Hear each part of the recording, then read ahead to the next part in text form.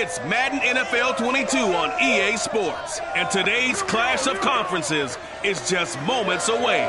It's the Birds and the Chiefs, next on EA Sports.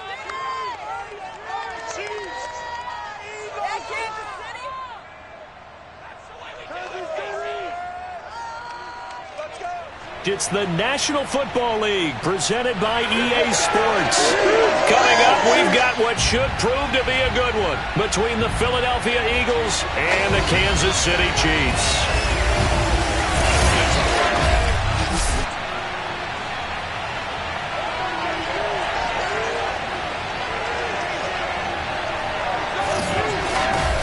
With Charles Davis, I'm Brandon Gaudin. And Charles, you take a look at the Eagles. Their offense is a unit that's not afraid to take chances out there, but not always for the better. What do you see them trying to do here? I think they'll continue to take those chances, Brandon, but to me, they have to do it in a measured way. And what I mean by that, they can't just come into a game and throw caution to the wind and just say we're going to run a bunch of gadget plays, a lot of reverses, end arounds, all of those things. They've got to identify the spots where they want those plays to pay off, which means you have to set them up, and then when they present themselves, take full advantage.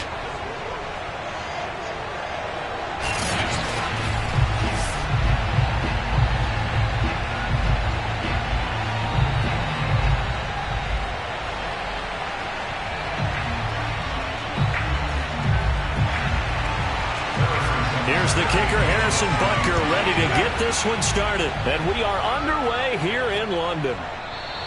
And we will not see a run back on the opening kickoff. This will be a touchback. Philly's offense getting ready, and Jalen Hurts ready to lead them. The second-round pick who started his career at Alabama, then finished with an electric senior season at Oklahoma. Tremendous production in college at two different universities, and this is a guy who was a finalist for the Heisman Trophy. Still much more of a runner than a thrower, but has plenty of arm and is capable of making the big throws downfield. And don't underestimate his ability to think the game. Remember, he's the son of a coach.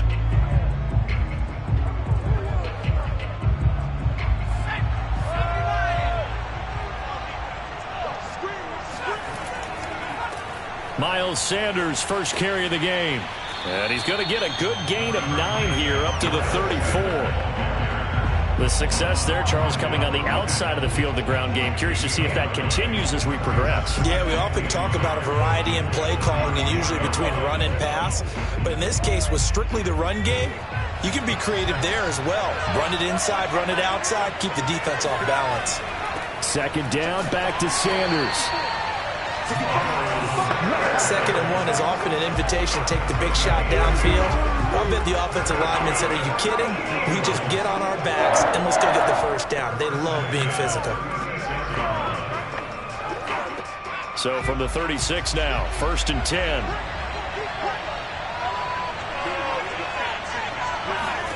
Hurts sets up to throw it.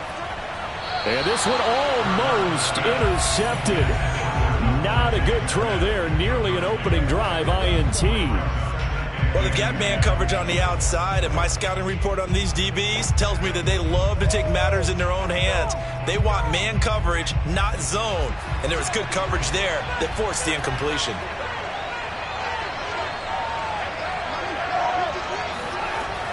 It's a second down run with Sanders. And he'll get this one up to about the 39 here. 4 yards the gain, and it'll bring up a third down. That second down play call was not to pick up the first down. It was to accomplish what they did to get them into a manageable third down because they had incompletion on first down, so they were behind the sticks, so to speak. They needed to make up some ground, and they did. A couple of extra defensive backs in the ball game here on 3rd and 6. Throwing is Hurts. Now he's forced out left. And Hurts able to show off some of that elusiveness as he slides to the ground there and in the process picks up the first down. When they watch film of this game and hand out the grade sheets, he's going to really like getting a double plus on this play. Why? He scrambles and picks up a first down. But what else does he do? Protects himself by sliding and avoiding the big hit. Double plus, big-time play. On 1st and 10, it's Sanders. He'll get 3 up to midfield. Well, I think that's what they're going to need to do here in the first half. You've got to take some pressure off of this young quarterback, and no better way to do it than to establish the running game early. Second down and 7. From the midfield stripe, they'll look to throw. And that nearly an interception here on this opening drive, but he gets a reprieve. It's third down. Well, he did almost everything right. Excellent coverage, breaks on the football, just unable to haul it in and take it the other way, so he dropped an interception. The key for him now, don't dwell on it, just move on to the next play. Here's Hurts to throw. He'll fire it deep for Rager. And this is caught in the end zone by Jalen Rager. Touchdown, Eagles. Jalen Rager, 50 yards. And the Eagles have taken the early lead. In today's NFL, we talk about quarterbacks and their speed and accuracy, but there's still something about a guy slinging one downfield. And you'd think on third down they'd just be looking for something right beyond the sticks. And I think they caught the defense flat-footed as a result because they decided they were going to take a shot right there, and it ended up being a big play. On for the extra point, Jake Elliott. He's got it, and the Eagles lead at 7-zip. So that one, an 8-play drive. It spans 75 yards. The result, Philadelphia in the end zone.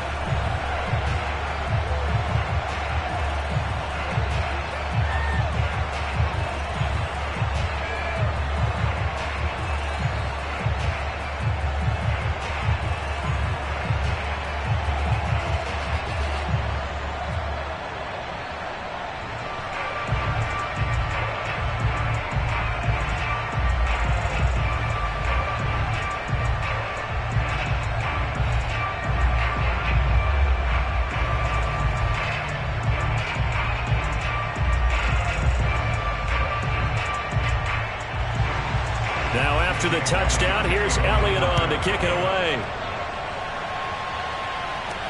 Taken in at the 3. And able to get this across the 20, but not much further as he's dropped at the 23-yard line. Time to see what Patrick Mahomes can do here with his first possession. The quarterback out of Texas Tech getting set to lead this KC Chiefs offense. And when you think of Patrick Mahomes, you start to think about all of his attributes, and you realize very quickly you can't just put him into one box. No matter how the game proceeds, no matter what is needed, he tends to have an answer for it and plays accordingly.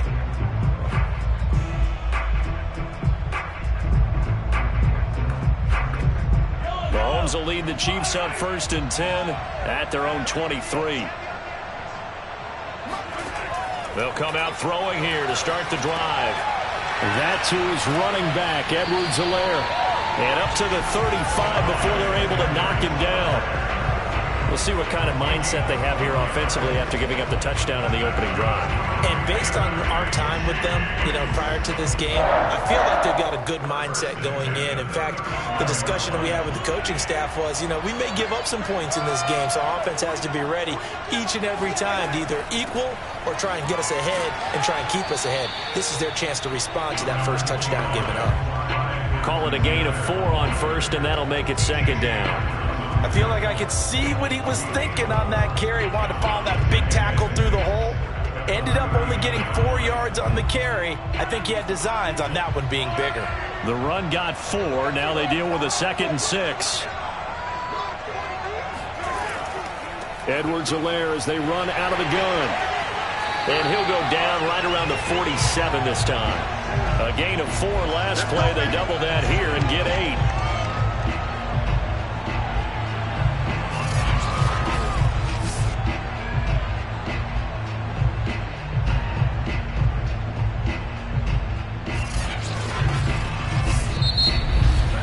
After 1, 7-0 on EA Sports.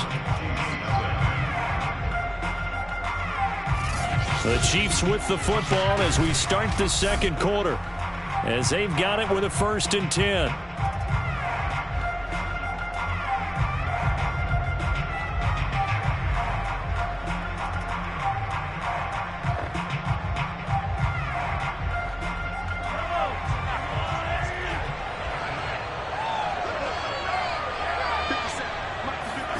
Mahomes going to throw. Now a swing pass. It's Edwards-Helaire. And he's going to get a solid gain of 9 before being brought down. Second and right at a yard. Just about every quarterback is trained to really look downfield first before you come back and make a nice, safe throw. And in this case, that's exactly what he did. Found his running back, let him create some space, and it turned out to be a nice play for the offense. On second down, a run with Edwards-Helaire. And he'll get it down on the play to the 37. Yeah, once more, strong running, excellent blocking at the point of attack. They've got a nice little drive brewing right here.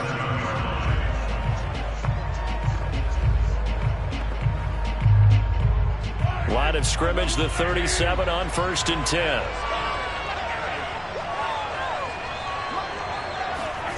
Mahomes now to throw. That one caught by Tyreek Hill. A gain of 6 there on first. One thing we do know, he's going to get his catches. So as they move forward defensively, got to continue to focus on not giving up the big play when he does catch the ball in the secondary. Second down at 4.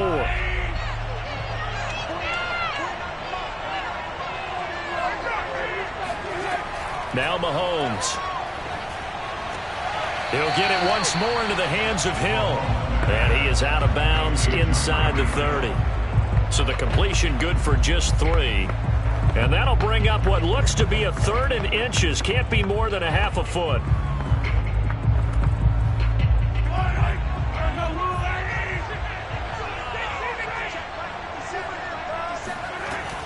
Edwards-Helaire, they'll try to run for it. And he's able to pick up the first down here before he goes down at the 26.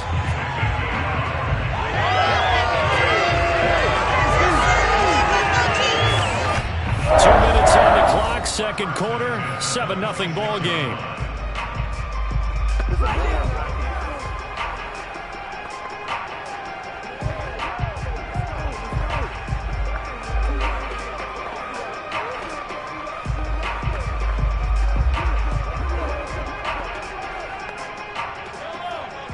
We remind you that coming up in 2 minutes' time, we'll hand you off to Orlando, where Jonathan Coachman will have highlights and analysis of this first half of action. Mahomes' throw here complete to Kelsey. And they've got it inside the 10 at the 8. And this has been a nice answer to the touchdown drive against them a few minutes ago because they've come out and reestablished the tempo. A nice throw there, and they're putting together a very strong drive as a response.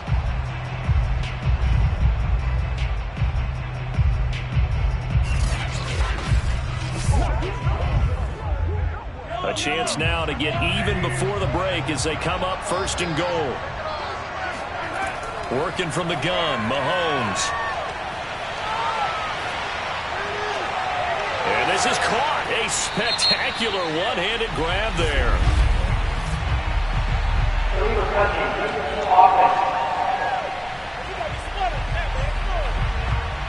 So this will be accepted as it moves the offense backwards. Let's go, D. Let's go, D.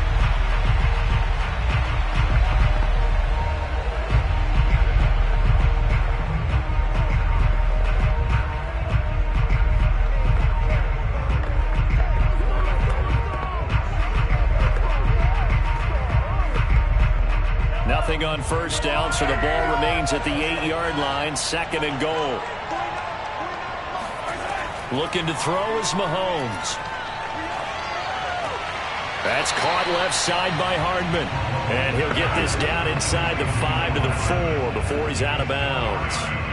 That time the completion goes for 4 yards, and we're set up with a 3rd and goal.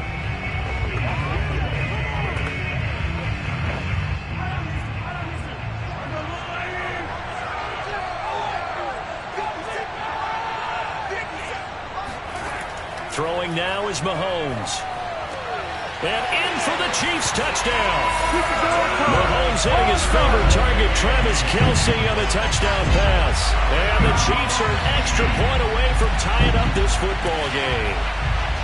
You get down near the goal line, this is where having a sure-handed tight end becomes a luxury. And it pays off big time, especially when the defense sells out against the run. He finds himself open for an easy touchdown. Harrison Butker is on for the extra point.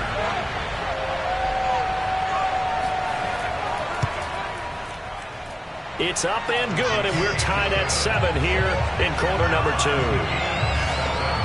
So that one a long 11-play drive, and it winds up with the Chiefs hitting pay dirt.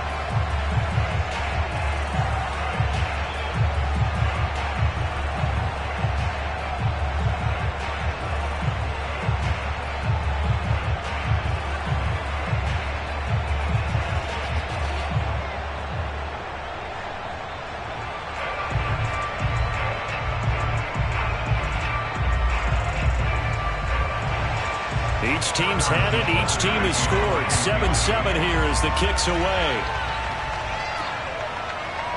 And here comes a return from just beyond the goal line. And in hindsight, probably should have taken a knee as he only gets this out to the 16-yard line.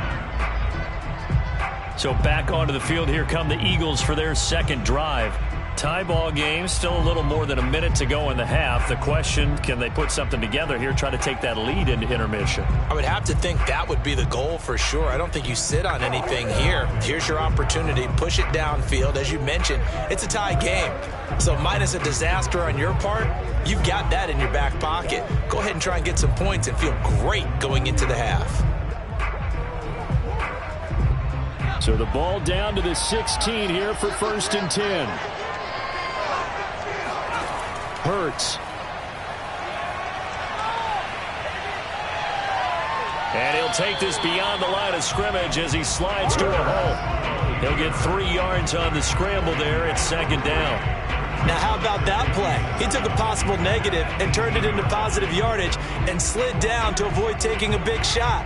Excellent job getting down and avoiding the big hit.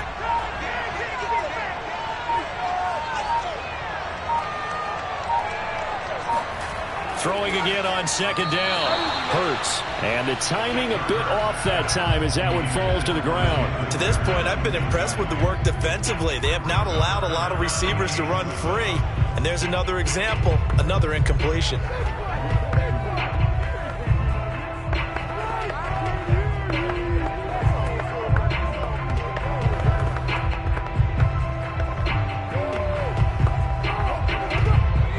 To the line facing a 3rd and 7 following the incompletion on 2nd down.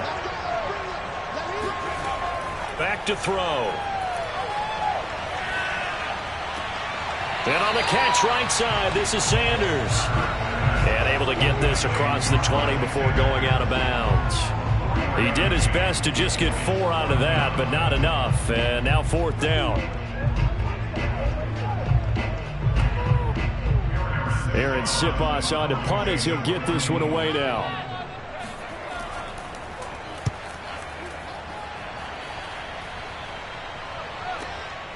A beautiful fake. It's a 4-yard return following a punt of 49. And control of the football switching hands with very little time remaining until the half.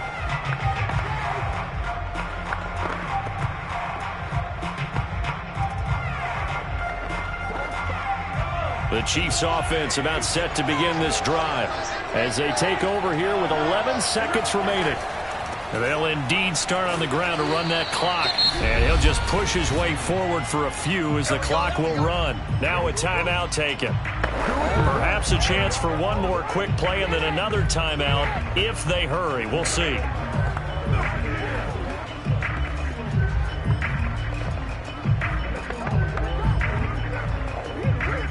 Following the pickup of 4, here's 2nd and 6.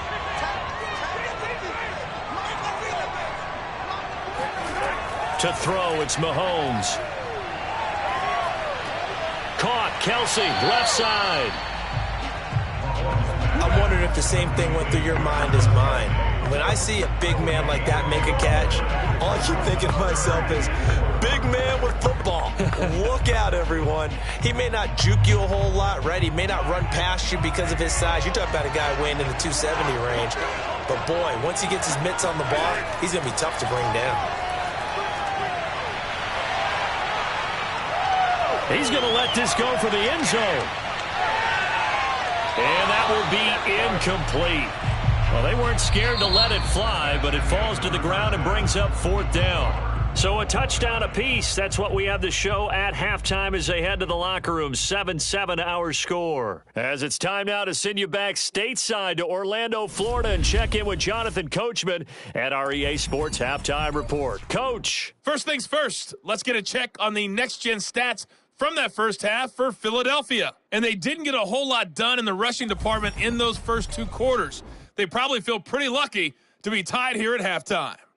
Meanwhile, for the Chiefs, here's a look at their numbers throwing the football in what was a very even first half. Okay, Coach, adjustments likely going to play a big role in this third quarter in what's been a tight contest so far.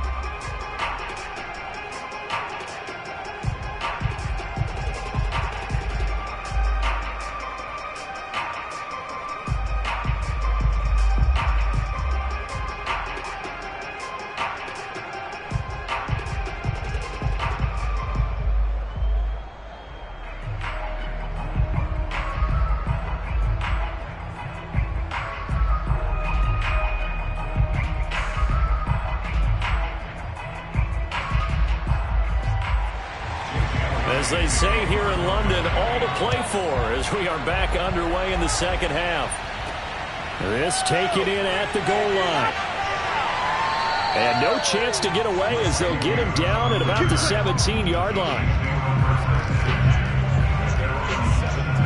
Here comes the Chiefs offensive unit as they'll have it to begin quarter number 3. It's a tie football game here. What do you think, Charles, the message was at halftime? Well, I think that they probably just looked at things and said, we're fortunate that this is a tie game. No need to panic. No need to change a whole lot. We didn't play anything close to our best in the first half, so we don't have to go out and win one for the Gipper. Let's just go out and play our best football and win one for us. Mahomes will lead the Chiefs up 1st and 10 at their own 17-yard line. Off the play fake, he'll look to throw. And going deep for Hill. And this is incomplete. Oh, it looked like he had a pretty good line on that one. That would have been a big play, but he could not pull it in. So, Charles, tie game here. What are your keys as we continue to play this second half? I know people think it's always trite when you say the same things over and over, but they're tried and true in the game of football. Who's going to block better? Who's going to tackle better? In this case, to me, it's turnovers. You've got to take care of the football in order to win the game. Here's a throw over the middle. It's taken in by his tight end. And he's taken down, but not before he gets this across the 25-yard line. And that's a more than acceptable read right there because it's zone coverage. So timing is everything. This time he waits for his man to come open, puts it right on him, and they pick up a first down. 1st and 10, it's Edwards-Helaire with it. And he's going to lose yards. They take him down at the 26. 2 yards the loss, 2nd and 12. This defense is just flat getting after it. They have not given up much of anything in the run game. Case in point right there.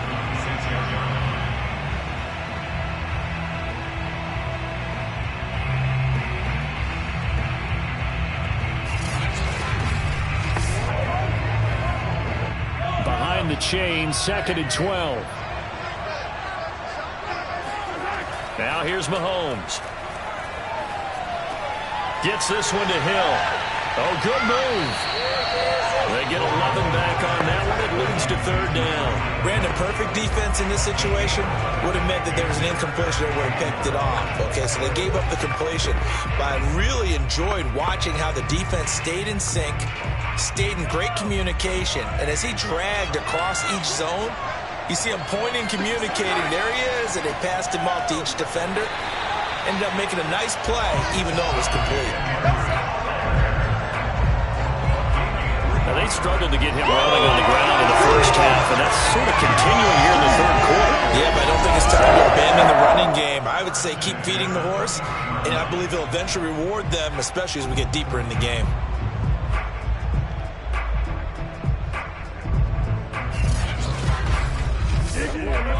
A couple of first downs have them to the 40 now on 1st and 10. Mahomes taps this forward. It's a jet sweep.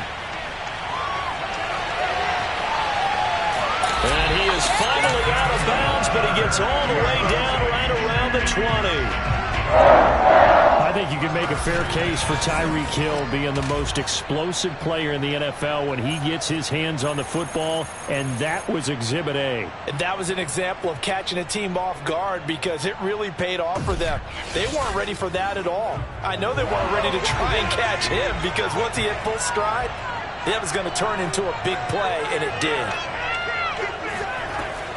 A shotgun snap and a give to Edwards-Helaire. And he'll maneuver his way forward for about 4. 2nd and 6. Sometimes with the running game, you've just got to stick with it. Look, it's the third quarter, no time to panic. But that also doesn't mean you just do it the same way you've been doing it the entire ball game. Maybe change up some blocking assignments or run a few different plays, but stay with the overall essence of the running game. Coming up on a 2nd and 6. Here's Mahomes to throw. Complete. The tight end, Kelsey. And able to get this down inside the 15, either the 13 or 14 before he's out of bounds. Only 3 yards on the catch. It's 3rd down. Not a big window to throw. Coverage wasn't too bad there. Yeah, they had him under wraps pretty well, but somehow able to muscle his way open and catch the ball. A field goal would get him the lead, but that's not what they're shooting for as they come up on 3rd down. Shotgun snap to Mahomes. He's got his man. That's Hardman. And he can't quite get there. Tackled down at the 1. Beautiful throw right there on 3rd down, and it looked like this was going to be 6 points, but a nice touchdown-saving tackle at the end of this. Even still, this offense is knocking on the door now with a 1st and goal at the 1.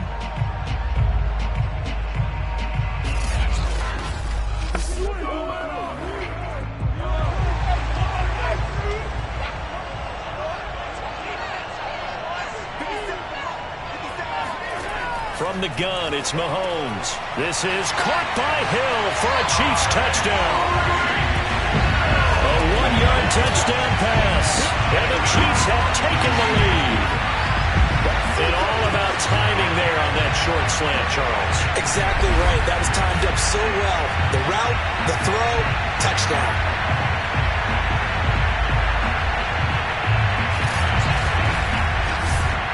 Butker now to add the extra point.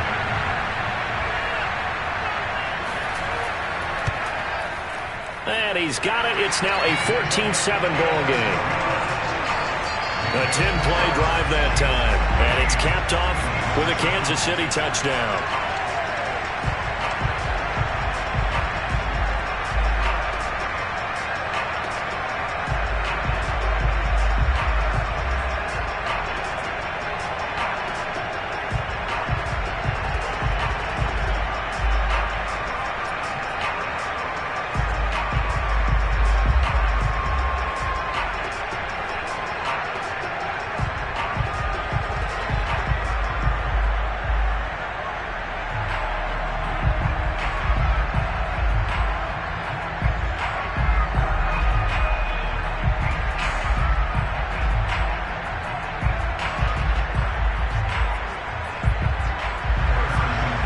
After the touchdown, here's Butker on to kick it away.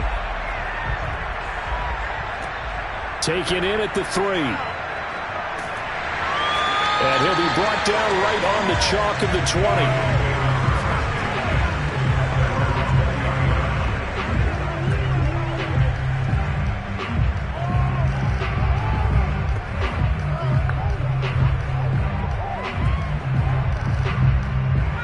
The Eagles offense set to begin their next drive. And this game was all square at halftime, but now they find themselves down 7 following the opening drive touchdown here in the 3rd quarter. And they need to take a good, relaxing, deep breath, don't you think? Because right now they might start to feel like they've got to play catch-up here and start matching them point for point. But it's still too early to get there. They can still run their offense. Plenty of time to get back in this game. And that is going to do it for this 3rd quarter of action. We'll return with more after this. You're watching the NFL on EA Sports.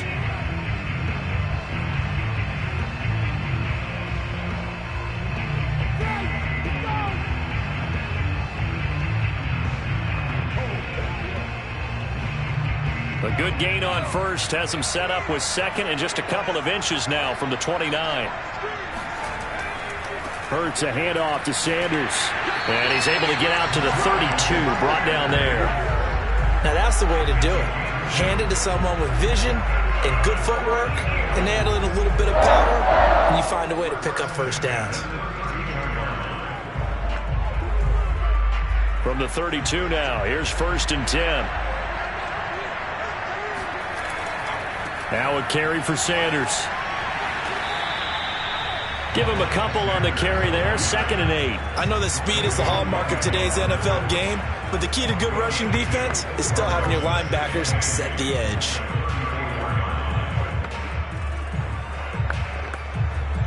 2nd down and 8.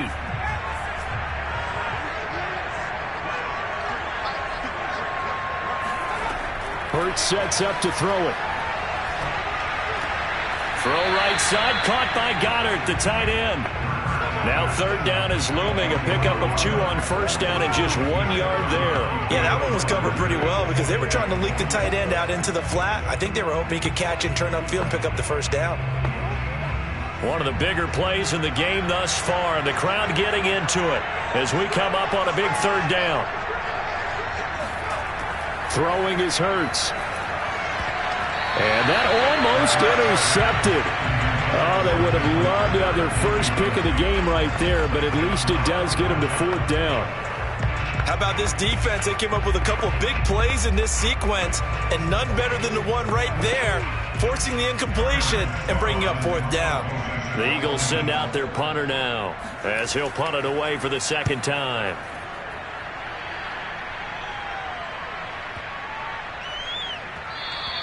And this one hits at the 3 and then bounds into the end zone for a touchback. And now here comes Kansas City. Their defense got the stop, forced the punt, and now you really start to monitor the clock as they nurse this slim lead.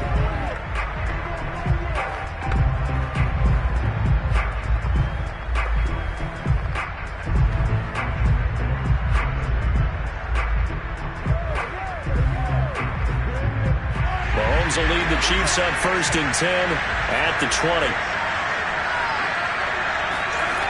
They'll try and start this drive in the air. Gonna let one fly for Robinson. And that's caught inside the 35. And he gets all the way down to the 30-yard line. A big play there for KC. And CD, we have seen some great runs the last few times we've been together, but I think we can at least put this one in our top 5. That was a determined gallop there. Yeah, this is a case of improper form from a tackling perspective because when you get ready to go up against a back like this, everyone has to be able to understand you've got to be able to slow him down and let the cavalry come to the rescue. They were nowhere to be found that time, though, and this winds up being a big play. And you can see the distance traveled there after the initial contact on the next-gen stats. So the Chiefs in possession of the ball as we welcome you back. They've got a 1st and 10 as they look to try and finish this one off. Eventually wrangled down before reaching the 20, but a strong run. And now right out of the 2-minute break, we'll get a timeout used defensively with 1:56 to go.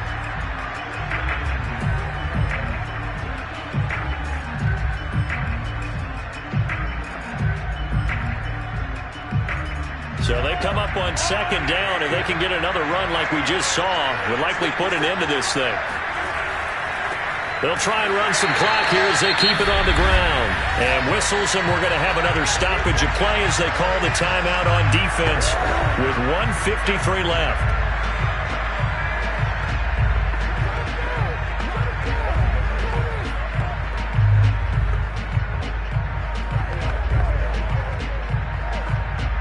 The Eagles call on the extra defensive back here as they prepare for a stop on 3rd down.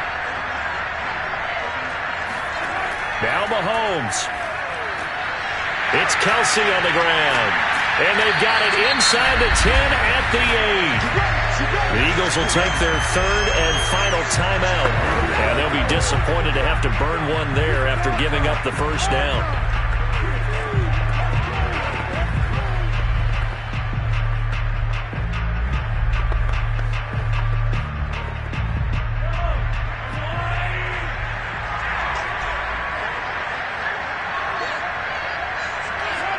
and they take a knee.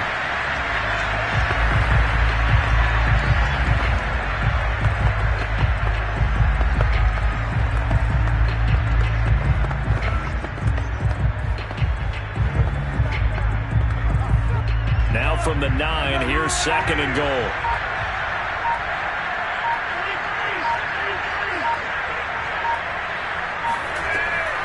They'll run here with Edwards-Helaire. And he gets halfway home from the 10 to the 5 on a pickup of 5. Defensively, I think they can smell a stop. Ball right around the 5 here, brings up 3rd. And I think what they've done is they put doubt in the minds of the offensive guys. What do we do? Because now you don't have a go-to play. Either side they pick, throwing it, running it, it won't be easy. Mahomes down to a knee, and that should just about write a finish to this one. I don't know about you, partner, but watching them take the knee there and finish this one off, I feel like I'm going to be sore tomorrow. This was one bruising affair. Low scoring, but my kind of football.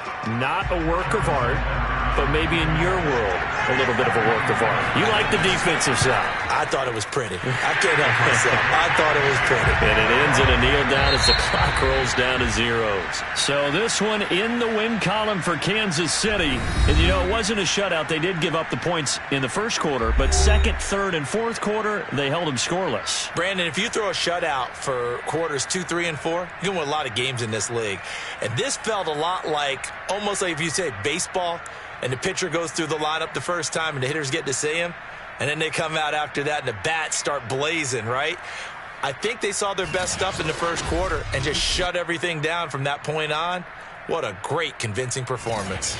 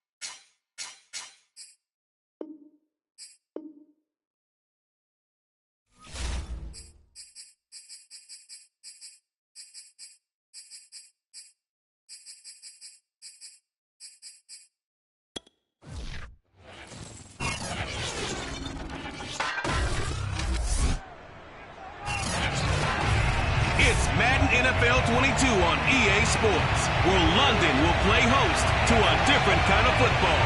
It's the Ravens and the Bills, and it comes your way next on EA Sports.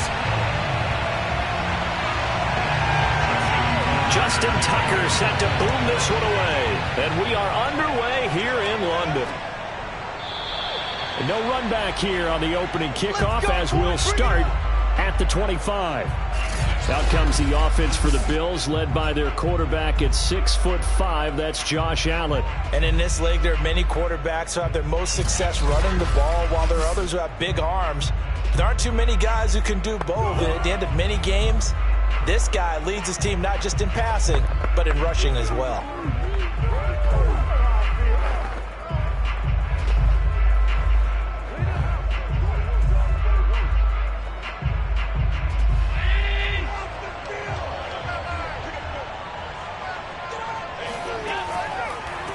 Now the first carry for Devin Singletary. And he is met at the line of scrimmage, and he goes down right there. Call it no gain on the game's first play. And it's second down now. And as a defensive end, getting off the ball quickly, swarming to the football, making a tackle, that's what we saw right there. Yeah, that's what their job is. And really, a lot of the time, they have to throttle back a little bit in the run game because you know those defensive ends, they're like in a sprinter stance. They're just headed straight for the quarterback. That was good recognition on that play to hold him to no gain. And he'll slide to a halt here, still a little shy of the first down marker. Give him 7 there on the tuck and run, and they're in better shape now for third. partner, he was going through his progressions. Not there, not there. After about the third one, he decided he better pull it down and run for it. And he slides down and avoids the hit for good measure.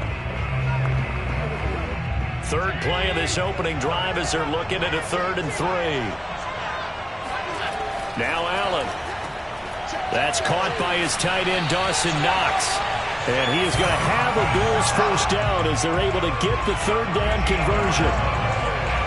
I like how they work the tight end on a nice little under route there. And if you're going to give him that much space, he's not going to catch the football. He's going to run away from you a little bit, and that's exactly what he just did there, picking up extra yardage.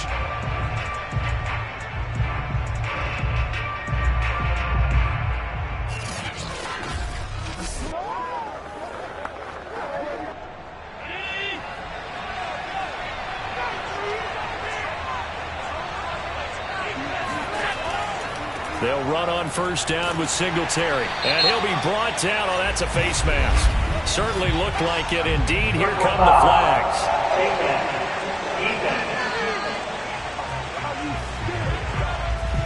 Well, you hate that defensively. They had him pretty well corralled, but the face mask, that obviously changes things. Yeah, it's a bit frustrating because you feel like you did everything right. You had him stop, but the hand gets up just a little too high, and the natural inclination is to hold on, and that's going to get called every time.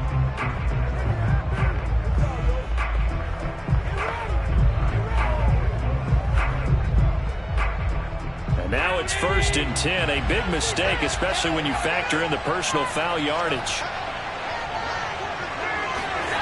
To throw, it's Allen. Buying time to his left. And he's going to lose a yard or two. Taken down behind the line. Tyus Bowser able to run him down for a loss of a yard. Hindsight is 20/20, partner. Maybe they should have kept it on the ground again. Well, it almost looked like the O-line was run blocking again. I mean, they opened up a big hole last time. This time they opened up a hole, and the quarterback got sacked.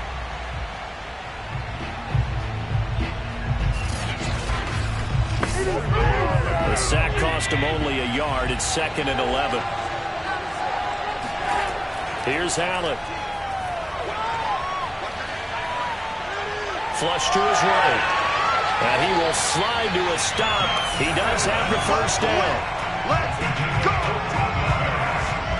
Well, that was man coverage. So once he decides to run with the football, there's no one to account for him, and he turns it into a nice gain.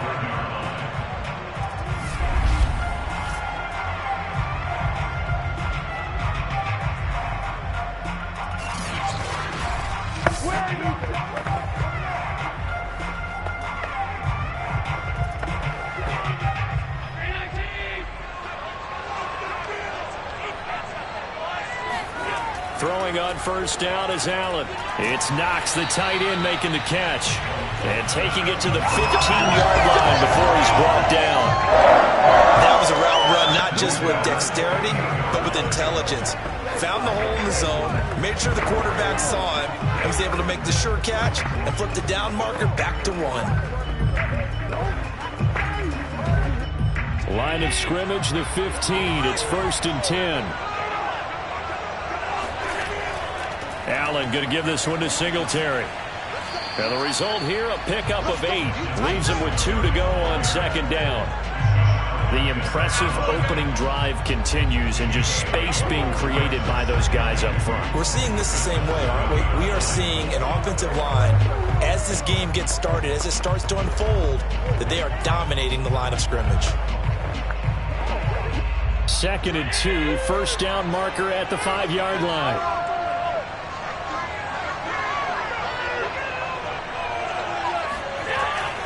On the handoff, it's Singletary.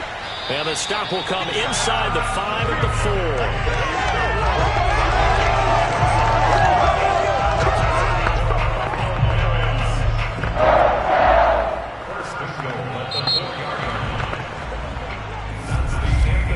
4. No score after 1 on EA Sports. The Bills with the football as we start quarter number 2, as they go to work on a 1st and goal.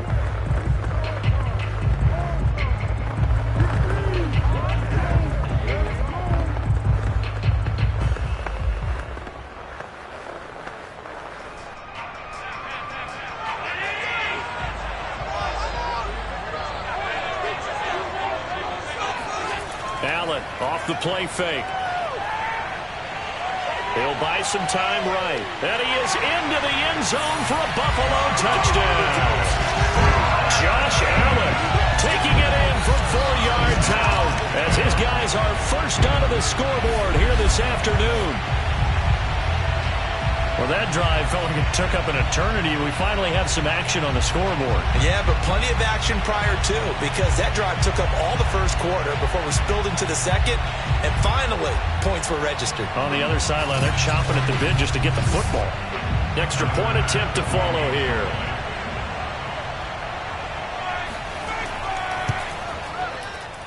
And it's 7-0 Buffalo. That time, a 9-play drive. And it was Josh Allen using his legs to polish things off.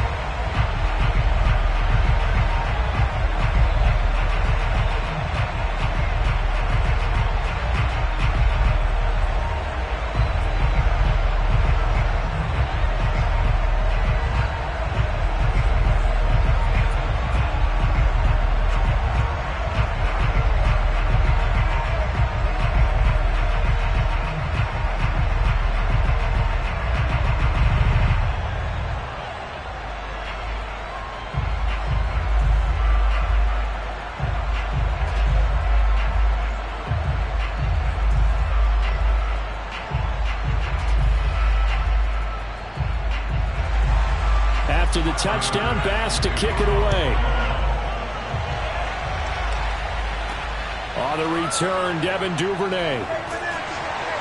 And he's only going to make it to the 13-yard line and no further. A number 8, Lamar Jackson, trotting onto the field at quarterback, ready to lead this Ravens offense. And his task in this situation is making sure that his team knows that there's a sense of urgency, yet somehow still stays calm. Because your natural impulse, your first possession is not until the second quarter, is you got to attack right away. Throw something big at them right away. Yeah, you've got to move the ball, but maybe be a little bit careful in doing so.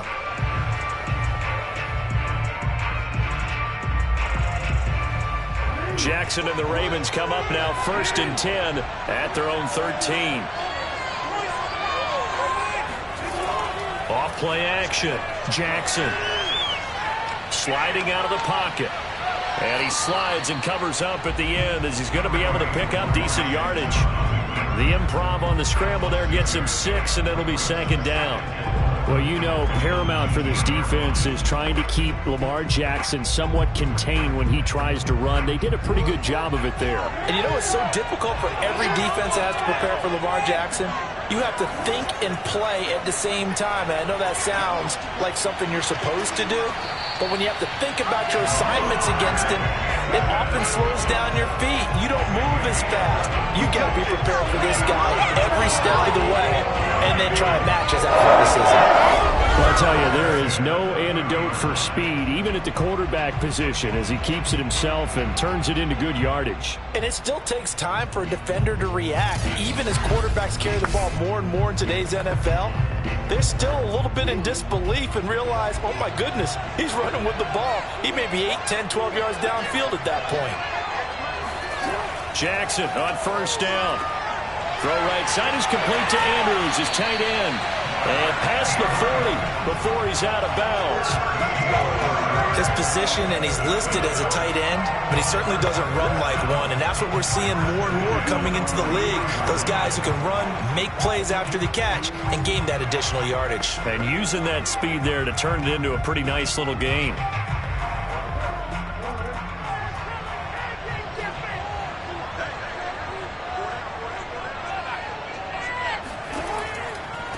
On 1st and 10, it's Dobbins. And this time they were waiting for him as he'll be knocked down before he can get back to the line of scrimmage.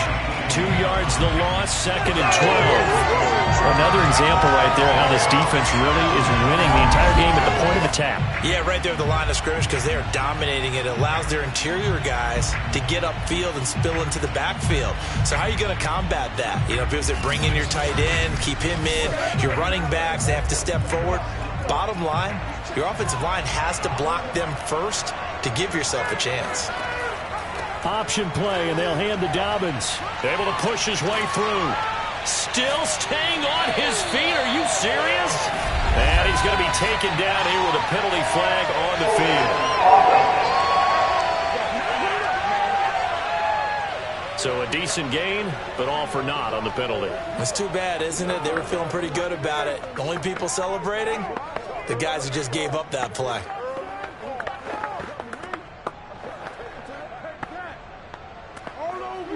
They'll come up now on a 2nd and long after the hold. Jackson. And he'll be taken down, but not before he gets into enemy territory. If you're running out route, it's likely you end up near the sideline. And what did we just see there? Toe tap. You got it. The benefits of practice. Toe tapping, foot dragging, picking it up, and making sure it was a catch.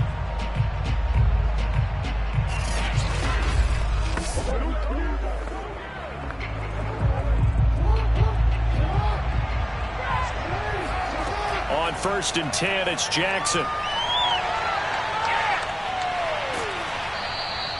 Nice work to get 7 out of that, and it's 2nd down. And that was not a bad scramble there on 1st down. He didn't force it, nor did he throw it away. He was able to take off, and now he made it a very manageable 2nd and short. Working with a 2nd and 3. Jackson from the shotgun. This is caught. It's Brown. And he'll cross over out of bounds right at the 25. A little football 101 there. You just see the receiver trying to run down the defender, meaning he goes right at him and really trying to move him a little bit towards the center of the field so he can put his foot in the ground and break to the out, to the sideline, and make a catch.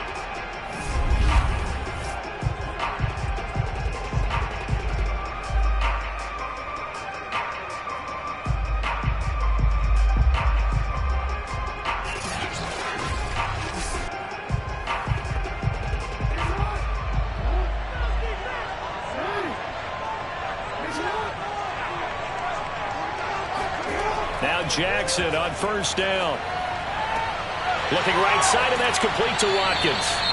Now the Ravens going to use one of their timeouts as they get the stoppage with a little over 50 seconds to go in the 1st half.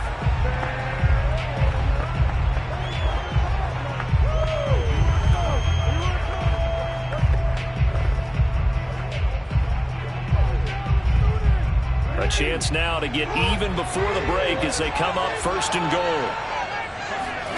Jackson now. They set up the screen for Dobbins. The nice footwork gets him just inside the 10 to the 9, but no further.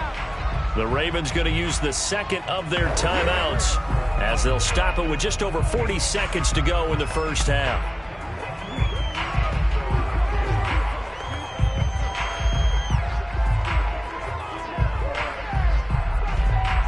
Ball situated at the 9, 2nd and goal. Here's Jackson to throw. Over the middle here to Brown. 5 yards that time on the completion. And now it's 3rd and goal. And forget about the run to set up the pass. They're just coming out throwing. Forget trying to set anything up. They feel like they have the advantage. They feel like they have the matchups, and they're just attacking right now. Yep, going to the air on the opening drive. From the 3 now, here they come on 3rd and goal. Now Jackson. And that'll be taken in by Andrews for a Ravens touchdown. Mark Andrews as the 1st half is winding down. And the Ravens have a chance to tie the game here in the final seconds of the half. So a late touchdown here just before the half, and that obviously changes the dynamic of this game. Yeah, in a couple of ways, partner, because they've been shut out up until this point. So now at least they go into the locker room, and Uncle Mo may be creeping over to their side to talk to him a little bit. And second, they're right back in the football game, an extra point away from tying things up. Tucker able to connect on the extra point, and we are tied here in the 2nd quarter.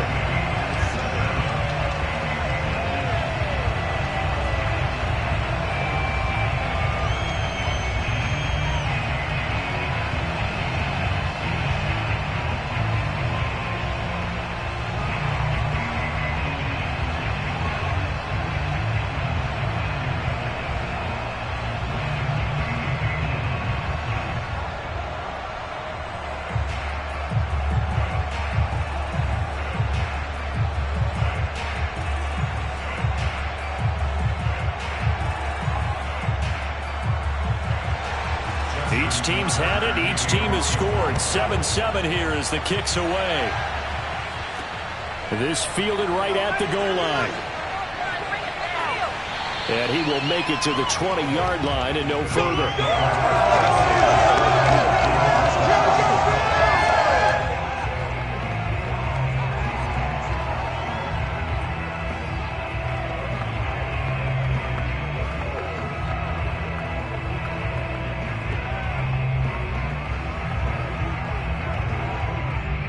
The Bills come to the line to start their next drive. And we'll see how aggressive they want to be in these final stages before the half. And they're just going to run it here up the middle. And defensively, they're just looking to keep him contained as they're able to get him down. 7 yards on the pickup there, and it'll leave him with a 2nd and 3. So thanks to the late touchdown, it's a time ball game here heading to break. As it's time now to send you back stateside to Orlando, Florida, and check in with Jonathan Coachman at our EA Sports Halftime Report. Coach. Okay, right, Brandon. Thanks very much. And welcome in, everyone, to this slimmed-down version of the EA Sports Halftime Report. First, let's get a check on the next-gen stats from that first half for the Ravens. And there's not much to speak of in terms of passing efficiency. But in a tie game, they know a few tweaks could make a big difference going forward.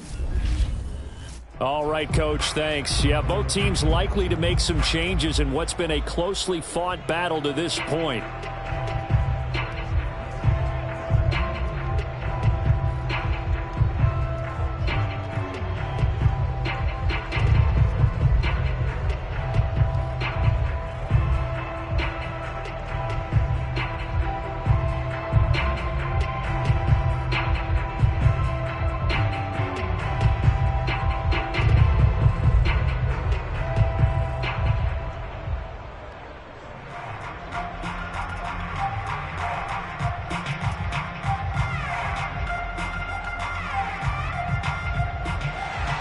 As they say here in London, all to play for as we are back underway in the second half.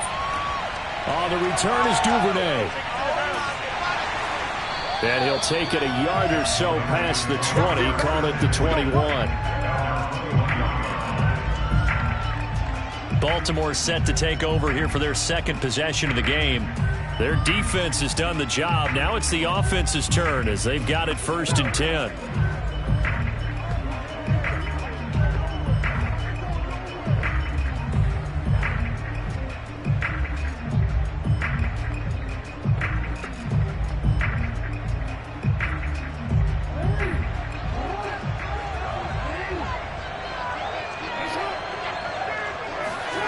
From the gun, Jackson. Being chased out left. And Jackson's so tough to stop. He's got a first down, and he gives himself up there at the end. Man, defensively, that hurts. They got him out of his rhythm. They had him hemmed in, but somehow he was able to tuck it away and get away for a gain.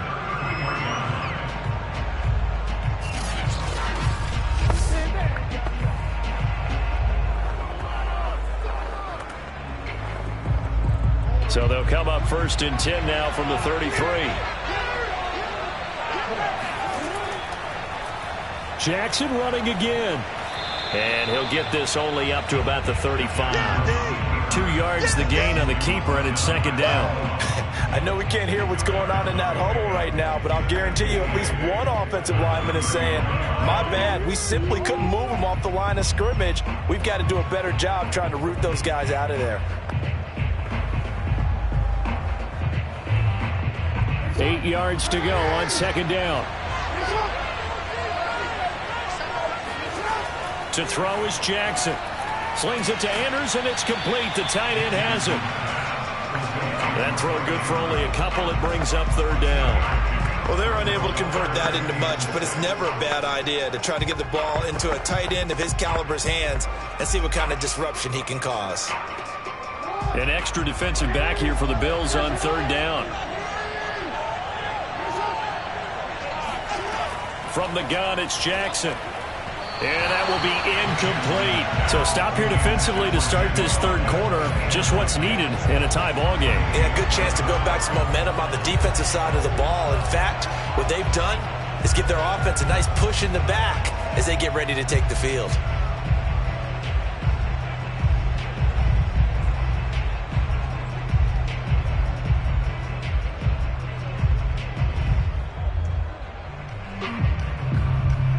Here's Sam Cook now. And surprisingly, this is the first punt of the game for either team.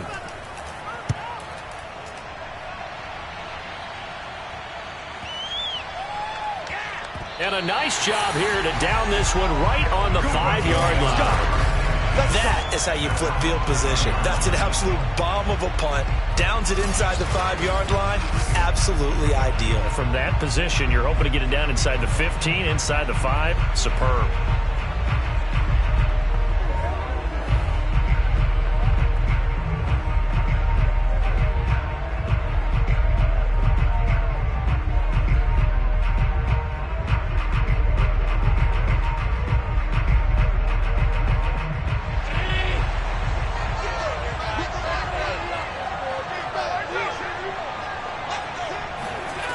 First down, Allen. And he's got his man in stride, complete. And he's able to get this one all the way past the 30.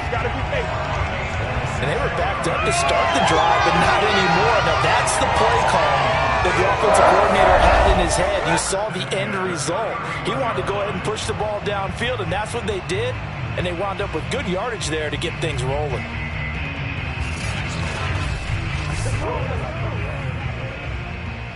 Line of scrimmage, the 31 now on 1st and 10.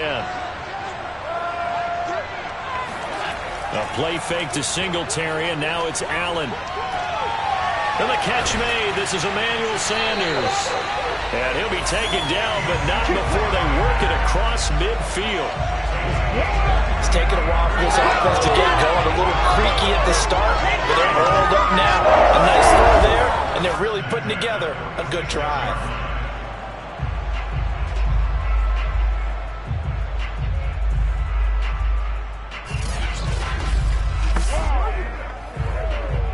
So in Raven territory now. Here's a 1st and 10 at the 46. This is a draw play. Allen gives to Singletary. And he'll work this forward for about 3 at 2nd down. Well, they're hoping that the second half is better for him than the first half. They've got to find a way to get him going. He's a big part of their offense.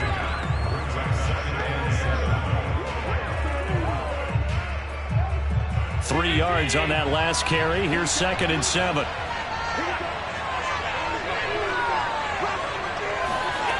Allen.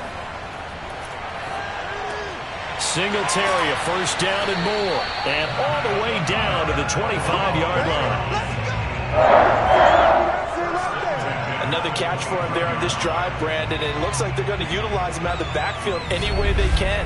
And that time they pick up a 1st down. So now on defense, do you assign a man to him and try and cover him before he gets going?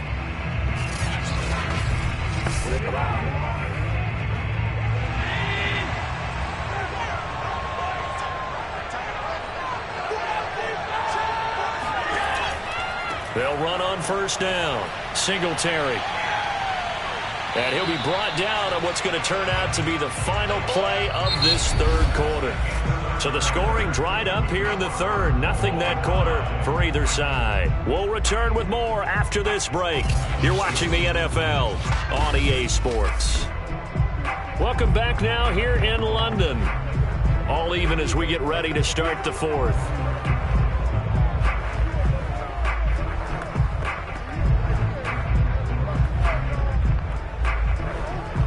So they'll come up after the gain of 7 on a 2nd and 3.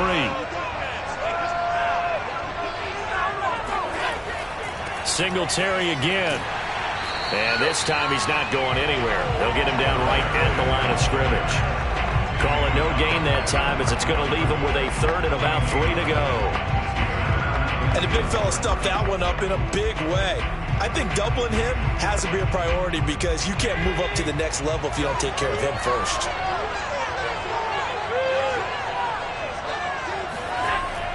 They'll try and run for this with Singletary. That is not going to be any help as they dump him behind the line of scrimmage. They were ahead of schedule after the gain of 7 on first down, but the defense does not budge on second and third. Have to kick this field goal, don't you? No question about it. Look at the clock. Look at the situation. Kick the field goal.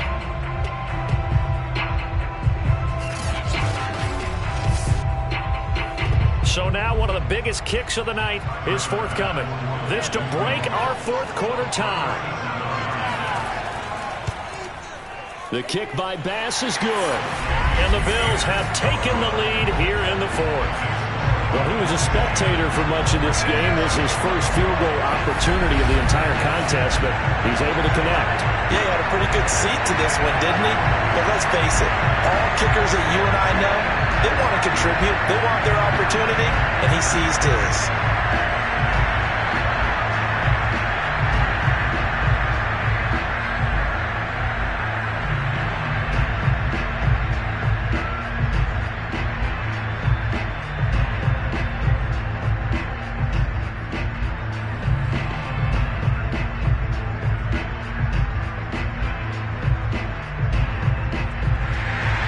So after knocking through the field goal, here's Bass to kick it away.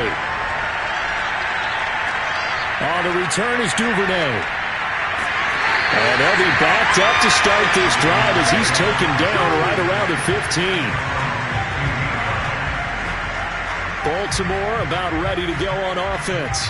And now they find themselves trailing following the field goal. Still a good amount of time in this fourth quarter, but this drive very well could determine the outcome of this ball game.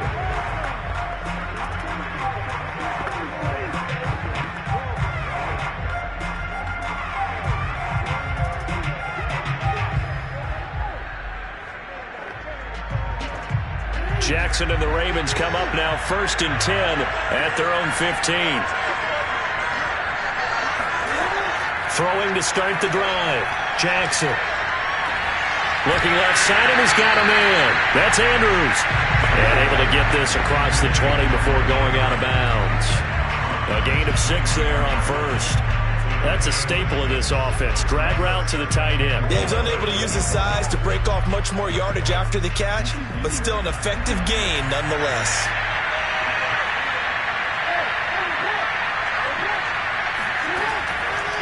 Jackson on the give to Dobbins.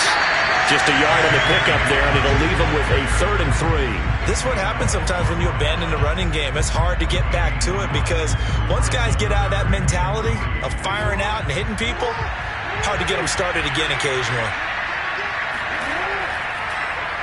And they'll run the option on 3rd and short yardage. And a penalty flag down as he gets only about a yard. And let's listen in on the call.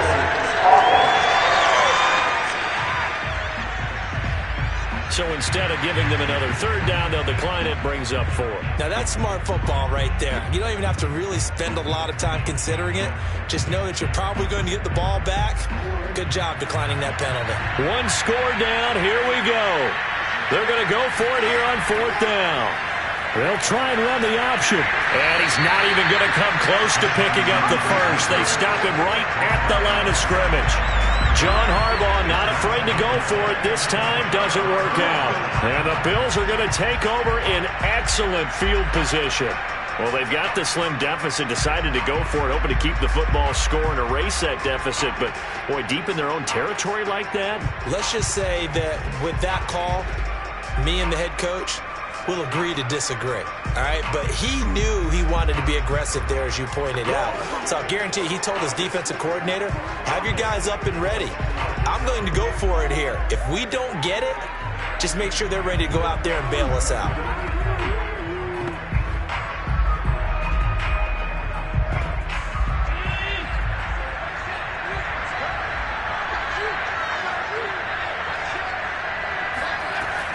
On 1st down, Singletary, and he sneaks his way forward only for a couple here. 2nd down.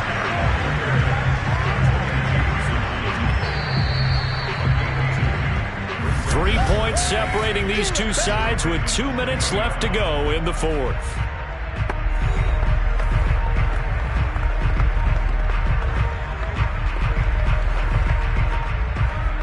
So it's Bills football here as we get you reset. They've got a second down now as they search for a way to get this one to the finish line. And he'll go down here at the 12-yard line. And quickly we're going to get another stop here with 1:54 left as they call the timeout defensively.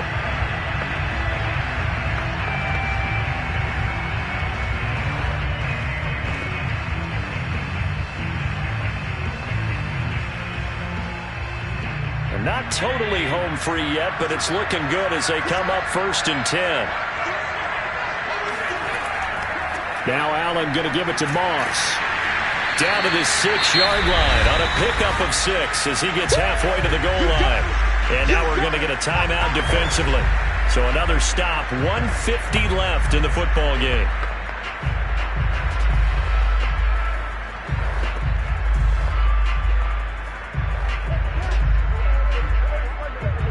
So they come up on 2nd down, and they can get another run like we just saw. Would likely put an end to this thing. They'll try and run some clock here as they keep it on the ground. And he'll take it into the end zone for a Buffalo touchdown. Devin Singletary, a 6-yard touchdown run. And the Bills use the short field to their advantage as they cash in for 6. Well, it'd be real easy to say that they are firmly in control right now, but I'm looking at your face and I'm thinking I've got to be careful with that. Well, it's a 2-score game. You're inside of 2 minutes. I think you can breathe relatively easily now. Yeah, you can, but still, you got to stay vigilant. Can't give up anything cheap and easy. That could put you in some jeopardy. An extra point by Bass, up and good. And his guys will take a 10-point lead.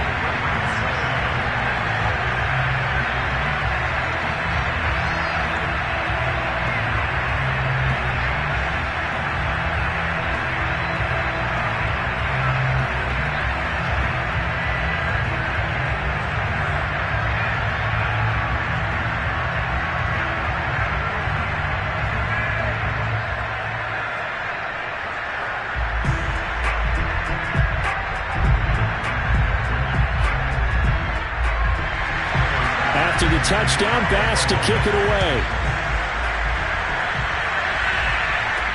On the return is Duvernay. And they'll start this drive just across the 30. Pretty nice work on the return. So Lamar Jackson in the offense. Down by 10. Just over a minute, 40 to play. It's been a struggle to score all day, and now they need to do it twice here late to have a chance.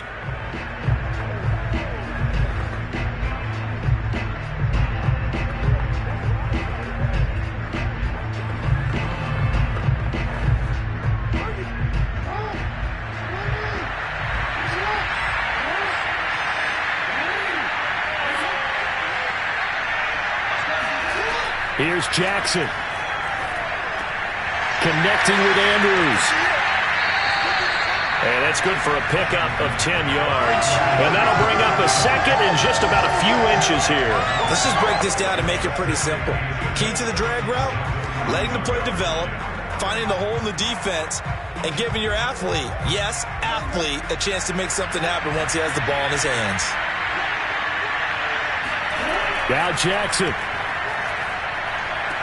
Dobbins with it. And he'll be taken down, but not before he works it past the 50. This defense has certainly had an outstanding second half, haven't they? I know they just gave up a first down there, and for the offense, they're hoping that that's something that they can jumpstart with and maybe start to move the ball a little bit better. But it's been tough sledding for them here the entire second half. Jackson. And that'll be caught by the big tight end, Andrews. It's another 10 yards on that one and another first down. And after that completion, you can understand why so many teams in the league are emphasizing speed on defense at every position. The tight ends have created so many tough matchups now. If you can't run with a tight end as a linebacker, this is going to be the result every time. Jackson. And he'll go right back to Andrews. Ravens going to use their third and final timeout as they'll stop it with 17 seconds to go in the game.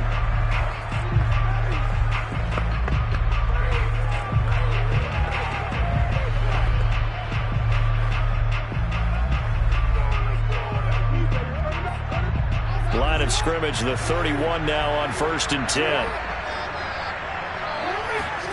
Jackson to throw.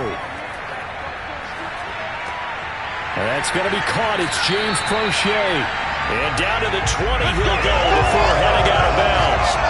Clock management definitely critical here if they want to get back in this game. Absolutely agreed. They have to up the tempo in this case, down a couple of scores. Want to make sure they have a chance to win this ball game.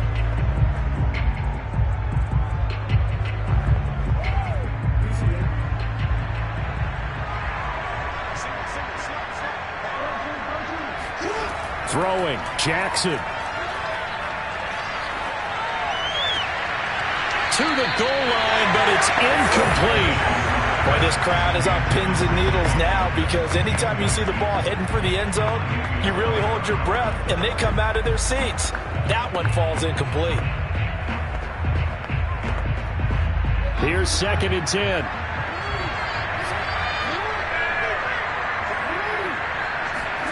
One last shot for Jackson. And this is intercepted, and that should do it. Tre'Davious White with a pick. He's at the 50, the 30, 10, and he is going to score. It's a pick six and a Bills touchdown. So it's a victory here for the Buffalo Bills. And it was their defense that really made the statement after the break. They pitched the second half shutout. Yeah, think about the team that just got vanquished. They did score in the second quarter. Do you think they thought at all that that would be their last points of the game? No, but what a second half. The adjustment, whatever they did in the locker room, it certainly worked. It certainly did, and you're exactly right. Whether it was an adjustment, whether it was just more focus on what they planned to do going in, whether they just played better, whatever it was, it all came together in the second half, and no points were allowed. That's a great way to close them out.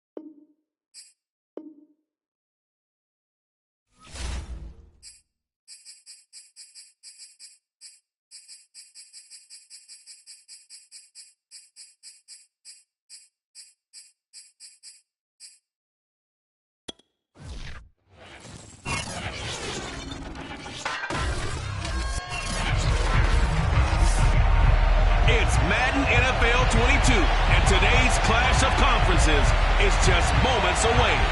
It's the Jags and the 49ers, and it comes your way next. The veteran kicker, Robbie Gould, set to get us started, and we are underway here in London. And this will go as a touchback, and they will begin things at the 25. So here's the first drive now for the Jags. They're led by the number 1 overall pick in the 2021 draft, Trevor Lawrence. The word is potential, potential, potential. Think about this guy from the time he was in high school, one of the top prospects going to college, coming out of college, mentioned as a generational type quarterback. He looks the part. Tall, big arm, surveys the field. It can take off and run when under duress.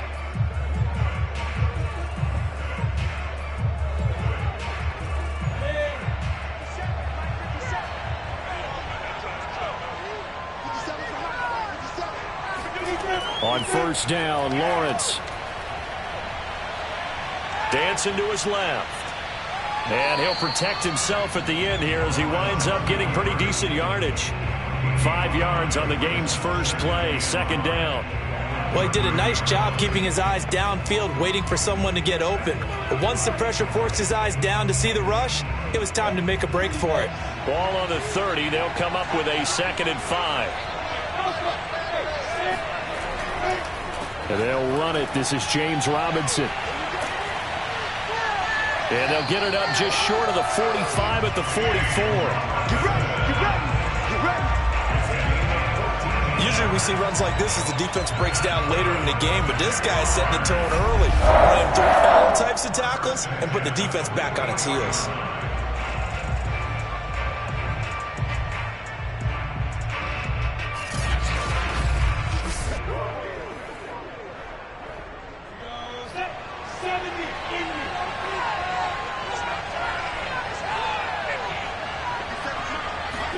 Now Lawrence on first down. And connecting here with DJ Shark. And they'll get this to the 30-yard line before crossing over out of bounds. That's a pretty throw right there. That ball's in the air a long time. That's right on the money on the right sideline. A really good route. Moving the defenders towards the middle of the field before breaking to the sideline. What a completion there. Big-time arm strength. Very nice route. So from inside Niner territory now, this is 1st and 10 at the 30-yard line. Lawrence with the handoff to Robinson. And not a whole lot of room to operate there on the first down run. He gets maybe 3.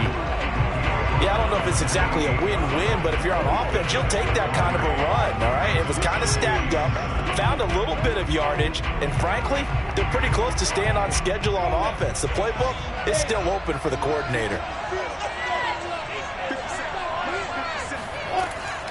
They'll run here with Robinson. And only a yard this time as he's taken down right around the 26. Just not a whole lot of room to operate there on that carry. No, not at all. They did a really nice job staying in their proper places and not allowing any lanes to open up. They got to get to the 20 to keep the drive alive on 3rd down.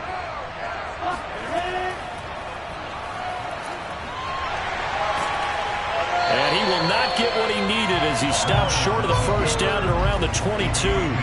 The keeper good for only 4. That's going to lead to a 4th down.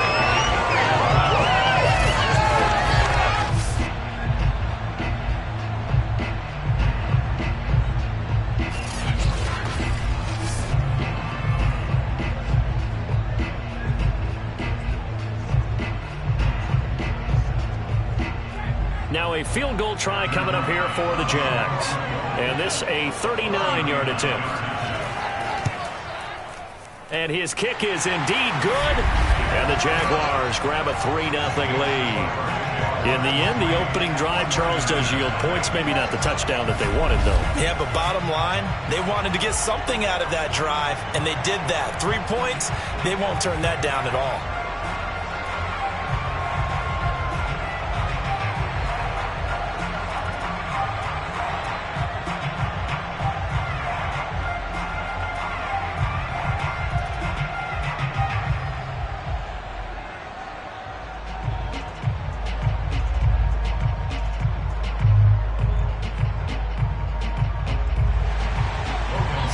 Kick this one away, and off it goes. This will be fielded inside the 5.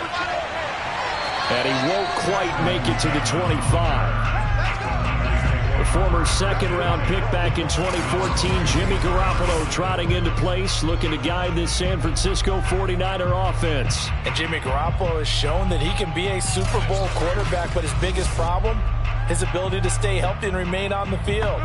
When able, he's a capable quarterback prone to winning games both in the regular and postseason.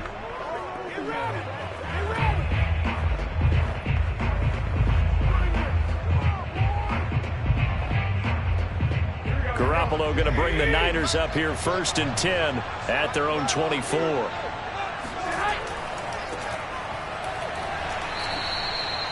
Give him 5 on the carry there, and it'll be 2nd down. All right, Brad, I know we're early going here, but those kind of runs, they're going to open up a world of opportunities for this offense going forward.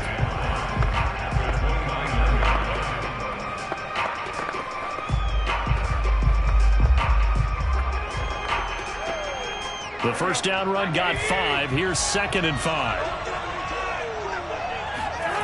They fake the give. Now Garoppolo looks to throw. And this complete to Mitchell. And he'll be brought down right around the 37. That was a pretty favorable situation there. What would you call that? Second and manageable? Smart play, too. Didn't force it downfield when he didn't have it.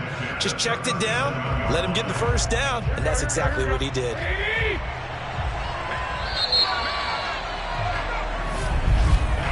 Three 0 after one on EA Sports.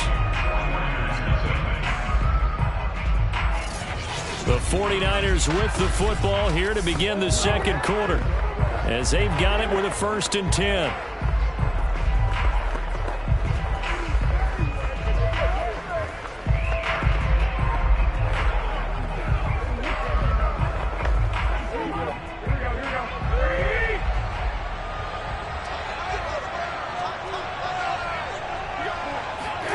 From the gun, it's Garoppolo. Checks this one down. It's Mitchell.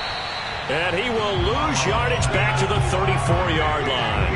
That one unable to develop, never got going. A loss of a couple, and it's 2nd down. Well, Brandon, we could see that play developing, and they were hoping that he was going to be able to put a move on the first guy and turn it into a big play. But no such luck.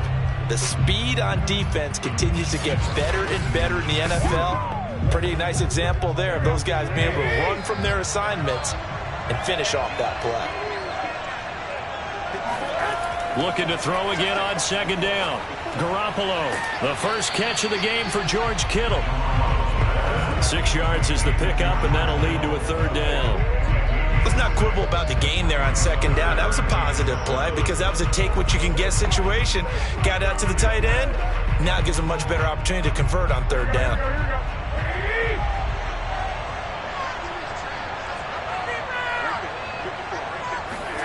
Garoppolo looks to throw once more. And the Jags get to him as down he goes.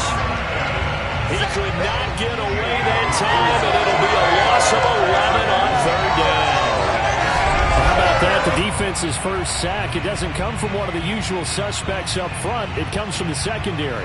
Yeah, I think they caught the quarterback off guard a little bit because he wasn't able to account for the possibility of that blitz and change the blocking assignments. He comes through and puts him on the ground. So on 4th down, here's the Australia native Mitch Wishnowsky to punt this one away. Jamal Agnew is deep to return it.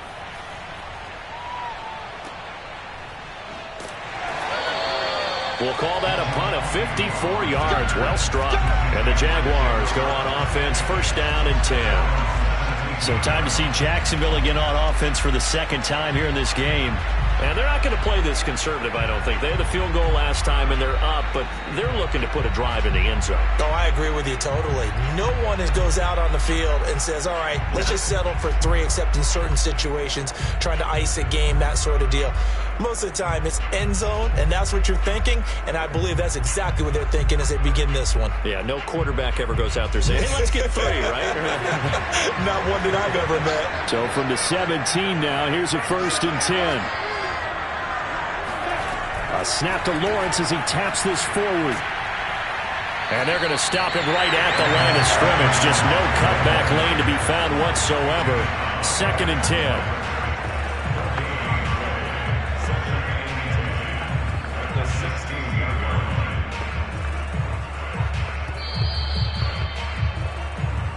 Second quarter, 2 minutes remain. 3-0 our score.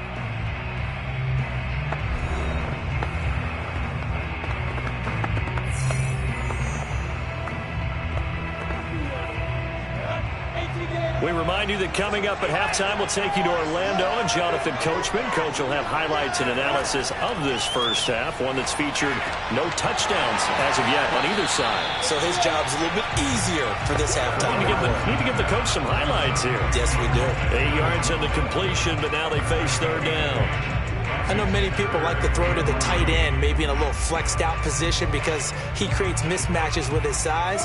The slot receivers do the same thing with their quickness, their speed, and their route running savvy. Lawrence on 3rd down. He'll drop this one off with ETN. And he will have a Jaguars 1st down, and he was able to get it by plenty. A gain of 8 on 3rd and 3. That's a big conversion there on 3rd down because they did not want to give the ball up here late in the half. They'd love to take the clock all the way down and score. This will definitely help the cause.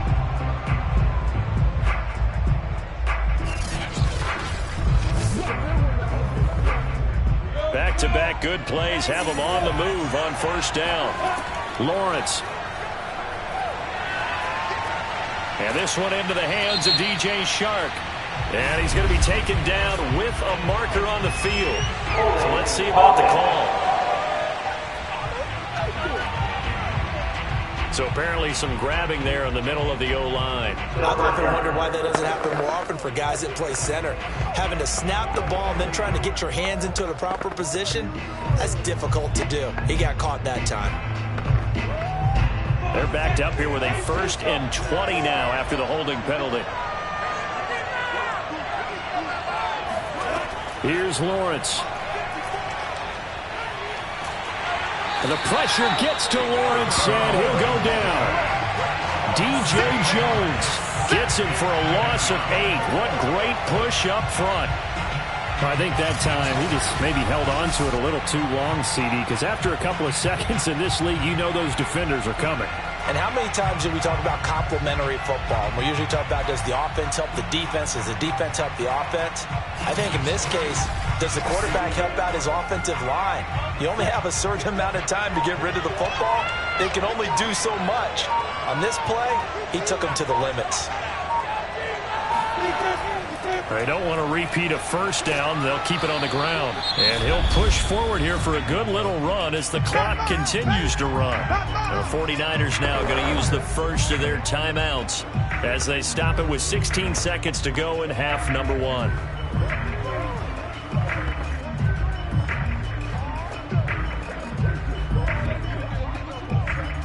And some secondary help here for the defense in the nickel on 3rd and long.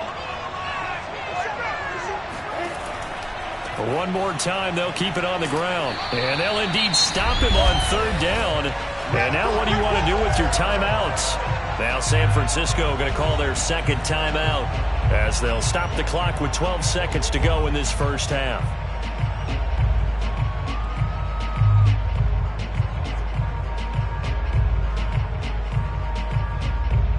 On 4th down, on is Logan Cook to punt.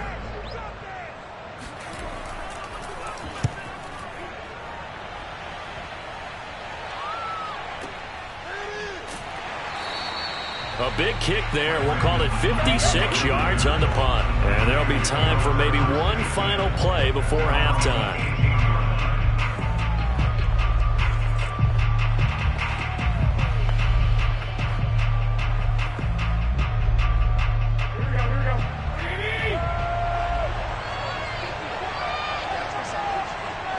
All that remains is to snap this once, and that'll do it for the first half of play. So we've reached halftime here with the visiting Jaguars out on top. As it's time now to send you back stateside to Orlando, Florida, and check in with Jonathan Coachman at our EA Sports Halftime Report. Coach. All right, Brandon, thanks very much. Welcome, everybody, to our abbreviated version of the EA Sports Halftime Report. First up, though, a look at the next-gen stats for Jacksonville in that first half. And even though they've got the lead, they're likely going over ways they can improve the running game, as they didn't find a whole lot of success in those first 2 quarters. Meanwhile, for the Niners, there's a look at what they were able to do throwing the football, and they'll need to get things in gear as they trail here at the break. Okay, Coach, thanks as always. This one's still anyone's game as we welcome you back for quarter number 3.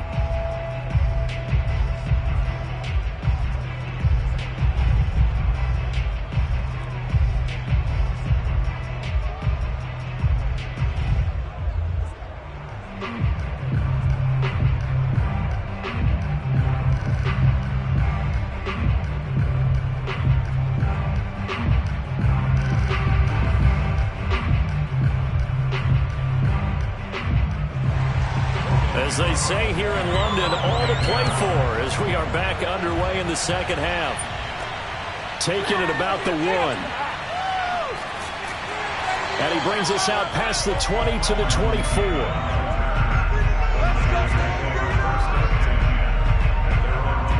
The 49er offense set to go to begin quarter number 3. And maybe time for this offense to really hit the reset button. They were shut out in the first half, but still, they're right in this game. They certainly are. What I like about it is that you actually continue to play. You know, you just find a way to make a few plays yourself, and you noted it. Right there on the border in this this game. They're not that far off. Just got to find a play or two, and they could be very happy at that point. Garoppolo going to bring the Niners up here 1st and 10 at their own 24. They'll start the third quarter here on the ground. And he's able to plow forward up to about the 29, just shy of the 30. It's a 6-yard pickup, and it gets him to 2nd and 4. That's a really nice job by them picking up the run blitz and detecting it and blocking it and turning it into a nice run. And a lot of times you think if you blitz a running play, you're going to smother it. But a lot of the blitzers, they come in a little bit high. They don't have great leverage, and they're easily blocked and turned to the side. And he went nowhere. He'll lose yardage back to the 29. Call that a loss of a yard, and things get a little more difficult here, 3rd and 5. Well, we saw a lot of negative plays that resulted in plenty of lost yardage in the first half, and that trend is continuing here.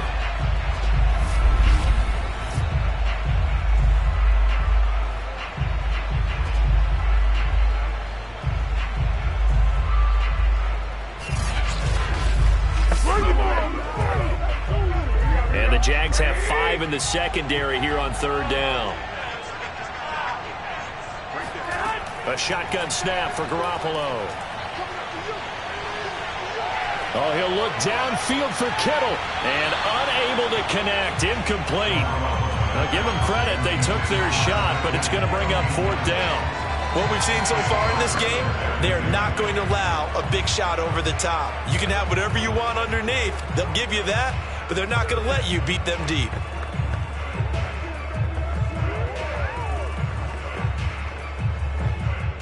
Here comes the 49ers punter now, as he'll kick it away for the 2nd time.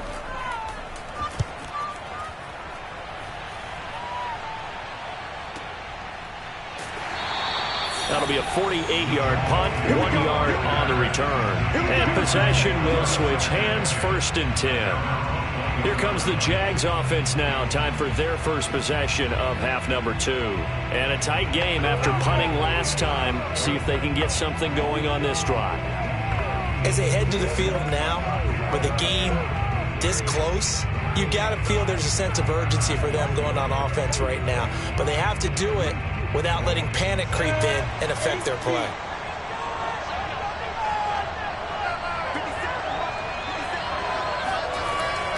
They begin the drive with Robinson. And the window closes quickly. He'll only get up to the 22-yard line. Credit him with a 1-yard gain there to make it 2nd and 9. In the first half, he was held in check on the ground, but despite that lack of production, they still have the lead. And they've got to feel fortunate about that. If they could actually get production from their lead horse, that would help open up this offense and widen this margin, too. Here's Robinson again on 2nd down. And a nice run past the 30-yard line there. A good run as he works his way for 9 that time, and it'll leave him with a 3rd and just a few inches.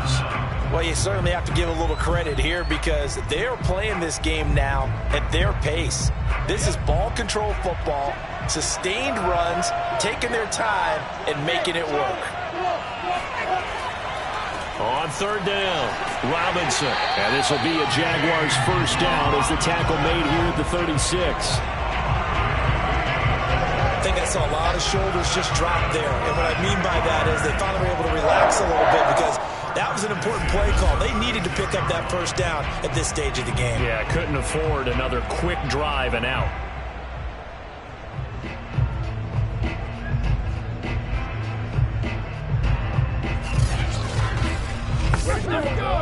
So from the 36 now, 1st and 10.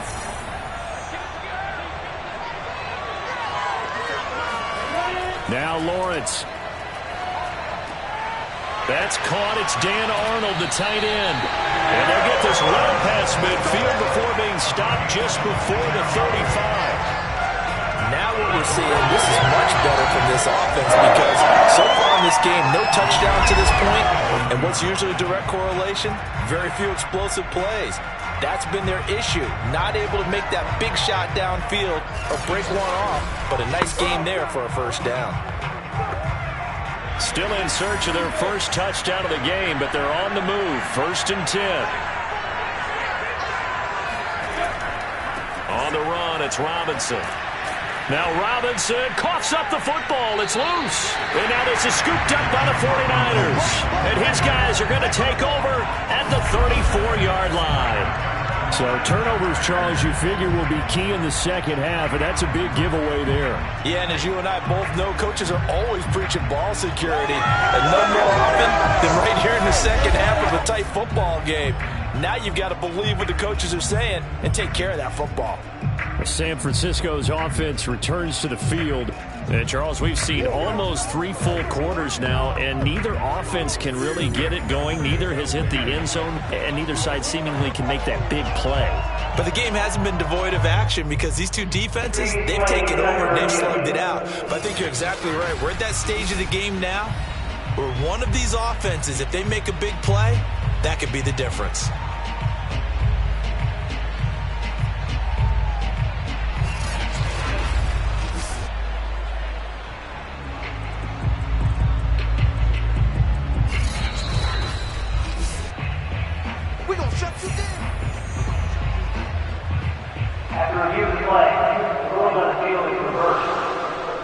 So that challenge, a successful one.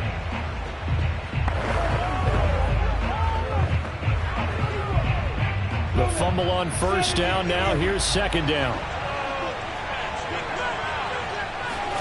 Following the fumble recovery, Lawrence. He'll find O'Shaughnessy open left side. The result, only 4 yards there on the play. And they'll be faced with a 3rd and inches. 3 quarters in the books. You're watching the NFL on EA Sports. Welcome back now here in London. It's been a very hotly contested game to this point. Just a field goal separating these two teams as we get set for the 4th quarter.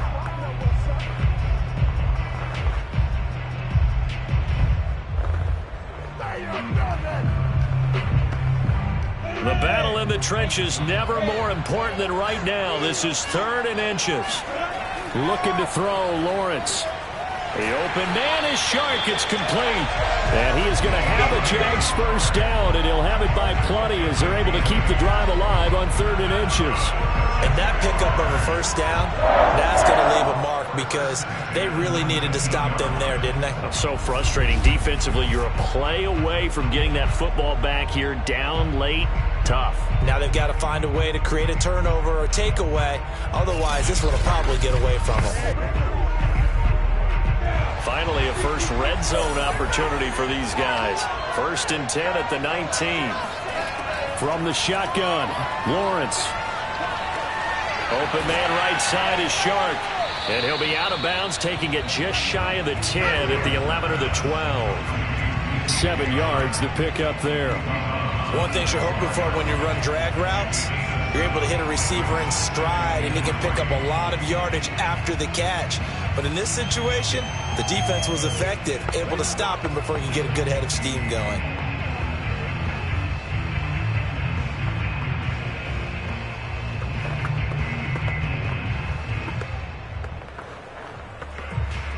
Three yards remain for second down.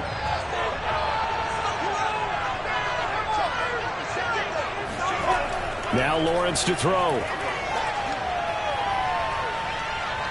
And he will not make it back to the line of scrimmage as he's going to be taken down. Eric Armstead, the defensive end, will get credited for the sack. He was really focused downfield, but there was really no viable options. The coverage was too good. And the defense really quickened the tempo of that play with their pass rush because there was nowhere for him to go with the football. The only place he ended up, down on the ground. This a big play for both sides. What will we see here? 3rd and 4. Now Lawrence. This is Chenault on the receiving end. And he is out of bounds, getting it down to the 10. They get only 4 that time as that leads us to a 4th down. They got the completion, but they didn't get the first down. So you got to think if you're on the defensive side of the ball, you're pretty happy with what you just accomplished there. Yeah, guy, like you said, got him out of bounds, stopped the clock, kept him short of the marker. They'll run for it with Robinson. And he will have the first down before he's brought down at the 3. I think we're seeing the effect that runs like that are starting to have on this game. They're a little bit slower, that front seven, reacting to the football, almost like body blows in boxing. Slowing them down, and they're really starting to take over in this game. 3 points separating these two sides with 2 minutes left to go in the fourth. Let's go.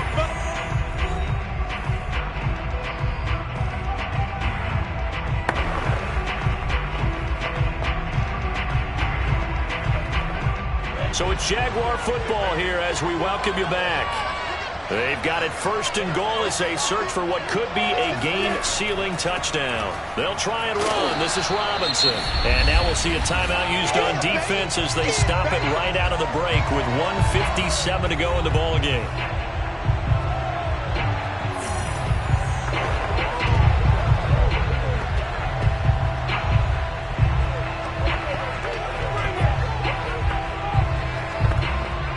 An ideal down and distance to try to finish this thing off. 2nd and inches.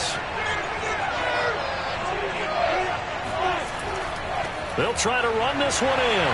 And he'll take this into the end zone. A touchdown, Jacksonville. James Robinson. Excellent work there to get in on the touchdown run. And the Jaguars add 6 to their lead. A solid blocking up front from the guys on the offensive line allowed him to get in for the touchdown. Yeah, some might say that the guys on the offensive line were in concert. I used to have a coach who called it marrying up, meaning when you get on a guy, you just stay right there. Each guy has his own assignment that allowed the runner to make the big move towards the end zone.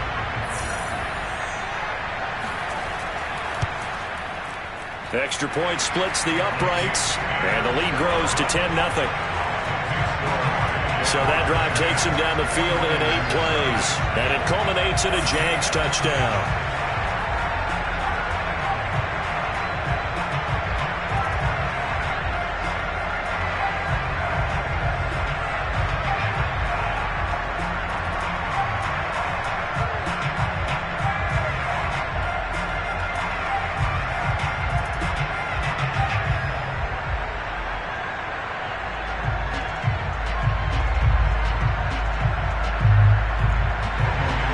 After the touchdown, Cook now to kick this one away.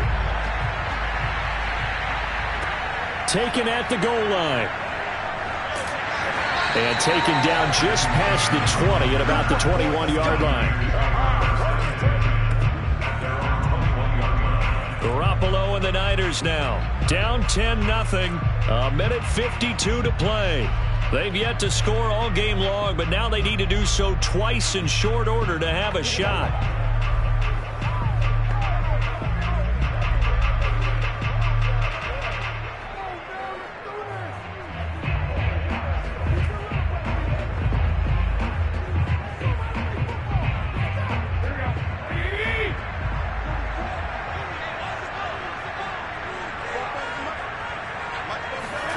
Back to throw, Garoppolo. Completes it to the tight end, Kittle. And he's got it past the 30 before he's hit and dropped. And what a nice example there of a tight end doing exactly what he needs to do. How about how he worked his way to the outside, made sure he secured the catch, and then anything after that, we count that as a bonus. And indeed, he gets enough for the first down. Garoppolo to throw. Jaguar pressure and a Jaguar sack. K'Lavon Chaisson in there to drop him as that clock continues to run. He seemed to have a reasonable amount of time in the pocket, but he couldn't get rid of the football, and the end result, Charles, him on the ground. Yeah, he's got to keep an internal clock to go along with his offensive line. When you're talking about 3, 4, 5 seconds, that's a reasonable amount of time to expect to deliver the ball downfield. So great to try and complete a pass. It's equal. Oh, this is taken in. It's complete. And he gets all the way down to the 30-yard line. A big play there for the Niners. Of course, remember, you need a touchdown here and a field goal. Doesn't matter the order, but they have to get it done and get it done fast. Come on, baby. Now San Francisco going to call their second timeout as they'll stop it with a little over 30 ticks to go in the football game.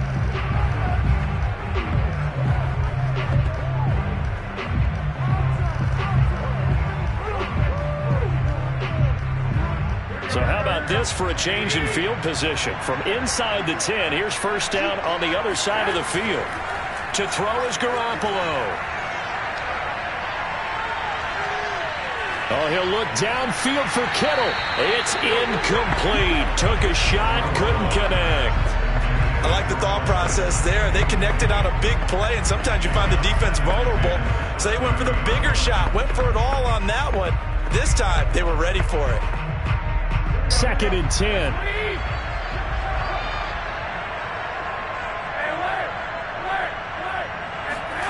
Now Garoppolo.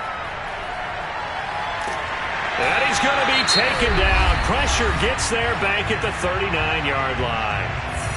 And now the Niners going to signal for their 3rd and final timeout as the clock will stop with 18 seconds remaining.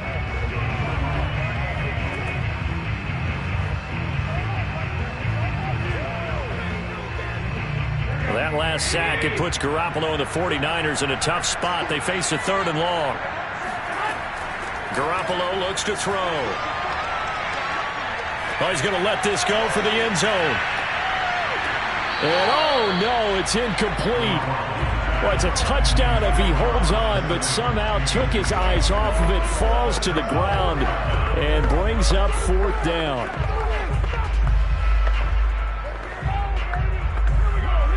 And they're indeed going to go for it here on 4th down. So trailing here in the last quarter, let's see how this plays out. Now Garoppolo, got to have this one. He's going to let this go. Back of the end zone. And it's incomplete. They cannot convert, and they turn it over. They had to go for it with such little time remaining. And the Jaguars are going to take possession here on the turnover on downs.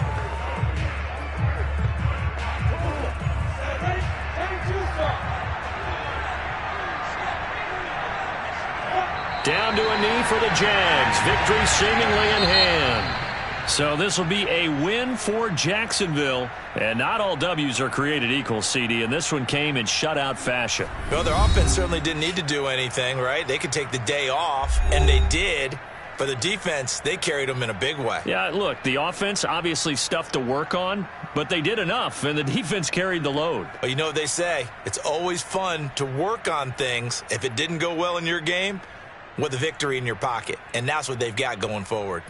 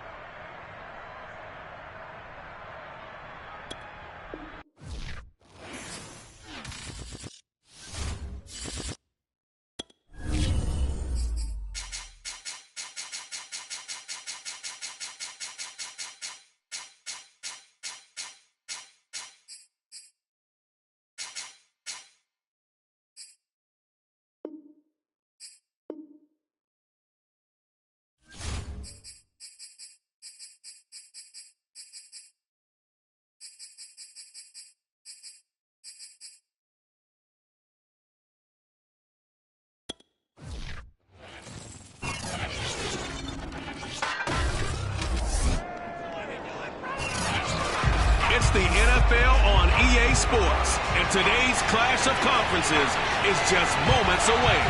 It's the Packers and the Broncos coming up next.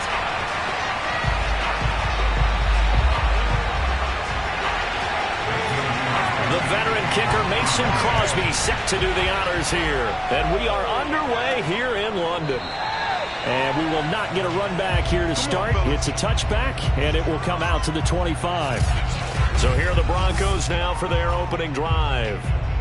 They'll be taken out by the product of the University of Louisville, the talented Teddy Bridgewater. I've always loved Teddy Bridgewater. A lot of people have underrated him throughout his career. Remember, his guy's battled back from a horrendous knee injury to find his way back as a starter in this league. More than capable right arm, tremendous leader. This guy knows how to make plays in the clutch.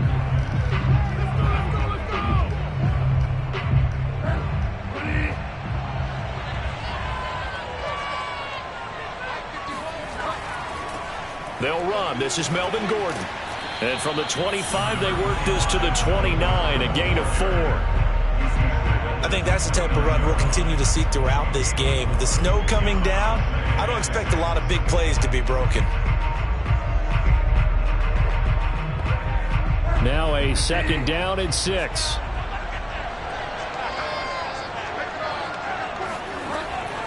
They'll give it to Gordon out of the shotgun. And he works his way forward for a couple up past the 30. Well done to sniff that out defensively. He had it diagnosed pretty quickly. I love that description because diagnosed is perfect on that one. Read his keys, made the play, and he couldn't even get going moving the football. And they'll look to avoid an early 3 and out here on 3rd and 4. To throw, Bridgewater. He's going to air one out. And that's caught inside the 35. Yeah, he's got this to the 30 before being taken down. It's a big play there for the Broncos. All right, Charles, let me put you in the head of one of those defenders out there. You have a big play like that go against you so early. What does that shake your confidence? It shouldn't, but it often does, because your thought process all during the week is how you're going to get after that offense and make your plays. And when they make one against you, makes you a little bit hesitant. Time to regroup. So the big play has them all the way down to the 30 now for 1st and 10.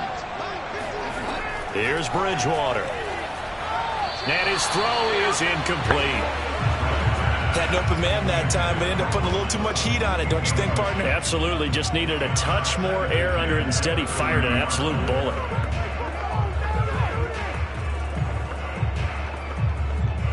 After the incomplete pass, here now is 2nd and 10. Now they run from the gun with Gordon. About 3 yards there to the 27. That call makes sense because they've been throwing it well on this drive, and once again they show passing formation, showing the shotgun. Then they ran out of it. That's a nice play by them defensively, though, to hold it to a short gain.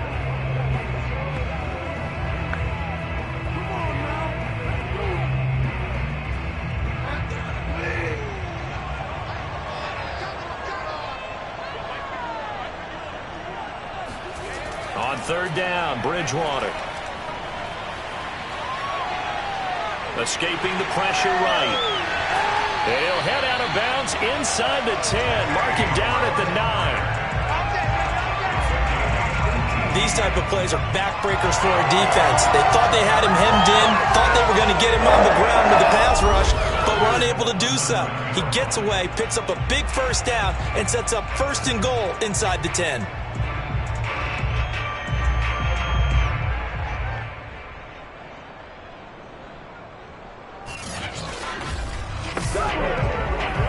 A terrific opening drive has them knocking on the door. 1st and goal. Throwing is Bridgewater.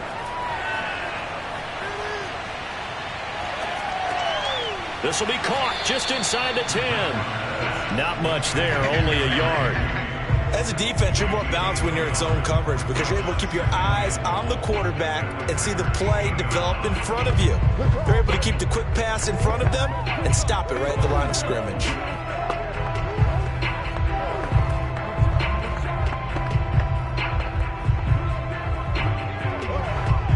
Here's 2nd and goal, operating from the 8-yard line. Here's Bridgewater. And his throw's going to be incomplete. It's been a good opening drive offensively thus far, but you know they don't want to waste it and settle for a field goal attempt after that incompletion. So this is a big play coming up here on third down. This will be play number 8 on the drive. It's third and goal. From the shotgun, it's Bridgewater.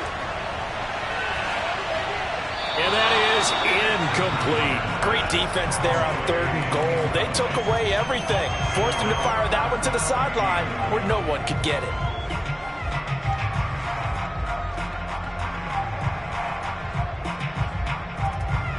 Now Brandon McManus for the Bronco field goal. From the left hash, a chip shot here. And McManus able to put it through. And the Broncos, the first to grace the scoreboard. It's 3-zip. Well, after marching down the field, only getting 3 there, kind of feels like a win for the defense. And it does. They'll go to the sideline feeling a lot better that they didn't give up a touchdown after the march against them. But if I were the offense, I wouldn't hang my head over that one. That's a good drive, and 3 points were put on the board.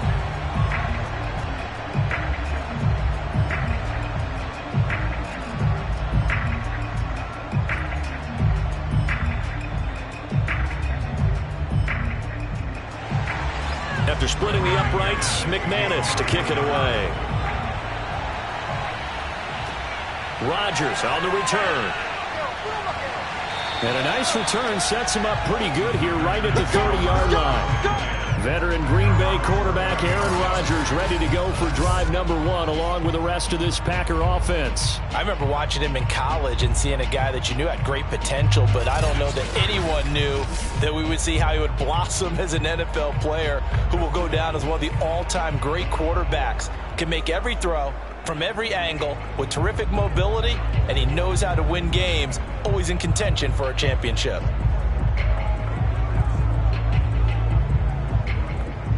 Rodgers will break the huddle and bring the Pack up 1st and 10 right at the 30. Throwing to start the drive. Rodgers. 7 yards, the pickup there.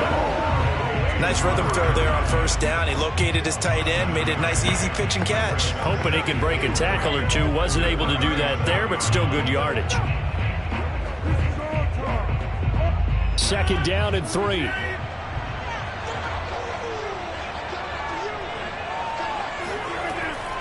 Now the man from UTEP, this is Aaron Jones.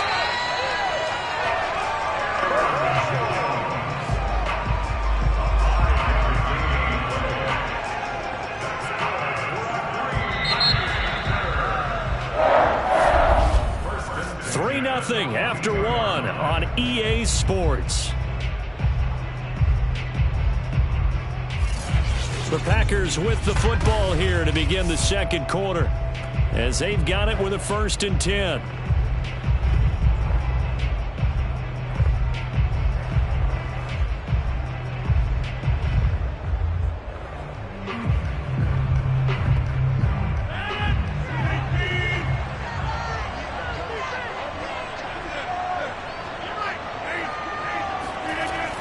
This is Jones. And able to work about 5 yards out of this as he's taken down up near the 47. That's a really nice, tough run inside, and they gained 5 yards on it. And to be frank about it, most offenses don't expect to get 5 yards on a play call like that. So when they do, they go back to their huddle with a little pep in their steps. They're starting to think that they're starting to dominate the line of scrimmage. On 2nd down now. It's Jones looking for a crease, can't find one. Stopped at the line of scrimmage. They'll say no gain on the play there, and now it'll be 3rd down. Absolutely love the effort there. The ability to flow from his inside spot and stop that one at the line of scrimmage. Nice linebacker play.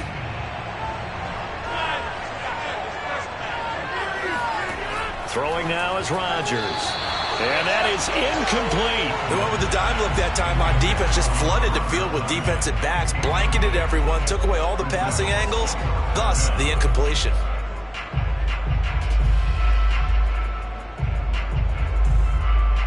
On 4th down on is Corey Bojorquez to punt. And Denver has Deontay Spencer deep to return. And now a high kick trying to pin him back. And a fair catch taken back near about the 35, 36-yard line. So a change of possession here on the punt. And the Broncos take over, first down and 10.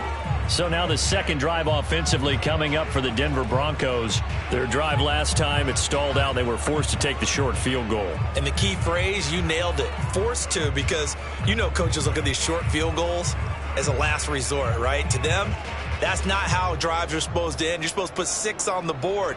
That's a consolation prize, like going to the county fair. You don't get the big stuffed animal on that one, do you? No, you don't go top shelf. That's bottom shelf material.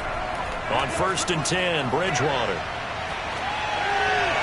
And this will be incomplete. A very smart play right there. Pocket collapsing around him. Love the way he moved around a little bit and avoided the sack.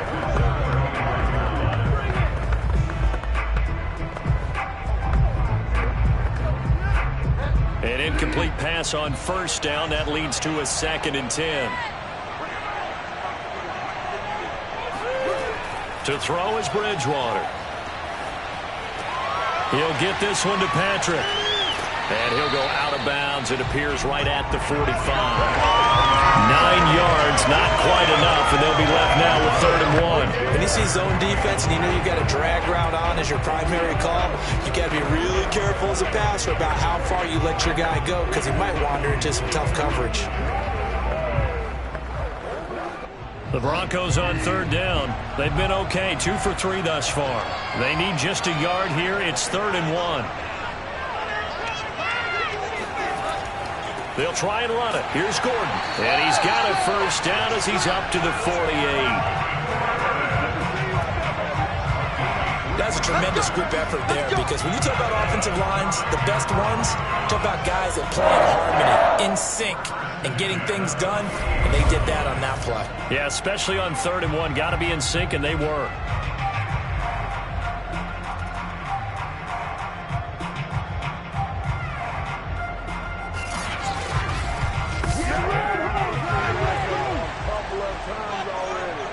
Second quarter, 2 minutes remain. 3-0 our score. Three down.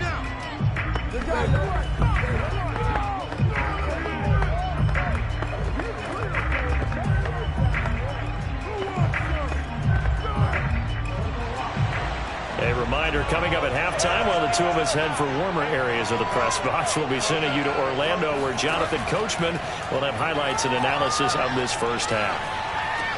Bridgewater's throw there, complete to Hamler. 5 yards on the catch there, brings up 2nd down.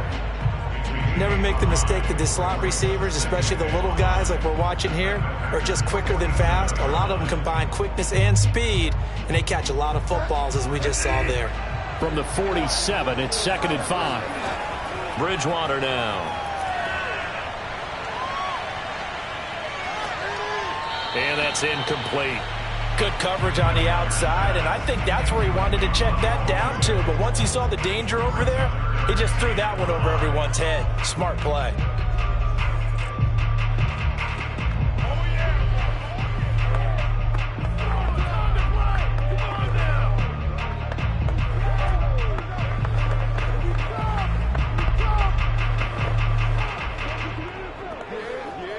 They come up now 3rd and 5 following the incomplete pass. Bridgewater now for Gordon on the draw.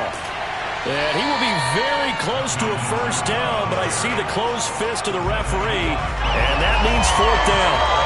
Frustrating for a defense, energizing for an offense. Finding a way to create that type of yardage in your running game, that'll make the guys carrying the ball very, very happy.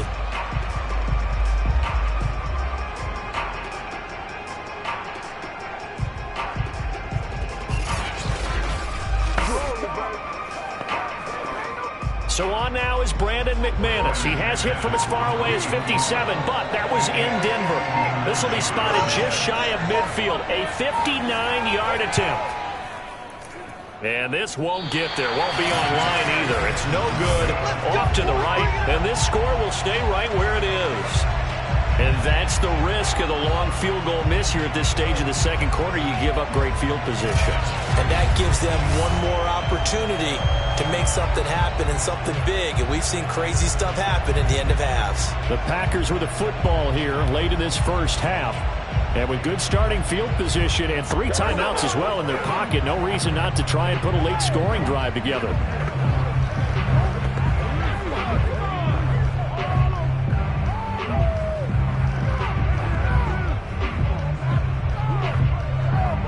They've got good starting field position as they come up here 1st and 10, just shy of midfield at the 49.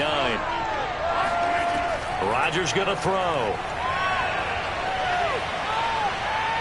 Eluding the pressure right. And he's going to lose a yard or 2, taken down behind the line. The Packers going to use one of their timeouts as they'll stop the clock with 24 seconds to go in this first half.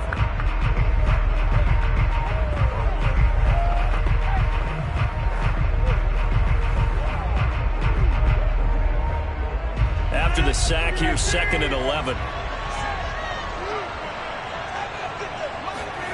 Here's Rodgers. That'll be complete to Allen Lazard. Touchdown, Packers! Allen Lazard as the first half is winding down, and the Packers have taken the lead. And boy, CD, it's one thing to watch a great run, but when it's a great run with broken contact, it's like a cherry on top. That was a nice play. Yeah, this is a guy who runs with such balance and control. I mean, he went through that early contact just like he was driving over a speed bump. And he's able to continue his way downfield and wind up in the end zone. You always worry about the plant foot in the snow, but no problems there. And that makes it a 7-3 lead.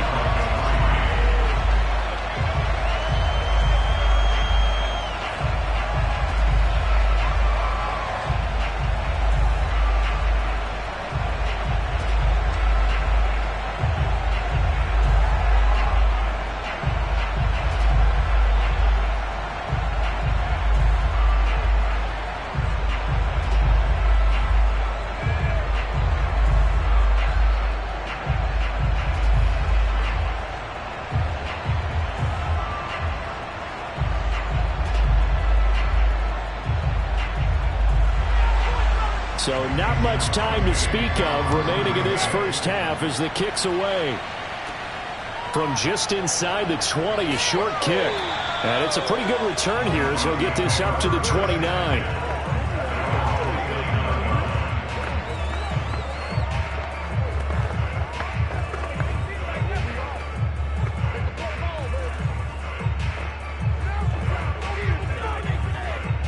The Broncos onto the field, ready to start their next drive, as they'll take over with just 13 seconds to go before the break. And he'll just push his way forward for a few as the clock will run. Now a timeout taken. Perhaps a chance for one more quick play and then another timeout if they hurry. We'll see.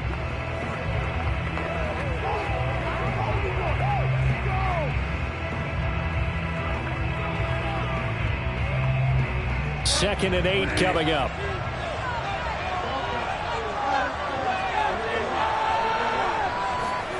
Bridgewater steps away to his left. And he will slide to a stop. He does have the first down. And we're going to get a timeout with 2 seconds remaining in the second quarter.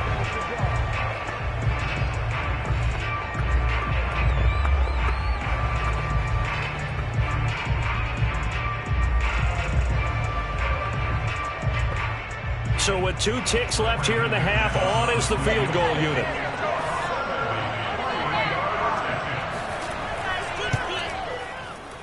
And as is to be expected, this is nowhere near being good from that distance. So that would have been something from that distance, but to no avail. Comes up empty as we have reached the intermission. As it's time now to send you back stateside to Orlando, Florida, and check in with Jonathan Coachman at our EA Sports Halftime Report. Coach. Okay, Brandon, thanks very much, and welcome everyone to this abridged version of the EA Sports Halftime Report. First up, though, a look at the next-gen stats for the Packers in that first half. And even though they've got the lead, they're likely going over ways they can improve the running game, as they didn't find a whole lot of success in those first 2 quarters. Okay, Coach, yeah, adjustments likely going to play a big role in this third quarter in what's been a tight contest so far.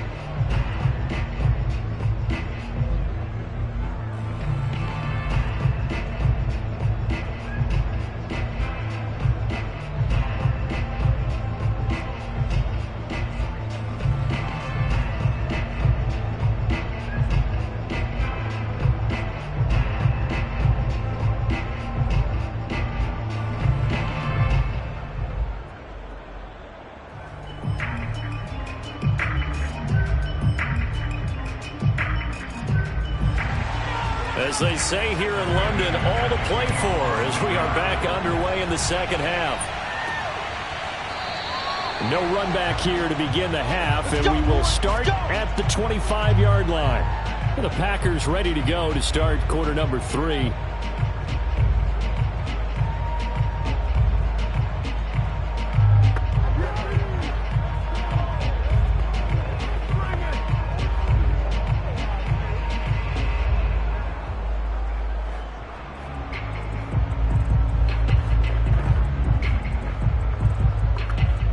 Rodgers will bring the pack up with a 1st and 10 at their own 25-yard line. Throwing to start the drive. Rodgers. He'll get 10 there all on his own, but it'll be 2nd down. And we have to give credit to him for buying time and extending the play. But you know, there's some really upset defenders on that one. They thought that they had him. Instead, he was coated in Teflon and got away. A good gain on 1st has him set up with 2nd and just a couple of inches now from the 29. Rodgers with a give. It's Aaron Jones. And he'll be brought down shy of the 40 at the 38-yard line.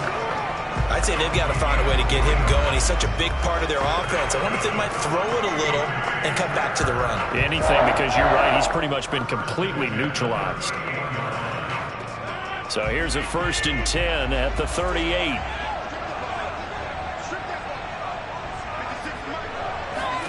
Now Rodgers. Drops it to Jones in the flat. That catch good for only a couple. Caught that look from you there, partner. I think we're on the same page on that one. Just his first catch. I think we both thought he'd be a little more active in the passing game. Let's see if that's the start of them trying to get the ball to him a little bit more here in the second half.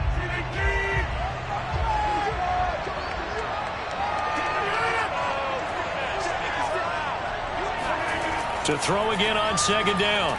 Rodgers, man open. That's Marquez Valdez-Scantling. 4 yards on the completion, and it sets up a 3rd down.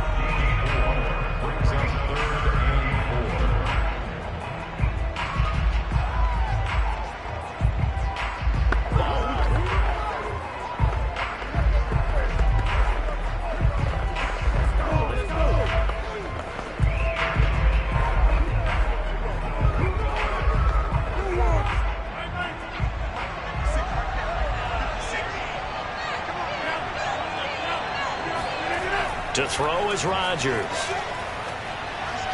And the throw there going to be incomplete. From the snap, he certainly looked like he knew where he wanted to go with the ball, but surprise, that guy was covered. So that took his attention elsewhere to no avail.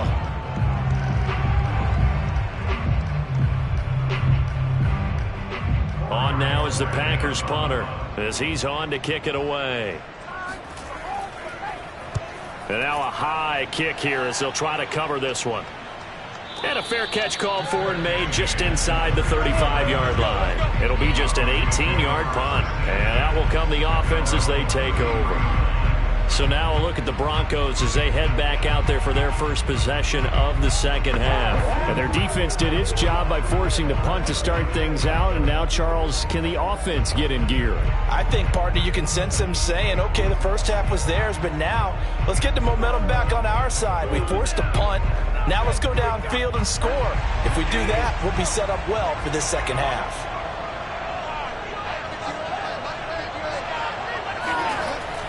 They begin the drive with Williams. And he is going to be stopped cold behind the line of scrimmage. He'll lose a yard there, and it's 2nd and 11. I see a shake of the head as he gets up, and you've got to imagine he's thinking, guys, you got to help me out. He's hoping his team can read his thoughts because he definitely needs some assistance.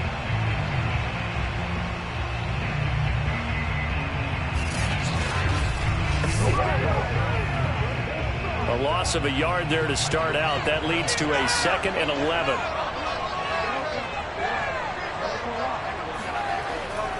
They'll keep it on the ground. This time it's Gordon.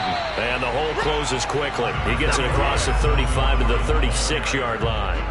2 runs in a row, but only 2 yards to show for it. I have to think a major focus of the halftime meetings had to be figuring out how to create space for the running game to get operating. Well, what you pointed out to me at half seems accurate. That line has struggled to sustain blocks. Yeah, I would agree with that totally. They've got to focus on staying on their double teams at the first level, make sure that block's secure before they slide off and try and chip someone at the second level. A loss of 8 on the play, and it brings up 4th.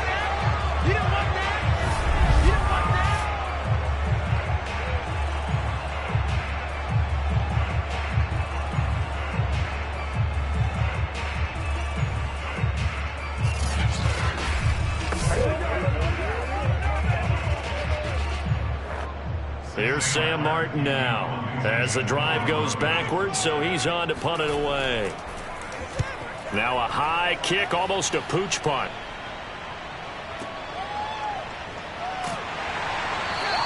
They call that a punt of 38 yards officially, and it'll be Packer football here. 1st down and 10. The Green Bay offense now about ready to take possession here. And our game's hit a little bit of a lull here, a little bit of a snag. Punts on back-to-back drives. And old school coaches don't necessarily mind that. Didn't turn it over, right? Didn't create a big play for the other team. Right now what you're looking for is, can you gain an advantage in field position? And that's what both teams are seeking right now. Yeah, they'll be seeking to gain that advantage here on this drive. On 1st down, Rodgers. Flush to his right.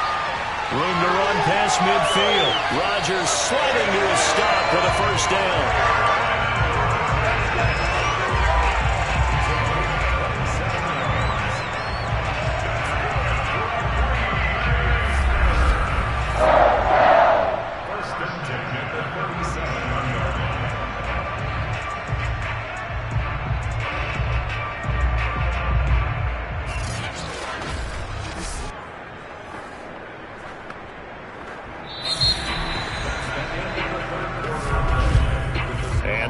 Going to do it for this 3rd quarter of action. You are watching the NFL on EA Sports. Welcome back now here in London. It's Packer football here as they've got the lead as well to begin the 4th quarter.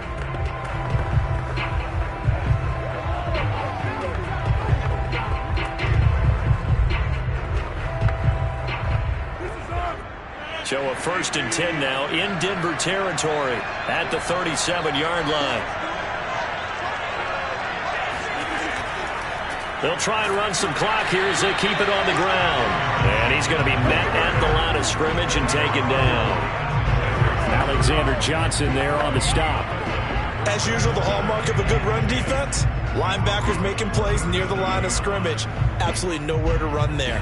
Clock continuing to run. They'll probably wind this all the way before snapping it on 2nd down. Now Rodgers.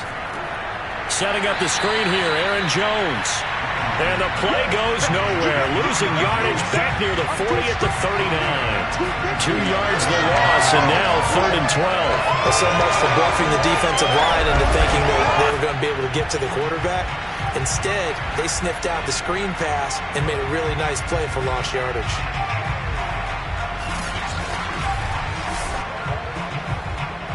Possibly a turning point. Big play coming. This is 3rd and long.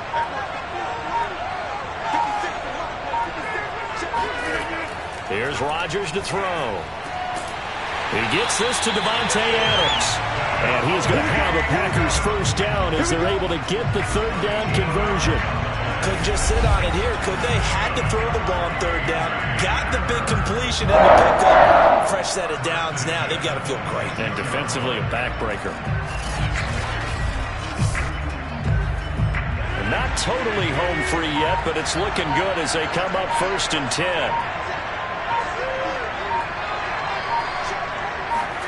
Throwing is Rodgers. And he can't get a throw away. He's taken down. 4th quarter, down to the final 2 minutes, and we've got a one-score game.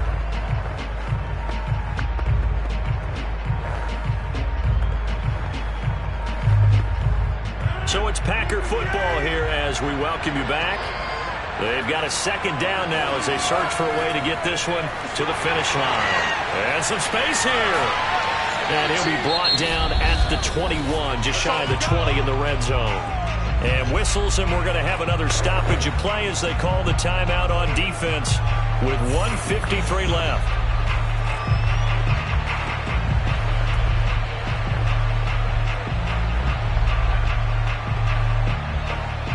So 3rd and 5, defensively expecting pass. They've got 6 DBs out there. Back to throw, Rodgers.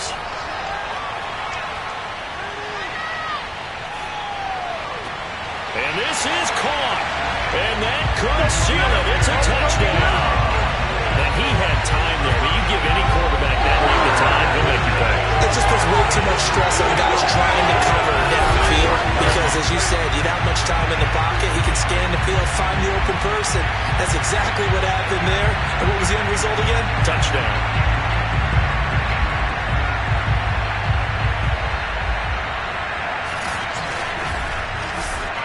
Now Crosby for the point after.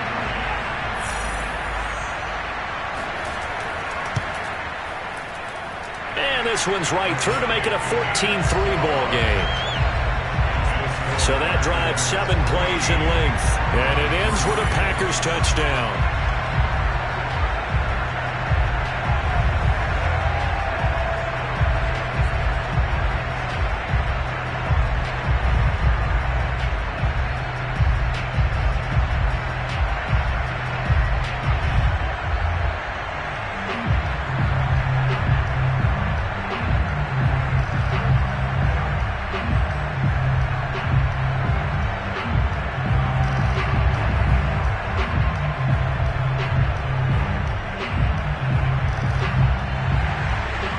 The touchdown, here's Crosby to kick it away. To return it, here's Deontay Spencer. And he'll get it up across the 20 to the 21-yard line. So now Bridgewater and the Broncos down by 11, just over 1:40 to play. It's been a struggle to score all day, and now they need to do it twice here late to have a chance.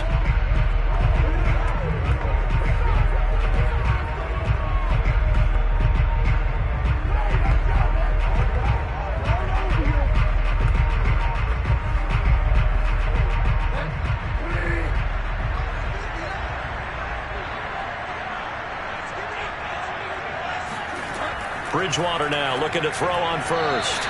And that one off the mark behind him, incomplete. Well, they've certainly had trouble blocking this defense through 3.5 quarters, so I don't expect it to get any easier now. You know they're going to be sitting back and waiting on everything, and they force an incompletion there. So now 2nd and 10 after the incompletion on 1st down. Throwing, Bridgewater. And that'll be incomplete. Back-to-back incompletions, but we know this is definitely 4-down territory. Time not on their side. I don't think they want to try and get the 1st down in 2 installments. I think they got to go and get it right here, right now.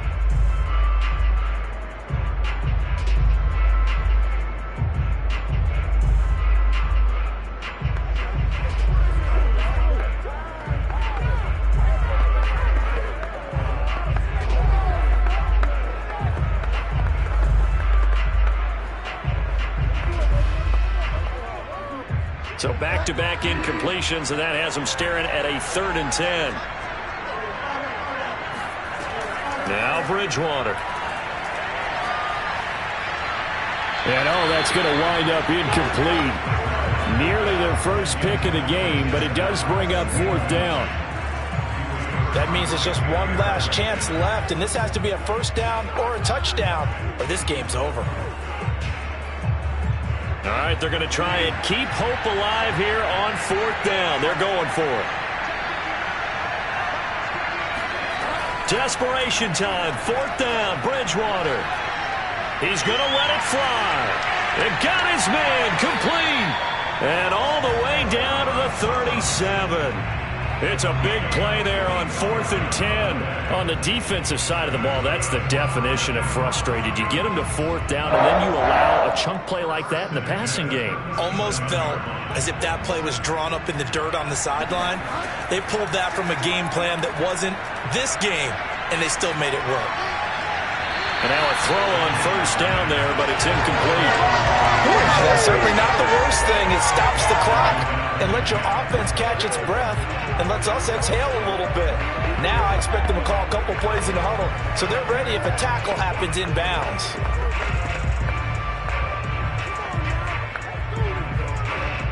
So after the incompletion on 1st, now 2nd and 10. To the air again with Bridgewater.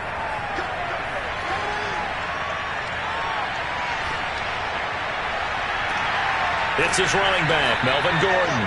And this is going to result in another 1st down as the tackle's made at the Packers' 26.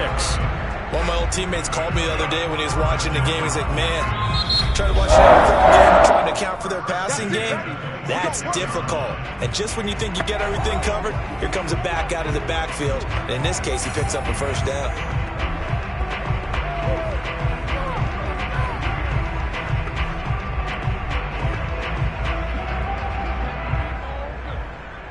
Whether it's a touchdown or a field goal, whatever it is, they need to score quickly here on 1st down.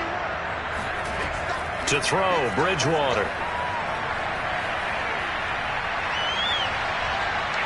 Flushed out right, and they'll bring him down at the 18-yard line. Now the Broncos will use their 3rd and final timeout as the clock will stop with an even 20 seconds left to go.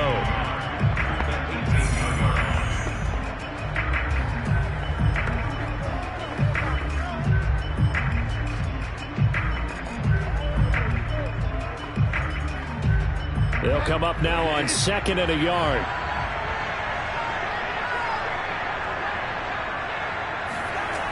From the gun, Bridgewater. And that's checked down to Gordon. And he'll get him inside the 15 down to the 14-yard line.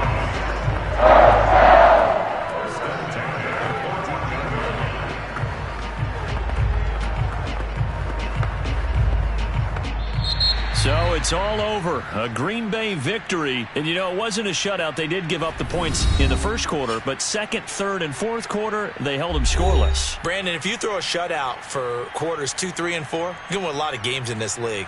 And this felt a lot like, almost like if you say baseball, and the pitcher goes through the lineup the first time and the hitters get to see him, and then they come out after that and the bats start blazing, right? I think they saw their best stuff in the first.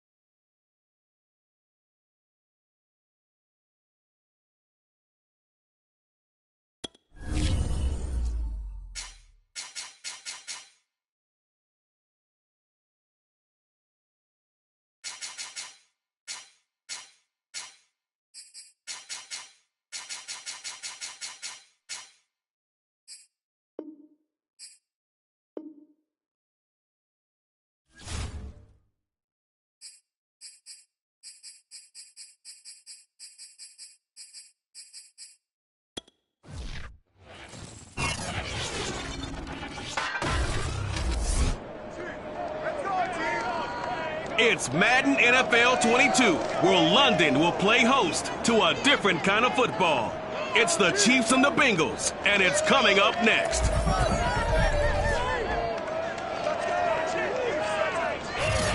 EA Sports coverage of the National Football League is on the air. Today, we're set for a good AFC matchup between the Kansas City Chiefs and the Cincinnati Bengals. Evan McPherson has this one teed up, and we are underway here in London. This will be fielded inside the 5. And he'll get it up past the 20 to about the 22. Here's the Chiefs offense for their first possession, and it's Patrick Mahomes at quarterback. And simply put, for many, he's the gold standard for quarterbacks in today's NFL because of his ability to create, find the open man, use all the different arm angles that he has. He's a complete package, and boy, his team loves to play around him.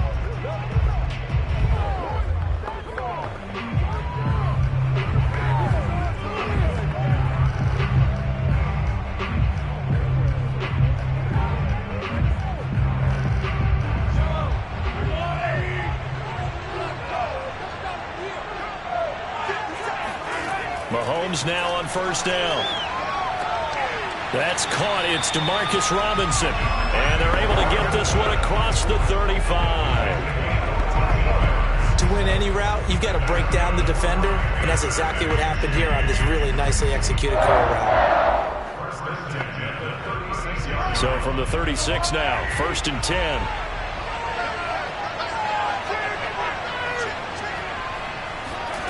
Working from the gun, Mahomes. Open man is the tight end, Noah Gray. And he slips up past the 45 before being tackled. Nice idea, nice concept there. Line him up on the left side of the formation, let him sneak his way across, coming back underneath, put it in his hands, let him get a few more yards after the catch, too. Great way to utilize a tight end on the drag route. They fake the give. Now Mahomes. And this one is incomplete. An early message that this secondary is going to be tested because even though it fell incomplete, it almost felt like a warning shot to get things going.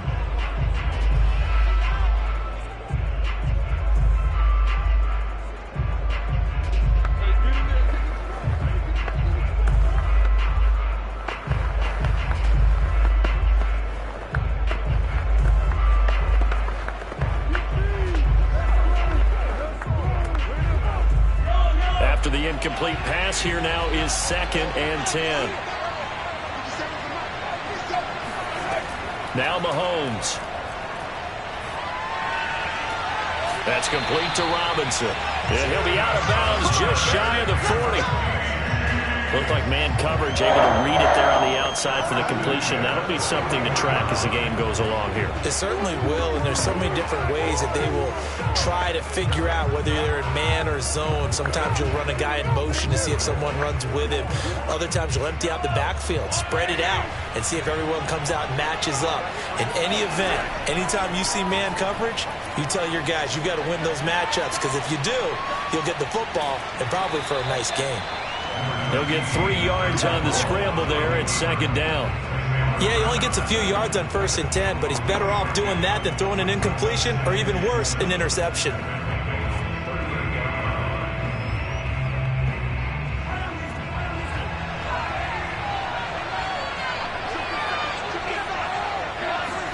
Throwing again on 2nd down. Mahomes. That one caught by Tyreek Hill. And the pocket's been protected pretty good here so far on the opening drive. We always talk about confidence in runners and catchers and quarterbacks. How about the protection detail? They're not allowing anyone near the guy throwing the football.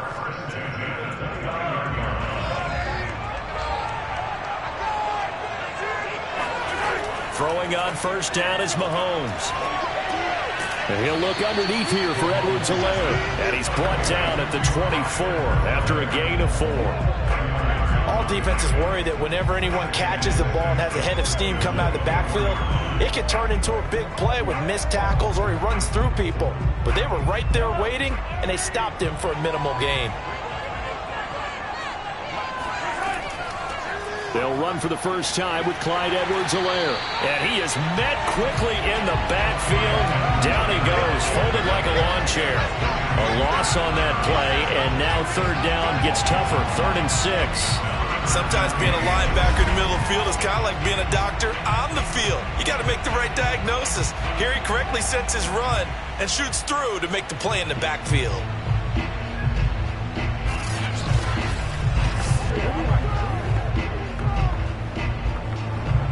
So it's 3rd and 6, and this will be the 8th play of the drive. Looking to throw is Mahomes. And that will be incomplete. Right there on the coverage was the safety, Jesse Bates. They really had a good drive going there, but a nice recovery by the defense these past few downs, able to knock that one away on 3rd down and bring up what I think for the offense, an unexpected 4th down here.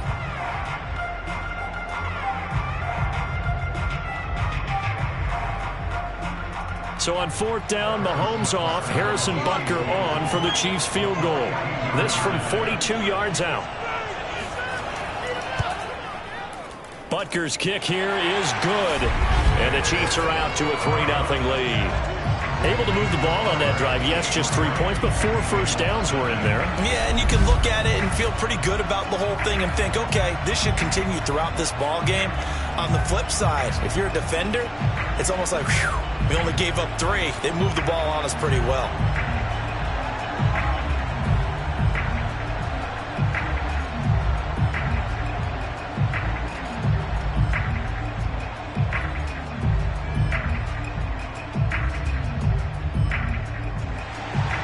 After the field goal, here's Butker to kick it away.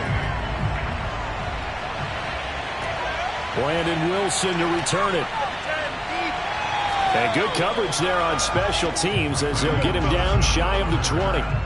Here come the Bengals, and CD, of course, it's Joe Burrow out of LSU at quarterback. And when you come into the league as the #1 guy selected, a lot of hype comes with it. Sometimes that weight can be unbearable. But this young man, he took that weight on and handled it as well as you can imagine. And I love his ability to make a second, third reaction play and create downfield.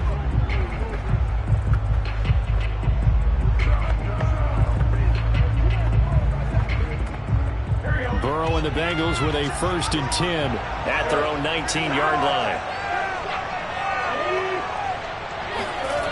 They'll try and start this drive in the air.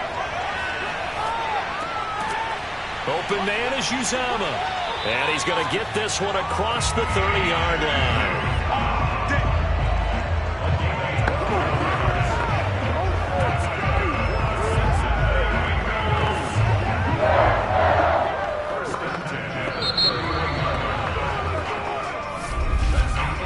3-0 after 1 on EA Sports. Start of the second quarter, and it's the Bengals in control of the football as they've got it with a 1st and 10.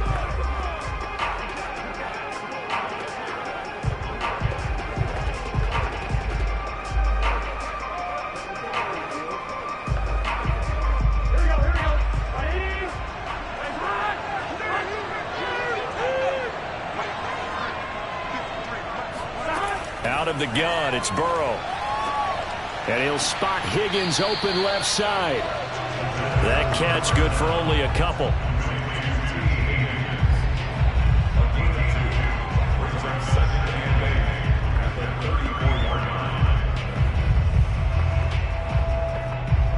Second and 8.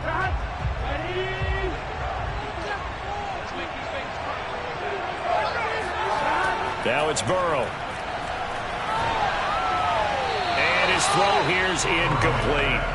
It's a tried and true formula, and I don't think it'll change for as long as we play football.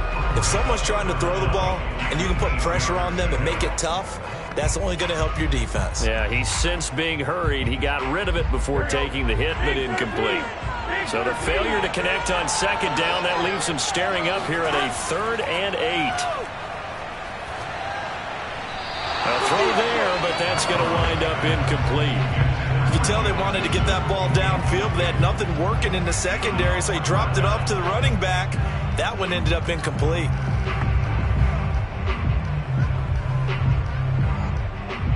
So on fourth down, on comes the left-footed punter, Kevin Huber, to punt it away.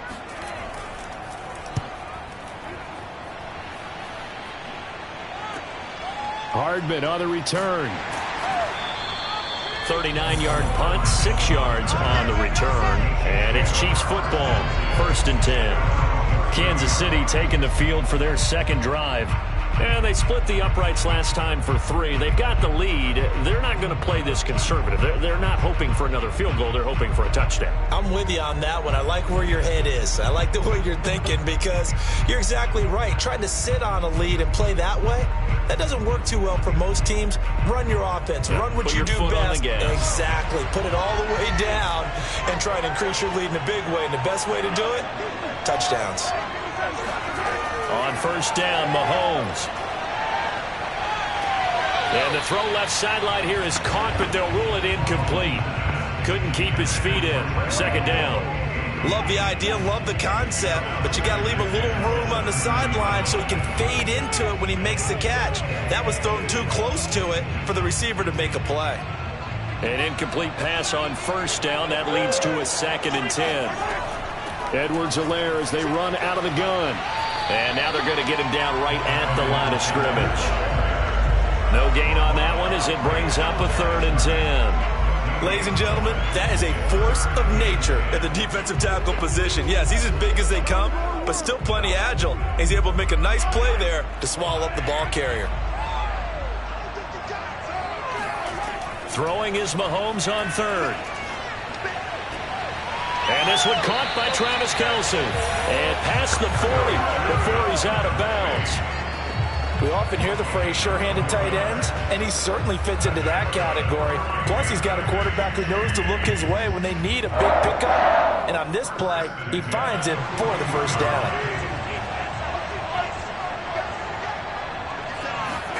They go play fake. Mahomes. It's complete to Robinson.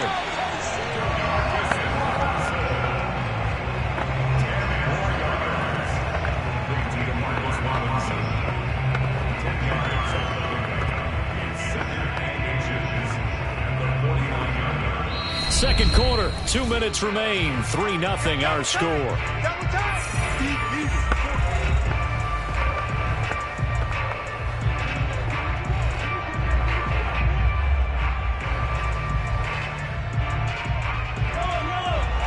A reminder, coming up at halftime, while the two of us head for warmer areas of the press box, we'll be sending you to Orlando, where Jonathan Coachman will have highlights and analysis of this first half. This has to go down as one of the simpler routes in the playbook, but oh so effective. Nice completion there. Keeps the sticks moving. First and 10 at the 43-yard line. And again, it's Mahomes. And that's off the mark, incomplete. They've given up a few first downs on this drive, but getting the incompletion there, that should give them something to build on and maybe turn the tide.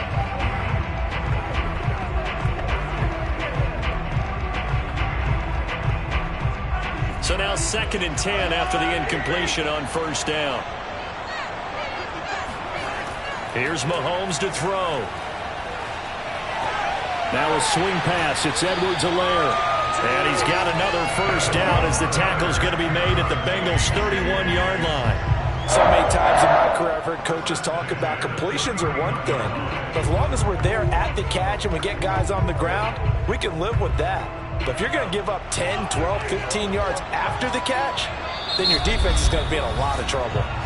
The Chiefs now going to use the first of their timeouts as they'll stop it with just over a minute to go before halftime.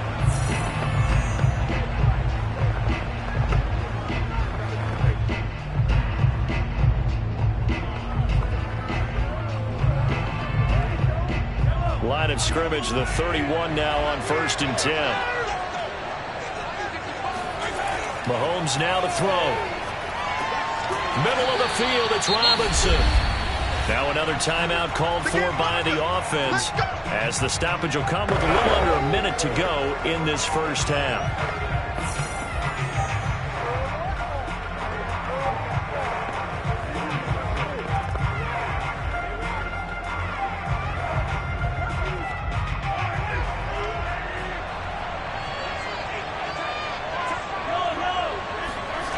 Again, they'll throw with Mahomes. And that is incomplete. That is the first time that they've targeted him that he has not come down with a catch. He's caught everything that's been thrown his way. A dominant pass receiver that can break down any defense, because when he's doing that kind of work, it really hurts you on the back end. And even though it's an incompletion there, I think they're going back to that well. They'll break the huddle and come up on the 9th play of this drive, needing 5 yards on 3rd down. Mahomes going to throw.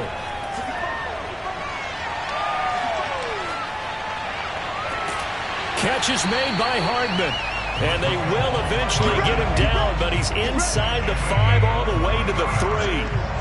That's a big gainer on that play. And from experience, I can tell you, that's where defensive backs will come into the huddle and say, guys, how about some pass rush? But you're going to say it nicely, because those big guys up front, they don't like being criticized very much.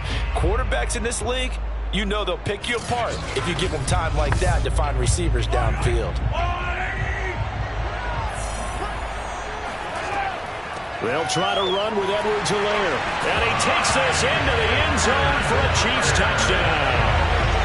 Clyde Edwards-Helaire as the first half is winding down. And the Chiefs will extend their lead here just before halftime.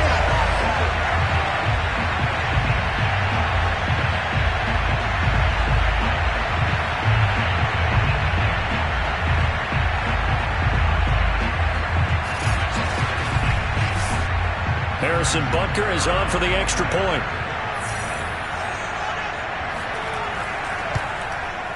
It's up and good, and that'll increase their lead to 10-zip. A pretty long drive that time, 11 plays all told. And it's capped off by a touchdown run from Clyde Edwards-Helaire.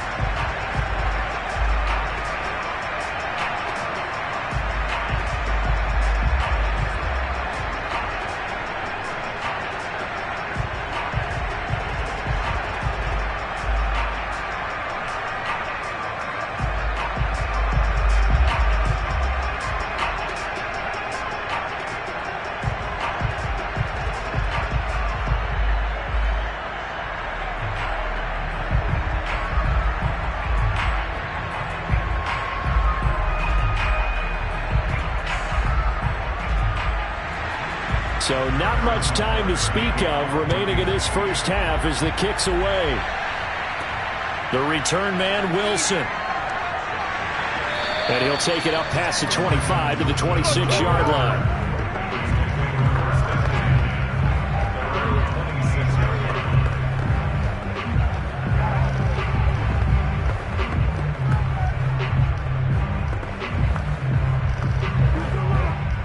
The Bengals drive about to get going. And with time quickly fading here in the second quarter, not sure how aggressively, offensively they want to play this. I think we'll find out just how much they trust their guys in this situation if they decide to take a shot. And Nick Bolton there on the tackle.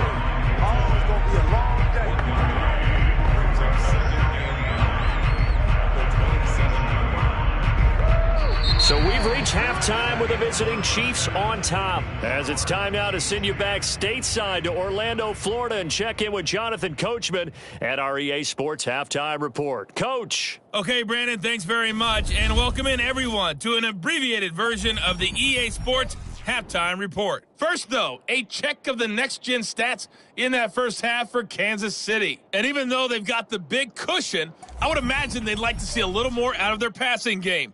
Pretty pedestrian numbers through 2 quarters of play. Meanwhile, for the Bengals, they did not have quite the same amount of success in the passing game that their counterparts did, as you get a look at the numbers there. All right, Coach, thank you, and we welcome everyone back for quarter number 3.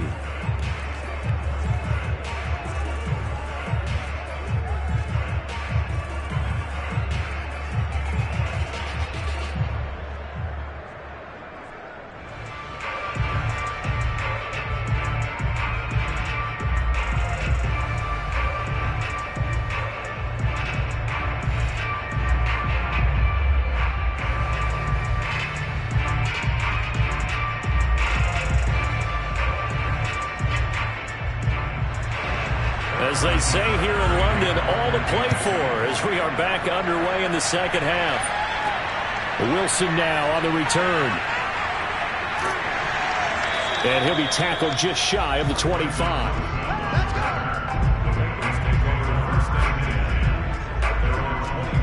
The Bengal offense ready to go here to start the third quarter.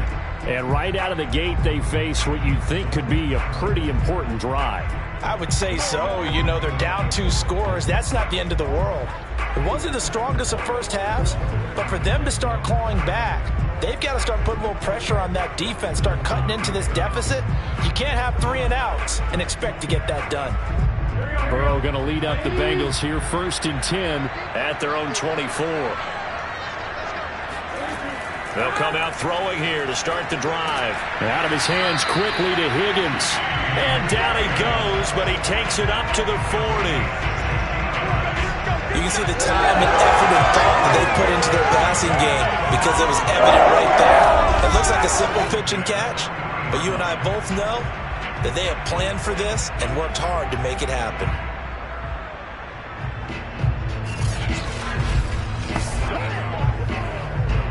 So quickly all the way up at the 40-yard line. Here's Burrow. And his throw's going to be incomplete. Right now, the story of this game continuing to be the defenses because the offenses, they're finding it difficult to establish any rhythm whatsoever. I like how you come to us in praise of defense, Brandon, because that's exactly right. That was an incompletion force there, but we've seen it throughout this game. Both of these defense coordinators, they're a step ahead of their offensive counterparts. And they'll get to him after a gain of 7 to the 47. And there we saw one of the downsides of blitzing during a rundown because sometimes you get out of your gaps. You don't fit the run quite as well because you're headed towards the ball carrier with abandon. This offense in desperate need of a conversion as they come up on 3rd down. Now they go play action now. Burrow. Complete to his tight end Sample. And he is going to have a Bengals first down, and he was able to get it by play. A gain of 8 on 3rd and 3. Many different ways to create space, but on that play, he did it with that big, wide body of his. Didn't get a whole lot of yardage on the play, but it did what it was supposed to. Pick up a first down.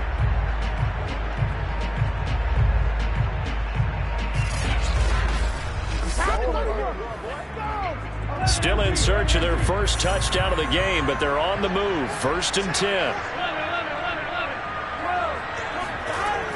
Burrow going to give this to Mixon. And just a short gain that time as they're able to get him down. Just a yard on the first down carry, so it's 2nd and 9. Well, they still have time to get him established, but in my estimation, they've got to pick up the urgency here. They've got to get quickly in and out of the huddle and run off a bunch more plays. Here's 2nd and 9, just a yard on that last run.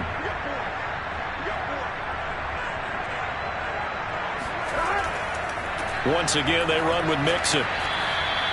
They follow up the first down 1-yard run with a minimal gain of 2.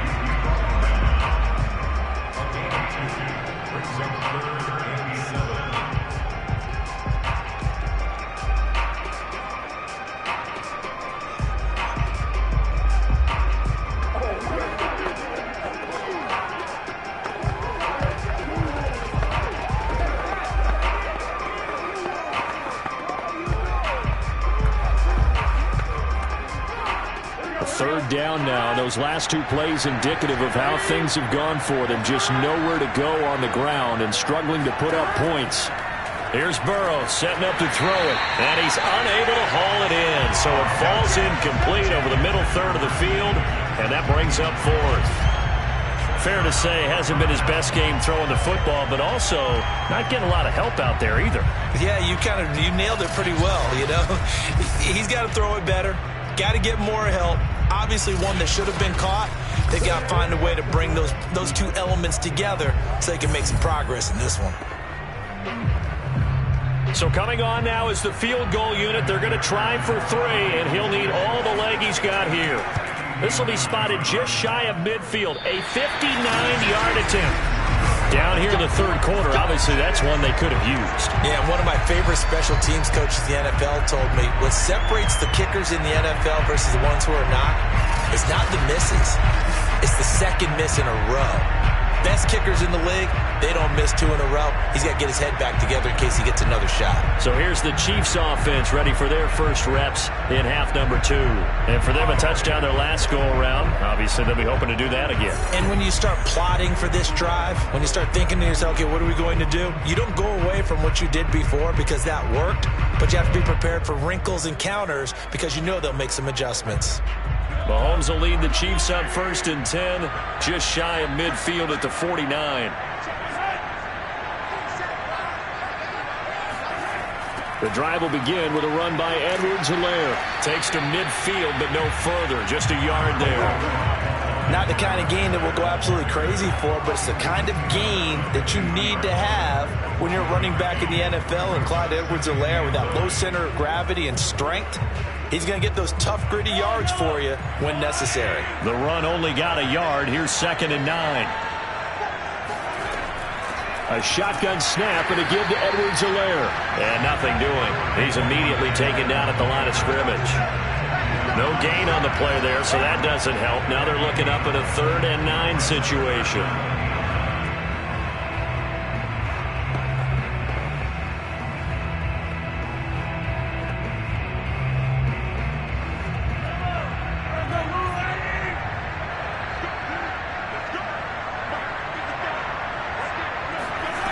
Shotgun snap to Mahomes.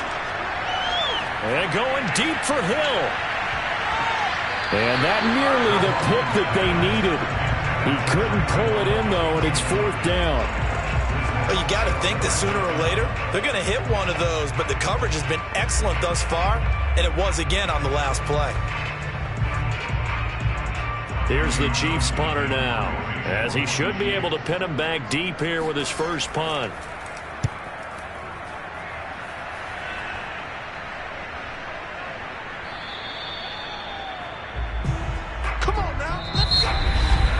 And that is going to do it for this third quarter of action. We'll return with more after this. This is the NFL, and it's on EA Sports. Welcome back now here in London. It's the Bengals. They've got the football, but they trail here as we get rolling in quarter number 4.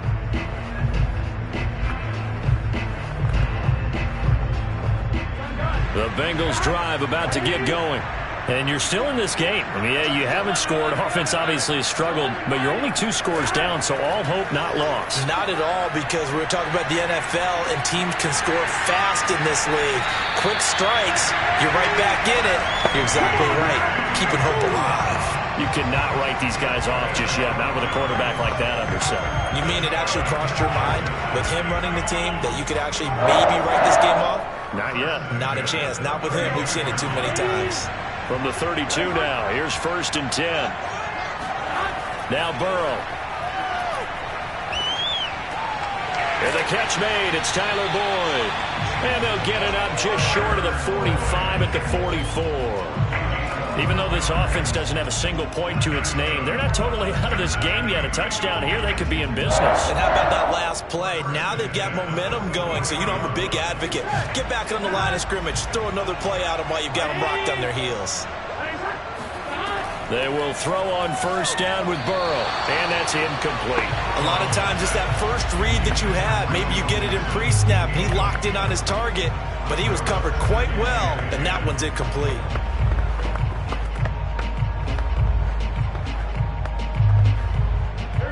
So after the incompletion on 1st, now 2nd and 10. Again, it's Burrow. Forced out to his left. And Burrow going to slide to the ground as he does pick up the 1st down. Well, there you go. Save your best scramble of the day for a big-time situation in the fourth quarter, picking up the first. You don't want to use it up early, right? You want to make sure you save it for that exact moment, that key time, and that's what he did, although you and I both know it wasn't planned that way. But what a nice job using his eyes, scanning the field, and realizing when it was time to exit the pocket and go. So now 1st and 10 in Chiefs territory at the 41. Burrow will throw. They'll set up the screen here to Mixon. And they'll get him down after a pickup of 8. 2nd and 2.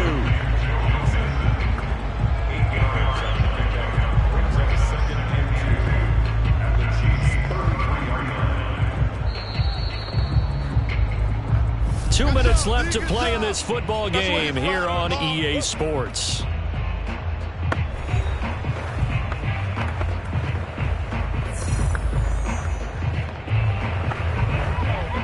So the Bengals in possession of the football here as we get you reset. And let's see what they've come up with offensively after having time to talk it over.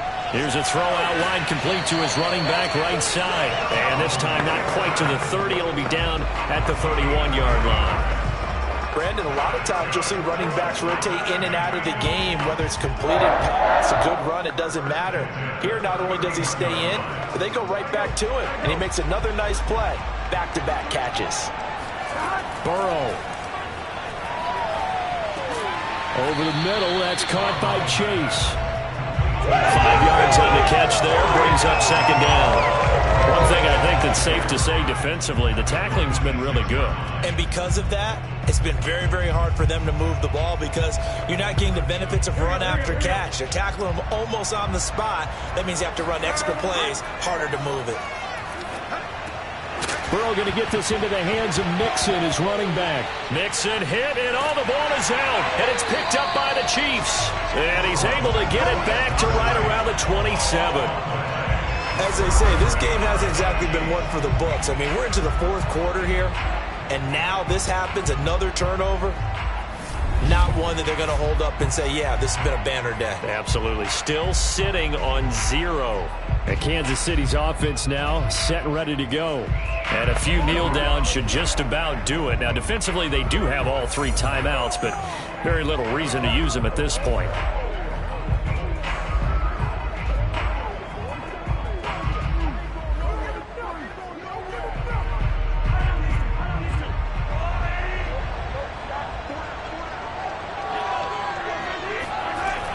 Here's Edwards-Helaire as they will start on the ground. And he'll maneuver his way forward for about 4. 2nd and 6. Now the Bengals going to use the first of their timeouts as it comes with exactly a minute to go in the football game.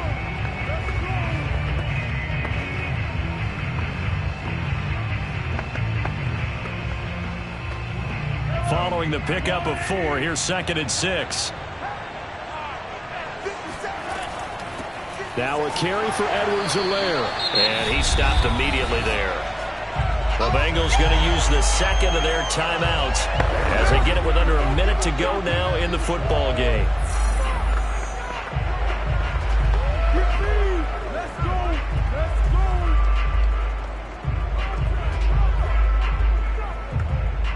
A nickel look now for the Bengals as they try to stop him here on 3rd down.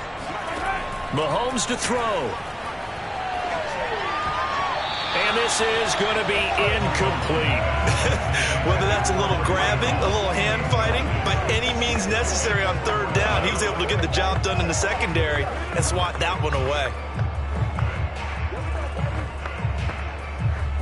Here's the Chiefs punter now as he'll punt it away for the 2nd time.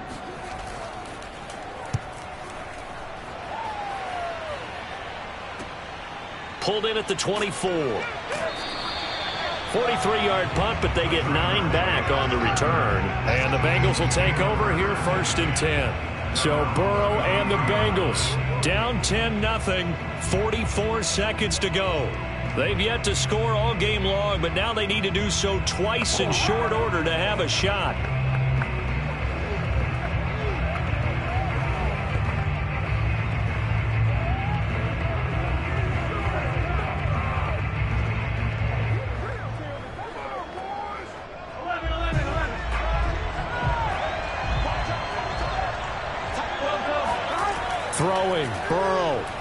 Now a desperation throw deep downfield.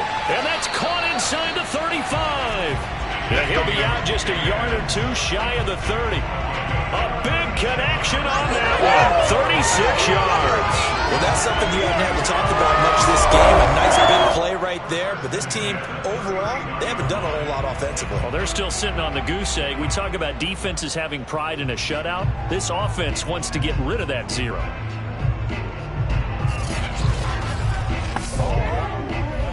And now it appears that the referee's been buzzed, and we'll get a review. And this being inside 2 minutes of play, everything coming from up above. Did he keep those feet in bounds? That's the question they've got to decide. And I got to say, watching it in real time, it was awfully close. Yeah, it certainly looked like a heck of a catch because he didn't appear to bobble it, which could complicate things. But even with the benefit of replay, that's pretty tight. Well, here's the call. After review of the play, ruling on the field stands. So the folks in New York just going to wind up confirming what the official saw as this play will stand as is. Line of scrimmage, the 31 now on 1st and 10. Here's Burrow. Looking middle, and it's incomplete. Now the question is obvious. Do you try to kick the field goal right here knowing that you need 2 scores? I would be thinking about if I were on that sideline. Get the field goal now, try and get the touchdown later. After the incomplete pass, here now is 2nd and 10. To throw, Burrow.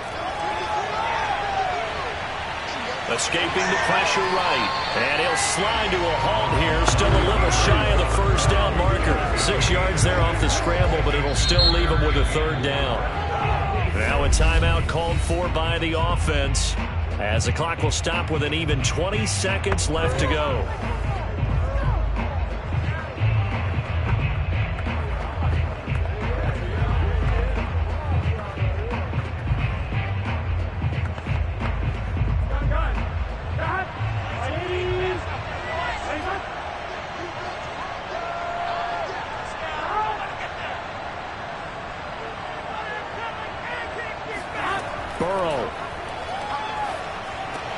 Open man, it's complete to Higgins. And he is going to have a Bengals 1st down as they're able to get the 3rd down conversion.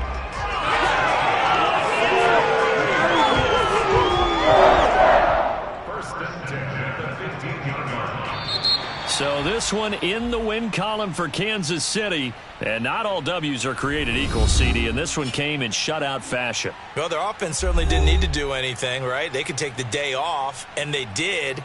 But the defense, they carried them in a big way. Yeah, look, the offense obviously stuff to work on, but they did enough, and the defense carried the load. But you know what they say? It's always fun to work on things if it didn't go well in your game with a victory in your pocket. And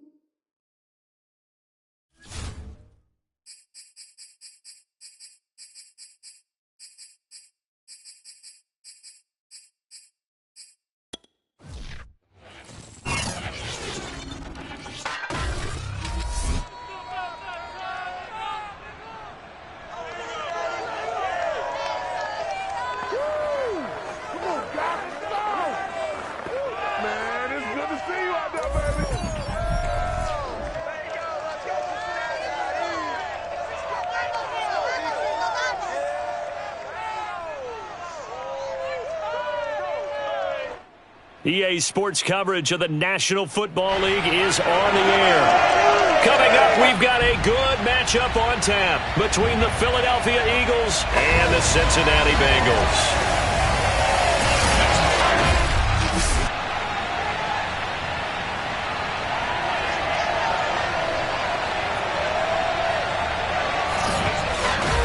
Alongside Charles Davis, I'm Brandon Gaudin, and CD, there's a youth revolution at the quarterback position in the NFL in recent years. And to prove it, we've got a couple of second-year quarterbacks about ready to square off here. Jalen Hurts of the East.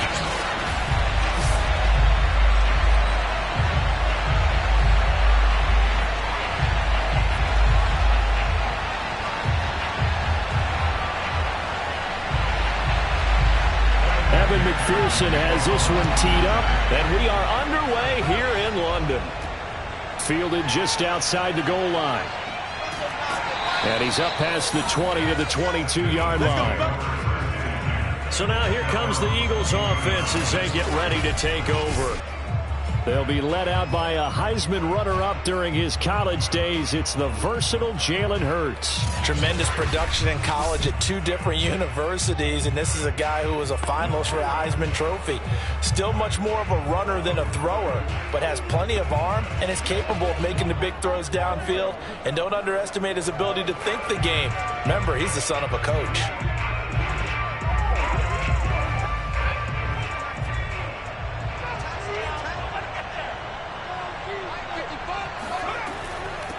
Miles Sanders, first carry of the game. This will be stopped about 2 yards shy of the marker. 8-yard gain, 2nd and 2. If these kinds of lanes are available, you have to feel like he's going to have a pretty big game on the ground. Yeah, you can tell early on he's got a little burst in his step, and that's a big pickup right there on first down.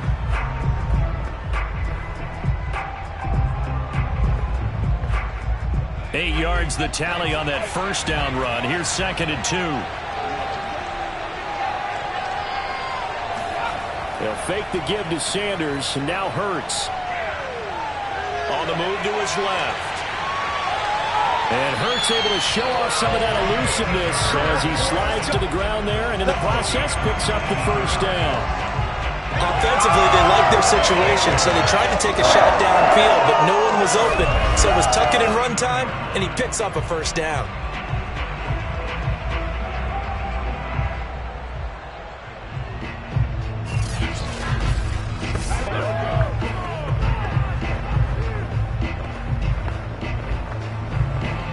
Back-to-back good plays have him on the move on first down. Hurts a handoff to Sanders. And he'll work this forward for about 3 at 2nd down. Well, that's just a pile of bodies there, and that's when you kind of find out who's a tough guy, right? Who can stand up and make a play. It was only a 3-yard run, but for both sides, they had to walk away from that feeling like, okay, I can stand up when the going gets tough in here. From just shy of midfield, Hurts. His throw incomplete. Quez Watkins, the intended target, and it's 3rd down. That pass just a little bit off. It looked like maybe he tried to force it in there. Game speed, always different, no matter what you do in practice. You can't simulate it, right? So your decision-making, everything has to be a little bit quicker. Sometimes it can throw you off until you adjust. Throwing from the gun, it's Hurts. Eluding the pressure right. And he slides and covers up at the end as he's going to be able to pick up decent yardage. Pretty solid gain of 7 yards that time as he scrambled, but now they face a 4th down. I liked his effort there. He got it done on his own, but let's face it, he puts defenses in a really stressful spot when he takes off and runs because a lot of guys have coverage responsibilities. Good job of rallying, though, because I thought when he first took off, he might pick up the first down. They're going on 4th down with Hurts. And he's going to get this inside the 30. And that's a big pickup of a first down. And you know that all week, both sides of the ball, offense and defense, are going through every situation. And in this case, the offensive guys had the right play dialed up because defensively, you work on 4th down situations as well. And deflating for the defense. They can't get the stop here.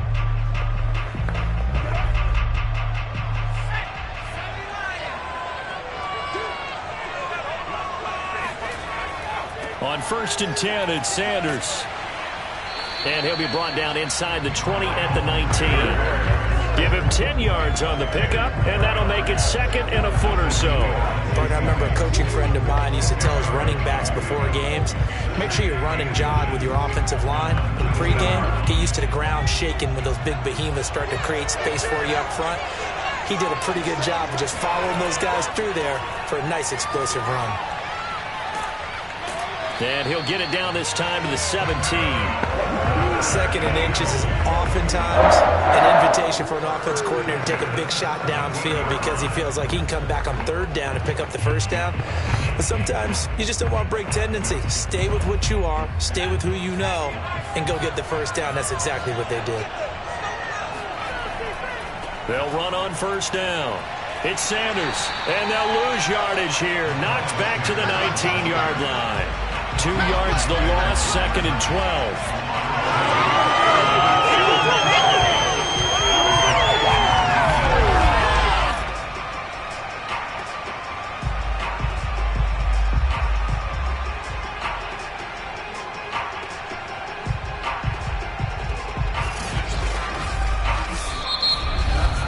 We're scoreless after 1.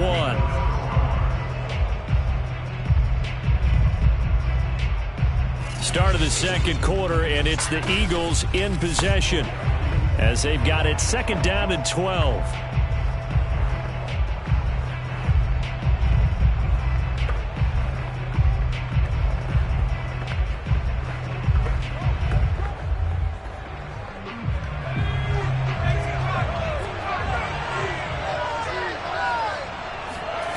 Throwing is Hurts. Flush to his right. And he'll slide to a halt here, still a little shy of the 1st down marker. He'll wind up getting 4 there on his own, but it will leave him now with a 3rd down situation. He was able to get away earlier in the drive, but apparently all the time they put in practice finally came to the front, didn't it? They remembered their lessons and found a way to contain him when he took off on that one.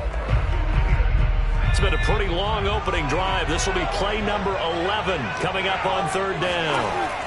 From the gun, it's Hurts. Buying time to his left. And he'll hit the deck, but he did not get there. He'll wind up getting 4 yards there on his own, but it also brings up 4th down. Well, partner, nothing comes open here, so he decides to escape out of there, and he doesn't pick up a 1st down, but he does gain additional yardage to set up a possible field goal attempt if they decide to go that route. Jake Elliott readies for the field goal try. He was originally drafted by the Bengals. The kick by Elliott is good. And the Eagles, they take a 3-0 lead. So a nice drive on the road. You come in, you take the ball down, you get 3 points. Yeah, points are a must on an opening drive, right? So they moved it down efficiently, got it done. I think that bodes well for their chances moving forward in this one.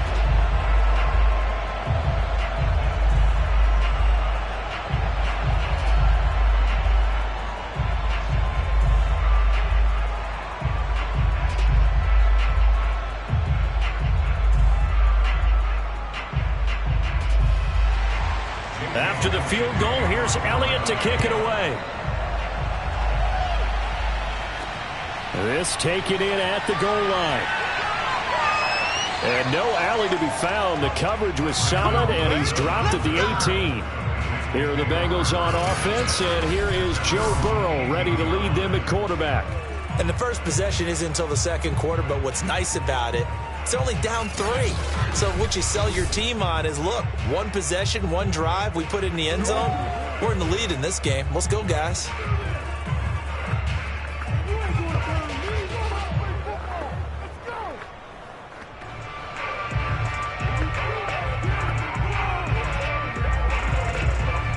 Burrow and the Bengals with a 1st and 10 at their own 18. They'll try and start this drive in the air.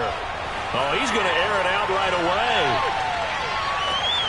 And incomplete on the deep ball. Nice play there to force the incompletion. And to me, one thing's for sure.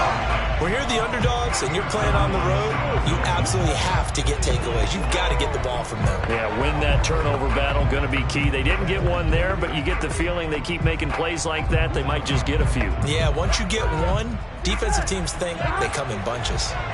An incomplete pass on 1st down. That leads to a 2nd and 10. Now it's Burrow.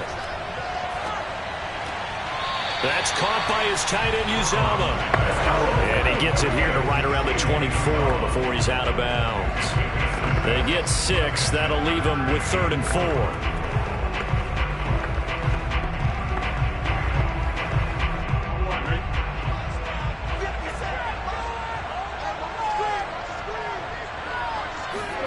From the shotgun, Joe Burrow. He'll drop this one down to Mixon. And he is going to have a Bengals first down as he'll be marked down a yard or 2 past the marker following a gain of 6. I'm not sure that was necessarily a safety valve or a check down throw on 3rd down. Sometimes just try and find the open guy and get him the ball. He did exactly that and found a way to pick up a first down.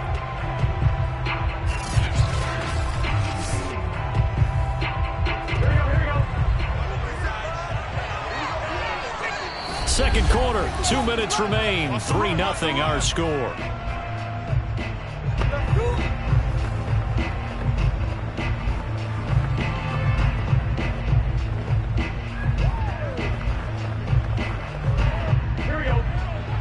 We remind you that coming up at halftime, we'll take you to Orlando and Jonathan Coachman. Coach will have highlights and analysis of this first half, one that's featured no touchdowns as of yet on either side. So his job's a little bit easier for this halftime. Need to give the coach some highlights here. Yes, we do. That was a nicely run slant route, and what the receiver's trying to do is make the defender think he's going upfield for a deeper route, and then breaks it off, usually after about 3 to 4 steps, and cuts towards the middle of the field. And now what he's trying to do is use his body to keep the defender away from the football and give the quarterback a really nice target. Flushed out right. And they'll get him down as he's inside the 40. Partner, as a quarterback, sometimes you just got to know when the clock has gone off in your head, it's time to go. Tuck it and get all you can.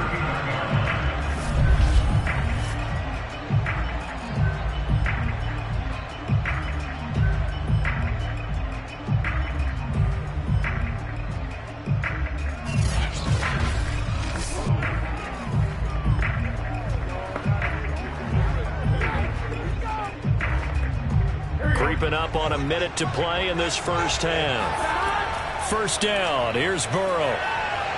Pressure comes and down he goes. The Eagles get there for the sack. Now the Bengals going to use the first of their timeouts as the clock will stop with 55 seconds to go until halftime.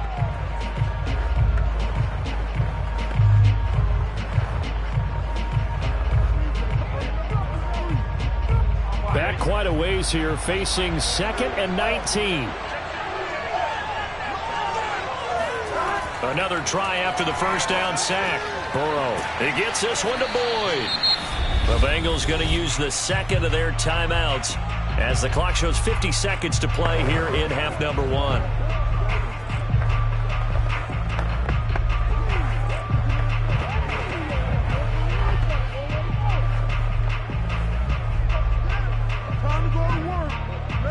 Seventh play of this drive coming up, but a long way to go on 3rd down. Now it's Burrow. Now Burrow loses the football.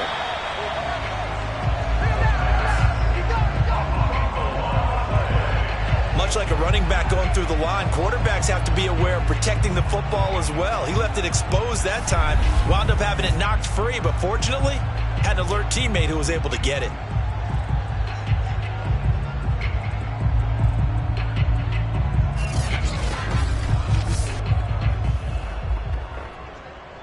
So on is the lefty, Kevin Huber, to kick it away for the Bengals here on 4th down.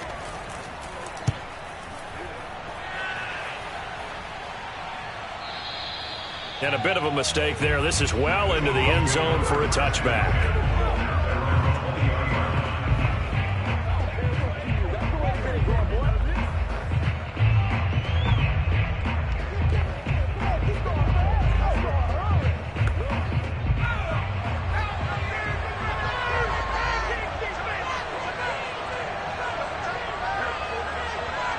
All that remains is to snap this once, and that'll do it for the first half of play.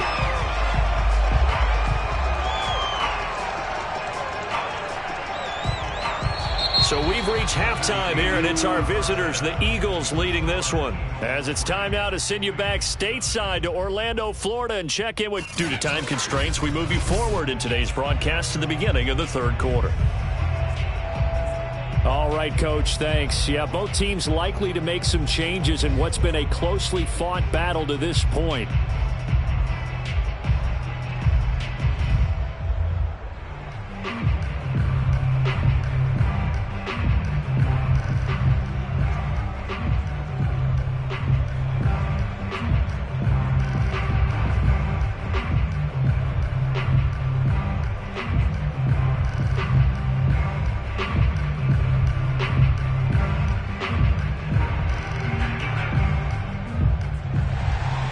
As they say here in London, all to play for as we are back underway in the second half. Brandon Wilson now from his end zone. And tackled at the 21-yard line, so a net negative there of 4 yards.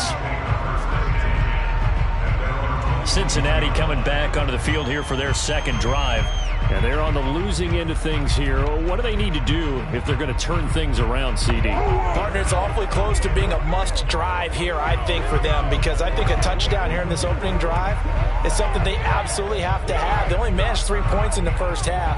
They know that's not going to get it done. So without adding pressure to them, they already know the stakes. They need a touchdown here to get things started. On 1st and 10, Joe Burrow. Open man is Uzama. 5 yards on the catch there, brings up second down. They gave up the completion there, but this is what zone defenses count on. Catching the ball and not much run after the catch. Here we go.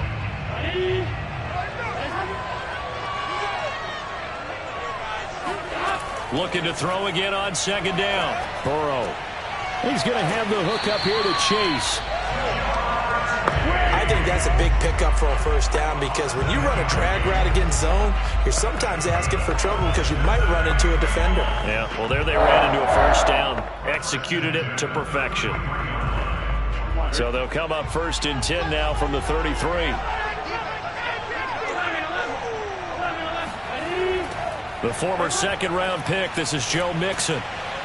And he'll work this one up to about the 38. Give the tackle that time to Rodney McLeod.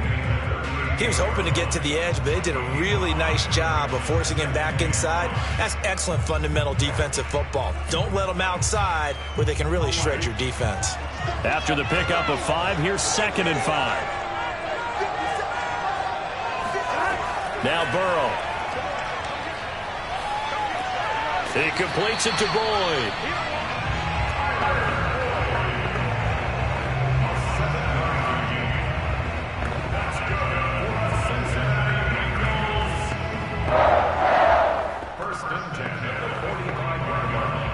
So after 2 first downs, they get another here. 1st and 10 at the 45. Here's a give to Mixon. And he's going to take this ahead for right around 3 yards, but no more than that. 2nd down. Well, from an offensive perspective, that was a tough run because he only picked up 3 yards. Well, let's flip it over to the defensive side. They now have the advantage. 3 3-yard gains. That means they're punting the ball likely on 4th down. That's what you're looking for when you're playing defense. From just shy of midfield, Burrow. He finds his running back, Mixon.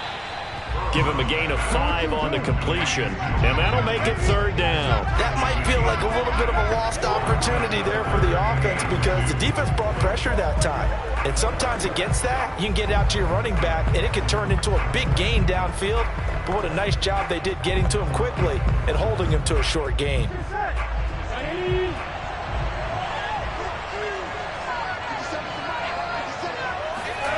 3rd and 2, now Burrow. Got an open man, that's C.J. Uzama. And he'll go out of bounds after taking it a little further down inside the 40. I don't know what they talked about at halftime. Whatever it was, it worked. They look like a different team here in the 3rd quarter. Yeah, I doubt that there are very many trash cans that got kicked over, that type of a speech. I think what they did was they analyzed what worked in the first half, what didn't, and figured out a better game plan.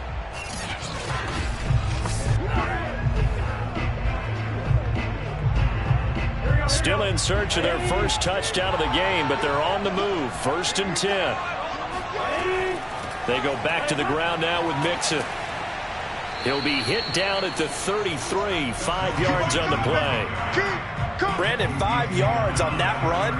Let's get back to the huddle and make sure if you're a back, you spend time with your offensive line and give them credit. Hard to move those 300-plus pounders at the line of scrimmage, and they did for a significant chunk of yardage. 5 yards remain on 2nd down.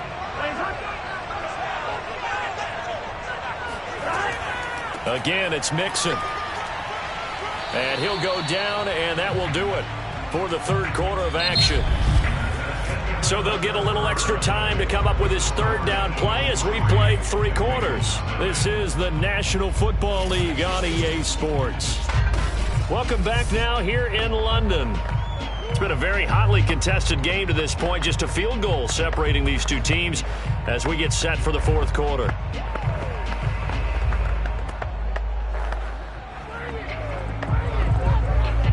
And if you're thinking field goal from here, it's 48 yards. I think they'd like to get him a little help now on 3rd down to move it closer. Here's Burrow.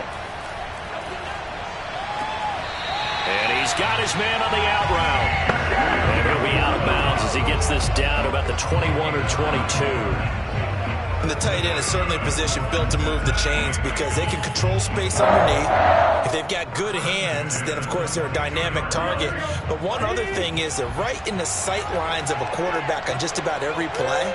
And that makes it easier for the quarterback to pick him out and deliver. And down inside the 15, shy of the 10.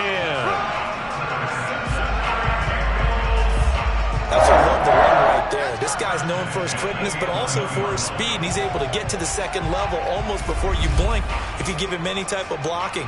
I always talk about slot receivers, and they're usually known as quicker than fast. In this case, we've got a guy who's quick and fast, and he used it to great advantage. Now a 1st and 10 at the 11. Burrow looking to pass. And he's going to hook up with his big tight end, complete. And he'll get this down inside the 5 to the 4 before he's out of bounds. 7 yards, the pickup there.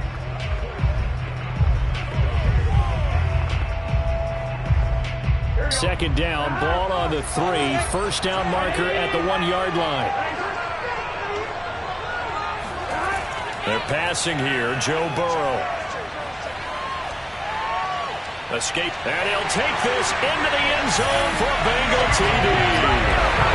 Joe Burrow taking it in from 4 yards out, and the Bengals have taken the lead.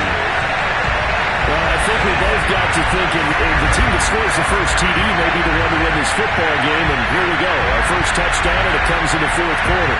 Yeah, and it's a testament that both of these defenses were able to hold the line this long, but now, on the other side of the field, they've got to be thinking if they got it done, we should be able to punch one in ourselves. Evan McPherson for the extra point. And this is up and good to make it 7-3. So that one a 13-play drive in total. And it was Joe Burrow who took it himself for the touchdown run.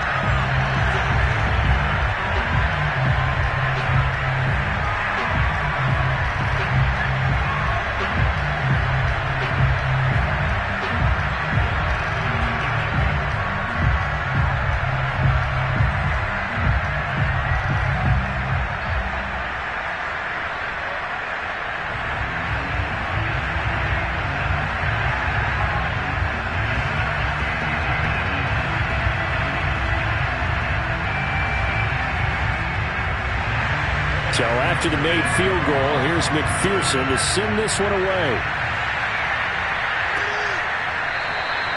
No run back here, down to a knee, and this drive will start at the 25. Philadelphia getting set to take the field. And they will be looking to answer the touchdown their defense just surrendered. Still a good chunk of time remaining here in the 4th quarter, and a chance to regain the lead in a tight one.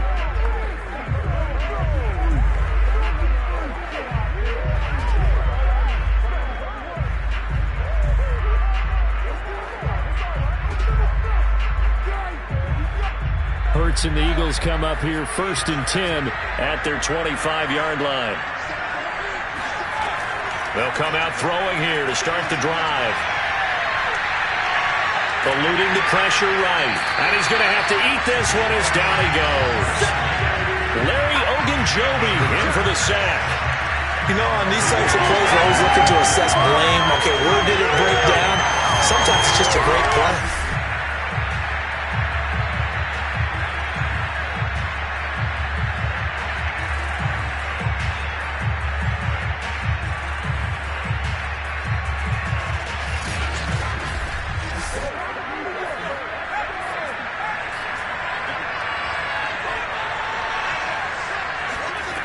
Here's Hurts to throw. That's caught by the big tight end, Dallas Goedert. And he'll get this one way up just shy of the 45-yard line. And here we are in the 4th quarter, partner. We watch him drive for what would be a go-ahead touchdown. And you and I both know this is where you need a quarterback who can keep his cool back there. Not just for himself, but to keep the rest of the team relaxed too.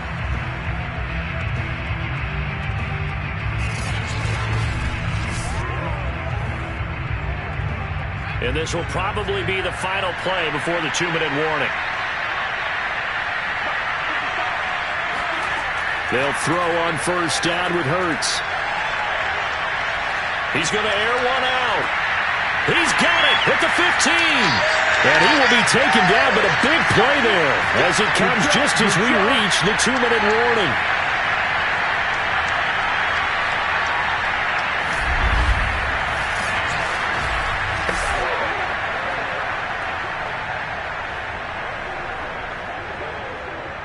So it's Eagle football here as we get you reset.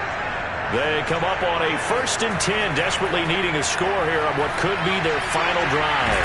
And out of bounds all the way down at the 3.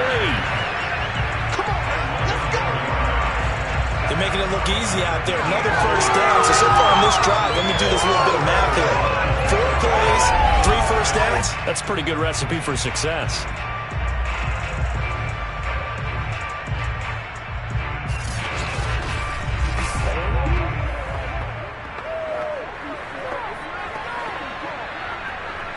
Only way to get the lead here, of course, with a touchdown. And that's what they're gunning for on 1st and goal. He's back to throw. To the end zone, but it's incomplete. Well, this defense has been physical all game long, and it certainly looks like they're not going to back off and make things any easier. They want to keep making life miserable for the receivers all the way to the end. They'll go again from the 3 here on 2nd and goal.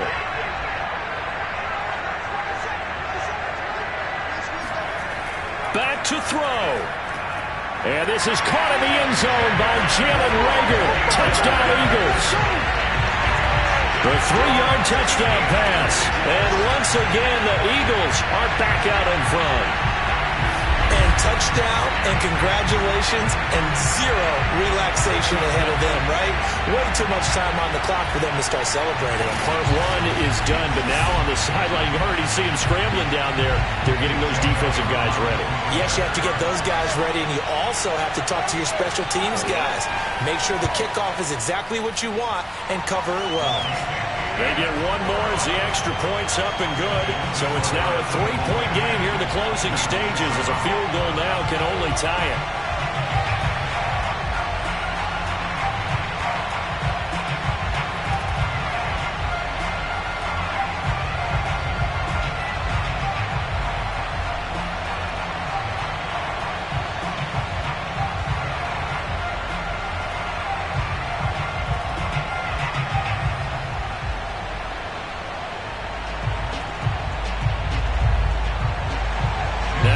Touchdown. Here's Elliott on to kick it away. From his end zone, Wilson. And the decision to bring it out, not a good one, as he's tackled at the 15. So Burrow and the Bengals down 10-7, a minute 45 to play. How will this thing pan out? We'll watch as they come up on 1st down.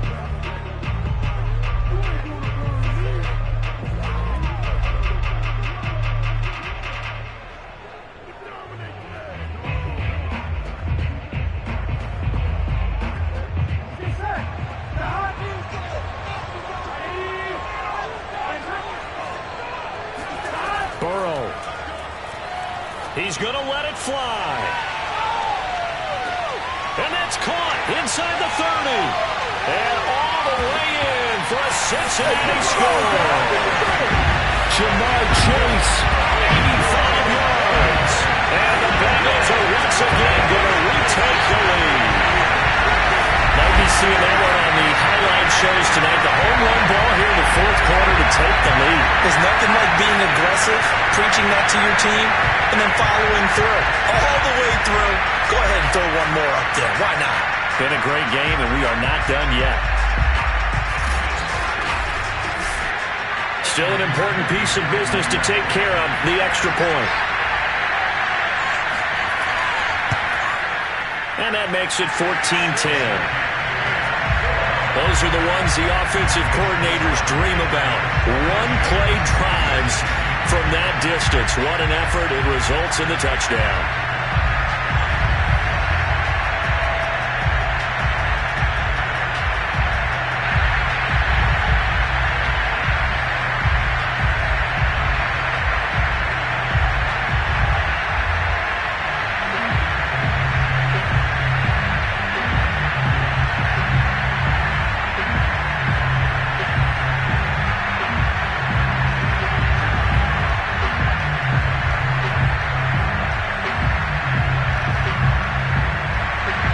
After the touchdown, McPherson on to kick this one away.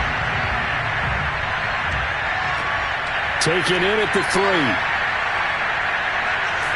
And he takes this near the 25. Just a little pass there. Call it the 26. So now it's the Eagles' turn, trailing by 4. A little over a minute and a half remaining. They need a touchdown. A field goal is worthless now as they come up on 1st and 10.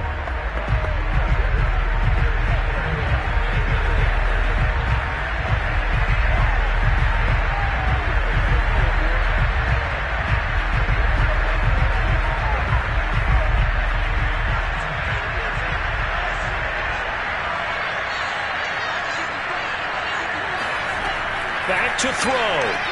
Pass complete. Got it. And the result here, a pickup of 8. Leaves them with 2 to go on 2nd down. I like what they did there. Still keeping their tight ends involved. They understand it's not quite Hail Mary time just yet.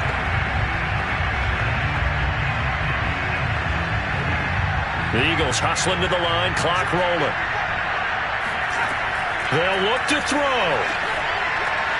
Open man, that's Devontae Smith. And able to get this one across the 45 before he's brought down. Boy, how do you let a guy get that wide open in the 2-minute drill? There's absolutely no way that that's coached or taught. That's an absolute complete breakdown on that play. 1st down now, but the clock continues to move. He'll look to throw. And oh, that one nearly intercepted. That would have sealed it. Instead, it'll be 2nd down. So he's unable to complete it there, and just not the game that you would expect from him. He's been off the mark really start to finish. It makes you wonder what exactly is going on. Is he a little bit dinged up here, or is he just off just by a bit? Maybe he can get it back in this situation. He'll need to. Hurts throw here, take it in as he's able to find Goddard. The Eagles going to take the first of their timeouts as the clock will stop with 34 seconds to go in the game.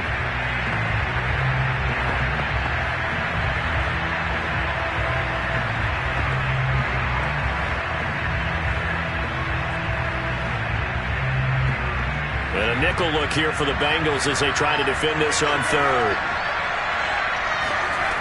Throwing is Hurts. And that is incomplete. What a great sequence by this defense so far. They've given him nowhere to go with the football. And they just have to make it stand up one more time because it appears that they've got their number. Can they not have a slip up here and allow the touchdown? Down 4 late. Got to go for it here on 4th down. Got to try it here. He's back to throw. He lets this one fly toward the back of the end zone. And this is caught. Touchdown. And they've taken the lead here in the final minute. How many people watching this one right here and gave up because that score, they might want to try and rush back into this stadium. Well, it looks like it's going to be the game-deciding score, though. There'll be time left, so you can't count your chickens before they hatch. Well, they better come back in here and watch this one because you and I, we're not going anywhere. We want to see this one play out.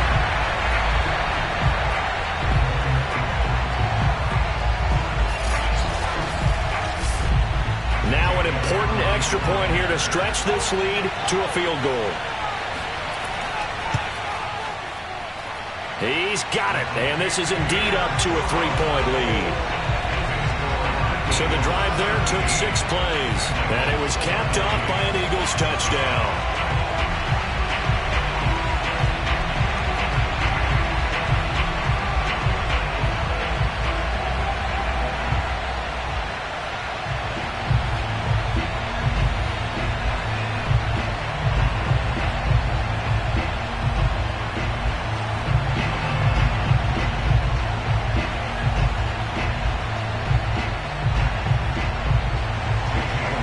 After the touchdown, here's Elliott on to kick it away.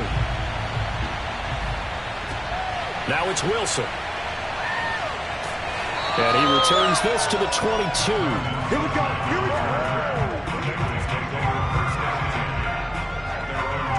The Bengals offense now, they head back onto the field.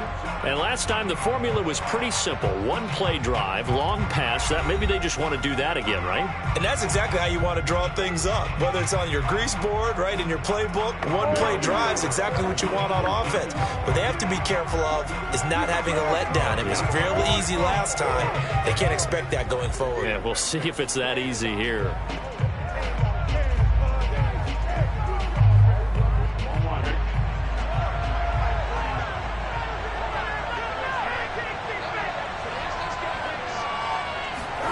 To throw, Burrow. Pass complete to Higgins. And he's got a first down to the 40-yard line, but the clock runs. Now the Bengals going to use the first of their timeouts as they'll stop it with 13 seconds left to play.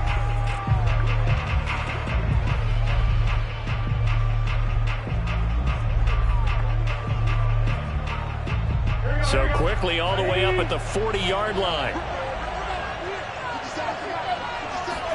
Burrow connecting with Mixon.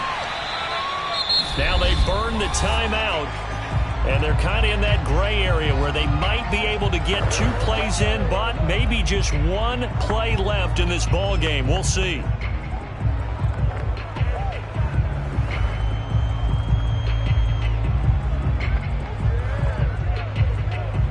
Here's 2nd and 9.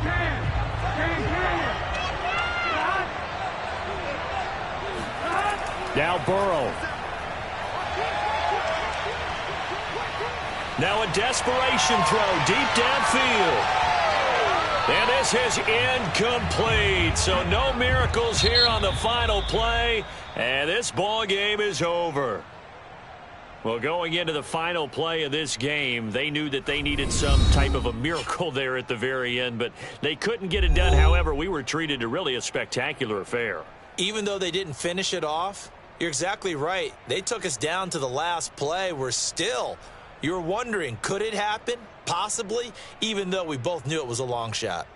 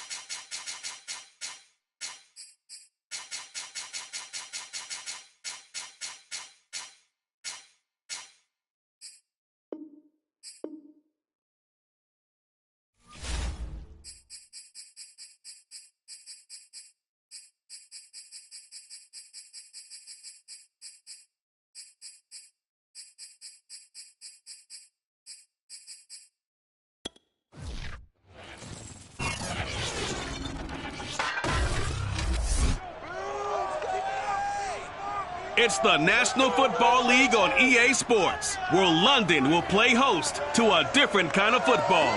It's the Bills and the Rams, and it comes your way next.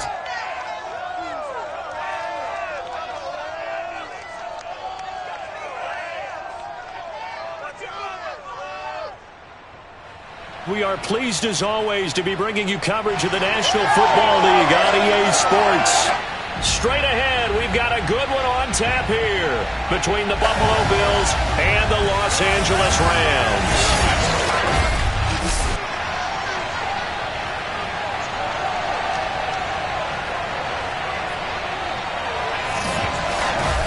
Alongside Charles Davis, I'm Brandon Gaudin. CD, everybody loves to see the deep ball. We know that. We got a couple of quarterbacks here who can really sling it.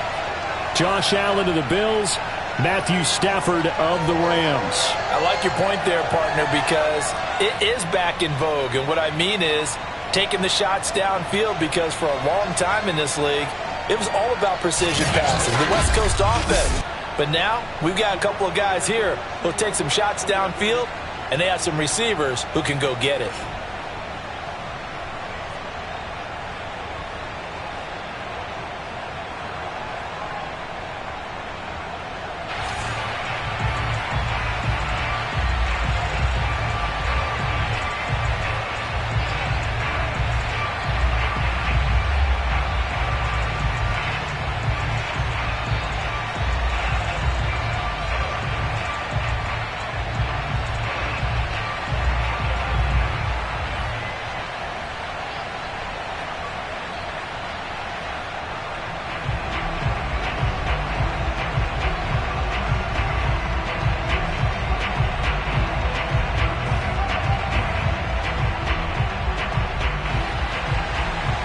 Here's the former Utah Ute, Matt Gay, to get this one started. And we are underway here in London.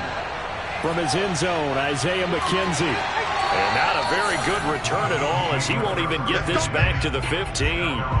For the Buffalo offense coming out, and it is Josh Allen who is at the helm. And in this league, there are many quarterbacks who have their most success running the ball, while there are others who have big arms. There aren't too many guys who can do both, and at the end of many games, this guy leads his team not just in passing, but in rushing as well.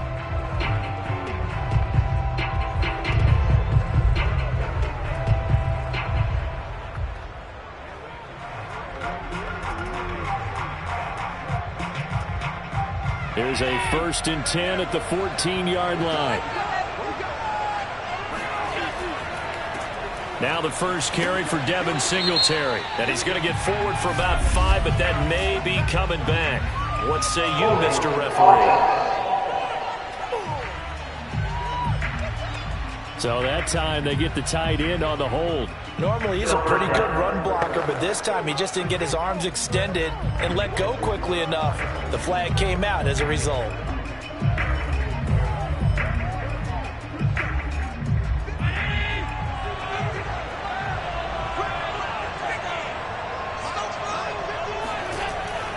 Allen going to give this one to Singletary. And he'll take this one up to about the 13. The game's first play produces 6 yards, brings up 2nd down. And there's a run to be happy with. Good, solid yardage. You'll take that anytime you hand the ball to a back.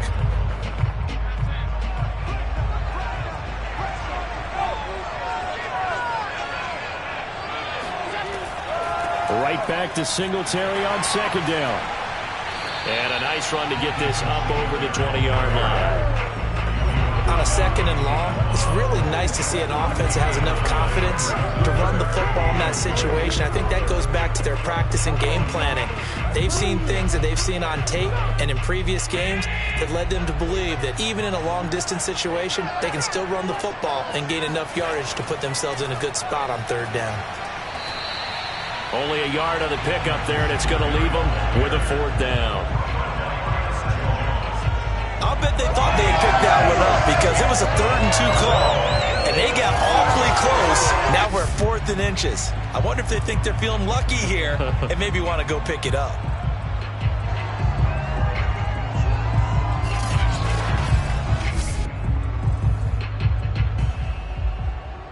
On 4th down. Matt Hawk to punt it away. Back deep, Brandon Powell.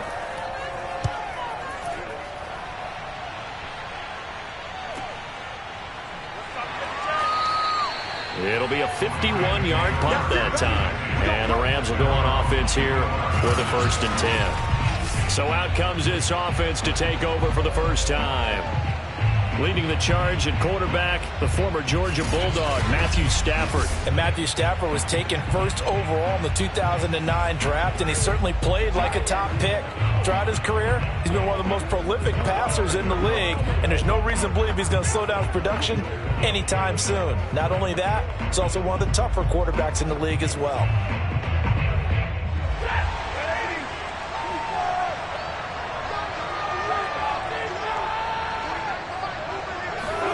Off the fake to Akers, here's Stafford. And his throw is incomplete. They'll put a check mark in the box where the defense coordinator was saying, how well can we stay with these receivers if we're in man coverage? Because he just did it on that one, forced the incompletion. That'll allow him to get bolder with his pass rush, won't it? Absolutely, frees up your guys elsewhere. So the incompletion, and now it's 2nd and 10, again from the 25-yard line. To throw is Stafford. And his throw is going to be incomplete. They have to like what they've done defensively here at the outset of this drive. They forced a couple of incomplete passes, bring up a 3rd and 10. Don't be surprised to bring a little pressure on this snap. Now they face a 3rd and 10 after back-to-back incompletions. Here's Stafford. Looking underneath, he's got Akers. And he'll be brought down at the 28, and that is well short of the first. Call it a pickup of 3, and also now likely a punt on their opening drive. There's an example of good situational football being played by a defense. They understood where the 3rd down play was, the down and distance, and made sure that they didn't get anywhere near that, bringing up 4th down. Yeah, they were sniffing out that marker, didn't want to let him get close to there, and now a likely 3 and out to start. Yeah, I love the way they rallied to the football and got to him and made sure he didn't give up much run after catch. On 4th down, the punt team is on as this is sent away. And did they keep it in? They did. They kept it in. It's down close to the goal line at the 1-yard line. Amazing. Perfectly placed. If that ball goes 1 extra yard, maybe not even an extra yard, the starting point is the 20. So there is a reason that a lot of punters are also excellent golfers. They know distance control. You know what else they have? Same groove motion over and over. Once they have that down, it repeats under pressure.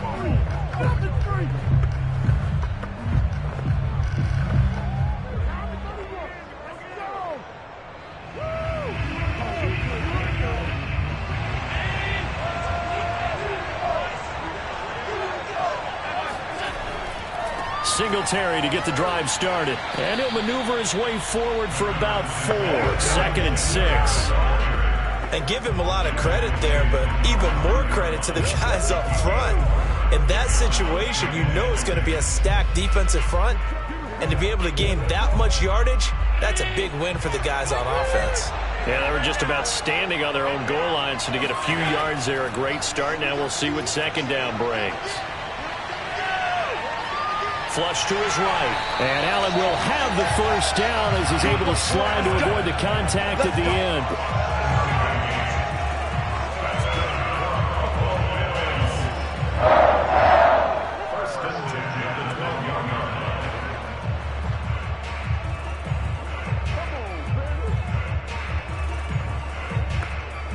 So a little more space to operate now. 1st and 10 from right around the 12.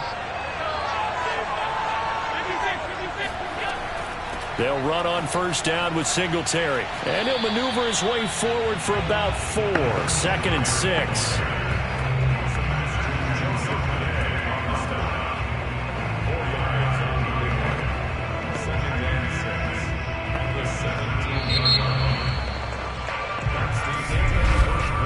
No score after 1 on EA Sports. The Bills with the football as we start quarter number 2. As they are looking at a 2nd down and 6 coming up.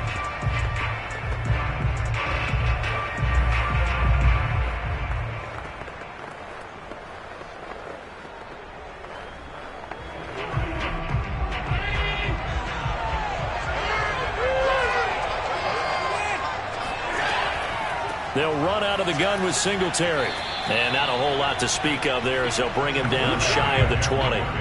It'll be a pickup of a couple, and it leaves them with a 3rd and 3. Some of these play calls, I think they're a little conservative. But you know me, because it's easy to sit up in this booth, right, and make all the calls and think I'm going to be correct. But I would like to see them open things up, because otherwise this defense is just going to gang up on the run and set them down. Allen going to try and throw on 3rd down. That's caught by his tight end, Dawson Knox. And he is going to have a Bills 1st down as they're able to get the 3rd down conversion. And that's well executed there on 3rd down. I love the confidence that they had to let their tight end try and find some space in the middle of the field, right in their quarterback's line of vision. And QBs love to make that easy throw, and they hooked up there for a 1st down. So 1st and 10 now from the 30. On play action, Allen. Throwing over the middle, and it's incomplete. Defensively, Charles, they continue to really limit this offense as far as yardage goes. Yeah, you're exactly right. They've been assignment sound, staying in their lanes, keeping proper leverage, and communicating well, too.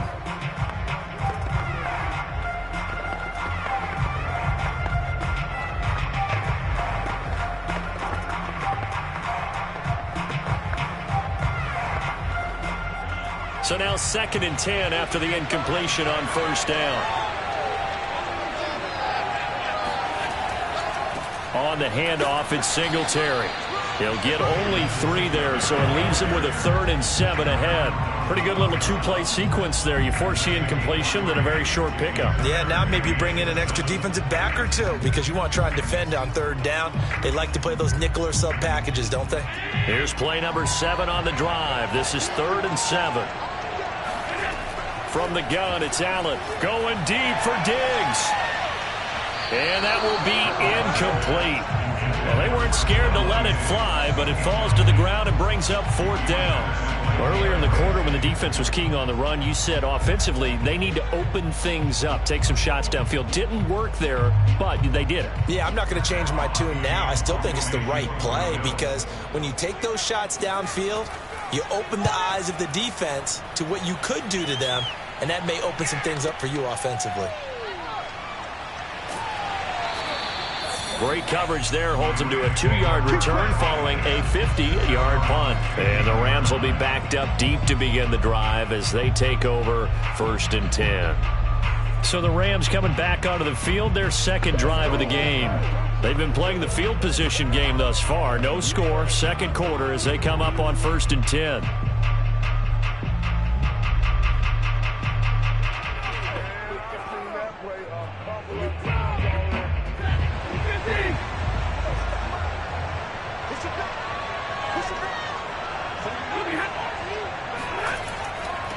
They'll begin on the ground with Akers. And he is met in his tracks behind the line of scrimmage.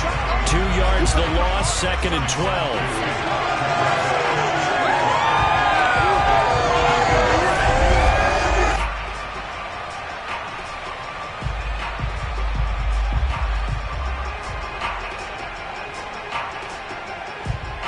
Two minutes on the clock in what's been a scoreless first half.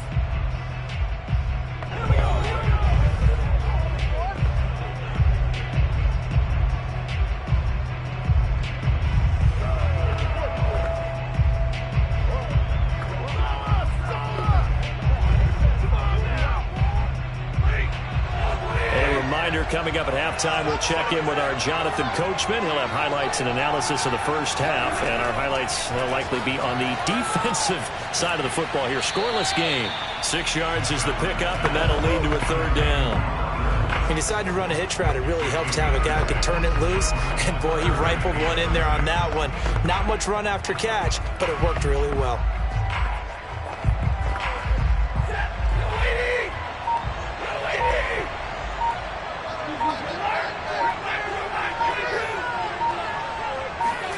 Throwing on 3rd down, Stafford.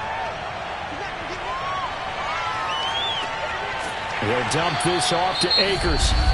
Now the Bills are going to use the first of their timeouts as they'll head to the sideline and talk over what to do next.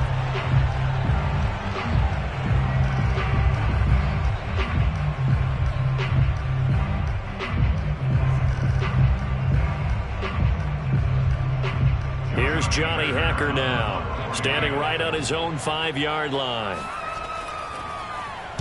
And this is away. It's a high kick, and he got all of it. McKenzie now to return it. Able to power through. 62 yards on the punt that time. Wow. And the Bills will take over the football with a 1st and 10. The Bills going to take over now late in this first half as they take over with exactly 1 minute to go.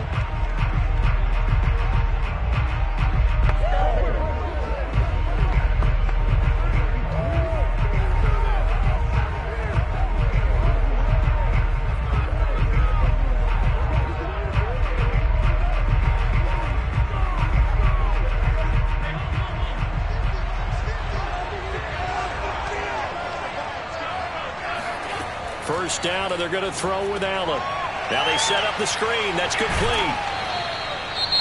Now the Bills will use the second of their timeouts as they get the stoppage with a little over 50 seconds to go in the first half.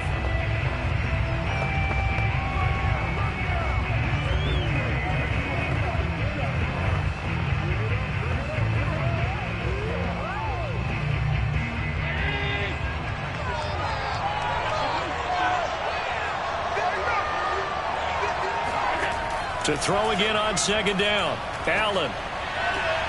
He's got the connection to Cole Beasley. And he goes out right around the 39. The start for them near flawless. Defense gets him a 3-and-out. 2 quick pass connections on offense. So that's how a team works together. Just what you described. Get them the ball, give them a little momentum, and they're capitalizing off of that. Thanks a lot, guys. Allen now on first down. Looking sideline, incomplete. They've been playing sound fundamental defense thus far and able to keep this offense from creating a major dent on the scoreboard. Able to force the incompletion, but still waiting for that game-changing play. You feel like it's coming, the first sack, the first turnover. In a sense, they're playing old-school defense right now. The new school defense is what you said, taking the ball away. Throwing again on 2nd and 10. Allen. And he'll protect himself at the end here as he winds up getting pretty decent yardage.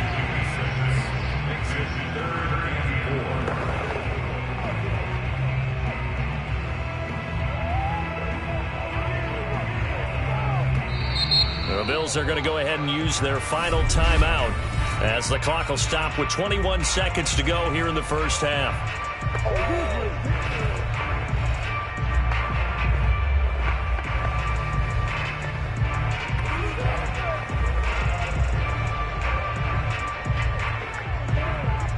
The Rams calling on their nickel set here defensively for 3rd down. Here's Allen to throw it. And he gets it down to the 48, enough for the first.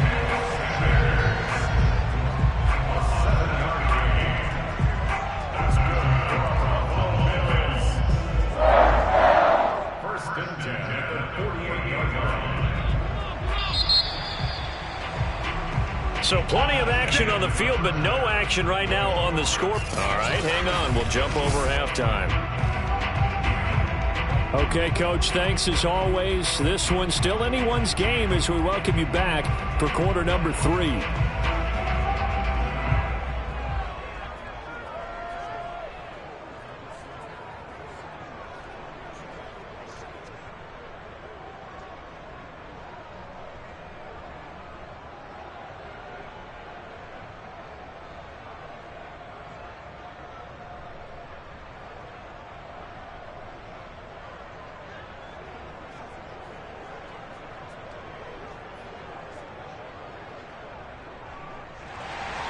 As they say here in London, all to play for as we are back underway in the second half. This fielded right at the goal line. And his guys will get the football right at the 20-yard line. The Rams offense ready to begin quarter number 3. And Charles, a scoreless first half. How does that change how you assess things here moving forward? Well, it doesn't change it a whole lot because, remember, it's still scoreless, which means you're starting from 0 again, so you just have one half to play instead of 2. What I would look at my play sheet, though, and see is something that maybe loosens things up for my guys, gets a smile on their faces, and gets them going to begin the second half. On first down, Stafford here. And they take him down. The Bills get to him. And Oliver gets him for a loss of 8. What great push up front. It seemed like he kept going through those progressions, and I thought he might dump that underneath, but he couldn't get rid of the football in time. And I have to wonder if he was thinking while he was back there, I wish there were a lot less progressions on this play, just someone that I can dump the ball to and get it out of my hands. So that complicates things a bit here. 18 yards to go now on second down. Stafford going to give this to Akers. And he'll lose yardage here. Back at the 11, he goes down. Just a 1-yard loss that time, but that's not what they needed. Now they're dealing with a 3rd and long. I like the strategy. Extra tight ends, extra beef. They want to run the football, but that means they probably want to run it inside. If you get strung out on the perimeter, you're in peril. Yeah, we saw the result, negative yardage.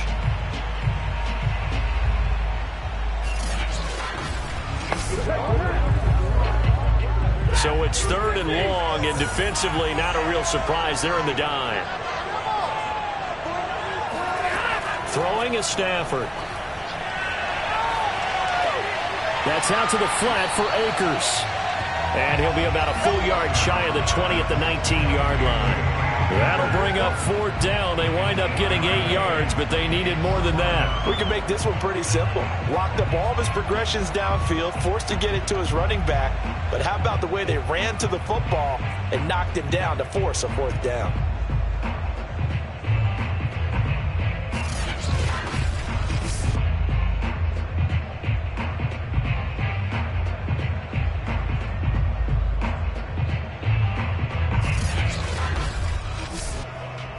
Here's Johnny Hacker now as he's on to punt for L.A.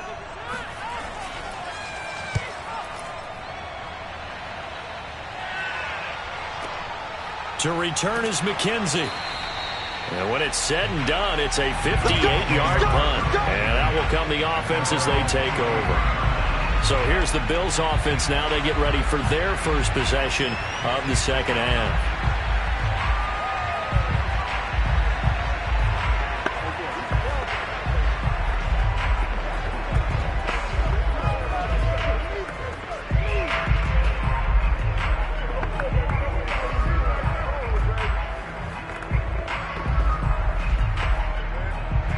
And the Bills now with a 1st and 10 at their own 23. Throwing to start the drive. Allen. And Beasley with it over the middle. And this will go as a gain of 7 as he gets it to the 30-yard line.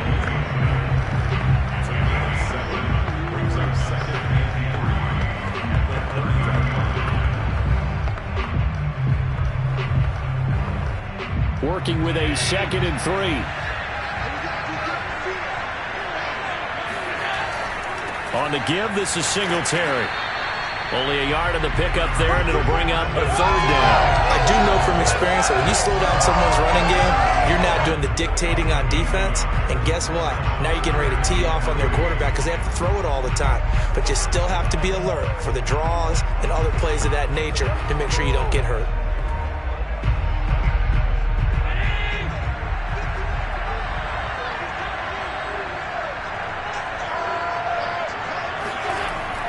They go right back to Singletary. And he won't be close to a 1st down as he runs into a wall right around the line of scrimmage.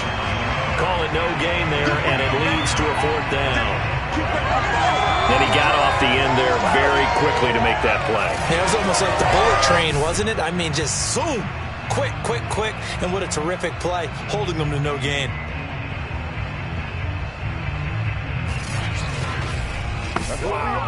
Here's Matt Hawk now as he's on to punt for Buffalo.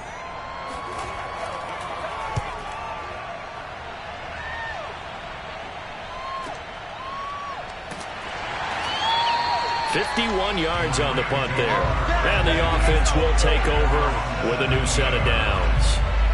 And now out on the field, here comes Los Angeles. The last couple of drives have ended in punts. Maybe the crowd minds that, but you're a defensive guy. You're okay with a couple of punt drives. Listen, I'm the guy that loves a 0-0 pitch game. All right, in baseball, I can handle that going into the 7th inning. I think the crowd, though, they want to see a little bit more excitement. Let's see if someone can break something free on offense and get going. Offense at a premium the last 2 drives.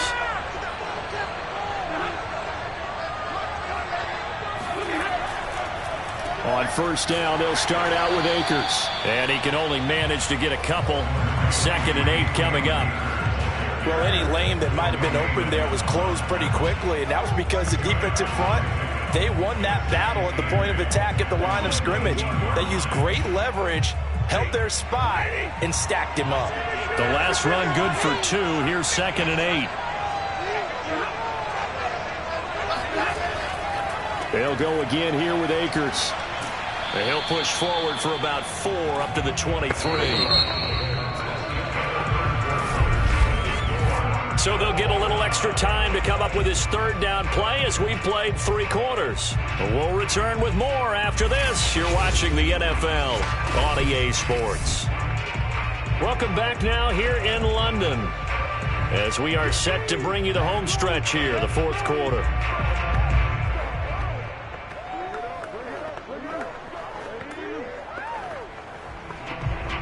This a big play for both sides. What will we see here? 3rd and 4. Now Stafford. Got his man complete over the middle. That's Woods. And he is going to have a Rams first down as they're able to get the 3rd down conversion. And partner, in a tie game in the 4th quarter, you and I both know in the NFL, that's when you lean on your stars. And he came through with a nice catch right there.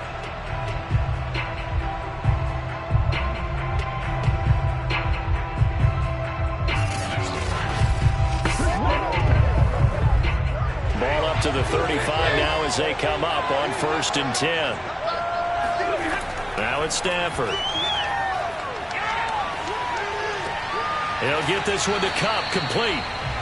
3 yards the gain there, 2nd down.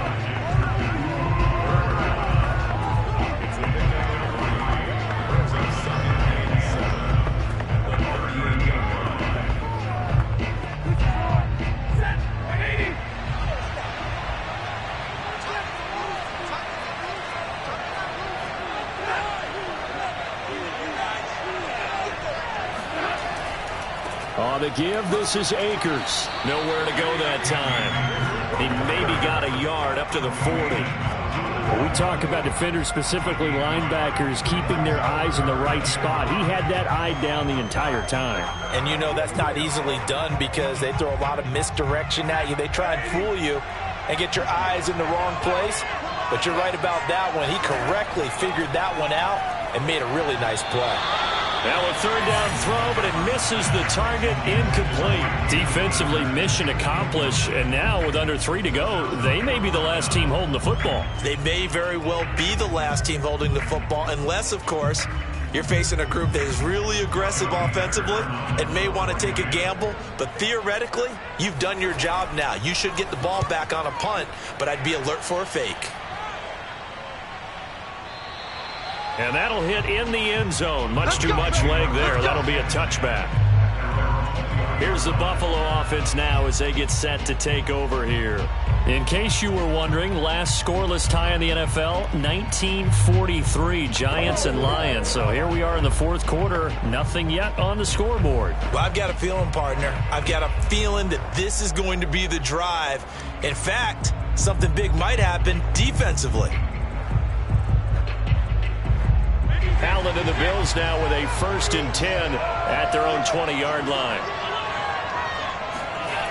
Throwing to start the drive. Allen. Then he finds Beasley, complete. And they're able to get this one across the 35.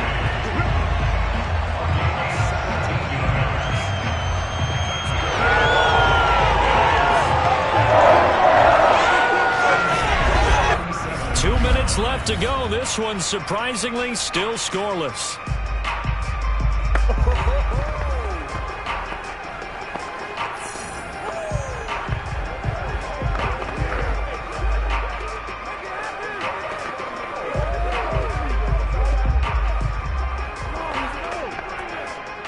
it's Bills football here as we get you reset. They've got it 1st and 10 as they search for a go-ahead score. On 1st down, Allen. That's taken in by Knox. And able to get this one across the 45 before he's brought down. But they picked up a little bit of yardage there, and now, in this situation, should be in no hurry to run a play really fast. Let the clock wind down. 1st down now, but that clock rolling. Allen. Into the hands of Singletary. And taking it across midfield and just shy of the 40. Very sharp here to start this drive, 3 for 3. Yeah, I like the way he's running this 2-minute drill. Very sharp, very precise in throwing the football.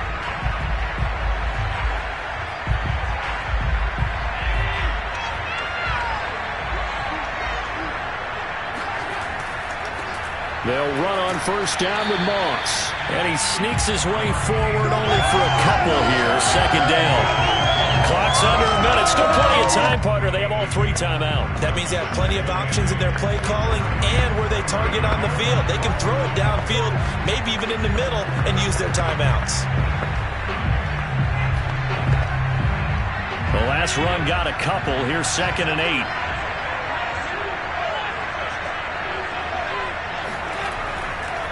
On the ground, it's Singletary.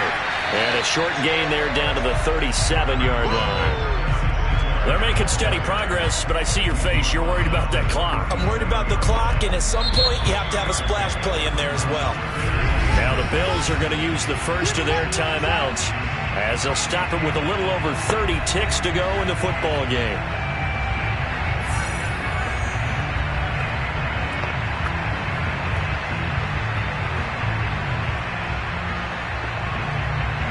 A potential field goal, if you're thinking about that, almost 55 yards from here as they try to get closer on 3rd down. Singletary again. And he's going to get this down near the 20-yard line. Now the Bills will use the 2nd of their timeouts as they'll stop it with 27 seconds showing on the clock.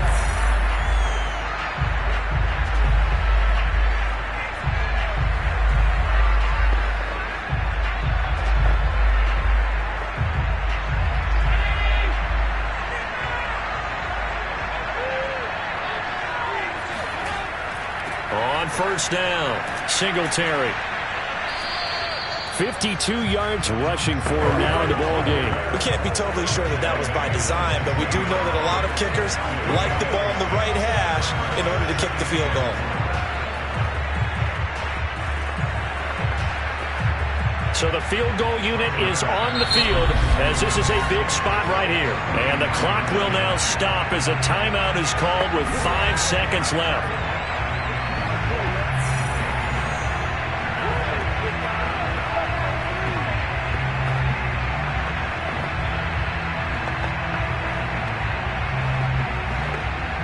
So all eyes now on Tyler Bass. His first attempt of the afternoon, and it's for the win. And his kick here is good. And it's celebration time on that sideline as they have taken the lead in the final seconds. So there was a little meat on that ball, a little more than a chip shot considering the circumstances, but he's able to bang it home in what should be the game winner. And the key was getting him into a good position to kick from. I mean, if that's a 52-yarder, you're going to have some anxious moments, but kickers nowadays, you give them anything under 40, and they're automatic.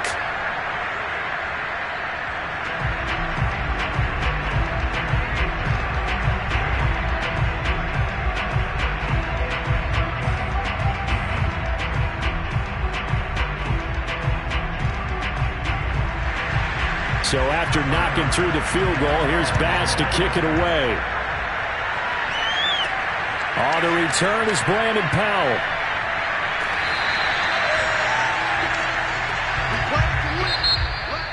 Well, this one, partner, was fun down to the very end. They got the points late, right before the whistle. Then the ensuing kickoff. They were hoping for magic on the other side, but couldn't get that spark. Fun if you won. And fun for us because we got to watch it and call it. That magic that you were talking about didn't occur at the end, but what a game all the way through.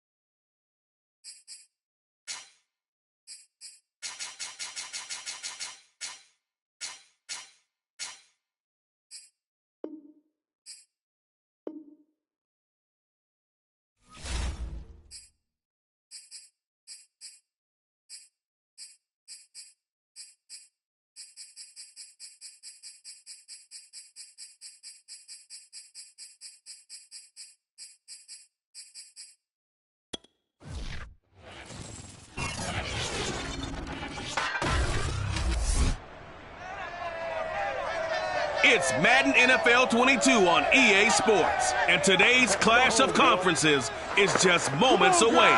It's the Ravens and the Rams, and it's coming up next on EA Sports.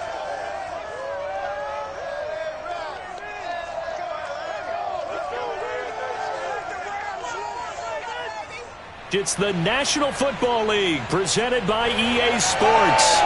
Coming up, we've got what should prove to be a good one between the Baltimore Ravens and the Los Angeles Rams.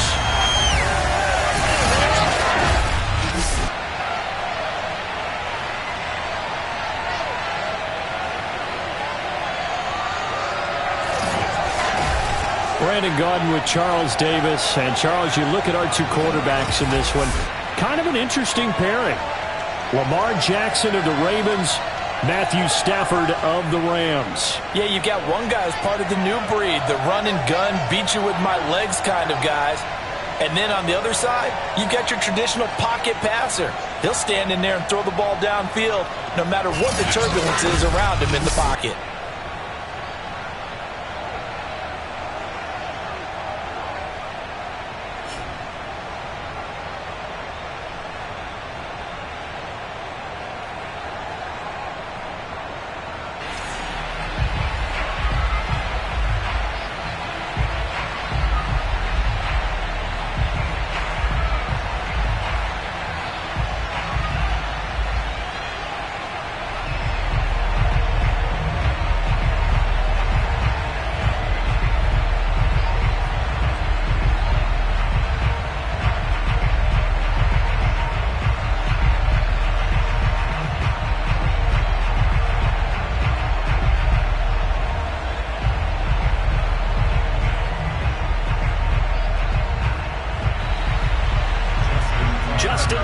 Set to boom this one away. And we are underway here in London.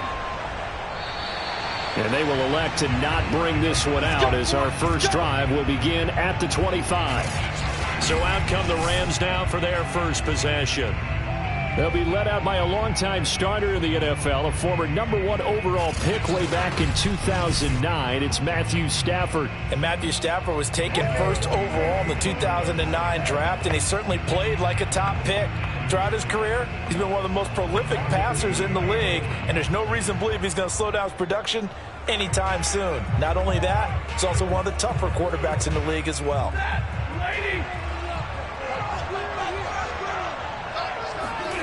They'll fake it. Now Stafford. And the open receiver, it's Robert Woods.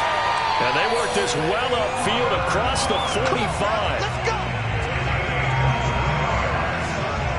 Well, this is an awfully tough route to defend in man coverage because he lines up on the right and then runs a crossing route back to the other side of the field. So as a defender, you're not only trailing him the whole way, you're also looking out for your own guys to make sure you don't get yourself picked off. And then you can't catch up in time to prevent the completion. So one play, and they're already just shy of midfield. Now the first carry for Cam Akers.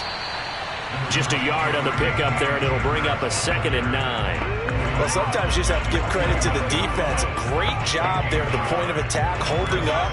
They won their battles at the line of scrimmage, left him no space to try and run. A really nice job swarming to the ball carrier. 2nd down, they'll go with Akers again. And across midfield he goes into Raven territory. Only gets 3 yards there on the heels of the 1-yard pickup. Sets up 3rd and 6. Typically, we think it's the strong safeties that are better tacklers, especially closer to the line of scrimmage amidst traffic. But in this case, how about the free safety coming up and making the big-time play? From the gun on 3rd down, Stafford. He'll get this complete to Cooper Kupp. And he is going to have a Rams first down as they're able to get the 3rd down conversion. Nice job keeping that opening drive alive, and they're in plus territory, that part of the field where you really want to convert on 3rd down. They did. Big-time pickup for them, and now I think the aggressive play callers think to themselves, this part of the field, I take my shot at the end zone, because the closer you get to the end zone, the field gets condensed. Makes it a lot tougher to run those routes. You still got a chance to actually run past people right now. Take your shot at the end zone early in the down and distance count. And now a throw on 1st down there, but it's incomplete. The coverage was good, but I just wonder if they absolutely fooled the quarterback on that play. I think he was expecting something else. Ended up with nowhere to throw the football successfully. So after the incompletion on 1st, now 2nd and 10. Now Stafford. He's got the hook up to Odell Beckham. And he's going to be taken down with the 1st down at the Ravens' 25-yard line. Well, they obviously read man coverage their partner, and he got downfield, broke down the defender, made him What do you think. mean by that? Yeah, he made him think he was going to run a different route. Probably thought he was going to take it upfield. Then he curls back inside for the completion.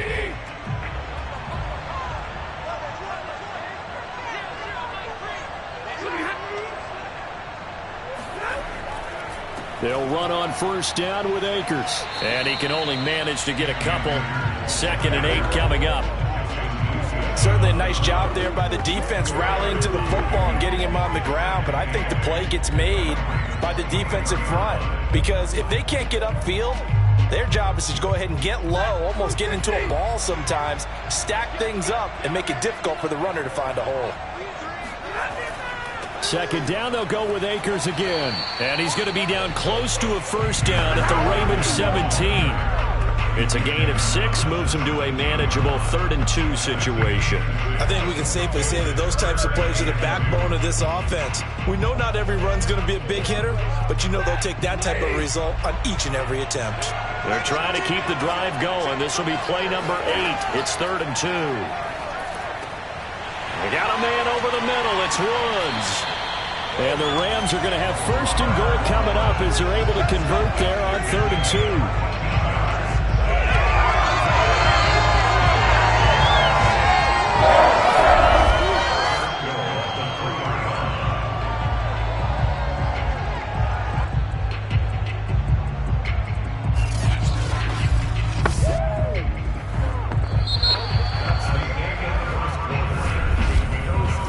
Scoreless after one.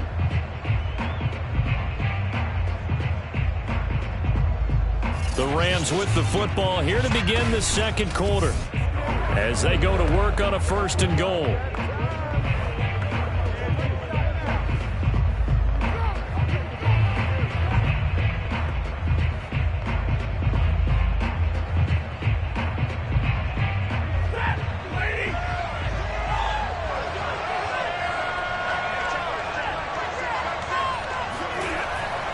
Michelle. And he's going to have just a couple here with a marker on the field as well. Holding offense. So on the big tight end, holding. Each and every year, we talk about very few tight ends coming into the league that are polished blockers or asked to do it a lot in college. So it's a constant struggle and a constant fight to learn how to do it without holding. A terrible spot for a holding call as they'll try again, but now from further back on 1st and goal. They'll toss this right side to Cam Akers. And he goes backwards here, losing yardage back to the 16. It's the veteran Justin Houston who got in there to make the stop. Well, let's face it, that's just a helpless feeling for a running back there. He's looking up to find a hole, and all he finds is a whole lot of ticked-off linebacker.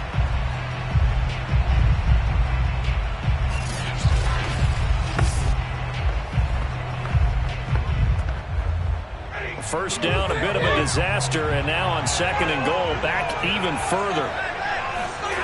Stafford. He's got it. Really nice gain on the completion. However, still 3rd and goal that they face now. Driven it down the field nicely here on the opening drive, but now it's put up or shut up. No doubt about it, because to make that type of a drive and ultimately kick a field goal would feel very disappointing. But I'm just wondering, is the head coach thinking, is this 4-down territory? Might he go for it? Akers.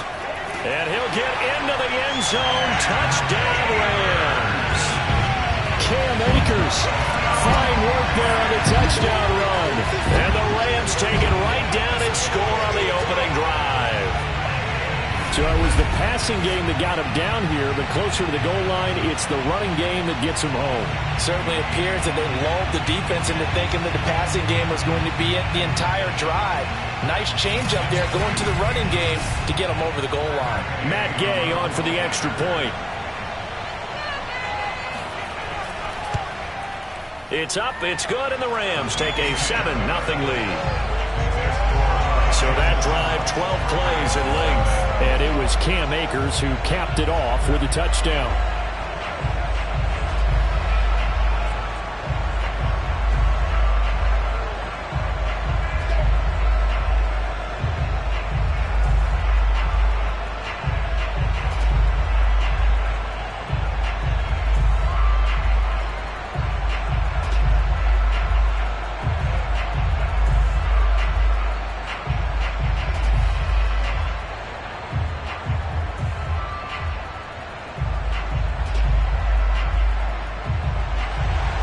After the touchdown, it's Gay to kick this one away. Devin Duvernay now returning from the end zone. And he's able to get this across the 20, but not by much as he's marked out officially at the 21. The Ravens offense going to work, and as usual, it's Lamar Jackson, the former MVP of the league, at the helm. And his task in this situation is making sure that his team knows that there's a sense of urgency, yet somehow still stays calm. Because your natural impulse, your first possession is not until the second quarter, is you got to attack right away. Throw something big at them right away. Yeah, you got to move the ball, but maybe be a little bit careful in doing so.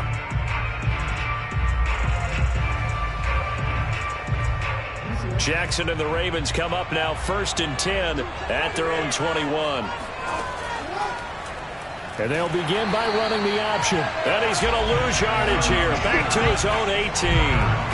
The defensive player of the year a season ago, Aaron Donald, the one to stop him in his tracks. Yeah, another negative play in an early down situation. This one to start the drive. You're putting a lot of pressure on your quarterback to bail you out when you're in 2nd and long yardage.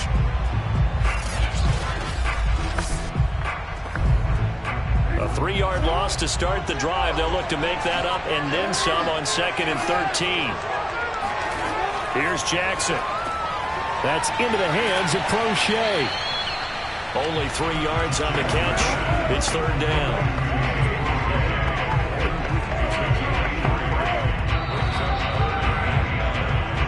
2 minutes on the clock, 2nd quarter, 7-0 ball game.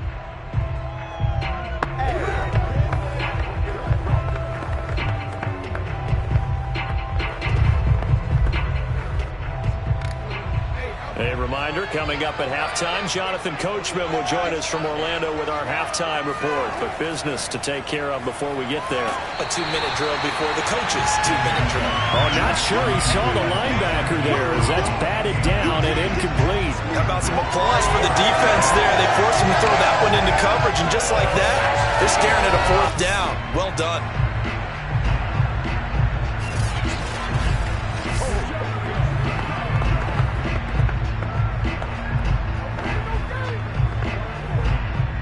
So on 4th down, here's Sam Cook to punt it away.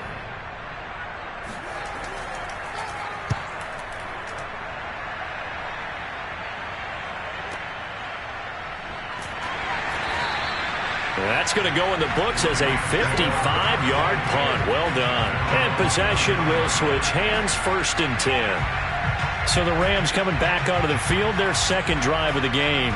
Now they'll be looking to duplicate the efforts of drive number 1 that resulted in 7 points in the 7-zip lead. Well, you know how much I enjoy horse racing, right? Looks like they caught a flyer out of the gate, as they would say when you're running the big-time races. Means they get out to a fast start. They're setting the pace, making the other team chase now.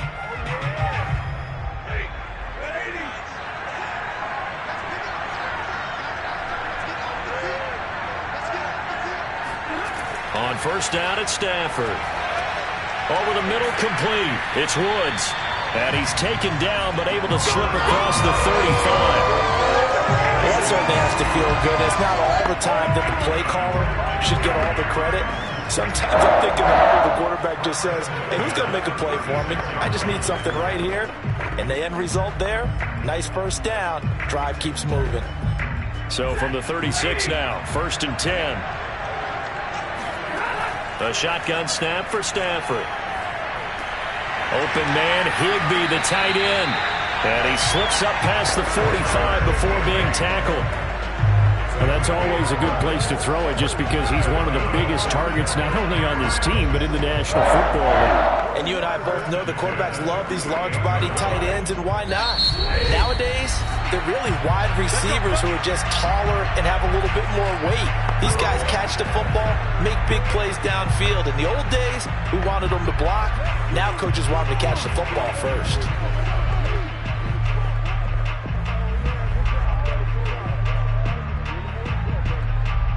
Back-to-back good plays have them on the move on 1st down.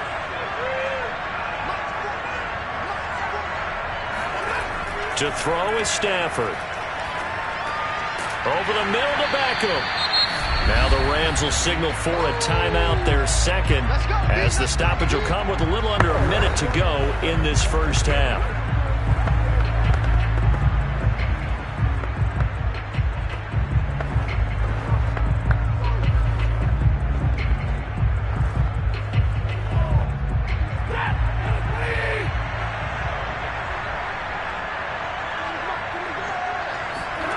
From the 44, Stafford. And bringing it in right side here, Beckham.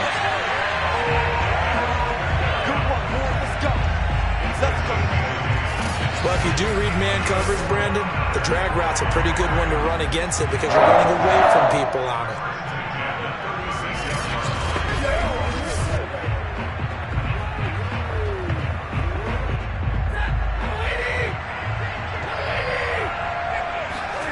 On 1st and 10, Stafford.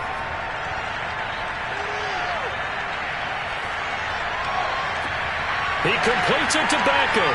Touchdown, L.A.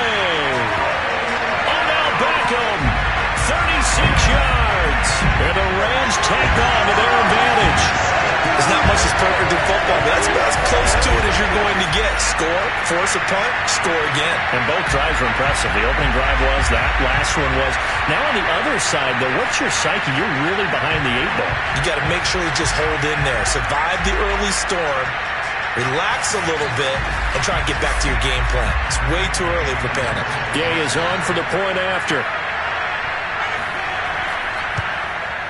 And it's good to make it 14-0. So that drive spanned 5 plays. And the result for the Rams, a touchdown.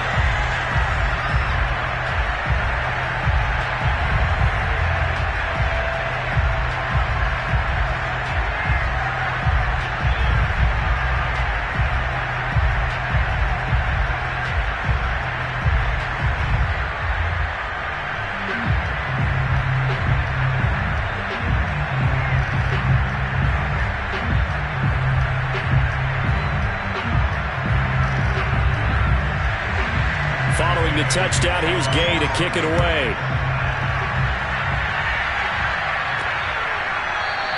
And not wanting to risk anything here late in the half, he'll just take a knee and they'll bring the football out to the 25. The Ravens going to get one more drive here in this first half. And we'll see how they want to play this. Just a little over 20 seconds to go.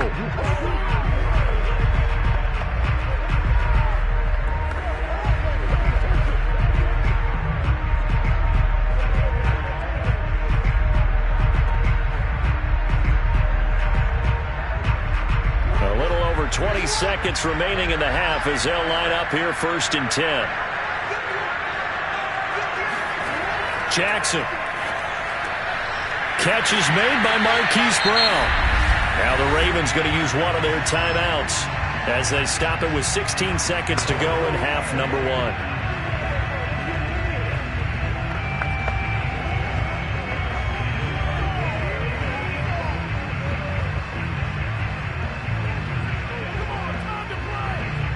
So from the 36 now, 1st and 10.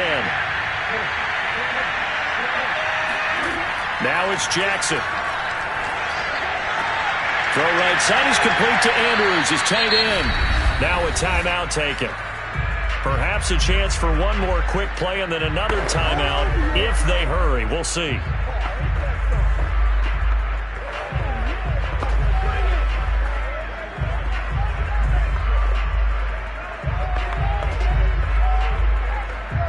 Second and 6.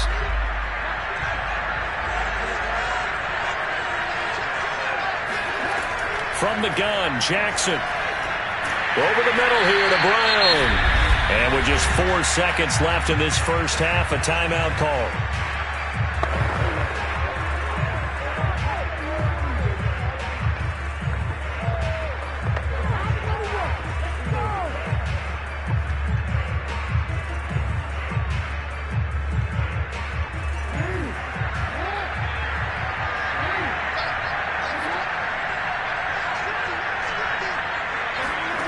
Final play of the half here. It's Jackson. There goes a deep ball. End zone. And that one going to be off target and incomplete. So we have come to halftime in what's already a 2-touchdown game. As it's time now to send you back stateside to Orlando, Florida, and check in with Jonathan Coachman at our EA Sports Halftime Report. Coach. Okay, right, Brandon. Thanks very much. And welcome in, everyone, to this slimmed-down version of the EA Sports Halftime Report. First, let's get a check on the next-gen stats from that first half for the Ravens. And they will need to get this passing game in gear because they did not do much of anything in that first half. And it's why the scoreline is what it is. Meanwhile, for the Rams, they had a little more success than their counterparts did in the passing game, as evidenced by the numbers there. All right, Coach, thank you, and we welcome everyone back for quarter number 3.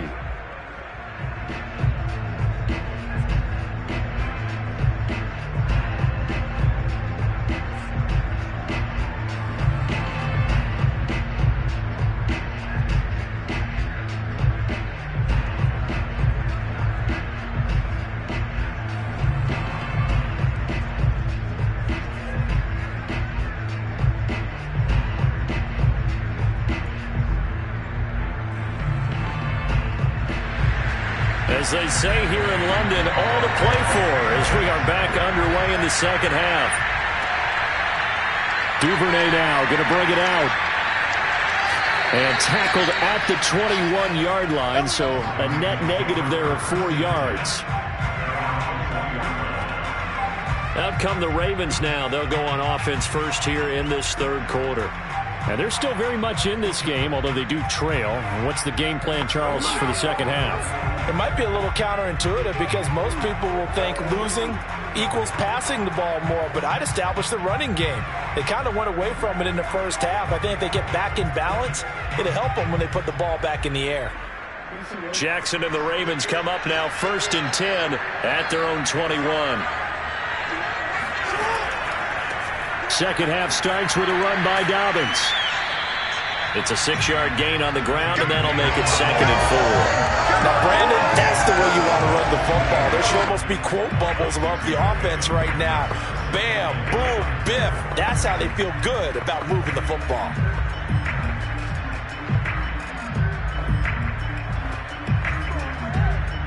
Working with a 2nd and 4.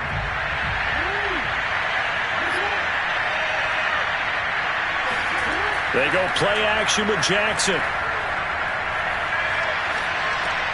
That's complete to the fullback, Ricard. It'll be a gain of just a yard, and they're going to face a 3rd down. I wouldn't be surprised to see the next step in utilizing this position is to actually utilize more of a scat back in this spot, because we saw the catch there, right? He made it. But he's a bigger, stronger guy, maybe not quite as elusive as maybe someone else you would put there. Yeah, didn't get the big yardage there you might out of a smaller back. This offense in desperate need of a conversion as they come up on 3rd down.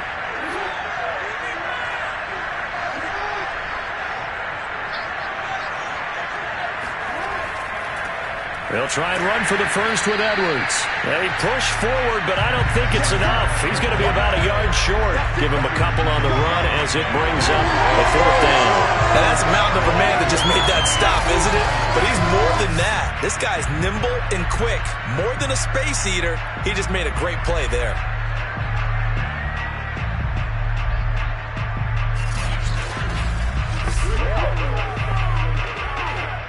Here's Sam Cook now as he'll punt it away for the 2nd time.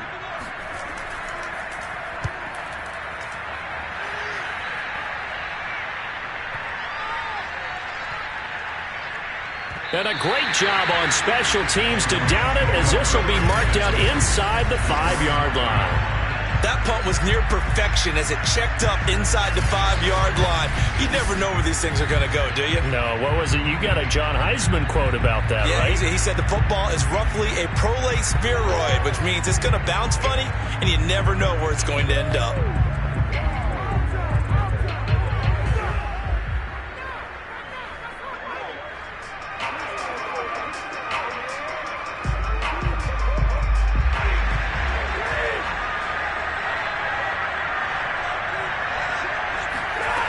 Stafford on 1st down. That'll be caught. It's caught. And he'll be corralled well upfield right around the 40-yard line. A big play that time through the air. 36 yards. But I think it's about time I took my eyes off of the secondary of the guys with the football. How about the offensive line on that snap? They took care of business. Absolutely. And when he can stay in the pocket like that, you're going to get big plays like we just saw.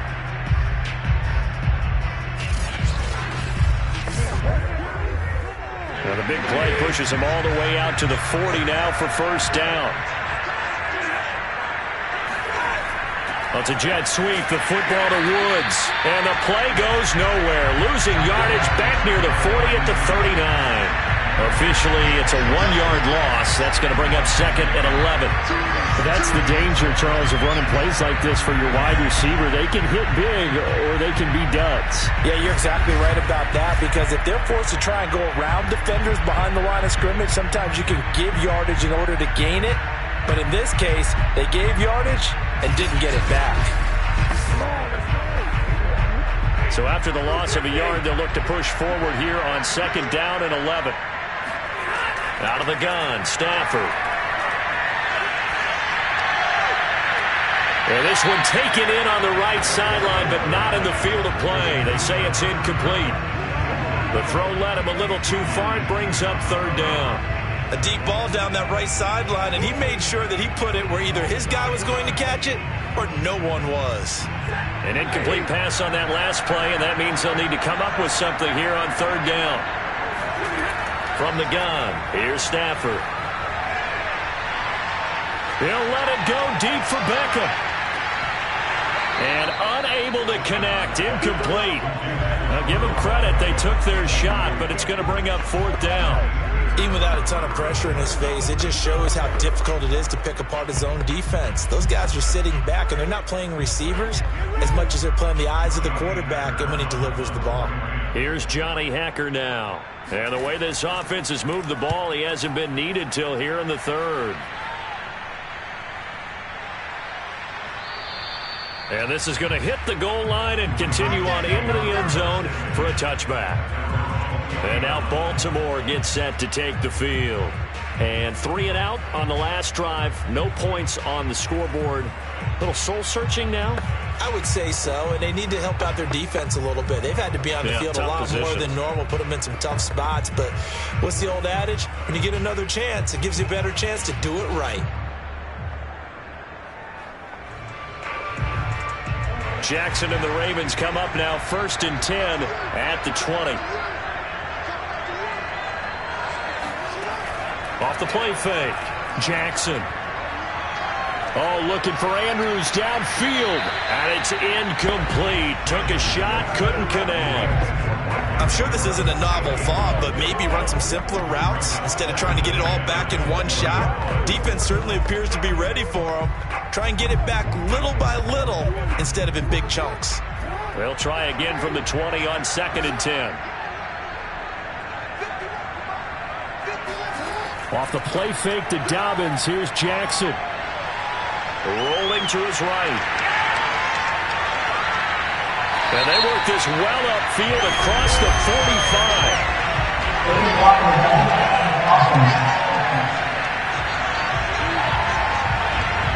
Instead of the first, he'll have to go backwards for another second down try. So if there is a silver lining, though, it stays second down, and they still have an opportunity to pick up a first down before they have to start their downs over again.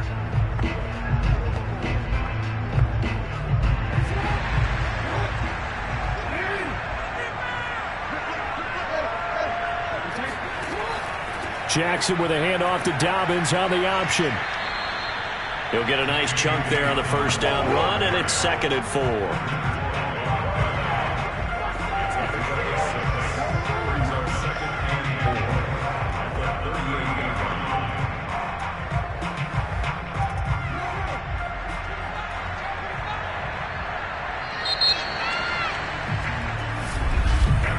And that is going to do it for this third quarter of action. We'll return with more after this break. You're watching the NFL on EA Sports. Welcome back now here in London. It's the Ravens with possession of the football, but trailing on the big board as we get set for the fourth.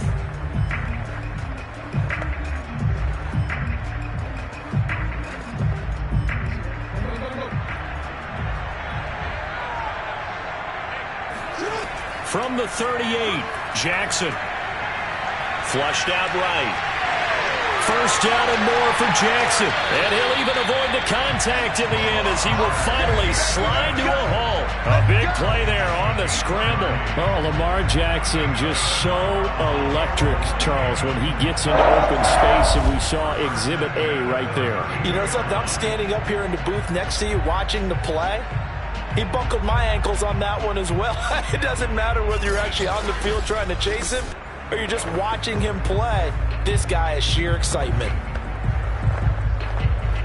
So the big play changes the complexion of things. Here's 1st and 10 just outside the 30. On 1st and 10, it's Dobbins. And he struggles to get a yard here, maybe a yard, down to the 31. I know the scouting report on him is that he doesn't possess the eye discipline to be an elite linebacker. And what that means is his ability to read, react, and make a play. But on that one, he looked like one of those guys.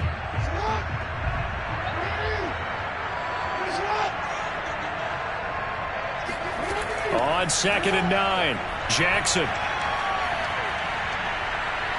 Escaping the pressure right. And he'll slide to a halt here. Still a little shy of the first down marker. Give him 7 there on the tuck and run, and they're in better shape now for third.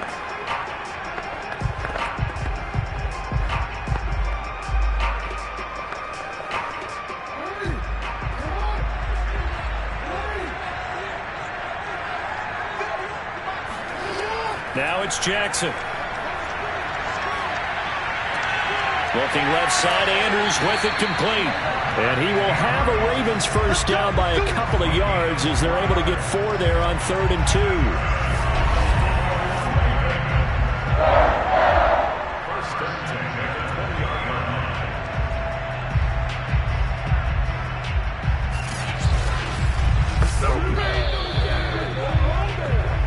line. 2 minutes left to play in this football game here on EA Sports.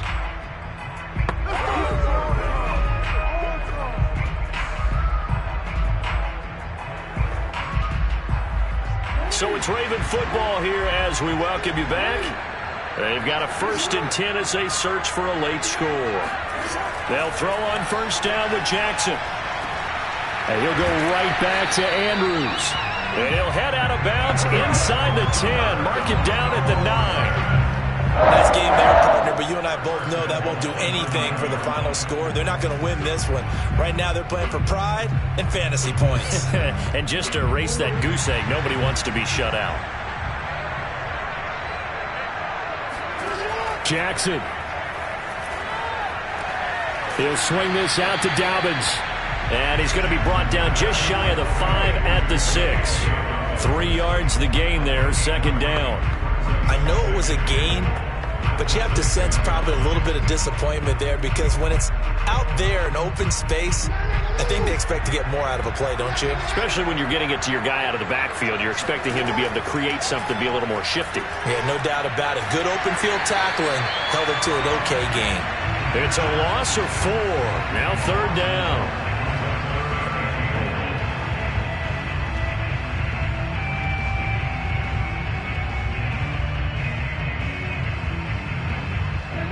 The Ravens moving quickly here as the clock runs. Here's Jackson. And in for the Ravens touchdown. Sammy Watkins from 10 yards out. And the Ravens are finally on the board here in the 4th quarter. I'm not sure win-win is the proper term here, but it certainly felt like it. They got the touchdown they needed. But if I'm on the defensive side of the ball, okay, you got the touchdown, but it sure took you a long time. Yeah, because offensively, though, you're probably hoping for a 1 to 5 play drive. That one ate up a little more time than they were hoping. You're exactly right, and if you have that 1 to 5 play drive, you actually build up momentum and even more hope. When they had to slog their way downfield, they got the touchdown. And now it appears that the referee's been buzzed, and we'll get a review. And this being inside 2 minutes of play, everything coming from up above. Did he keep those feet in bounds? That's the question they've got to decide. And I got to say, watching it in real time, it was awfully close. Yeah, it certainly looked like a heck of a catch because he didn't appear to bobble it, which could complicate things. But even with the benefit of replay, that's pretty tight. Well, here's the call. After review of the play, the ruling on the field stands. So the folks in New York just going to wind up confirming what the officials saw as this play will stand as is. Justin Tucker for the extra point.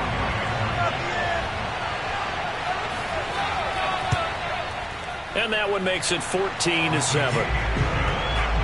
A 10-play drive that time. And it's capped off by the Baltimore score.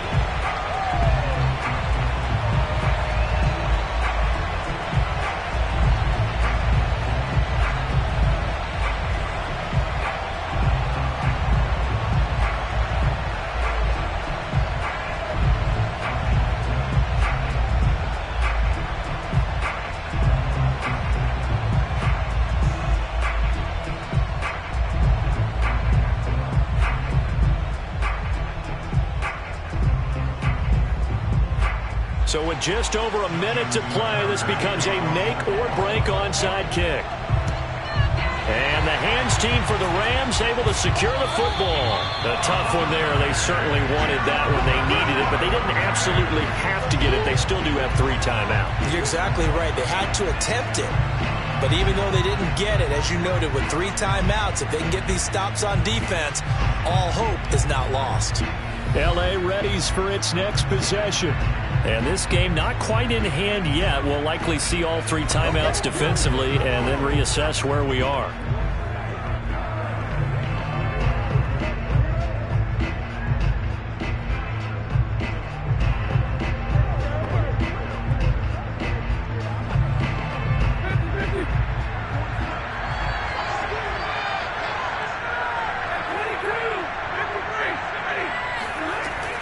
They'll run on first down.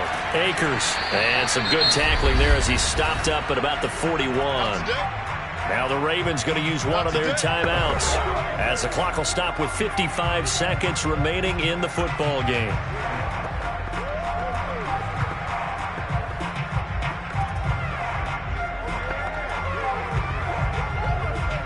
Still 9 remaining on second down. Going right back to Akers. And he is met at the line of scrimmage, and he goes down right there. The Ravens going to use the second of their timeouts as they get the stoppage with a little over 50 seconds left to go in the game.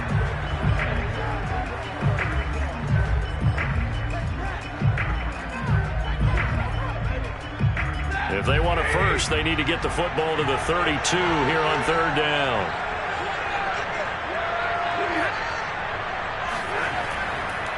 On the handoff, it's Akers. And they went the wrong way there. Losing yardage back at the 43-yard line.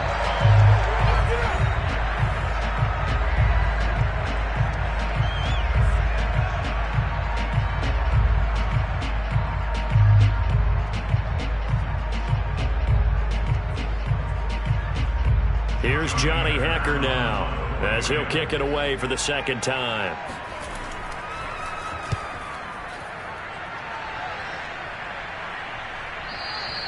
And not what he was hoping for there, as this will hit in the end zone for a touchback. Jackson and the Ravens, here they come. Down 14-7, a little over 40 seconds to go. They need a touchdown to the PAT to tie it as they come up 1st and 10.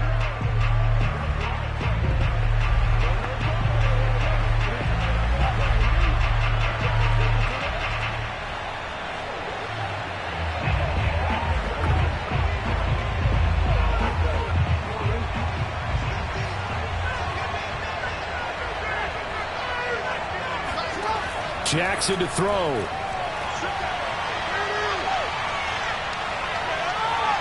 He's going to let it fly.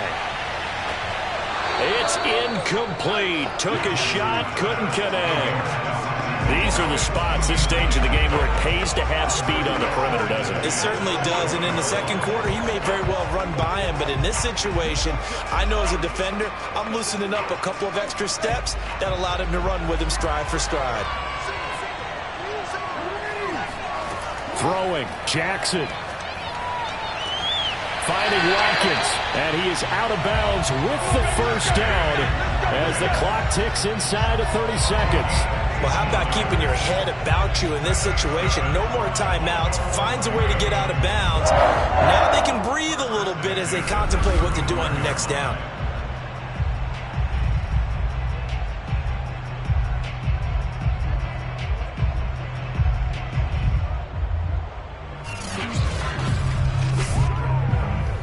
Ball up to the 35 now as they come up on 1st and 10.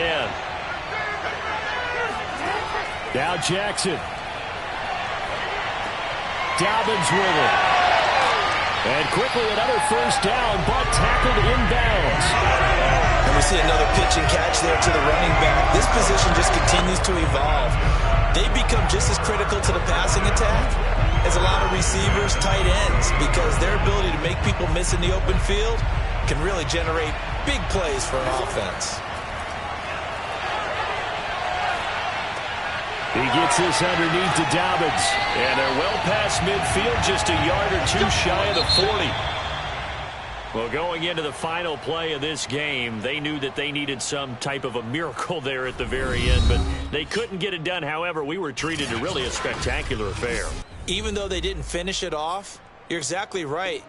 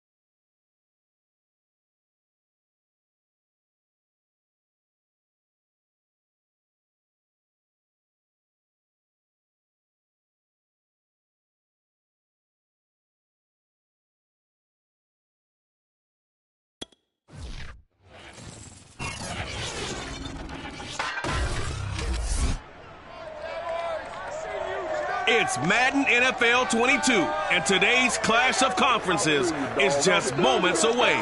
It's the Jaguars and the Cards coming up next.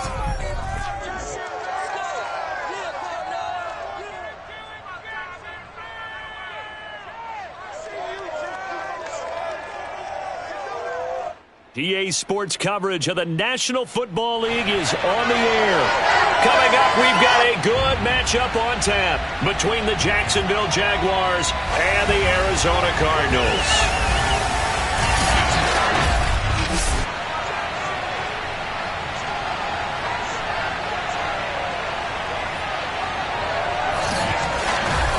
With Charles Davis, I'm Brandon Gaudin, and CD, our matchup here in this one, as so many do, revolves around the quarterback position. We've got an interesting pairing here. Trevor Lawrence of the Jags, Kyler Murray of the Cardinals. And both of them have terrific ability to improvise, and that means when the first read's not there, how quickly can you go through your progressions? Can you hang in there and take a shot as you release it? Can you buy time outside of the pocket? Can you pull it down and run if need be? I think we'll see all of those traits on display in this one.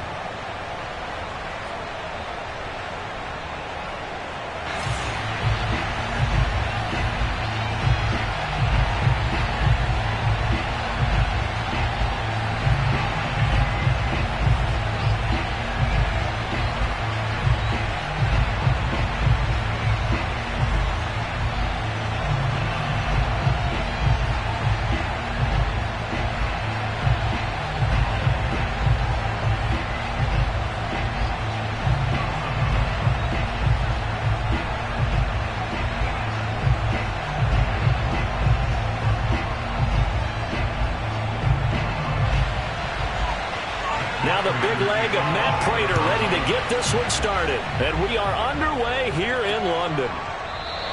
No run back here on the opening kickoff as we'll start at the 25. So here's the first drive now for the Jags.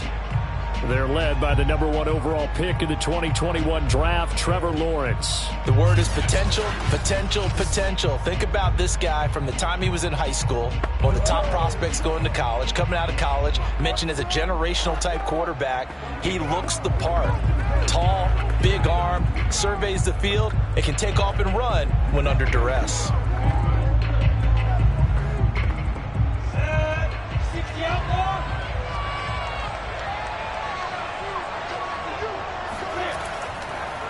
And they'll run it. This is James Robinson. And he's taken down, but able to slip across the 35.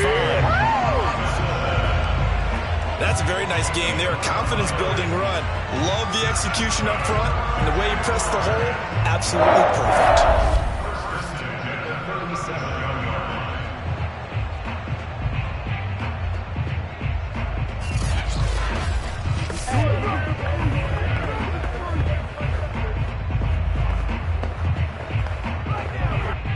Line of scrimmage, the 37 on 1st and 10.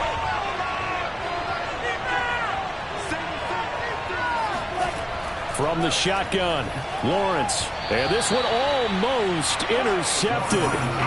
Not a good throw there. Nearly an opening drive, INT. I think he's got to be careful not to force anything into coverage right there. There weren't really any throwing lanes. But the best part for him, he's got 2nd and 3rd down to fall back on. After the incomplete pass, here now is 2nd and 10. Here's Lawrence.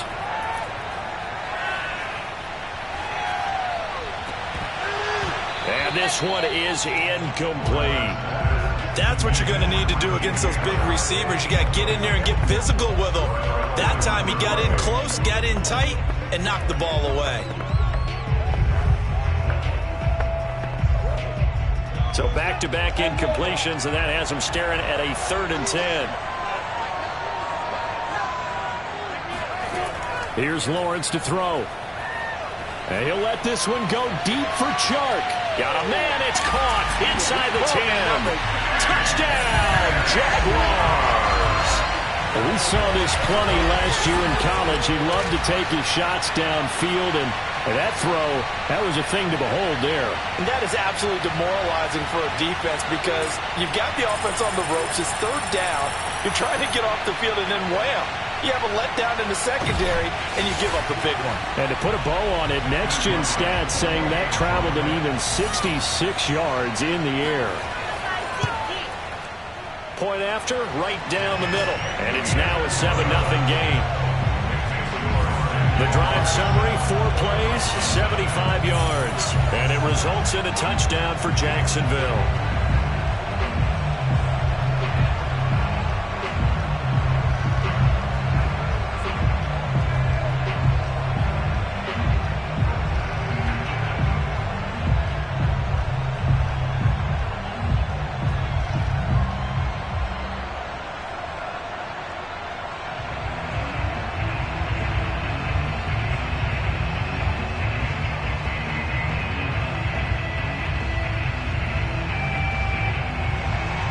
After the touchdown, Cook now to kick this one away. Taken at the goal line. And he'll be brought down right on the chalk of the 20. The Cardinals now getting set to go offensively, and it'll be the dual-threat quarterback Kyler Murray leading the way. And when you have a guy like Kyler Murray under center, it not only opens up your playbook, it allows you to draw up even more plays because he's among the best dual-threat quarterbacks in the league and a true playmaker.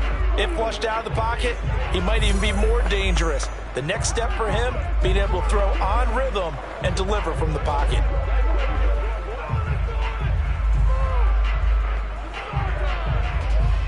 Murray and the Cardinals with a 1st and 10 at their own 20-yard line. Throwing to start the drive. Murray. Eluding the pressure right. And he slides and covers up at the end as he's going to be able to pick up decent yardage. Nice work to get 7 out of that, and it's 2nd down.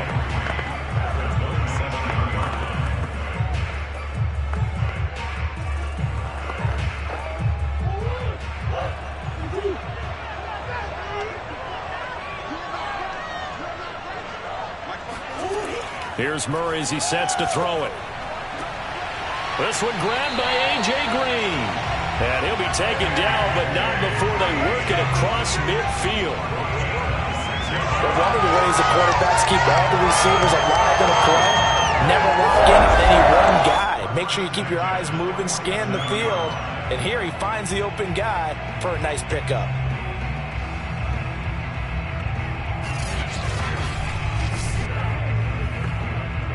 So in Jacksonville territory now. Here's a 1st and 10 at the 47. Now Murray. On the right side, caught by Green. And he's got this down to the 35. Barney sold the go route really well. Thought he was going deep, then curled it back inside for a nice completion. DBs love when they pump the brakes, don't they? Yeah, that's really a whole lot of fun. It's almost like you said, listen, if you're going to sell the go, just go. And let's see who's faster. Murray now on 1st down. The catch made by DeAndre Hopkins. This will be a gain of about 8 to the 27-yard line.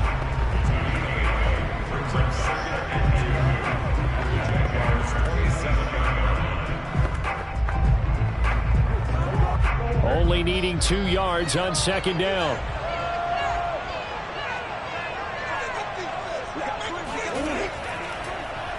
Now they'll run the option to the short side left. And this looks a lot like the last play. Behind the line of scrimmage, he's tackled for the second straight go-around. Great job by this Jacksonville D. Well, that play never really got off the launching pad. He had a linebacker in his face before he had a chance to do much of anything. Yeah, I think it's big boys up front, that offensive line.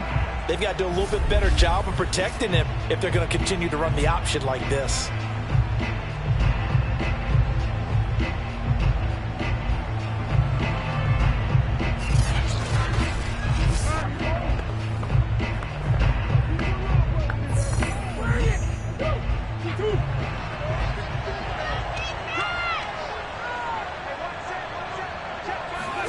From the gun on third down, Murray. And that's complete. It's Green here. And he is going to have a Cardinals first down by about 3 yards or so as they wind up getting 7 there on 3rd and 4. I don't think it's a surprise they're throwing the football early. We expected that. They told us they were going to come out firing, but 4 for 4 on the opening drive. They like that. They don't just like it, they love it, because now everyone gets locked in. Your confidence jumps up. Everyone's easy about what they're doing out there. And by the way, they're looking at the sidelines thinking to themselves and expressing, let's keep throwing it. We're doing pretty well.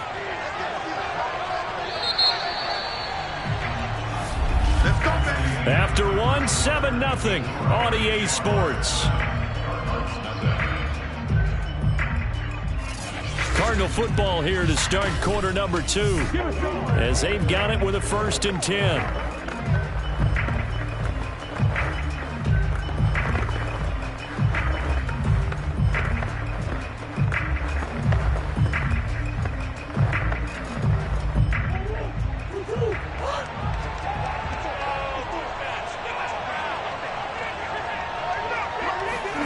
Shotgun now for Murray.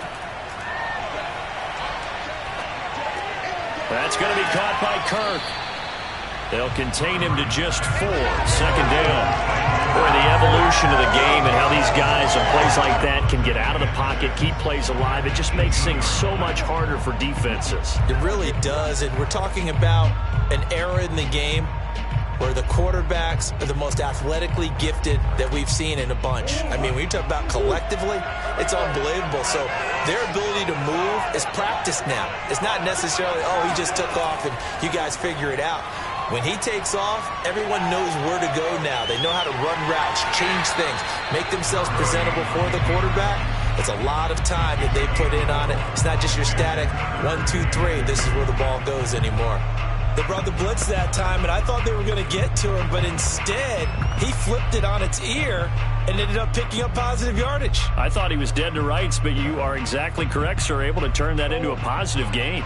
They're trying to keep the drive going. This will be play number 8. It's 3rd and 2. First carry for James Conner, and he'll be taken down at the 2-yard line.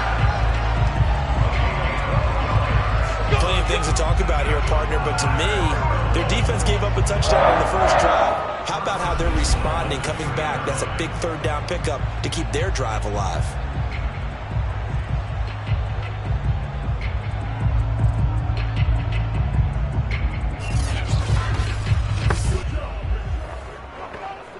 First and goal, and a chance to get that initial touchdown right back.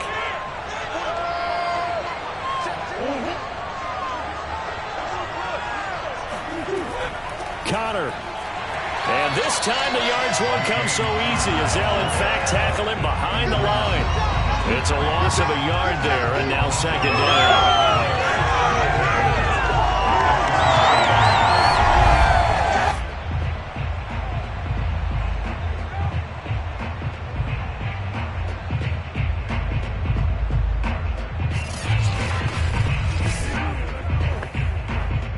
2 minutes on the clock, 2nd quarter, 7-0 ball game.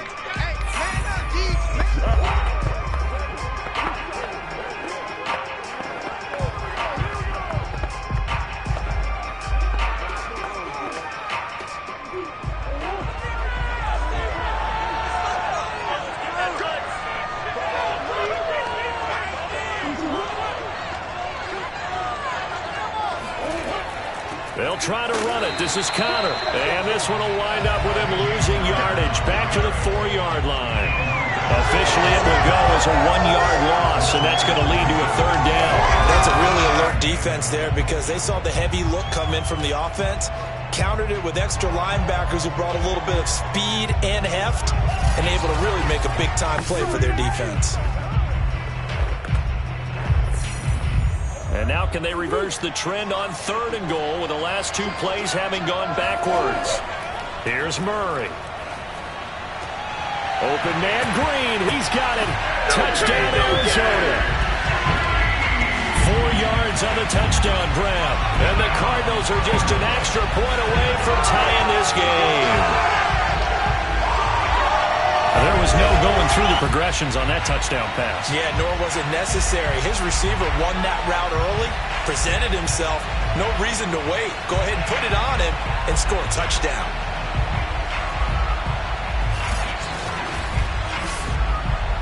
I believe they buzzed down. They're going to take another look at this play with all reviews coming from the replay official here in the final 2 minutes of the half. They're taking a peek at whether or not those feet were in bounds, and obviously a big call here in the end zone. And not just the feet. How about the hands? How is the ball possessed while the feet are hopefully getting down in bounds? That's what they're trying to look at to see if it all comes together.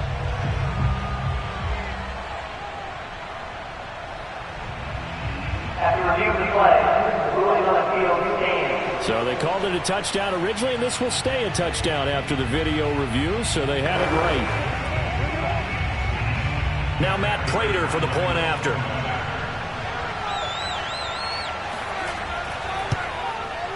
It's up and good, and we're tied at 7 here in quarter number 2. That one in the books as a 12-play drive. And it winds up in a touchdown for Arizona.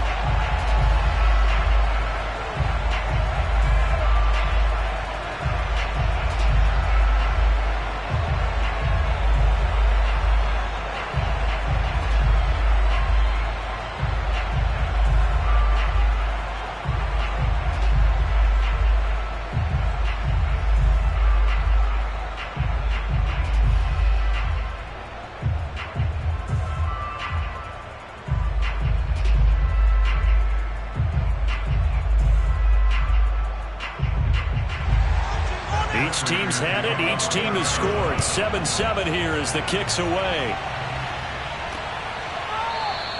And they'll bring it out to the 25 as Agnew elects for the touchback.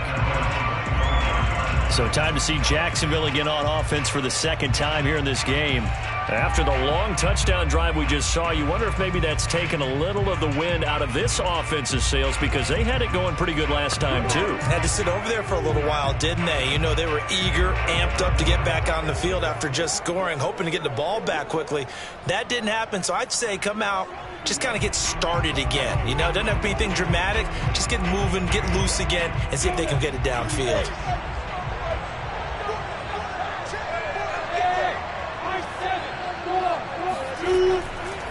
Now ETN to start the drive. And up to the 35 before they're able to knock him down. Pardon, if you want more carries, I think we saw how you get him. Showed that he's got the fresh legs, and he picked up the 1st down on that run. Don't just ask for him. Show him that you're supposed to get the football.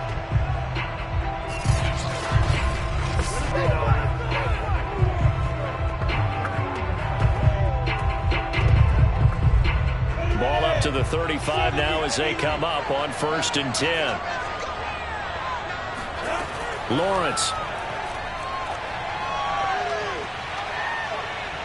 Flush to his right. And he works his way past the line of scrimmage and then slides to a hole. The Jaguars going to go ahead and use their first timeout as the stoppage will come with a little under a minute to go in this first half.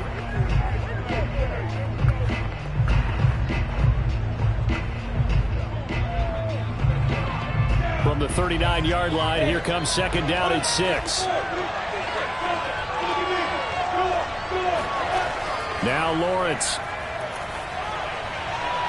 This to the sideline and nearly intercepted. Oh, he had that in his grasp. Couldn't get it. Instead, it'll bring up third down. Tremendous coverage there. Just did not catch the football and complete the interception. But what do they say all the time? If he had really good hands, he'd be playing offense. So after the second down incompletion, they'll come up now against a 3rd and 6. Looking to throw, Lawrence. Looking downfield for Jones. This one incomplete. Almost picked off by the rookie, but he couldn't quite look it in. And now it's 4th down. Now that's a good bounce back after giving up a touchdown on the opening drive. Just 1 first down permitted and then out. Obviously no loss of confidence with that defense, and now they get to turn it back to their offense. So they're forced to punt on 4th as this one's away. And a little too much mustard on that one. It hits a couple yards into the end zone. A missed opportunity there maybe to pin them back. Well, the Cardinal offense going to take over late in this first half. And they've got a little over 40 seconds to work with if they want to try to put something together.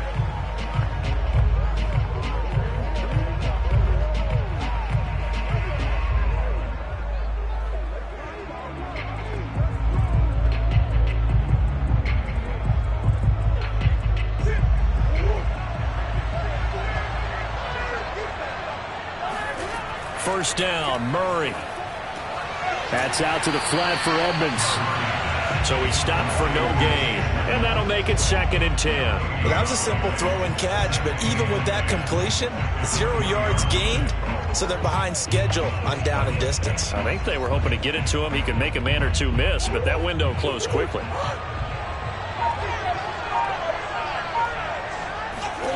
A final shot before half for Murray. He'll swing that out to Edmonds. And he'll get this up past the 25 before he's out of bounds.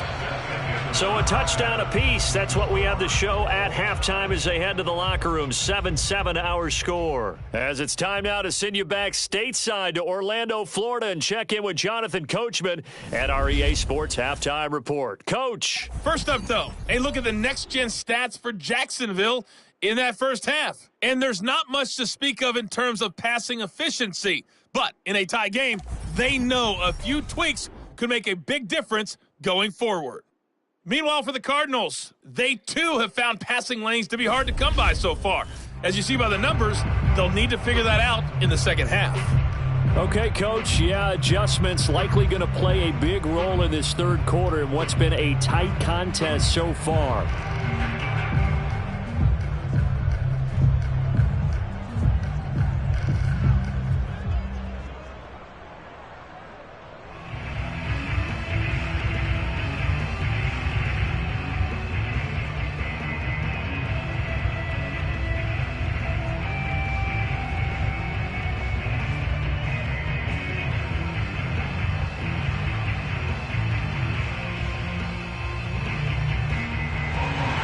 As they say here in London, all to play for as we are back underway in the second half.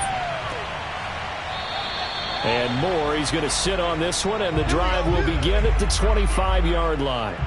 The Cardinals ready to go here to start the third quarter.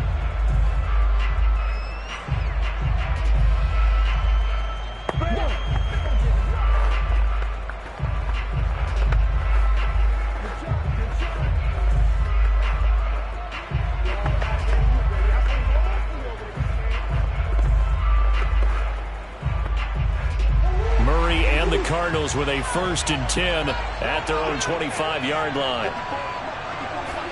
They'll fake it to Connor. Now Murray. And this will be swung out here for Connor. And this will be a gain of 5 as he gets it to the 30.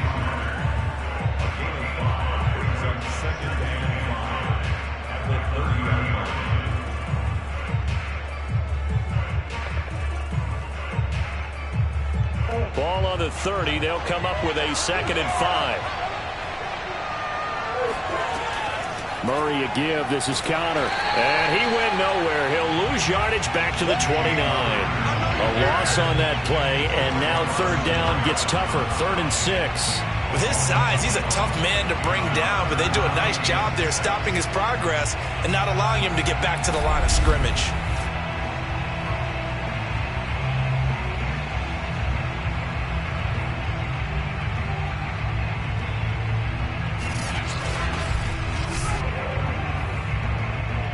The Jags with 5 in the secondary now on 3rd down. Throwing now is Murray. And that is incomplete. Just a little beyond the reach there of his receiver. That's probably one he wishes he had back. He wishes it had been 7-on-7 in practice, or maybe even routes versus air, because that's a completion he makes, 9.9 times out of 10? Just missed that one. Here's Andy Lee now, as he's on to punt for the first time this afternoon.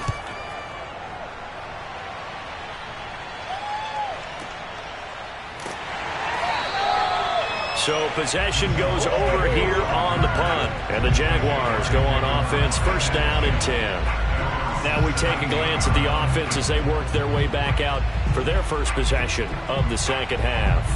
We have not seen much on offense from either side. These last few drives, it has been a struggle, hasn't it? Totally, and you're thinking to yourself right now, if you're on offense trying to get things figured out, okay, we self-scout every week in our game plan. How many things do we do at certain times? What are our tendencies? Time to go to some of those tendency breakers and try and create some offense. They always have those in their back pocket, don't they? You have to. And if you don't keep abreast of what you're doing, you lock into a rhythm and make it easy for the opposition. Looking for tendency breakers right now. Call it no gain on the play, and it'll be 2nd down. He can rack up those tackles in bunches in the run game from that middle linebacker spot. And what he has to do is make sure he congratulates the guys in front and tells them thanks a lot, because as the guy in the middle, the Mike linebacker, you're counting on your front 3, your front 4, front 5, whatever you've got in front of you to take up all the blocking, allow you to roam and hit. And that's what he did on that play. 2 yards the loss, and now 3rd and 12. An interesting and intriguing decision there defensively, because they kept extra DBs on the field despite seeing the multiple tight end look that came out for the offense. I thought they were going to switch out of it. I didn't know if they felt they didn't have time or what the case was. Well, in any event, the extra speed allowed for great penetration as they stuffed that one behind the line of scrimmage. 3rd down now. Those last 2 plays indicative of how things have gone for them. Just nowhere to go on the ground and struggling to put up points. Lawrence will throw. They'll try and set up the screen to ETN. And he's going to get this to about the 20, but that is well short of what he needed. 5 yards, not enough, and it'll be 4th down. Boy, that was certainly well read defensively, and the key to any screenplay is space to work, and there was none to be found there, and they tackle it for just a short gain.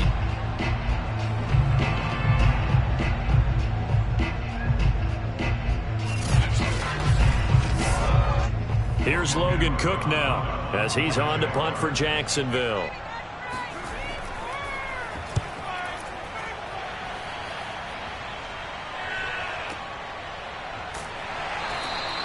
So a change of possession here on the punt. And the Cards will take over, 1st and 10. Arizona's offense back out and ready to go. And they're coming off a 3-and-out, my friend. I think they've got to look at that play sheet and go to a spot that they haven't gone before. Time to shake things up a little bit to try and get this offense moving. Okay, so how do you do that? How do you shake things up? You look at what you've called before, realize it hasn't worked Go to so something well, else. and maybe try and find one of those special plays from one of your better players, and maybe try and hit something big and get things going in the excitement area. The drive will start with Connor, and he stopped right at the 25 after a gain of 5. Nice satisfying run on 1st down for the offense, picking up 5, which means defensively, the thought process is entirely different. You don't want to panic, but at the same time, you're saying to each other, we've got to tighten this down. We can't give up gains like that. The 1st down run got 5. Here's 2nd and 5. And he'll wind up losing yardage here, back at the 21-yard line. They lost 4 there, and it's 3rd down. When a draw works, it can be a thing of beauty. But when it doesn't, oh, it can be ugly. And in this case, loss of yardage ugly.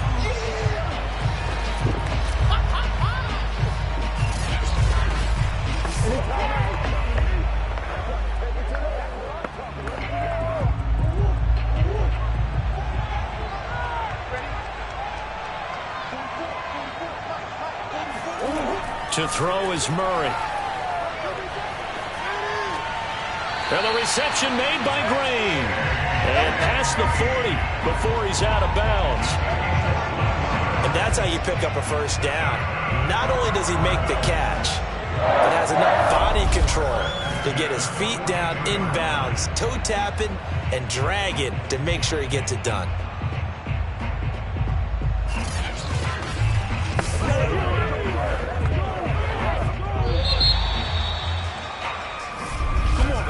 And that's going to do it. Clock hits zeros. They're not going to get another playoff. Time has run out on this third quarter. You're watching the NFL on EA Sports.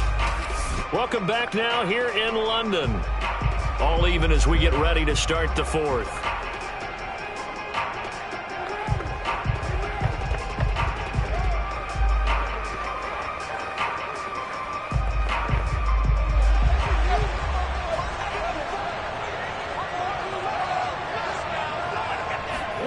Murray now on first down.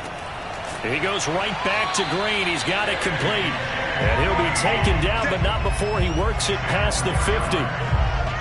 They like going to him in the slot. He catches another one. I think this comes under the heading of until they stop him, why not go back to it? He has something going really well.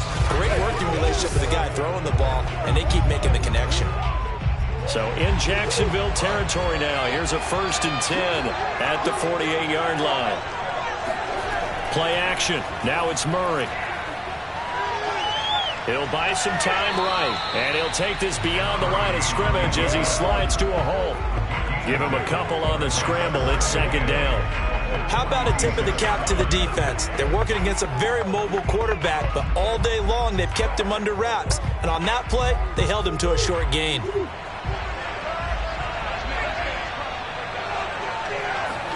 Throwing again on 2nd down. Murray finding Green complete. And he is out of bounds inside the 35. That's the 3rd time on this drive that these two have connected with each other. They've got a real rapport going. And right now, it's paying off with big chunks of yardage, as shown by that last play. From the 34 now, here's 1st and 10.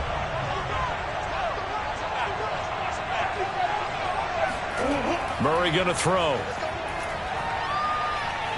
Flushed out right. It won't be a sack, but it's no gain, and it brings up 2nd down. And while he did a good job of sliding around in the pocket, there was nowhere to go with the football, so he had to take off and try and run. He just got back to the line of scrimmage, no gain.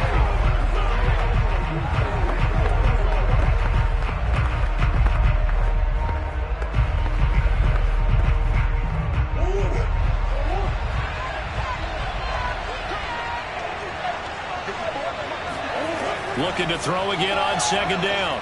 Murray.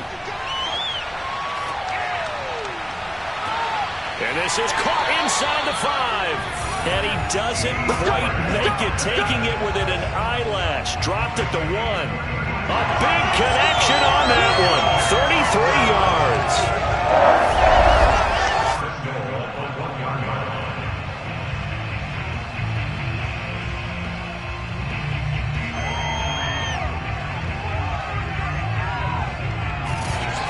Getting down to the good stuff. All tied with 2 minutes remaining on EA Sports.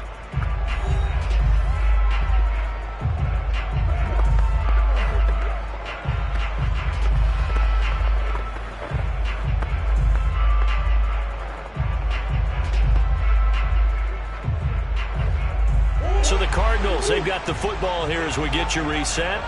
They've got it 1st and goal, looking to take the lead here in the late going. They'll look to run with Connor.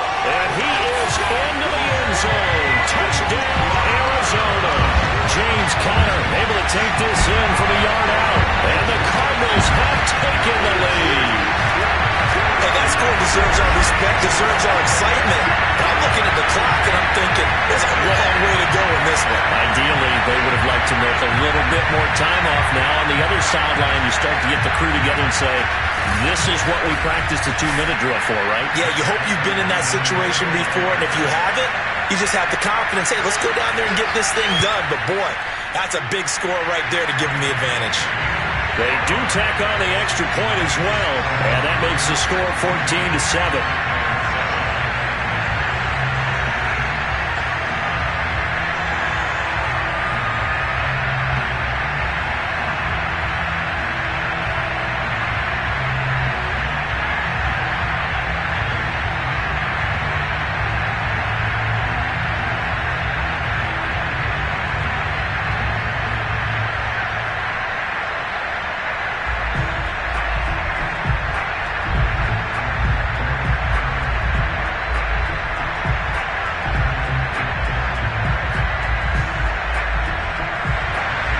After the touchdown, out is Prater to kick.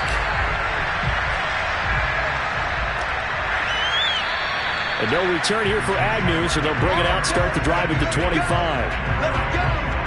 So here now, Lawrence and the Jaguars. Down 14-7, just under 2 minutes to go.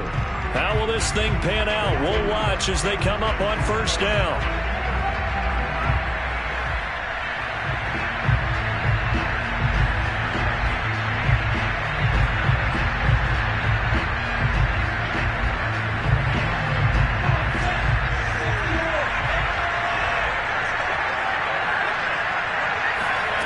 Back to throw.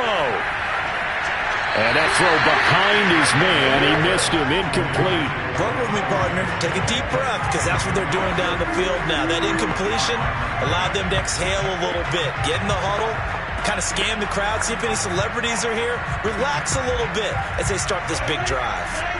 So following the incompletion, here's 2nd and 10 from the 25. They'll look to throw.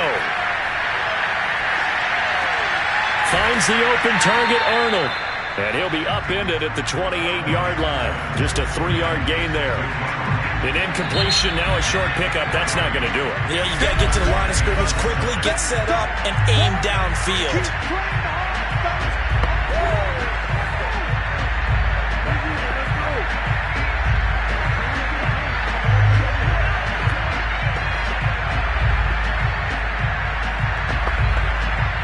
The Cards going nickel. An extra defensive back out there now on 3rd down. He's back to throw. Now a desperation throw deep downfield. And this is going to be intercepted. Buda Baker with a pick. And the return comes to a halt right at the 44-yard line. The rookie was trying to push it downfield, but the safety bit him. And he'll learn that you have to hold the safety. And you do that with your head movement, your eyes, sometimes your shoulders. Hold the safety so that you can get back to the throw that you really want to make. He got so excited thinking his guy was open that he made it easy for the defensive back to go get the football. The football going back over to Arizona now. And this one now not quite over yet. Still 2 timeouts remaining defensively. And, boy, having that 3rd timeout would have really helped here. Another example of why coaches really stress saving your timeouts for when you absolutely have to have them. They go over this all the time. Here's one of those situations. The drive will start with an option going left.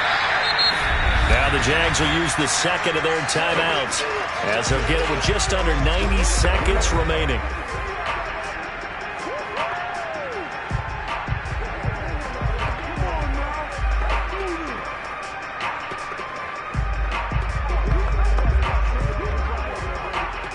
So 2nd and 9, and you'd have to figure just about all 11 probably crashing the line here. Again, Murray will keep it. The Jaguars now will use the last of their timeouts as they'll head to the sideline and talk over what to do next.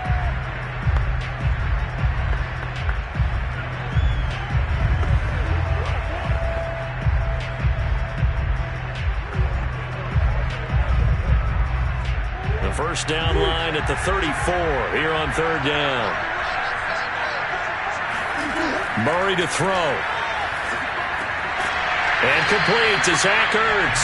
And he is going to have a Cardinals first down as they're able to get the 3rd down conversion. And there's a completion to the tight end. And look at the size of these players nowadays. At that spot, 6'4", 6'5", and up. A lot of guys used to be basketball players, somehow came back to football. And that's really good for the game of football. You're getting better athleticism, great hand-eye coordination, guys who know how to control their bodies when they run their routes. So they'll come up 1st and 10 now from the 33.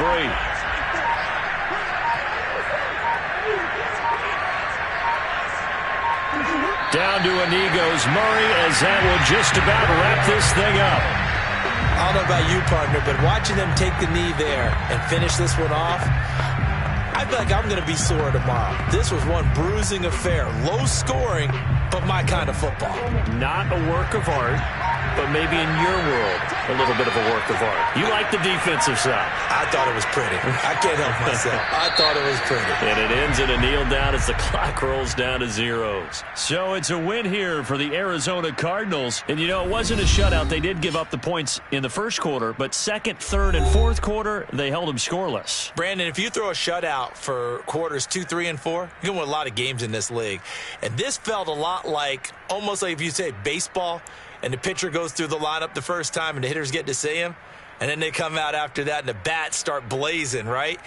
I think they saw their best stuff in the first quarter and just shut everything down from that point on. What a great, convincing performance.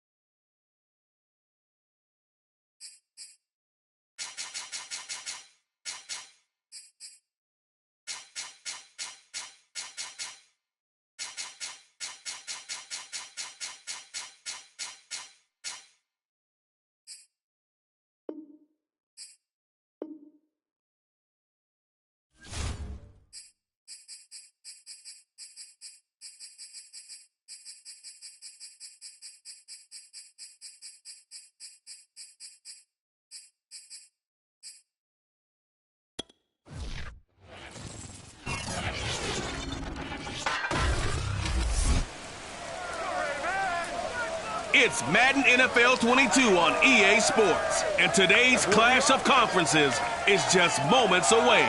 It's the Packers and the Ravens, next on EA Sports.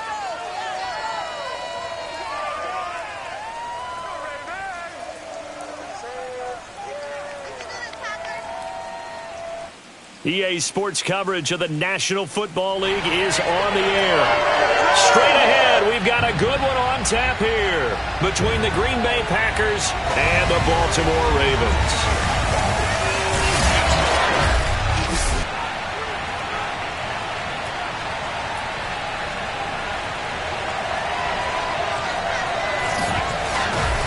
Alongside Charles Davis, I'm Brandon Gaudin, and CD. You think about our quarterback matchup here. We got a couple of guys who are definitely dangerous when you get down near the red zone.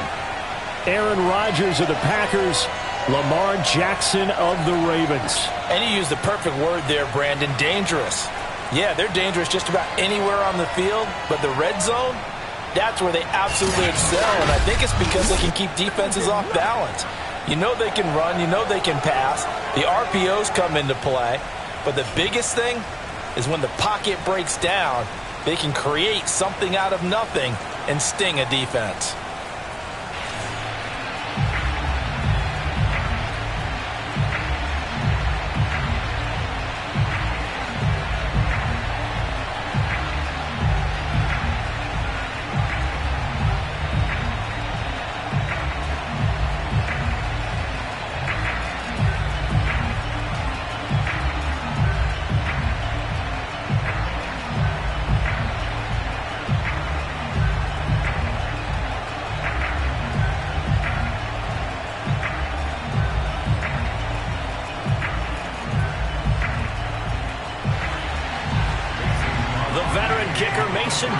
Set to do the honors here. And we are underway here in London.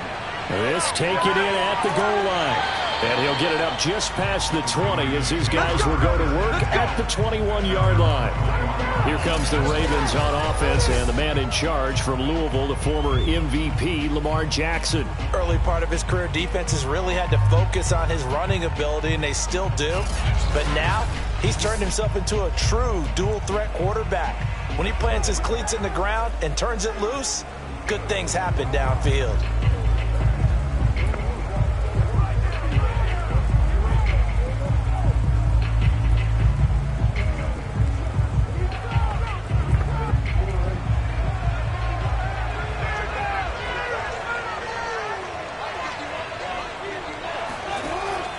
An option handoff here to Dobbins.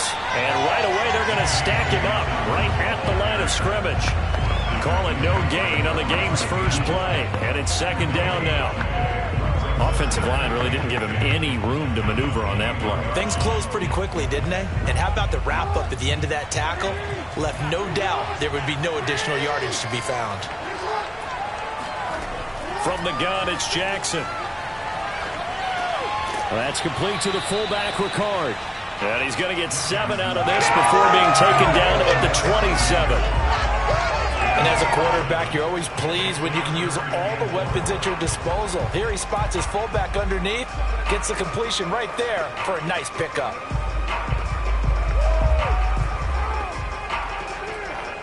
And they'll look to avoid an early 3-and-out here on 3rd and 4. Here's Jackson. And he's got his receiver. That's Sammy Watkins. And he gets this to the other side of midfield across the 45 before going out. A big play that time through the air. 30 yards. Brandon, we've both been around the game long enough that we know that in pregame, defenses are pretty amped up, aren't they? I mean, they're pounding lockers, and they can't wait to get out there. But when you hit them with some big pass plays early, it takes the starch right out of them. So the big play gets him across midfield now for 1st and 10.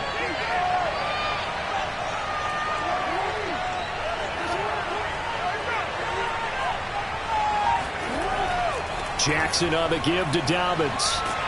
And past the 35, he'll be dropped a yard or two shy of the 30.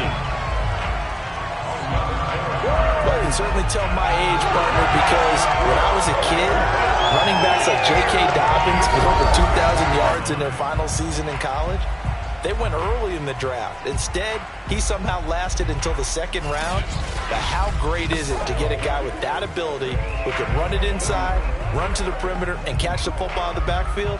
To be able to get him in the 2nd round, that's what I call a steal. And they'll let the quarterback keep it here on 1st and 10. And they move this all the way down to the 9. It looked like almost a miscommunication defensively, because once he decided to keep it, he had pretty smooth sailing. Yeah, it became a question of, wait a minute, who's got the quarterback? And when you talk about miscommunication, it's supposed to be called assignment football on the defensive side of the ball, but the assignment gets mixed up. That's the end result. A terrific opening drive has them knocking on the door, 1st and goal. Here's Jackson to throw. He's got a man. It's his fullback. That's good for a gain of 6, second and goal. Well, this has certainly been a nice drive with the way they've spread the football around. Here, they even get the fullback involved in the passing game. That's got to cause a lot of consternation on the defensive side. You've got to cover him, too.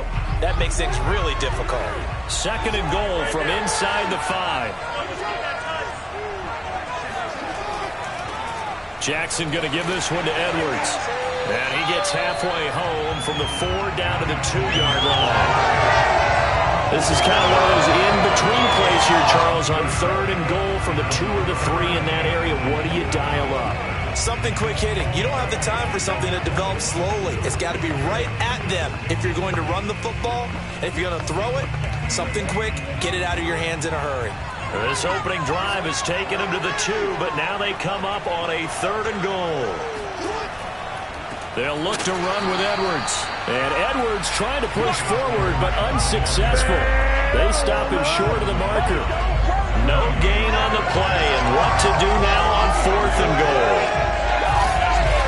Defense didn't budge on 3rd down. Now what are we going to see on 4th? We are soon to find out, but does this feel like old school football or what, right? Yeah. This is an old-fashioned goal line stand.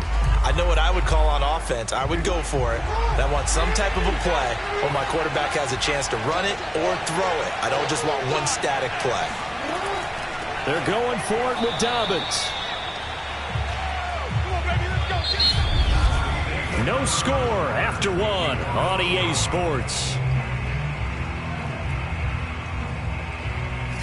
The Packers with the football here to begin the 2nd quarter as they get set to start their drive with a 1st and 10.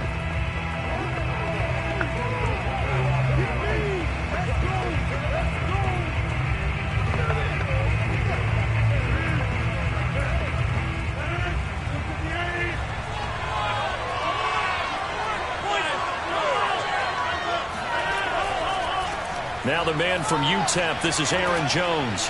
And he'll take this forward only up to about the 7. Marlon Humphrey with the tackle defensively.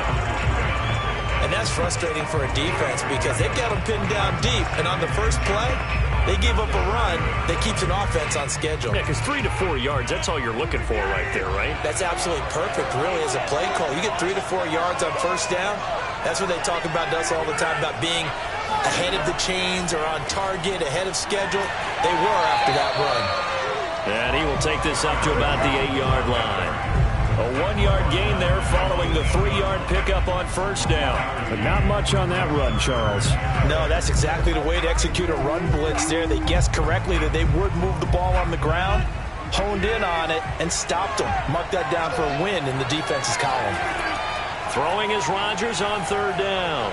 And the throw there going to be incomplete. Well, the fans should be applauding this defense right now. It's an excellent job. They force a 3 and out, and they should be able to set up their guys with great field position, probably near midfield or better.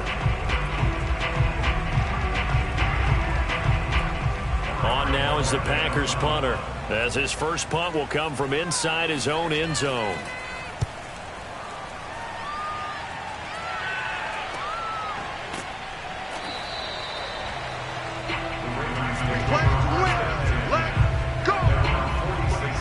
Baltimore set to take over here for their 2nd possession of the game. And last time, they had it 4th and goal, rolled the dice, didn't get it. Now they've got to put that behind them, try to put together another drive. A simple tip of the cap, a nod of the head to the defense. Congratulations, you got us last time, but you didn't hold us the whole time. We got down to position. We were able to be in position to score. Let's go ahead and attack again. Continue to have that kind of confidence, not worry about the one play that didn't allow them to get into the end zone. And this time they'll be trying to get it into the end zone. We'll see what they do. Jackson's throw into the hands of Andrews. That catch good for only a couple. I know exactly what's going to be said about that play from the defensive perspective. What's that? That's why I tell all you guys we need more than one tackler to the ball. He broke the first tackle. Luckily enough, there were more people there to get him down. 8 yards to go on 2nd down.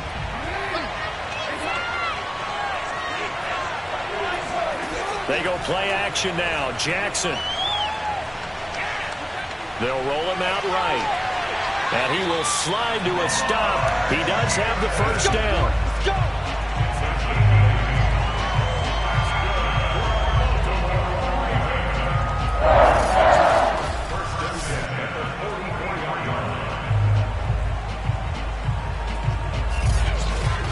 Two minutes on the clock in what's been a scoreless first half.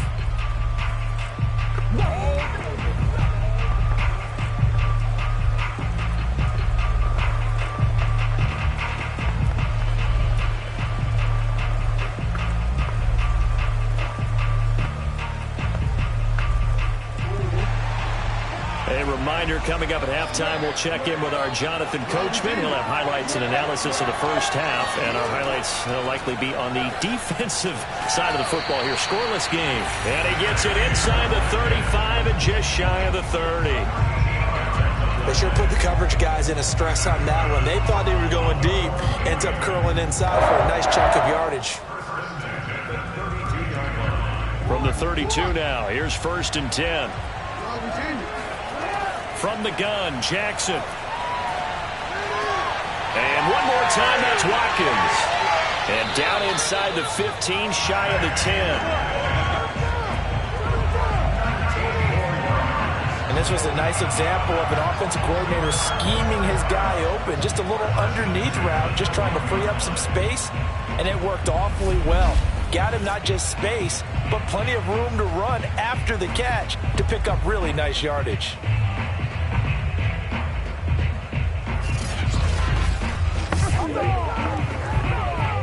From down at the 12, it's 1st and 10. Jackson now. He's got his man. It's Andrews. Now the Ravens going to use one of their timeouts as they'll stop it with a tick under a minute to go before half.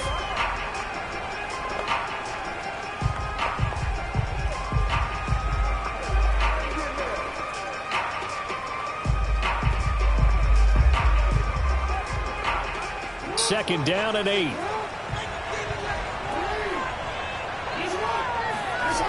Now Jackson. They set up the screen for Dobbins.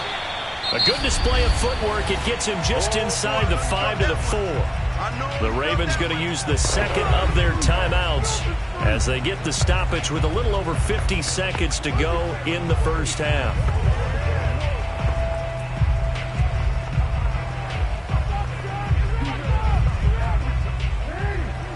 They'll come out in the pistol.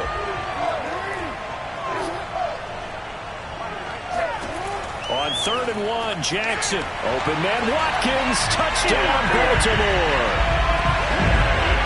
4 yards on the touchdown grab as his guys are first onto the scoreboard here this afternoon.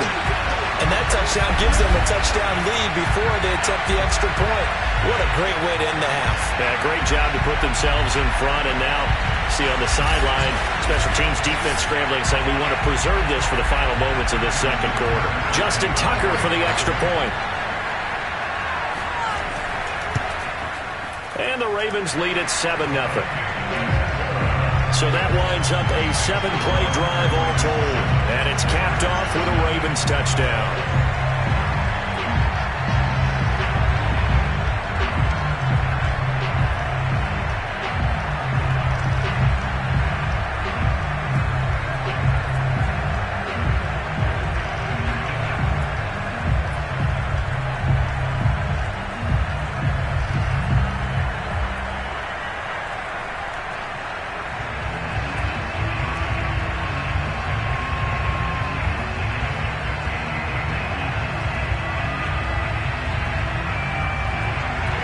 Tucker now to kick it away following the touchdown. The drive will start at the 25-yard line here as Rodgers will not return it. The Packers with the football here late in this first half. And with just under a minute to go, they might try to think about mounting a drive here if they can and get in the end zone. Could potentially tie this game up.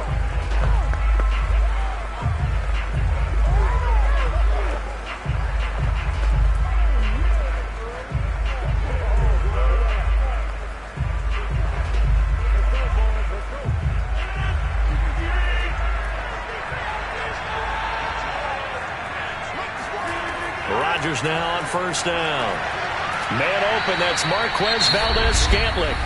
The Packers going to use one of their timeouts as the clock stops here with 46 seconds remaining in the first half.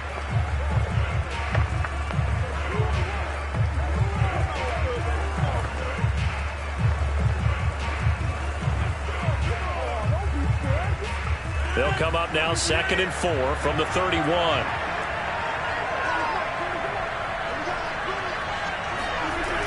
Shotgun now for Rodgers. And this throw a bit late as he couldn't reach back for it. Robert Tonyan, the intended target, and it's 3rd and 4. Looked like he had a couple of different options as far as who to throw to on that play. And who am I to say this, but I'm not sure he made the right decision. Well, the window of opportunity is always going to be small in the NFL. That's why those quarterbacks who make quick decisions and have quick releases have the most success in this league. To throw is Rodgers. And that will be incomplete. Every offense tells you they want to come out and start fast. That's not unusual at all. But this group, they've yet to get much rolling through their first 2 drives. It looks like they're going to have to give up the football again after this one. On now is the Packers punter as he'll come on to kick this one away. Now a high kick, almost a pooch punt. They juked him. So that'll be marked down as a 19-yard punt. And the Ravens, they'll take over. The football back over to Baltimore and J.K. Dobbins. A good job in the passing game. Decent job in the running game, but really they've been more effective through the air. We'll see if that shifts at all as this goes on. Thus far, it feels like they're calling this game in reverse. Normally you run to set up the pass.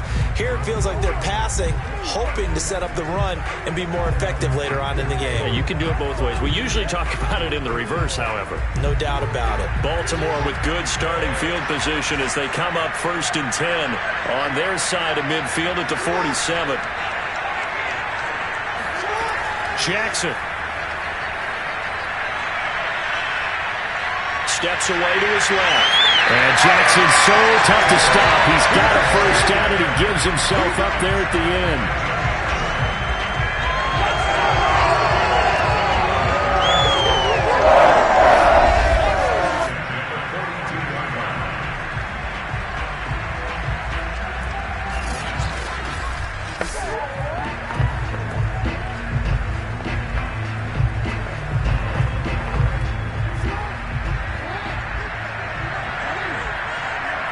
Now whistles and a timeout with 3 seconds left in the first half.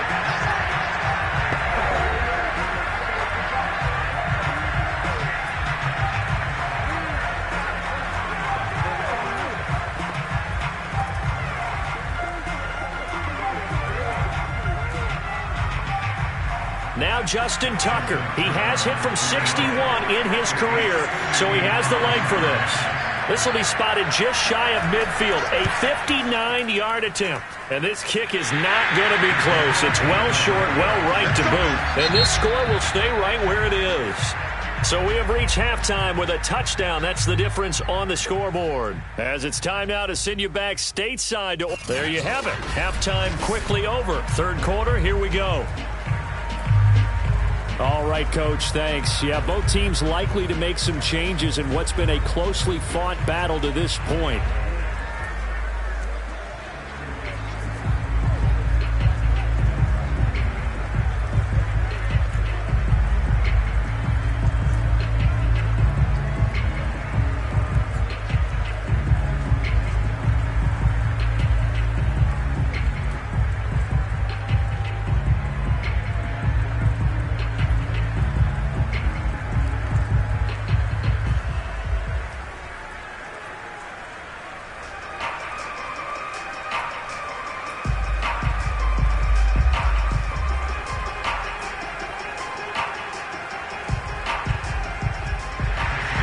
As they say here in London, all to play for as we are back underway in the second half.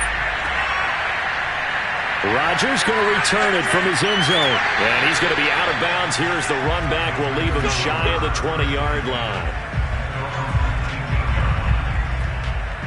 The Packers ready to go to start quarter number 3.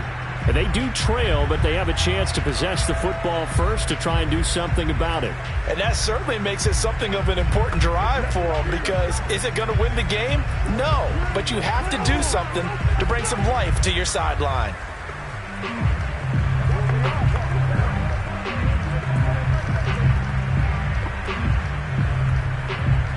Rodgers will bring the pack up with a 1st and 10 at their own 19-yard line. And he'll begin the drive with a give to Jones. And he's going to be met at the line of scrimmage and taken down. It was Justin Houston who got him down. I would think as a play call, you want to look for some quick hitters to your tight end. Any type of a route to replace where that linebacker was. Because when you saw the speed with which he reacted and stuffed that play, maybe use that speed against him in the future. 2nd down, another shot for Jones. And a good stiff arm there before he's brought down on a nice little gain. So from 2nd and long, now we go to 3rd and very manageable. Yeah, they love that phrase, don't they? Because as an offensive coordinator, you can keep people a little bit off balance in guessing. Because you don't have to throw it. You can come back with a strong run game if you want to. And if you're in 4-down territory, that really opens things up for you. On play action, now Rodgers. And able to find Allen Lazard. And he's going to have a Packers 1st down as they're able to get the 3rd down conversion. And partner, they're locked in man coverage out left, and they end up running a crossing route. Rounded it a little bit more than a slant. He's just going to angle himself towards the right side of the field, and that's very difficult for a defender to shadow him across all that ground.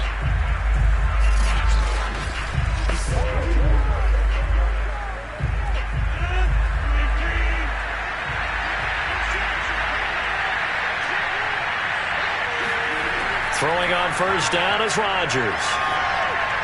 And his throw here is incomplete. We've seen these defenses make enough opportunistic plays to keep this one low scoring. Flying around, making plays on the ball, and we see yet another errant throw as a result.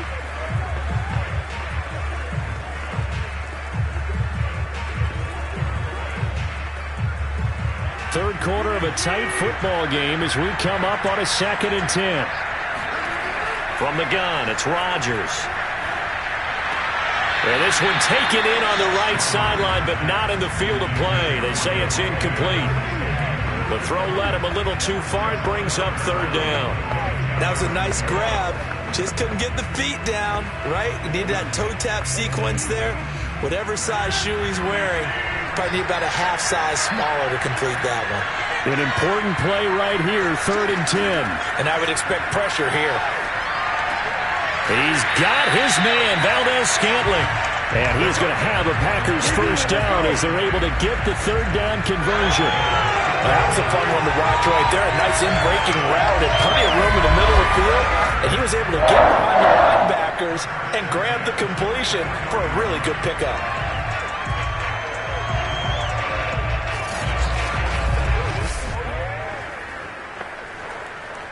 Still in search of their 1st touchdown of the game, but they're on the move. 1st and 10.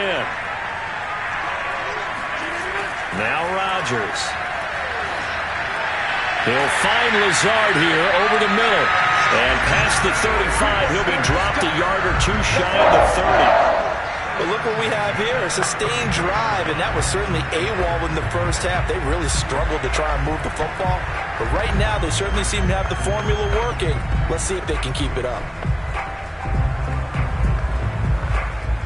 From the 32 now, here's 1st and 10.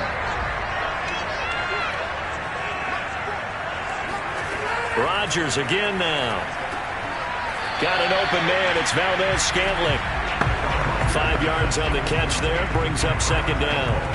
And when you're playing a quarterback with some experience and some moxie, you enter the danger zone when you decide to blitz him, because if he's able to diagnose as he did on that play, he can hurt you downfield. He reads defenses so well, doesn't he? He really does, and the best part about that play for him, I don't think that was his primary target. I don't think so either. I think he had the read, figured out where the blitz was coming from, and went to a secondary target for a really nice game.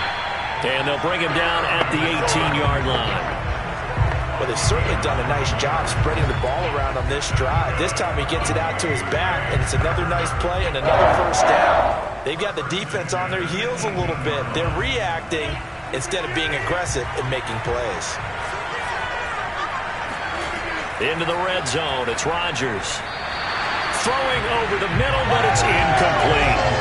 The frustration is definitely setting in because they've thrown it to him over and over, unable to come up with a catch thus far. I think he knew he would have his challenges against his secondary. I don't think he saw a goose egg at this point in the game.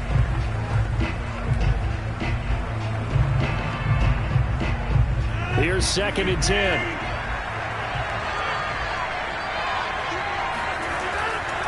Rodgers with a give. It's Aaron Jones. And once again, they stop him behind the line. Great job by this Ravens defense.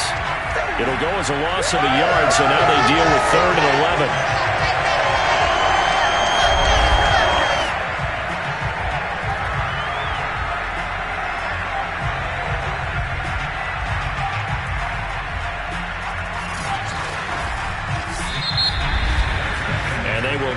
Time to get another play in here as time has run out on this 3rd quarter. You are watching the NFL on EA Sports. Welcome back now here in London. It's the Packers who have the football but in need of points as we begin quarter number 4.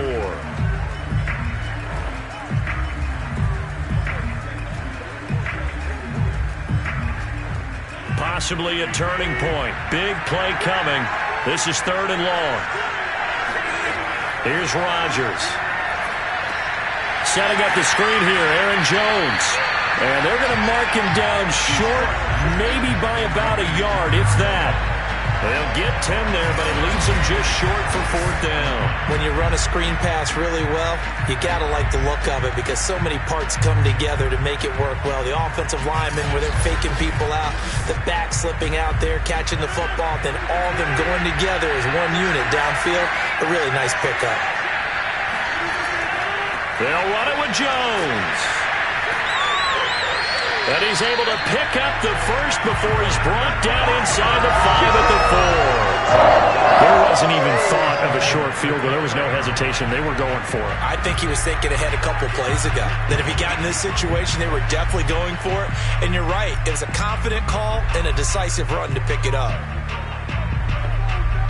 A looming decision to make on the conversion, down 7. But first things first, they need to score as they come up on 1st and goal. The quick slant caught. They'll contain him to just 4. 2nd down. Oh, it's time to give a little credit there to the defense. They played that very well because it was a drag route, and he ran a little shallower than normal as he worked straight across the field. He was hoping he'd get lost behind the defensive line, but once he made the catch, nowhere to turn upfield and gain any yardage.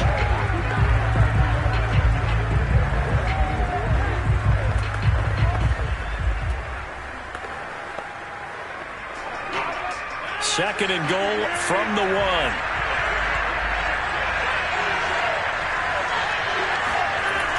They give it off here to the tight end. And he'll take this into the end zone for a Green Bay touchdown. Mercedes Lewis punching it in from a yard away. And the Packers are an extra point away from tying this game here in the final minutes. We are set up for a fantastic finish now. A 4th quarter touchdown here. We're an extra point away from a tie football game. And I know they're thinking about possibly going for 2, but I'd go ahead and kick this one and just get it back to level. On is Mason Crosby for the point after. And we are tied here in the 4th quarter. That drive, a long one, spanning 15 plays. And it ends with a 1-yard touchdown run.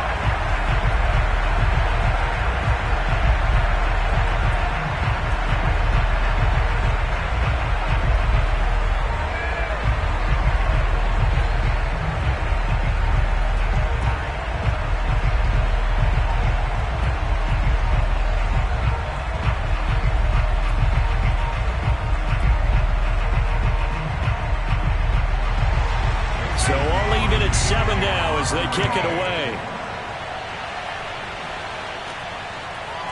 Devin Duvernay now returning from the end zone. And he will make it to the 20-yard line and no further. And Baltimore's offense set for this next possession.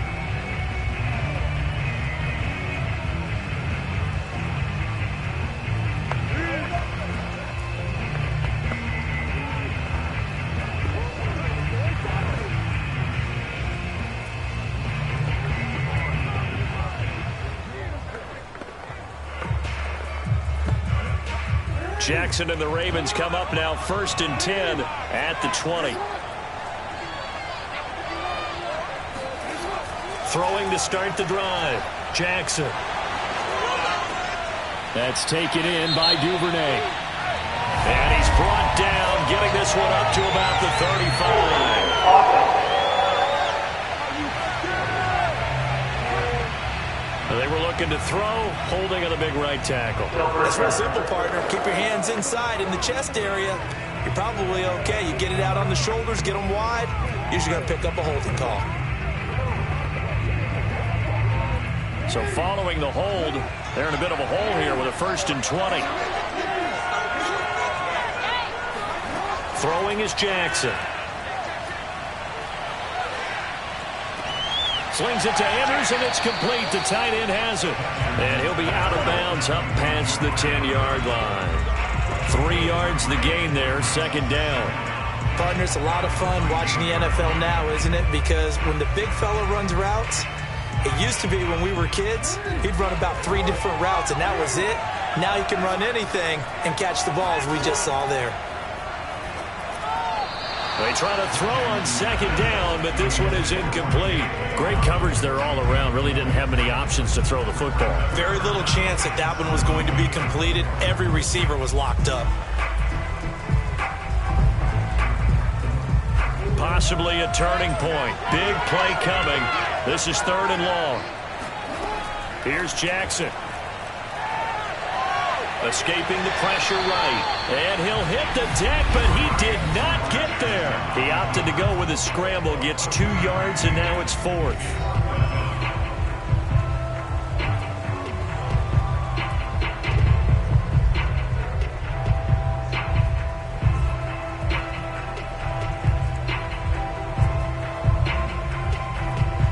So it's Raven football here as we welcome you back. And they're looking at 4th down now in this tie ball game. Now on 4th down, on is the punt team sending this. Looking into the raindrops, and he muffs it. But fortunately, he's able to recover his own fumble. That could have been trouble. I know there's no magnet in the ball, but sometimes for the punt returner, after such a scramble, it sort of feels that way, doesn't it? He has it, he loses it. Somehow the ball finds its way back to him. But tone for his setting, you know he's taking a deep sigh of relief right now. The Green Bay offense ready to take over.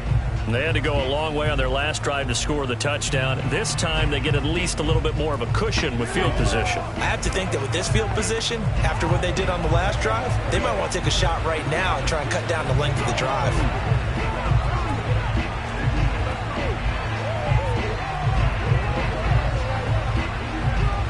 So good starting field position for them here as they come up 1st and 10 at their own 44. Back to throw, Rodgers. And that is incomplete. Oh, the coverage a little too good there, and it's 2nd down. 2-minute drills, they're tough enough, pressure-packed enough, and these elements makes it significantly tougher. And you don't have the margin where you can say, okay, I can allow for certain things and maybe change up a little bit. Because it's a 2-minute situation, you've got to try and make the same plays you would make if the elements didn't exist. Meanwhile, Rodgers' throw taken in by Valdez-Scantling. That'll leave them with a 3rd and 2 coming up. They got 8 yards there. Nice, well-coached, a team that understands what's going on. They still have time to work the middle of the field as they just did there. They'll get to the line here, but remember, it's also 3rd down. Now Rodgers. Got a man, it's Tunyon. And he's got the first before he's brought down at the 39-yard line. Okay, there's 3 timeouts left, right? Think you got to use one here, don't you? No doubt about it. I'd use one right here.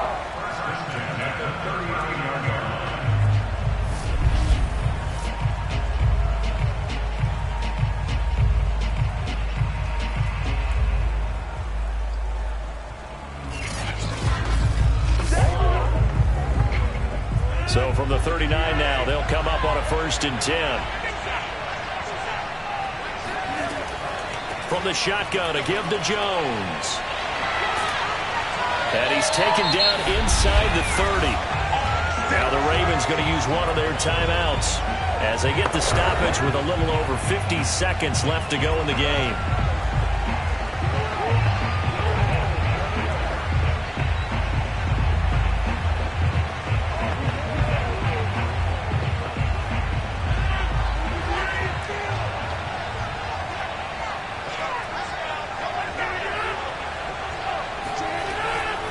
And they'll keep on the ground with Jones. And they're going to stop him right at the line of scrimmage. Just no cutback lane to be found whatsoever. 2nd and 10.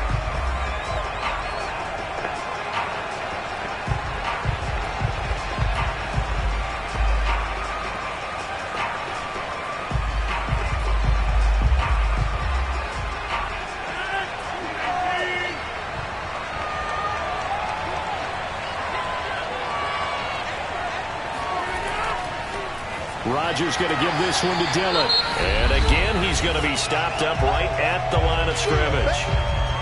Ravens going to use their 3rd and final timeout as they'll stop it with just over 40 seconds to go in the game.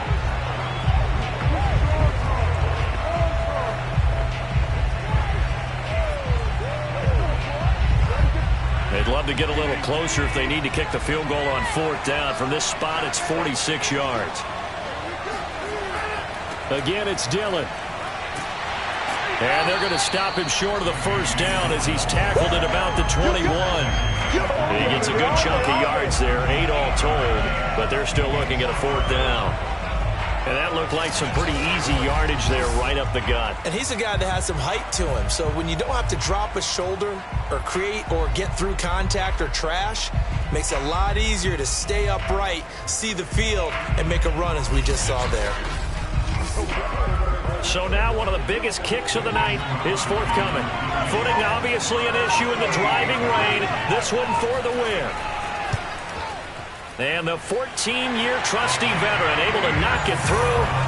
And they take the lead here now at 10-7. Well, Charles, the old saying, the old cliche, if you will, points at a premium, that certainly applied here, didn't it? And that almost like opened up a time capsule, didn't it?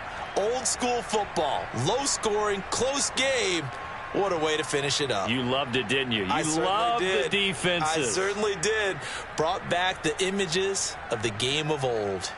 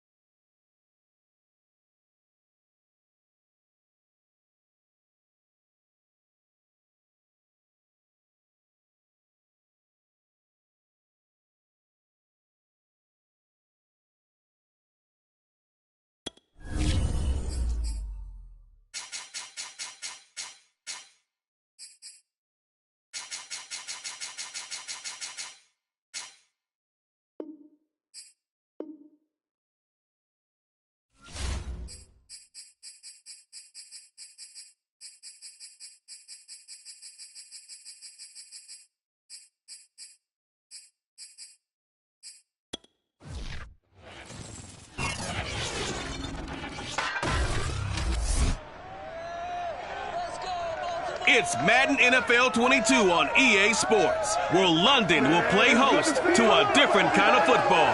It's the Broncos and the Ravens on EA Sports.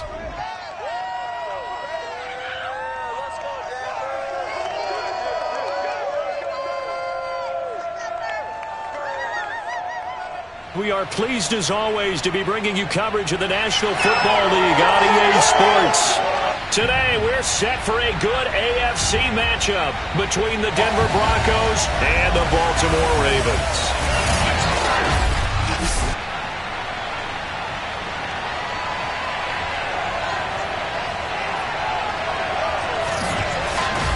Alongside Charles Davis, I'm Brandon Gaudin. And CD, you look at our quarterback matchup in this ball game, that's where the focus naturally gravitates. And I think we have a fairly interesting one here. Teddy Bridgewater of the Broncos, Lamar Jackson of the Ravens. We do indeed, and something I'm going to be watching for. Who can get off to a fast start? If you can go out, get points on the first drive, preferably a touchdown, you can really set the tone for the game. And I think that both of these quarterbacks are more than capable of doing just that.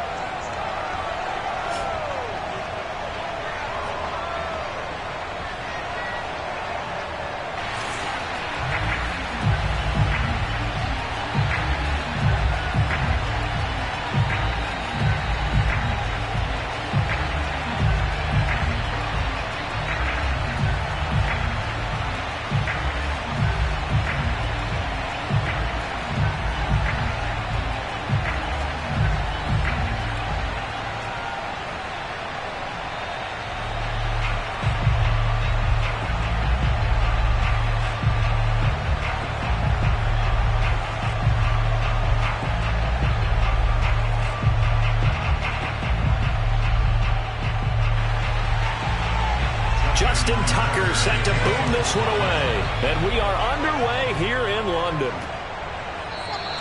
And he opts to not bring this one out. The first drive will start at the 25. So here are the Broncos now for their opening drive. And they'll be led out by their quarterback, the former Louisville Cardinal, Teddy Bridgewater. A Pro Bowl quarterback early in his career in Minnesota before a horrific knee injury slowed down his progress. He's a more than capable quarterback and makes the most of his opportunities when he's a starter in the NFL.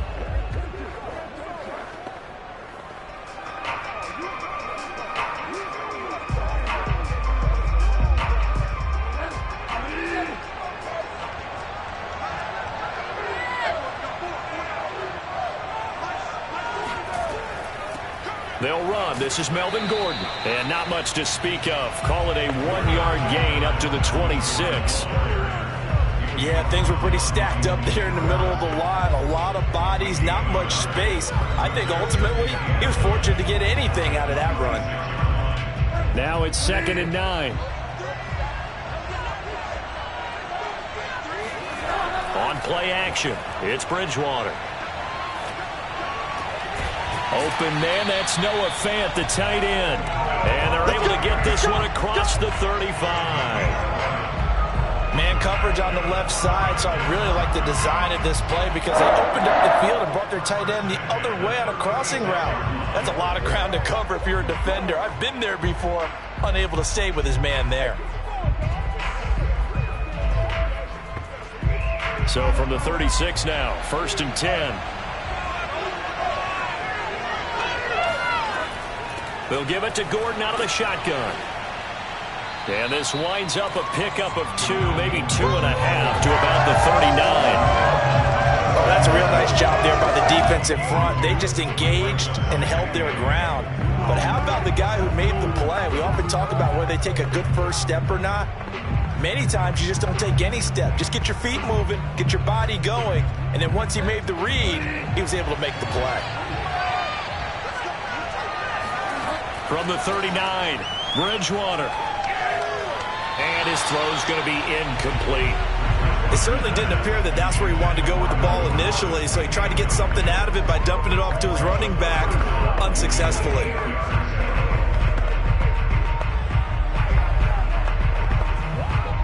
So the failure to connect on 2nd down, that leaves him staring up here at a 3rd and 8. To throw is Bridgewater.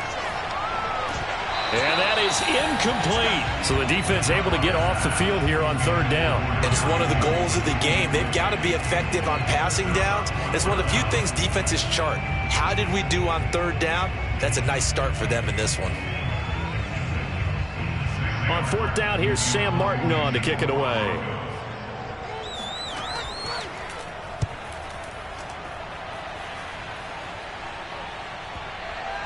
And did he put that on a dime? He did. Wow. Out of bounds at the 1-yard line. Let's go. So a long field ahead for the Ravens to start things out.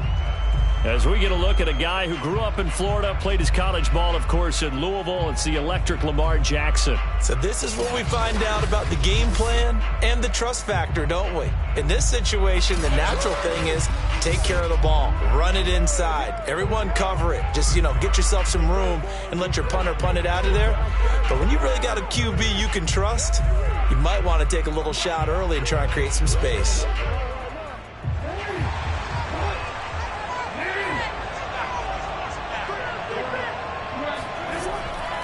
Now a first carry for their fullback. And he'll take this up to about the 7 or 8 yard line. It's a 6-yard pickup, and it gets him to 2nd and 4. Probably a bit of a surprise call there on first down, but how about a tone setter for the drive? Picking up nice yardage with the big man setting the tone physically.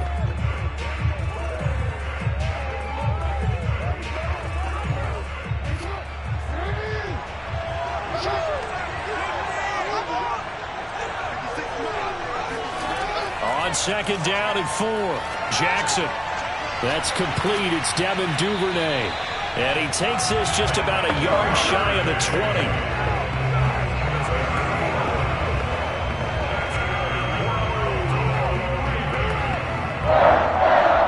First and 10 at the 19-yard line. So a much rosier picture now after that last play. Here's 1st and 10 at the 19-yard line. Now it's Jackson. And that'll be caught by the big tight end, Andrews. Stopped at the 24-yard line after a gain of 5. I think defensively you're okay with that. Here in the first quarter, he's going to get some catches, but they rallied to him quickly. And that's what you count on, and I like what you just said. First quarter, can you do it all game long? They catch it, you tackle them, they go down on the spot. Because when you're able to do that, and you don't give up big chunks of yardage after the catch, now you put the offense in a position where every series they have to work hard to pick up first downs, and you tend to stall them out when you do that. Pretty good job defensively. Thought he was going to get it, but they knew where that marker was, and they stopped him just short of it. What it does is emphasize that strategic football and situational football is not just played on the offensive side, is it? Defense understanding, as you noted, where the first down marker was and making sure they didn't get there. And he will have a first down as they get him to the ground at the 37.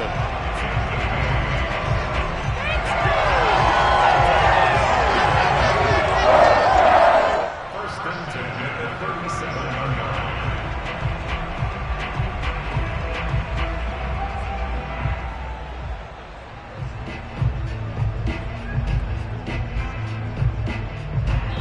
We're scoreless after 1.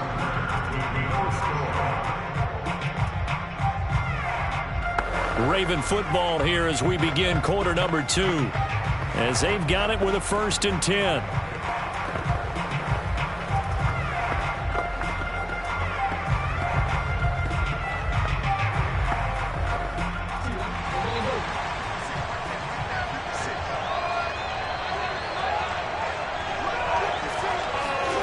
Now it's Jackson. Open man is Duvernay.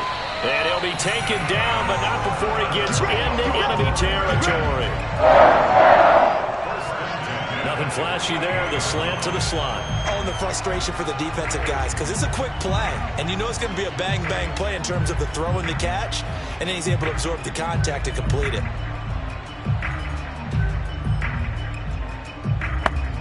So a 1st and 10 now in Denver territory at the 48-yard line.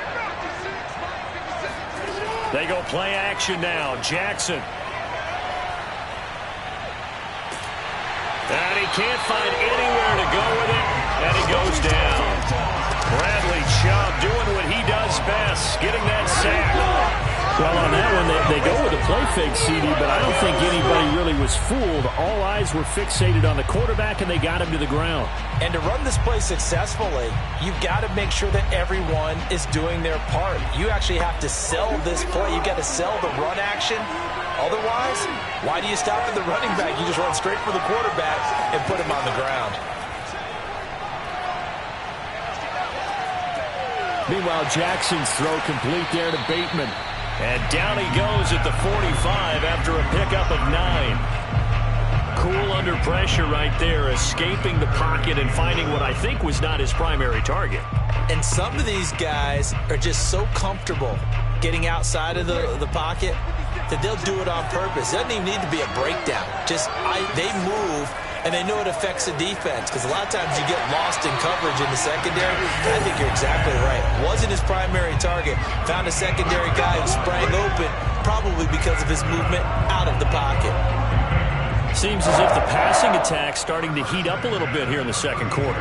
You can sense and you can see the momentum, because now they're reading their patterns downfield, they're understanding the coverages, and they're finding the open holes in the defense. 2 minutes on the clock in what's been a scoreless first half.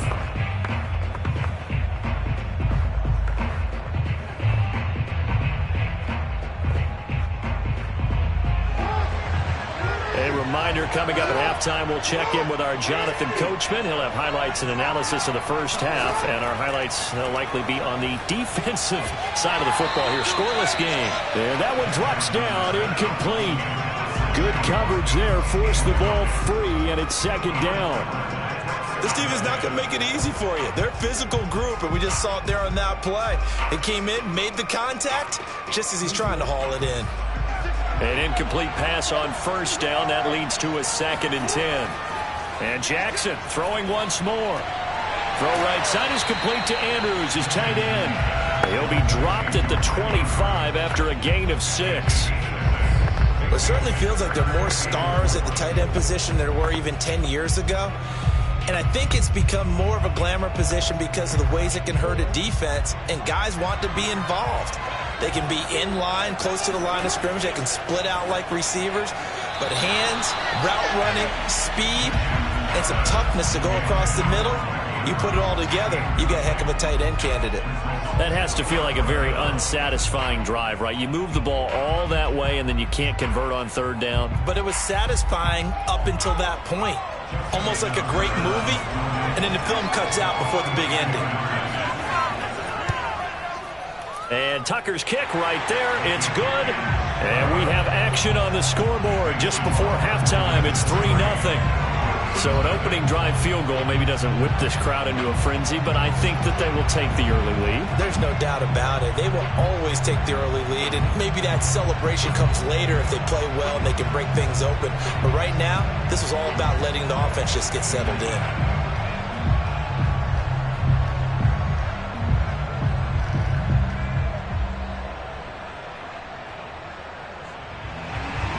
Tucker now following the made field goal, set to kick it away. This fielded right at the goal line. And a nice job there on special teams to limit him to inside the 15 as he's dropped at the 14. So now the second drive offensively coming up for the Denver Broncos.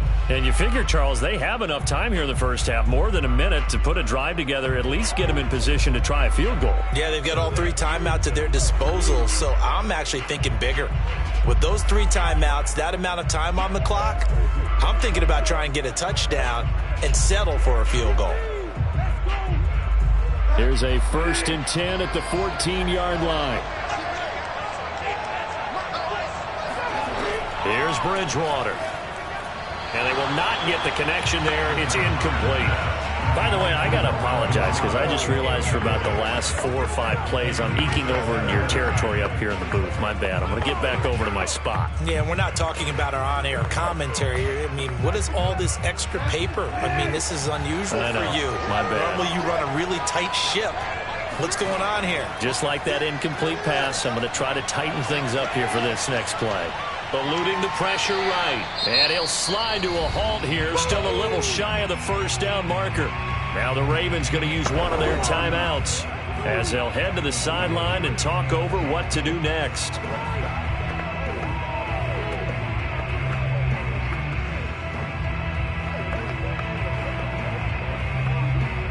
The Ravens bring out an extra defensive back here on third. Out of the gun, Bridgewater. Man open, he's got it complete to Cortland Sutton. And he will have a Broncos first down as they're able to get the third down conversion. Now a timeout called for by the offense as they stop it with just over a minute to go before halftime.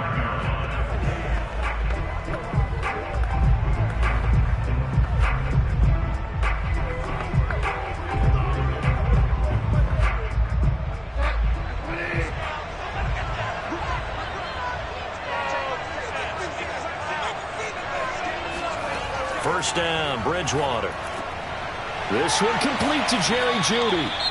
Now the Broncos going to use the second of their timeouts as the stoppage will come with a little under a minute to go in this first half.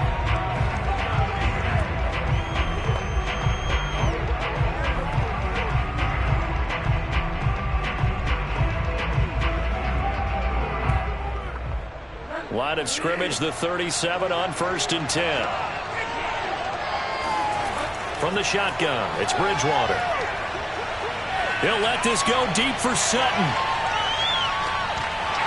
And that is incomplete. And you just know when that play call came in, their eyes lit up because anytime you get a chance to take a big shot downfield, that's a lot of fun, and they missed an opportunity.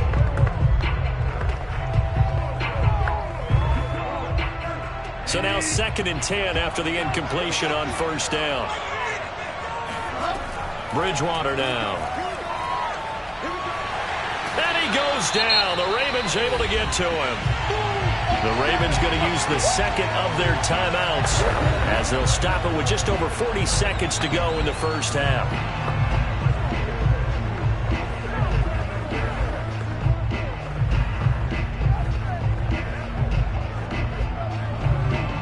Third and long now after the sack, and we'll see if Bridgewater has a response.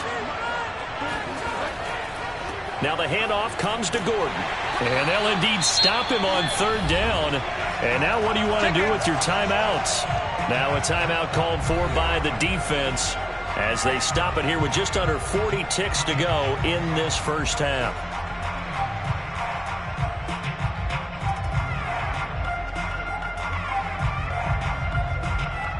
Here's Sam Martin now as he's on to punt for Denver. He steps into this one, and this is a rocket.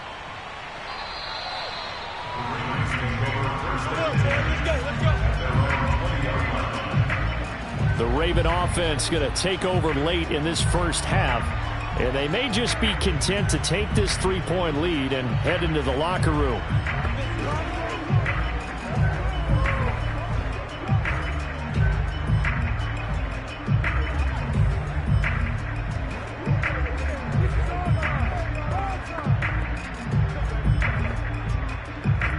Just over 30 seconds to go in the half. They've got it 1st and 10.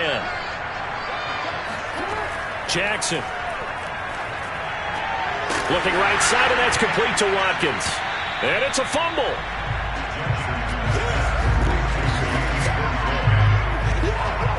And the defense not able to get it. From a defensive perspective, what's that moment like when you realize the ball is loose? It is a moment where all concentration goes right to the football. This is something you've talked about in all your preparation for the game. And you probably talked about this training camp. Knock the ball free, take it away from the other team, and now you have that chance. There's a little bit of deflation when they end up recovering it. They knocked it free, but couldn't take it away. And he's going to have a Ravens first down as he's got this up to the 40-yard line. So we've hit halftime, just a field goal separating these two teams at the break. As it's time now to send you back stateside to Orlando, Florida, and check in with Jonathan Coachman at our EA Sports Halftime Report. Coach. First order of business, though. Let's get a look at the next-gen stats in that first half for Denver. And they did not do much at all in terms of throwing the football in those first two quarters. That's going to need to improve if they want to erase this deficit. Meanwhile, for the Ravens, they too have found passing lanes to be hard to come by so far. As you see by the numbers, they'll need to figure that out in the second half. Okay, Coach, thanks as always. This one's still anyone's game as we welcome you back for quarter number 3.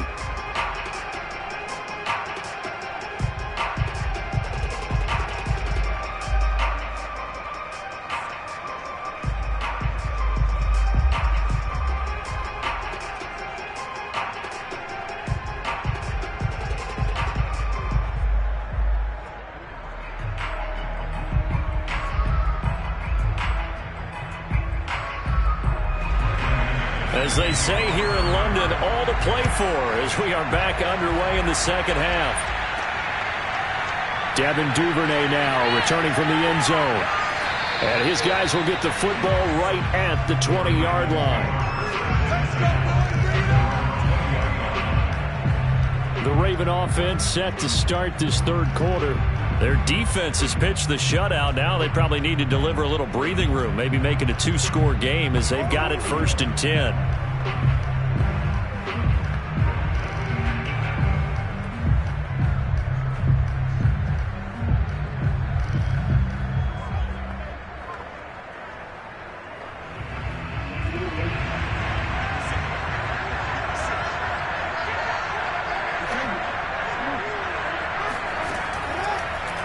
They'll start out here with the option left.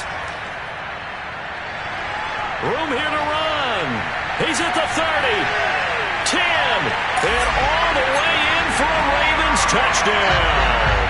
Well, I mean, Lamar Jackson, what more can we say at this point? He is a living, breathing highlight reel. And go ahead and tack on that last play to the list of big ones by number 8. And this is a play defensively where you're just looking around and saying, what was that? What just happened? You're looking at your teammates, they're looking at you.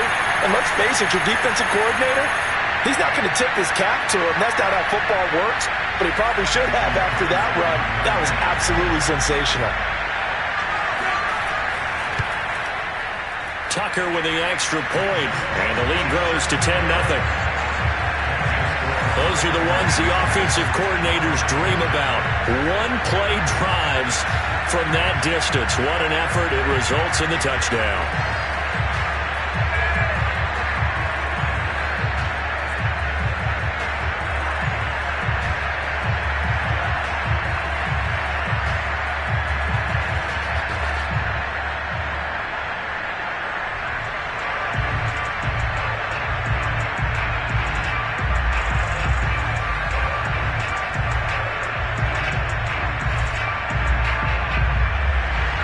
Tucker now to kick it away following the touchdown. On the return is Spencer. And no chance to get away as they'll get him down at about the 17-yard line. Here we go. So now a look at the Broncos as they head back out there for their first possession of the second half. And their deficit a little wider than it was at halftime. Does that touchdown a minute ago change the thinking here at all?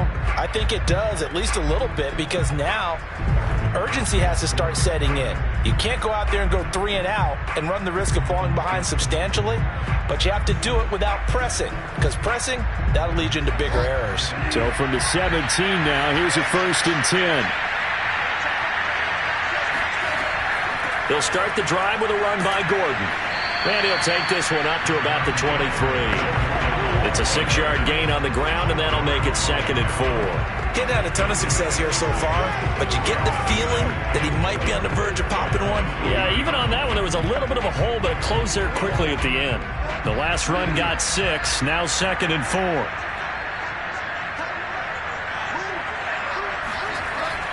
They keep it on the ground. Again, Gordon.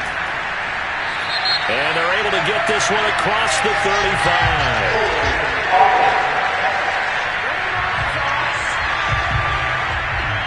That time, the right guard sending him backwards. And so many different types of guys rotate in on the defensive line now, depending on situations. You can get the bulky guy, the fast guy. No matter what, though, you can't hold him.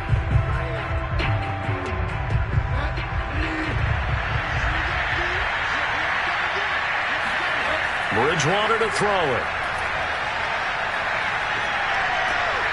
He's got his 6'5" receiver. That's Tim Patrick.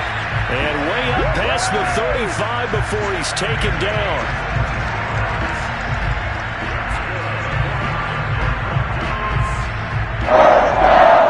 First and 10 at the 38-yard line. So here's a 1st and 10 at the 38. Bridgewater now for Gordon on the draw. And he's going to be stopped up quickly here. Just a yard up to the 39. Nice run defense presented there, and what I mean by that is discipline. Guys filling the right gaps in the right holes, no one over pursuing, and making a very nice play.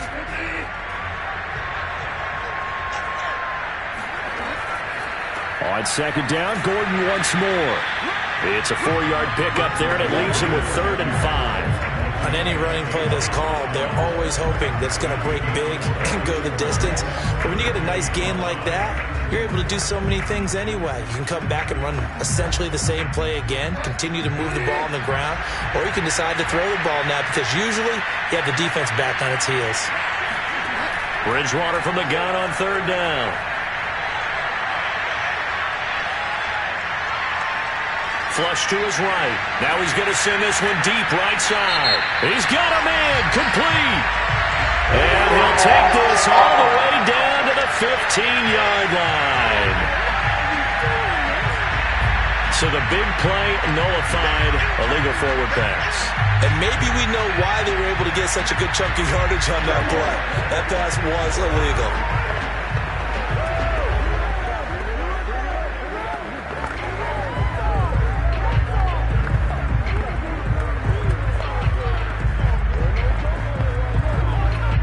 Here's Sam Martin now as he's on to punt for Denver.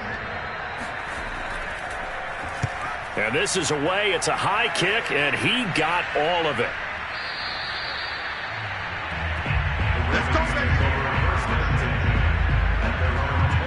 Now the Baltimore offense heading back out onto the field. And coming off a one-play drive that was so deflating for the defense, what's their mentality? How do they rally here and stop this offense? Well, hopefully there's some determination that sets in because they weren't ready to go on the last one. Give all the credit to the offensive guys for getting it done, but to allow a run of that length, that's just not being prepared. So now, are they determined? Are they ready to read their keys and make the proper plays? And we'll see how determined they are. Off the play fake, here's Jackson. And he'll protect himself at the end here as he winds up getting pretty decent yardage. Nice work to get 7 out of that, and it's 2nd down.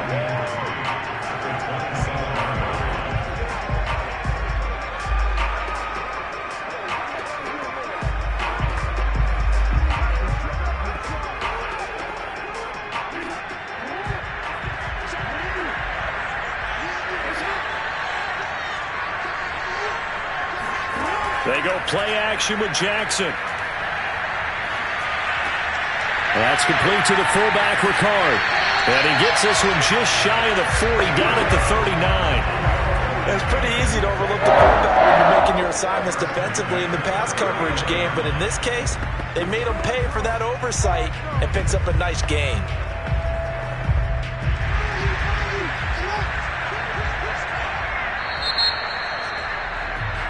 And that is going to do it for this 3rd quarter of action. We'll return with more after this. This is the NFL, and it's on EA Sports. Welcome back now here in London. It's the Ravens in control of the football. They've also got the lead as we get set for the 4th. So from the 39 now, they'll come up on a 1st and 10. Play action. Now Jackson. Open man is the tight end, Nick Boyle. And he is out of bounds inside the 35. A big play there on the catch and run. Partner, I like that they're staying aggressive on offense because to me, this drive is what is known as a put-away drive. You score here, that might put this one to bed. I like the fact that they're playing with confidence and not playing with fear. So a 1st and 10 now in Denver territory. Down at the 33. From the gun, it's Jackson. Being chased out left.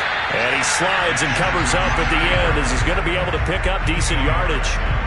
He'll get 8 on the scramble there. It'll be 2nd and a couple.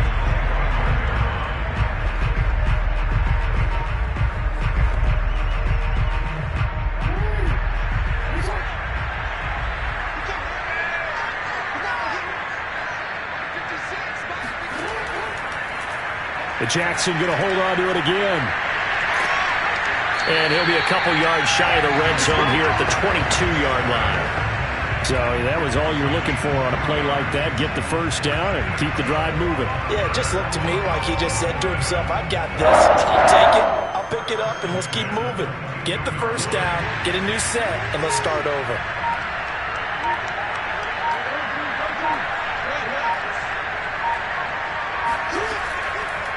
They run the option here on 1st and 10. And just no chance of turning the corner. He can only get back to the line of scrimmage. 2nd and 10 coming up. Well, for that being an option play, there really weren't too many options available for him, were there? No, there weren't, and at least he was able to get back to the line of scrimmage, so he didn't lose anything, but you're exactly right. Nowhere to go. 2 minutes left to play in this football game here on EA Sports.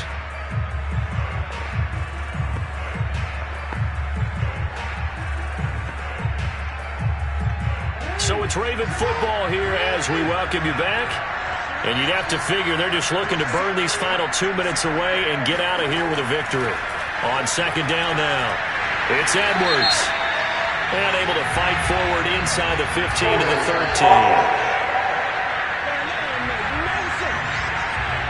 He was trying to clear the way, the big fullback. Instead, he gets a hold. And you don't see that very often on running plays from those guys because usually they're the lead blocker. Normally, when he gets caught, it's in a passing situation. They'll come up now on a 2nd and long after the hold. Jackson on the give to Dobbins. And he's going to have to protect the football and take his lumps here at this stage of the game as they stop him behind the line. And whistles, and we're going to have another stoppage of play as they call the timeout on defense with 1:53 left.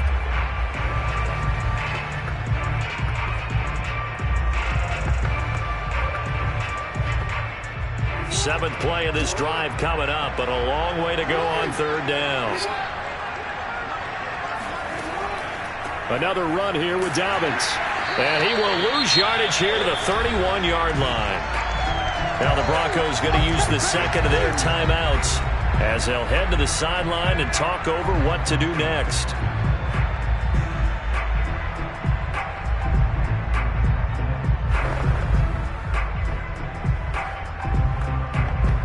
So on 4th down, out trots the kicker in a big spot here. He hit his first. Now this one from 48 yards away. Tucker's kick is good. And that'll push the lead up to 13-0. So they settle for just the 3. But clearly right now anything helps trying to salt this one away in the 4th. Without a doubt, obviously a touchdown probably would have been the final nail to finish this thing off. But it's still ate up time, got points. So while it's not mission accomplished, it's darn close.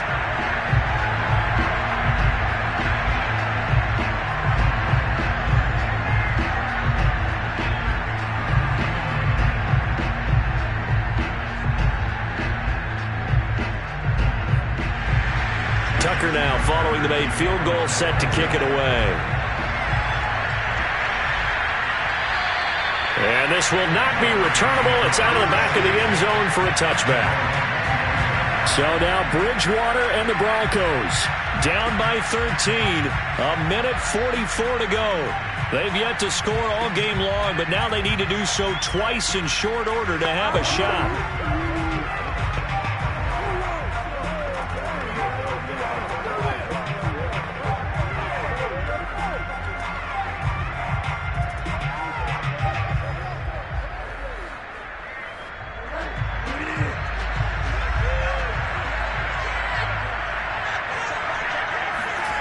Bridgewater now looking to throw on first. Able to get this to Patrick. And he's going to be dropped following a pickup of 7 past the 30 to the 32.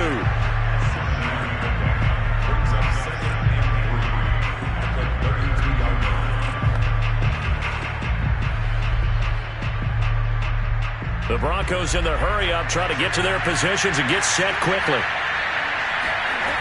To throw again on second down. Bridgewater finding the open man, and that's Tim Patrick. In so many ways, throwing the hitch route is actually one of the safer things an offense can do. Get the ball out to the receiver as fast as possible, hope he's got man-to-man coverage, and hope that his athleticism wins on the perimeter. First down now, but that clock rolling. From the gun, Bridgewater. He's got Gordon. 3 yards the gain there, second down. Short play like that in this situation this late, that's a win for the defense. No doubt. I remember something Coach Madden used to talk about all the time. Sometimes you can't just take what the defense gives you. You have to take what you need. And in this case, the offense is taking what the defense is giving them, not what they need.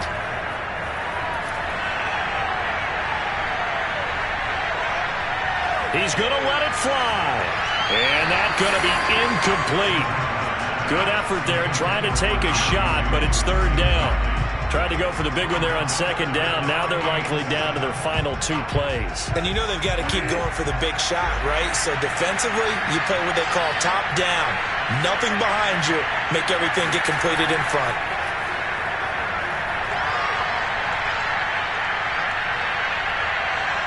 Now a desperation throw deep downfield. It's caught inside the 25. Now we'll get whistles, and they've signaled for a timeout. Not sure I see the logic in this, but we'll get a stoppage anyway with 5 seconds remaining.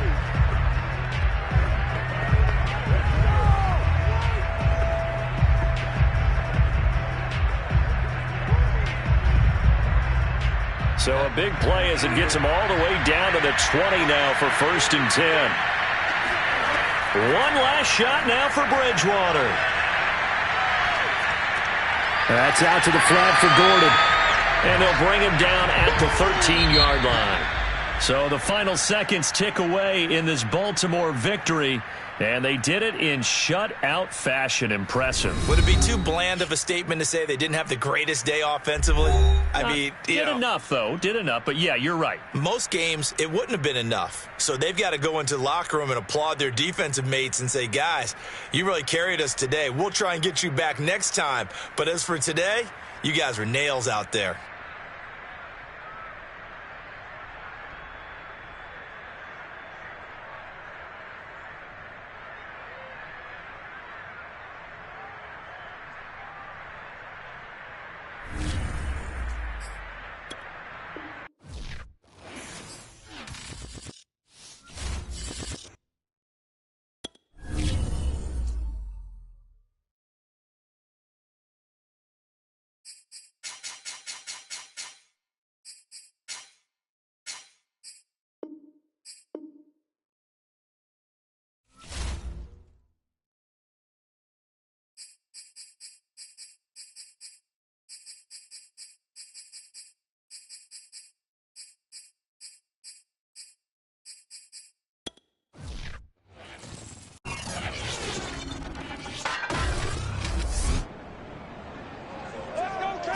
It's the NFL on EA Sports, where London will play host to a different kind of football. It's the Bills and the Chiefs, and it's coming up next on Madden Football. Here's the kicker, Harrison Butker, ready to get this one started. And we are underway here in London. Isaiah McKenzie now on the return. And not much happening on the return as he'll get this to about the 23. Out comes the offense for the Bills, led by their quarterback at 6'5". That's Josh Allen. And in this league, there are many quarterbacks who have their most success running the ball, while there are others who have big arms. There aren't too many guys who can do both. And at the end of many games, this guy leads his team not just in passing, but in rushing as well.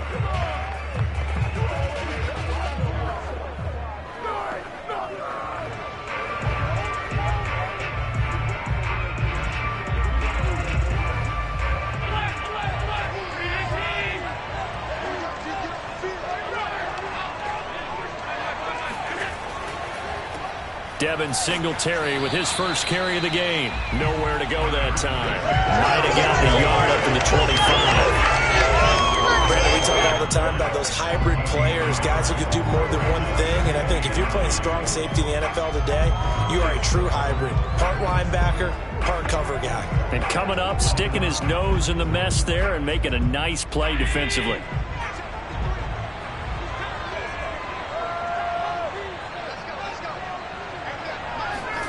On 2nd and 9, Allen works right side into the hands of the tight end, Knox. And he'll be out of bounds across the 30-yard line. The reception good for 7. It's 3rd down. And Brandon, as you know, sometimes it's a lot tougher to run with these tight ends nowadays in the NFL. They're just bigger wide receivers. He lined up on the left side of the formation, ran a drag route across the field, and tried to work his way open. He was able to make the catch, but the defenders were there. Couldn't do a whole lot with it afterwards.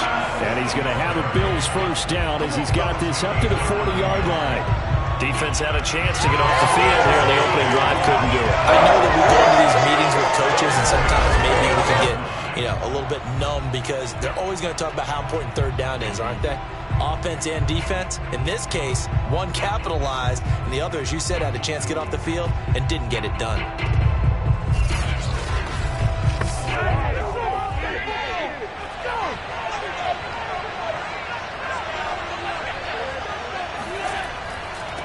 Now the first carry for Zach Moss. Shavarius Ward in on the tackle. That's a really good gain right there. They pick up 5 yards halfway to a first down. The only problem now in the huddle, everyone's going to want to touch the football. Be a lot of chattering now because they've seen that they can move the line of scrimmage.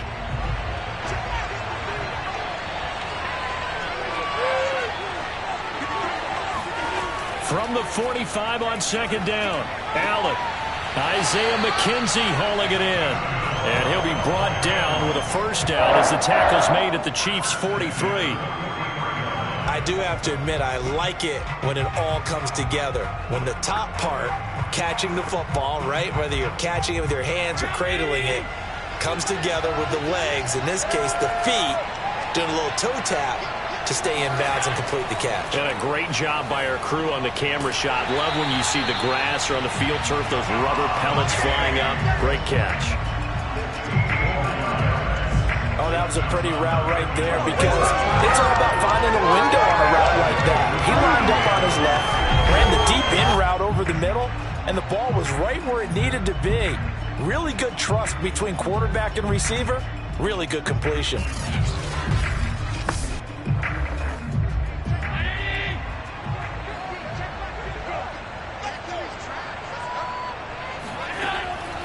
They'll run on first down with Singletary. Shoves him aside. A solid stiff arm. And down inside the 15 he goes.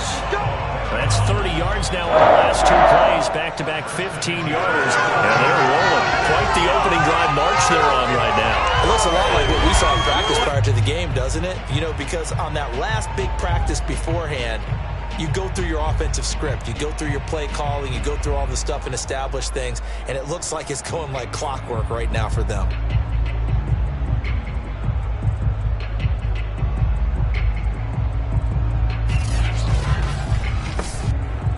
From the 13 now, they work on 1st and 10. From the red zone now, they'll look to throw. On the left side, he finds Beasley. 7 yards, the pickup there. I have no crystal ball up here. I can't truly see into the future. But if they don't start getting some pressure on him, make him move around a little bit and do something with the receivers, change up their timing, they're just going to get shredded as we've seen so far. Right now, they're off to a blazing start. Yeah, and you are right. He looks way too comfortable back there in the pocket. Yeah, there shouldn't be a pillow back there for him, all right? If as a defensive guy, they've got to dump him on his backside a few times, shake things up. Yeah, they're going to need an in-drive adjustment here on this first series. No score after 1 on EA Sports. The Bills with a football as we start quarter number 2, as they've got it with a 3rd down coming up.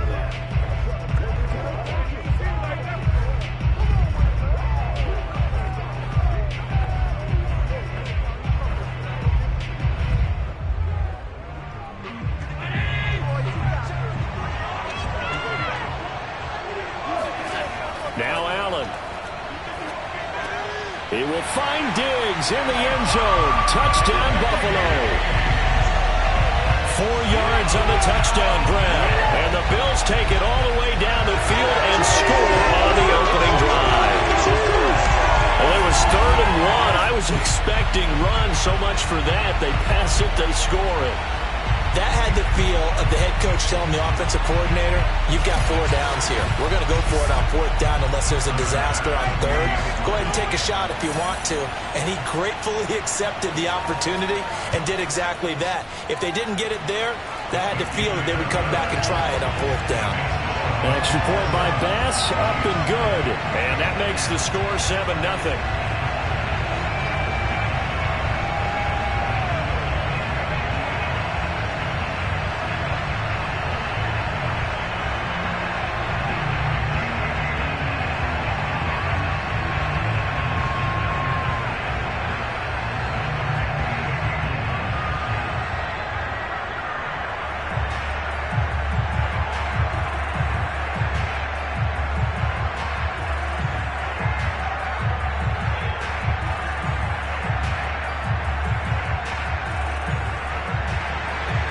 To the touchdown, Bass to kick it away. Fielded right around the 8. And up to about the 26-yard line, just across the 25. Time to see what Patrick Mahomes can do here with his first possession. The quarterback out of Texas Tech getting set to lead this KC Chiefs offense. And his task in this situation is making sure that his team knows that there's a sense of urgency, yet somehow still stays calm. Because your natural impulse, your first possession is not until the 2nd quarter, is you got to attack right away. Throw something big at them right away. Yeah, you got to move the ball, but maybe be a little bit careful in doing so. Mahomes will lead the Chiefs up 1st and 10 at their own 26. They'll try and start this drive in the air. That one caught by Tyreek Hill. And he gets this one just shy of the 40. They'll mark him down at the 39. And we see the emphasis early here. Get your star receiver involved. Able to do it successfully. Not a bad start to begin with, that's for sure. And to me, this play says our guy is better than your guy's. Because, you know, a player of his stature, he won't just be single covered all game long. It's going to involve multiple people. And right away, they told the other team, guess what? He's just better. Credit him with a 1-yard gain there to make it 2nd and 9. Well, partner, I don't think it's any secret that any running back wants to be able to see a hole open so that he can gallop through it. But in this case, he had to slow down. There was really no hole there. And he took a big hit in order to get that 1 yard.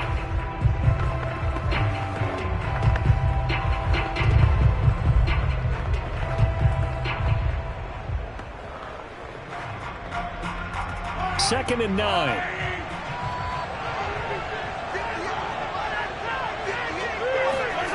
Mahomes going to throw. Dancing to his left. And he works his way past the line of scrimmage and then slides to a hole. They'll wind up with positive yardage. It's a gain of 3, but now it's 3rd down.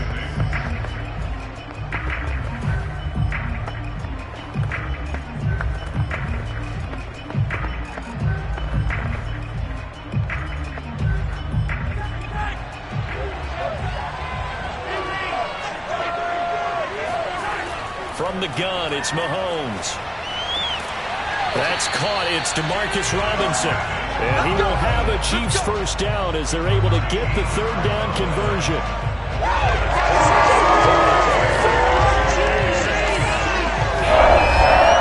First and 10 at the 44-yard line.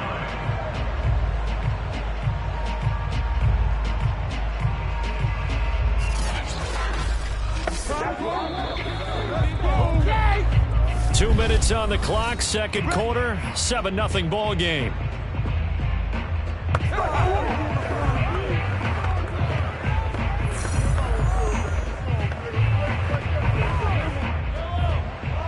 We remind you that coming up in 2 minutes' time, we'll hand you off to Orlando, where Jonathan Coachman will have highlights and analysis of this first half of action.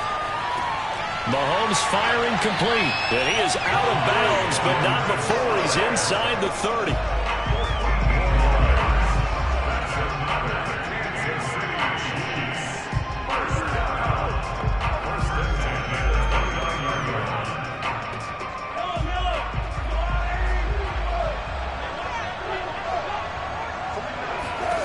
Mahomes now on first down. They complete it to Hill. And inside the 20 before he's brought down.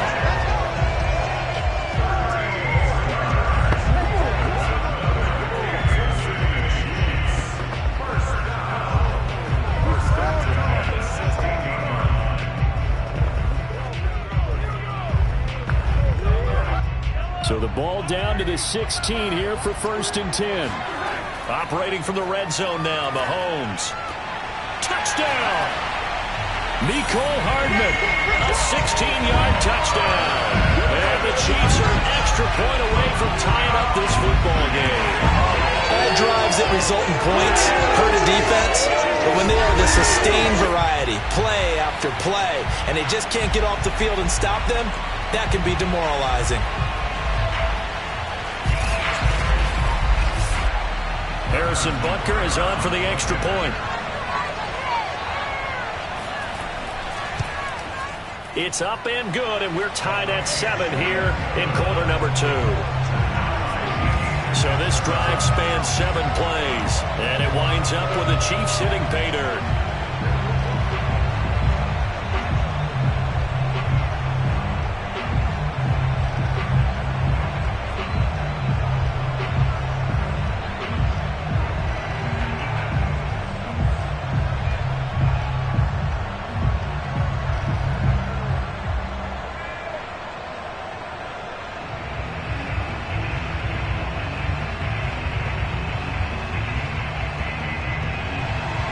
Each team's had it. Each team has scored. 7-7 here as the kick's away. And that'll carry over the back line of the end zone for a touchback.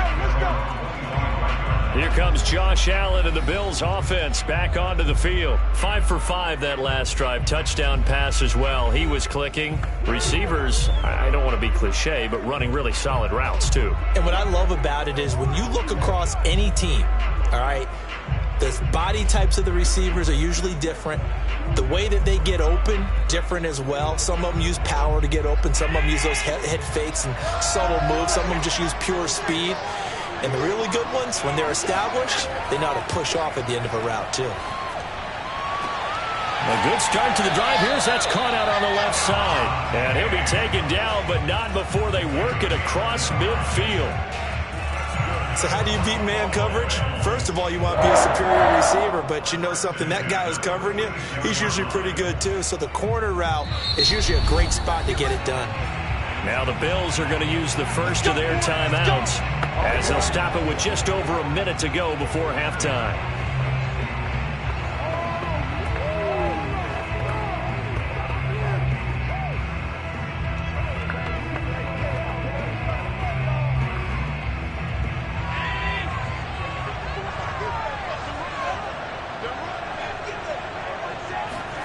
Here's Allen on 1st and 10. It's Knox, the tight end, making the catch. Now the Bills will use the second of their timeouts as the stoppage will come with a little under a minute to go in this first half.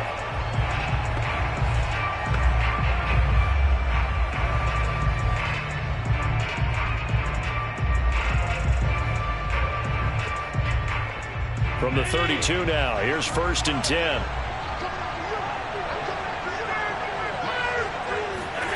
Here's Allen to throw it. Forced out to his left. And he'll protect himself at the end here as he winds up getting pretty decent yardage. The improv on the scramble there gets him 6, and it'll be 2nd down.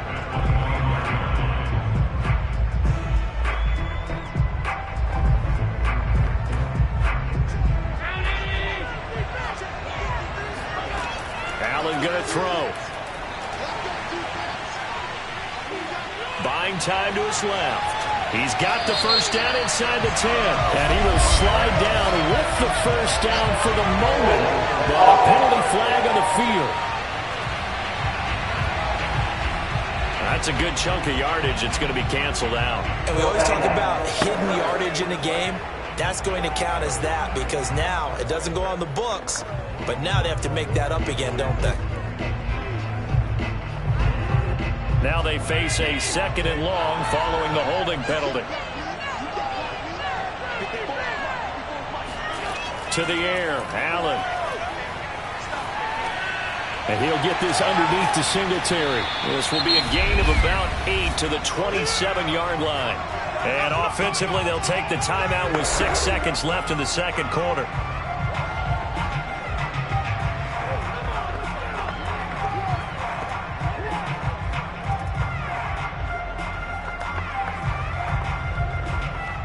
So on third down, the field goal unit will come out as he'll try to get 3 before half. This from 44 yards away. And it bangs off the left upright and deflects away. It's no good. And this game will remain tied here in quarter number 2. And no mistaking that sound. It reverberated through the whole stadium. And it's the sound Brandon no kicker wants to hear. It looked like he had it on target the whole way, but the upright said,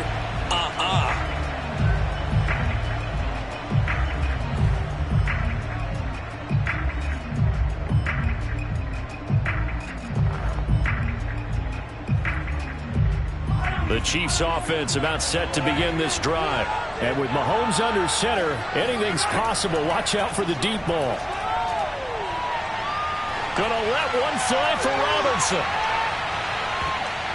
And incomplete on the deep ball. So a touchdown apiece. That's what we have the show at halftime as they head to the locker room. 7-7 our score. As it's time now to send you back stateside to Orlando, Florida, and check in with Jonathan Coachman at our EA Sports Halftime Report. Coach. Okay, Brandon, thanks very much. And welcome, everyone, to this abridged version of the EA Sports Halftime Report. First, though, let's get a check on the next-gen stats from that first half for the Bills. And they didn't get a whole lot done in the rushing department in those first 2 quarters. They probably feel pretty lucky to be tied here at halftime. Meanwhile, for the Chiefs, here's a look at their numbers throwing the football in what was a very even first half. Okay, Coach, yeah, adjustments likely going to play a big role in this third quarter in what's been a tight contest so far.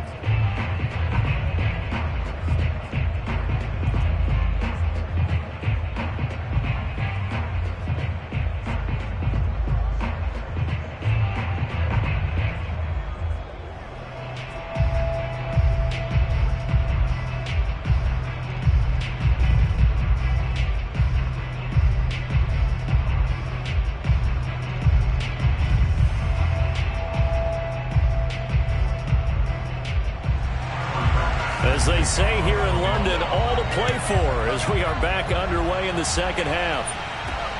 From the 10. And he had no room to run as he's tackled down inside the 20.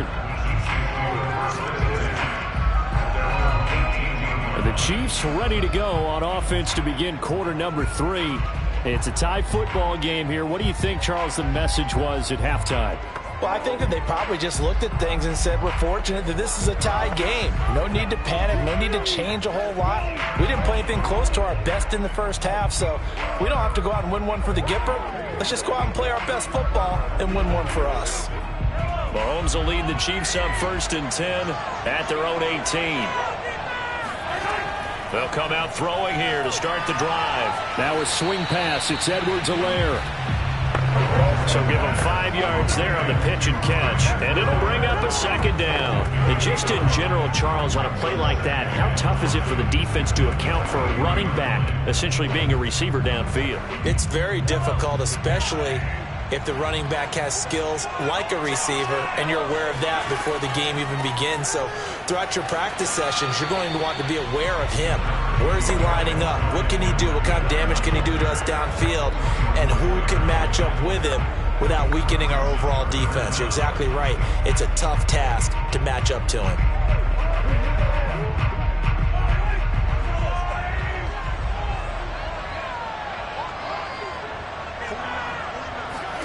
They go play action. Now Mahomes. And it's incomplete. Took a shot, couldn't connect. That's an excellent job right there on third down. Like any defense, you never want to let them get anything started, and that would have been a first down. Instead, you saw the contact on time, no penalty, and before this drive could get wings, it's 4th down. Here's the Chiefs punter now. And surprisingly, this is the first punt of the game for either team. And now a high kick here as he'll try to hang it up there. 51 yards on the punt there. And the Bills will take over the football with a 1st and 10. Now we take a glance at the offense as they work their way back out for their first possession of the second half. Their defense has done the job. Now it's the offense's turn as they've got it 1st and 10.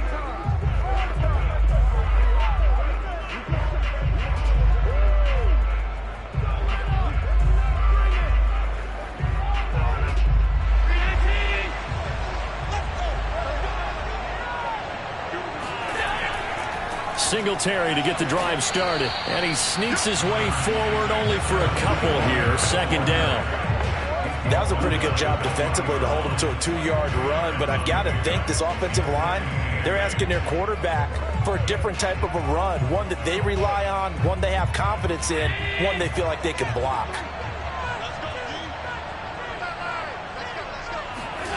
Throwing on 2nd and 8. Allen working the middle here. That's complete to Knox, the tight end.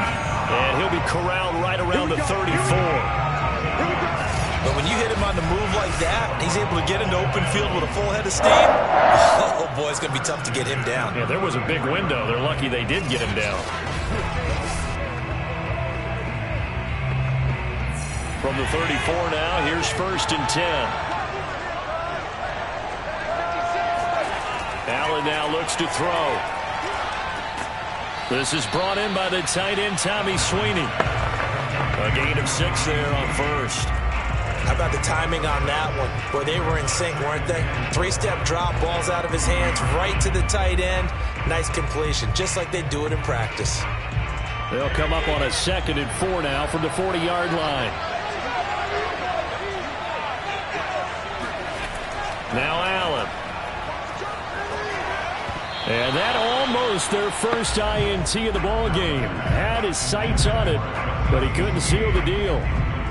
And that right there, his first incompletion of the game, pretty remarkable. So let's start talking about all-time records, because with that incompletion, maybe over a 2-game sequence, or maybe starts a new streak now, because Ryan Tannehill, over 2 games, hit 25 straight. Now, the incompletion, we're taking this record out of play. But Mark Brunell, when he's with Washington, 22 straight completions to start a game. This guy's on fire. But we always hear about the connections some quarterbacks have with certain receivers. I think this guy has a connection with just about everyone. Didn't mind throwing it in there against double coverage to him. Shows some confidence, supreme confidence. Big-time confidence that he would make the play for him, and he did. So now 1st and 10 in Chiefs territory at the 42-yard line. Allen going to give this one to Singletary. And he'll lose yardage on the play back at the 45-yard line. That's going to go as a loss of 4, and it'll be 2nd down. And we often talk about defensive ends setting the edge, sometimes even the outside linebackers. But how about here? This is a quarterback essentially setting the edge and finishing off that play for a loss.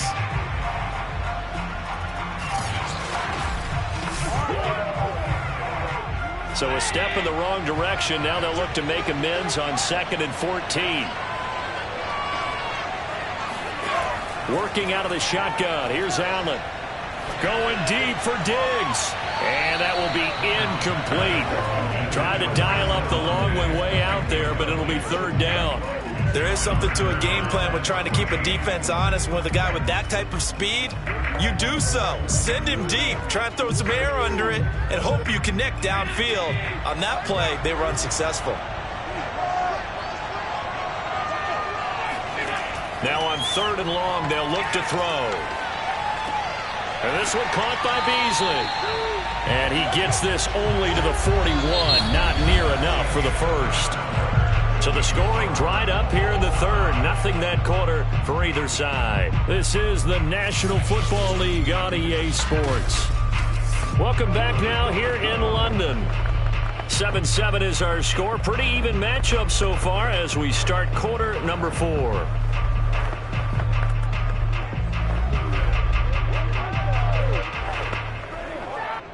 Here's Matt Hawk now, as he should be able to pin him back deep here with his first punt. It's a high kick and hit pretty well. And that'll hit in the end zone. Much too much leg there. That'll be a touchback. Here's the Kansas City offense now as they get set to take over. Excellent job by their defense to force the punt and provide them with this opportunity, all tied in the fourth quarter.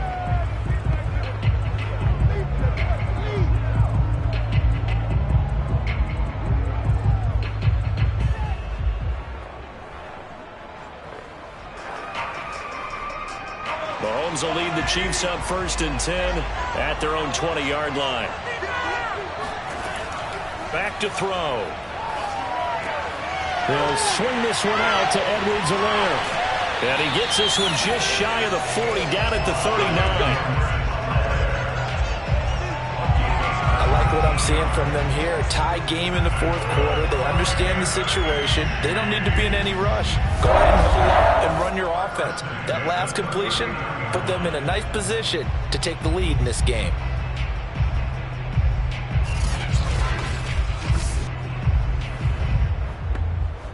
From up near the 40 now after the big play to start. Here's another 1st and 10.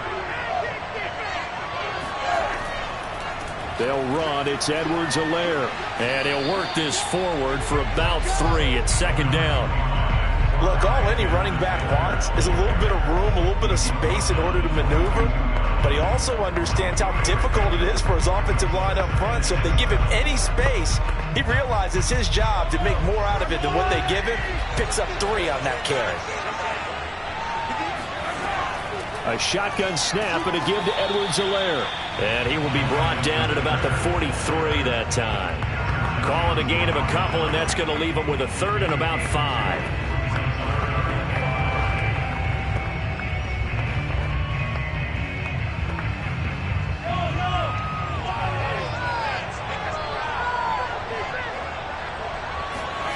Play action. Now it's Mahomes. And going deep for Hill. It's incomplete. Took a shot, couldn't connect. Coverage was awfully tight there on 3rd down. They actually closed off all the passing lanes, forcing the incompletion and bringing up 4th down. Here's the Chiefs punter now as he'll punt it away for the 2nd time. And now a high kick trying to pin him back. A call for a fair catch, and it's made at about the 23-yard line. Only 29 yards on the punt there. Definitely not his best. And possession will switch hands, 1st and 10. Buffalo offense back out ready to go.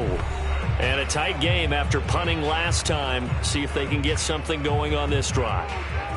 As they head to the field now, with the game this close, you've got to feel there's a sense of urgency for them going on offense right now. But they have to do it without letting panic creep in and affect their play. Allen and the Bills now with a 1st and 10 at their own 23. Throwing to start the drive. Allen works right side into the hands of the tight end Knox. And he'll be out of bounds at the 25-yard line. 3 yards the gain there, 2nd down. Let's make this one simple. What a catch, especially the finishing part of getting his feet in bounds, toe tapping, and of course, foot dragging. Little tapestry, if you will. Oh, I like it. Now a throw here to his running back. And from the 25, they work this to the 29, a gain of 4.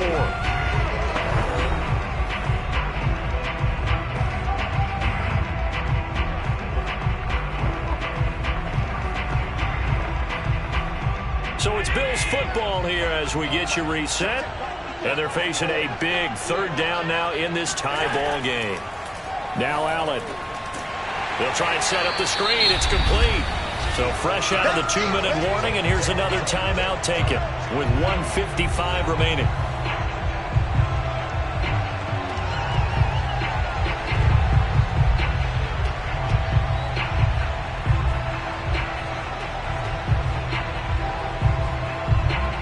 Here's Matt Hawk now as he'll kick it away for the 2nd time. And now a high kick here as they'll try to cover this one. So possession goes over here on the punt. And it's Chiefs football, 1st and 10. And Kansas City's offense now set and ready to go. They punted last time they had it. What steps, Charles, you think they have to take to make sure they don't do that again? Well, let's just go to the football 101, the trade expression 101. Win first down. Make 5, 6, 7 yards on first down and make it a 2nd and 3, 2nd and manageable. Keep accumulating first downs that way. Keep moving the football. You don't want to get behind the sticks because then the defense has the advantage.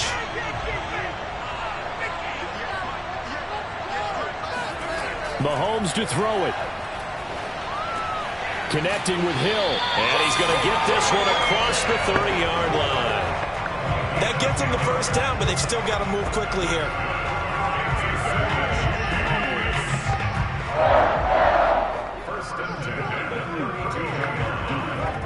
First down now, but that clock rolling. Mahomes. Fighting Hardman.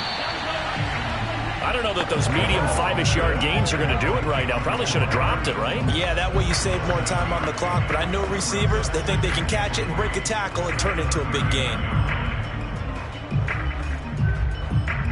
And we've reached the 1-minute mark in this game.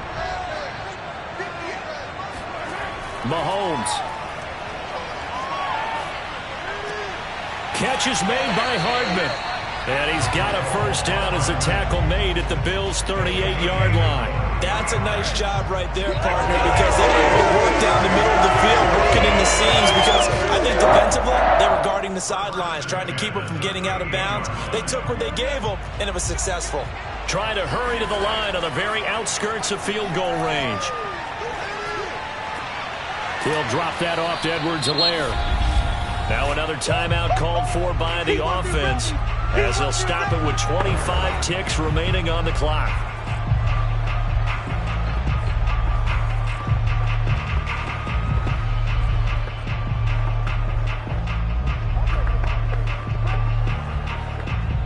In need of only about the length of the football here on 2nd down.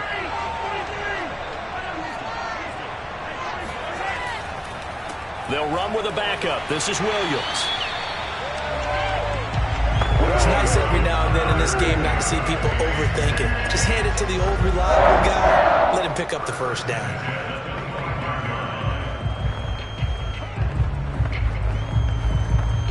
So here we go. Maybe the biggest kick of the game forthcoming. His first attempt of the afternoon, and it's for the win. And we are set for a great finish as that timeout comes in with 2 seconds to go in this football game.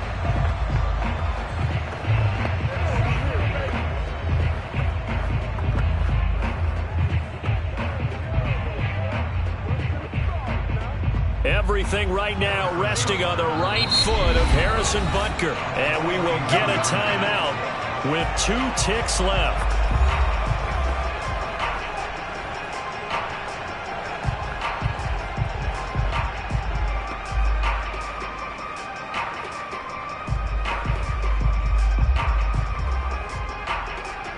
Everything right now resting on the right foot of Harrison Butker.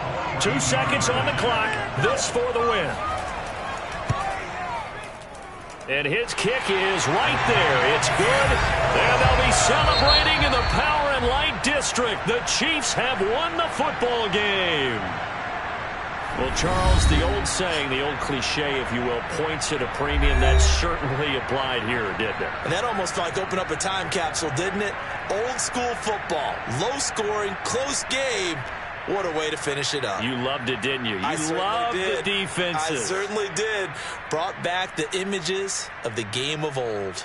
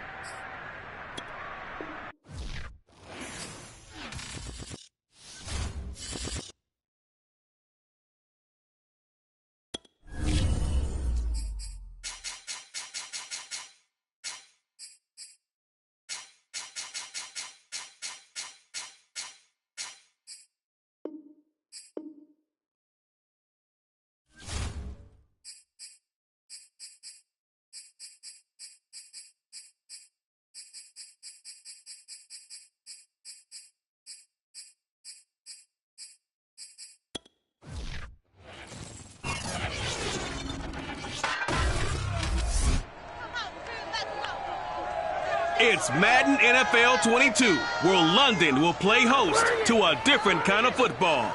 It's the Bills and the Birds, and it's coming up next.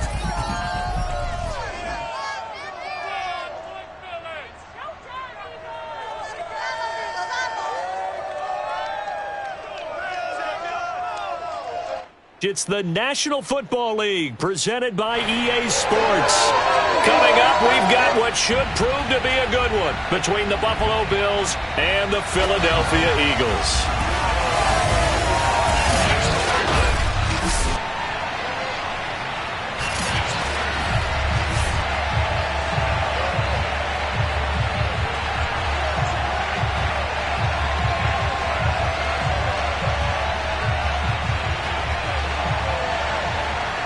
Here's the kicker, Jake Elliott, ready to get this one started. And we are underway here in London.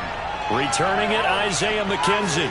And he won't get this to the 20-yard line as he's down at the 19. So here come the Bills on offense for the first time.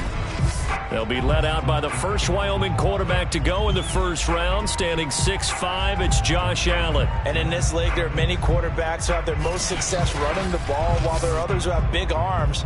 There aren't too many guys who can do both. And at the end of many games, this guy leads his team not just in passing, but in rushing as well.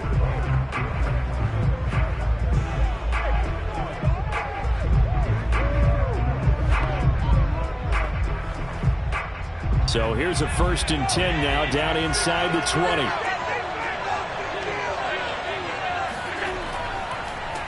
Now the first carry for Devin Singletary. Fights forward for only about a yard up to the 21.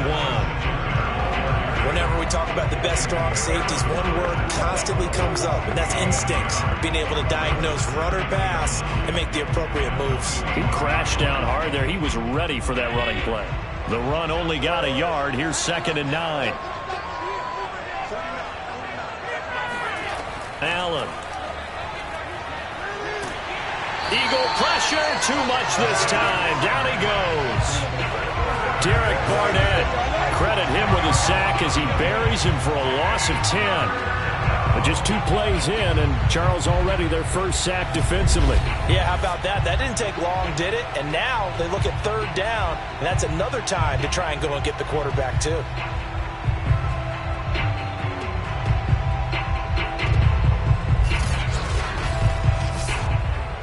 After the sack, they'll come up now 3rd and long. Yeah, I wouldn't be surprised to see them run the ball here just to try and get some space. No run call here. They'll look to throw instead. Going deep for Diggs. And he bats it away, and it falls down incomplete. And that may have been incomplete, but he reminds me so much of when my dad used to take me to the baseball stadium and watch the home run hitters in batting practice. I'll get to the stadium early just to watch this kid throw it. He can throw it out of the stadium. Here's Matt Hawk now. He'll kick it away after a 3-and-out on the opening drive of the game.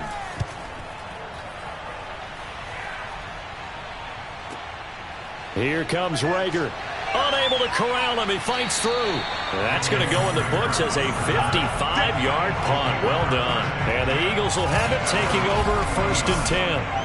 Philly's offense getting ready, and Jalen Hurts ready to lead them. The 2nd-round pick who started his career at Alabama, then finished with an electric senior season at Oklahoma. Tremendous production in college at 2 different universities, and this is a guy who was a finalist for the Heisman Trophy. Still much more of a runner than a thrower, but has plenty of arm and is capable of making the big throws downfield. And don't underestimate his ability to think the game. Remember, he's the son of a coach. Hurts and the Eagles come up here 1st and 10 at the 40. They'll try and start this drive in the air. Open man, that's Devontae Smith. And they'll get to him after a gain of 7 to the 47.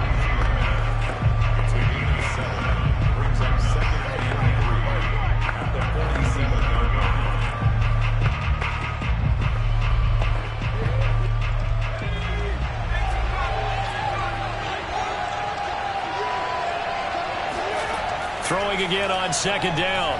Hurts. It's caught by Sanders. And they'll wind up getting this one all the way down inside the 20. A big play that time on a catch and run. oftentimes now offenses aren't nearly as precise as days gone by. They just saw receivers find an open patch of grass and let the quarterback find you. And that's exactly what they did on that play. First with the pass through the air, nice chunk of yardage there, and then additional pickup with his legs after the catch. So the big play means just like that, they'll operate from the red zone now on first down. Hurts with a little pop pass on the jet sweep. Looking to find a lane, but he can't. Reined in at the line of scrimmage. A nice play design there with the touch pass. Looked good at the start, but bottom line, the defense was ready. And they did a nice job scouting, didn't they? Not just scouting, but now executing once they saw the play for real after having worked on it all week in practice. They drilled on the play, then they drilled him. Hurts. He's got Dallas Goedert, his tight end, over the middle. And he'll get 7 yards from the 17 to the 10 before he's taken down. When you execute a drag or a crossing route really well and give them a chance to let it develop a little bit, you can gain some significant yardage hitting your tight end on that one.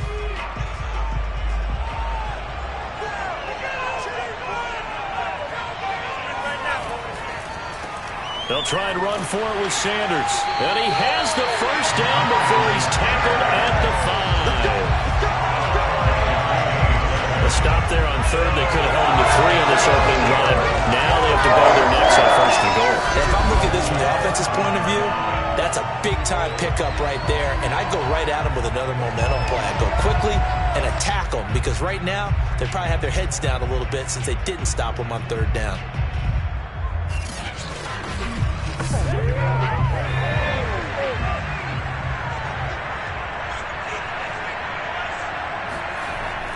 They'll run with Sanders, and he's going to be brought down on what will be the final play of this first quarter. We're scoreless after 1.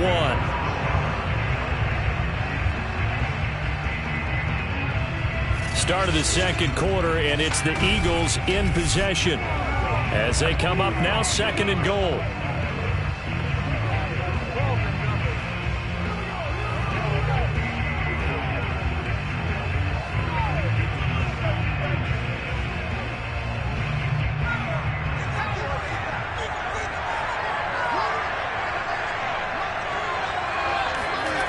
Hurts sets up to throw it. And down he goes. Pressure gets him back at the 14. Matt Milano gets him for a loss of 10 yards from his linebacker spot. Second goal, last thing you need to do is get pushed backwards to take a sack. But he couldn't find anywhere to go with the football. Had to eat it and ended up on the ground.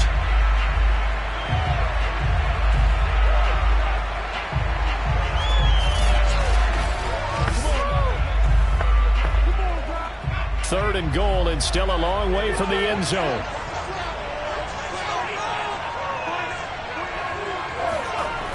Throwing is Hurts. And Sanders has got it complete. And he's able to break out of 1 tackle, but then quickly brought down. 5 yards, not enough. And it'll be 4th down. No, there certainly was a lot going on that play. Every option in the end zone covered. No place to go with the ball. Had to swing it out to the back. A good job running and getting him tackled in the open field.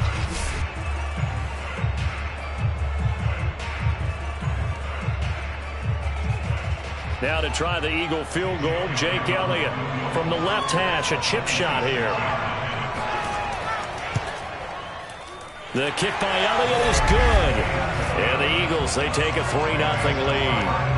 So a pretty good opening drive. That'll make the home fans somewhat happy. They wanted 6, but they got 3 in the early lead. And they should be happy. The guys look good getting down the field. That's got to give them a little bit of hope that good things are in store here today for them.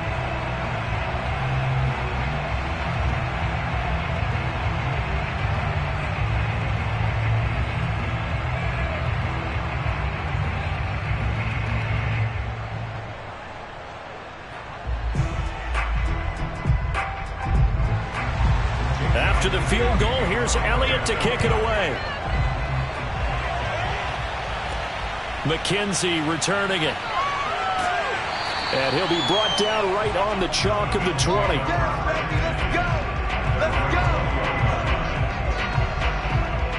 So here come the Bills out for their second drive. And the last drive, the first drive for them, not very good. 3 and out. What do they go to here? Well, you don't look down at your play sheet and say, this is what the problem is. Yeah, let's find out who my playmakers are. Get the ball in their hands, and maybe the offense will move a little bit better. Sometimes it's more important to get it to the right people rather than dialing up the right number. Exactly. Or the right play, yeah. That too. On first down, they'll start out with Singletary. He'll lose a yard there, and it's 2nd and 11. Plays like we just saw there. That's why they're up right now. And the defense, they're doing their job. Yeah, it starts with the guys up front. So when you talk with GMs who are putting together a team, a lot of them say we're going to build from the inside out, because if you control the line of scrimmage, you control the rest of the ball game, and that's what we're seeing here. They're actually playing in the offense's backfield, not necessarily just playing at the line of scrimmage. Allen's throw taken in by Diggs. And some room to run now. Jukes by again. And he takes it all the way down to the 32. A big play here for Buffalo. Second quarter, 2 minutes remain. 3-0 our score. First and 10 at the 32-yard line.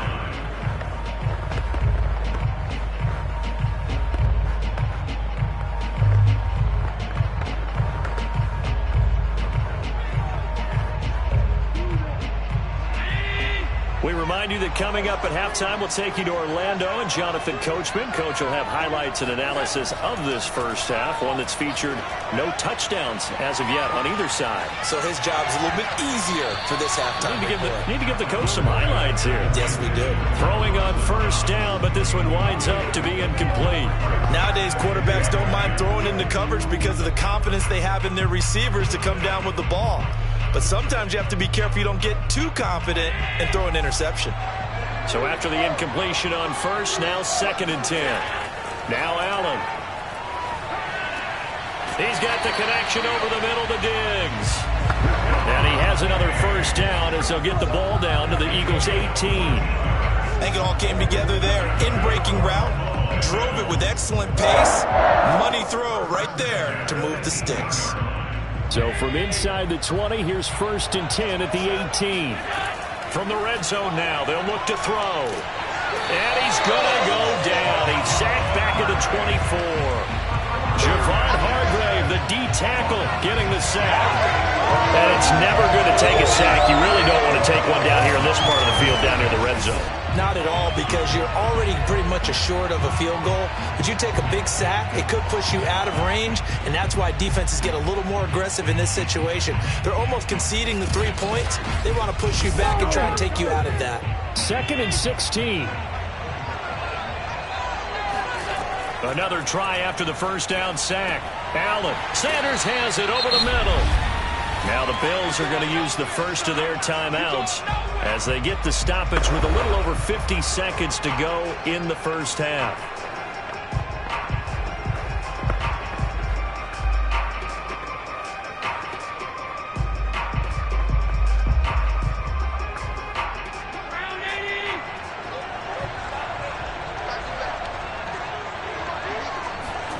Throwing is Allen on 3rd. He hits Beasley right side. The Eagles going to take the first of their timeouts as they get the stoppage with just under 50 seconds remaining in half number 1.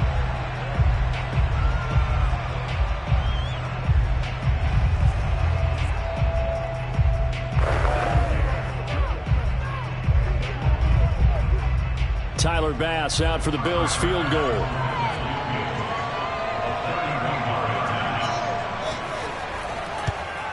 The kick by Bass is good. And the Bills are going to tie the game at 3. So they've put together a good little drive there, but ultimately stalling out in the red zone. Yeah, I know a lot of people look at it as a little bit of a negative. They didn't get 6 points out of it, right? Didn't get the touchdown. But that's actually okay. They got 3 points, able to give their defense a little bit of rest, let them settle down over there. So all in all, to me, that's a good drive.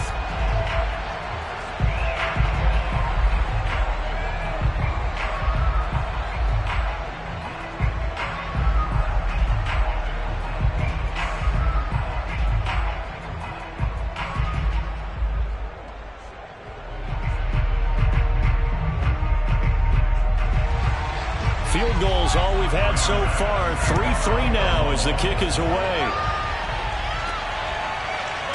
From a couple yards deep, he'll bring it out of the end zone. And in hindsight, probably should have taken a knee as he only gets this out to the 16-yard line. The Eagles offense going to take over late in this first half. And we're under a minute to go here in what's been an even first half, all tied up. Yeah, still time to make something happen, too. A couple completions, you string them together, could get into field goal range. Let's see what happens.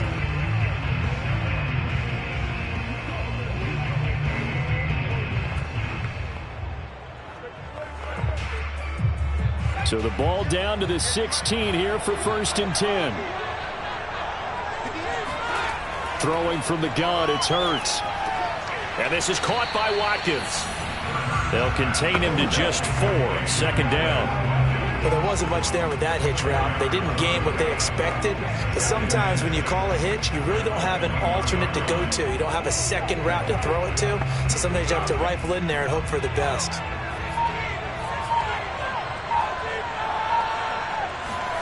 They'll throw now on the final play. Steps up, and he's going to go down. Couldn't get a throw off with the pressure. Maybe that was for the best, as that brings us to the end of this first half of play. So we've reached halftime in a low-scoring affair, just a pair of field goals. 3-3 is our score. As it's time now to send you back stateside to Orlando, Florida, and check in with Jonathan Coachman at our EA Sports Halftime Report. Coach. Okay, Brandon, thanks very much, and welcome in everyone to an abbreviated version of the EA Sports Halftime Report. First, though, let's get a check on the next-gen stats from that first half for the Bills. And there's not much to speak of in terms of passing efficiency. But in a tie game, they know a few tweaks could make a big difference going forward. Meanwhile, for the Eagles, they too have found passing lanes to be hard to come by so far. As you see by the numbers, they'll need to figure that out in the second half. All right, Coach, thanks. Yeah, both teams likely to make some changes in what's been a closely fought battle to this point.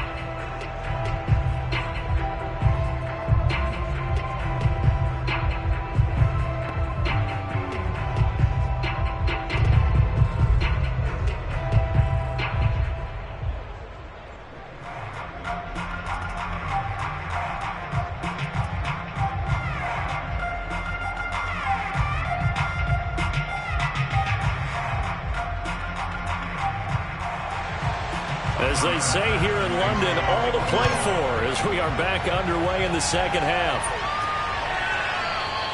And we will not see a return to start the half, as this will be a touchback. The Eagles ready to go on offense to begin this third quarter.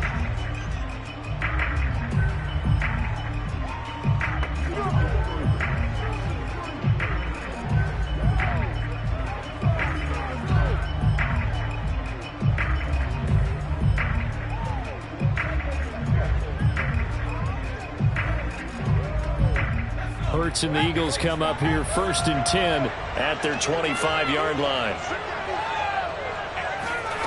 They'll come out throwing here to start the drive. And the coverage terrific there as that's knocked down and incomplete. Certainly looked like someone was very confident in his ability to fit that one in. I would say he was overconfident because there wasn't a whole lot of separation there. Had that one covered pretty well downfield and knocked it away. Third quarter, all tied up. This is 2nd and 10.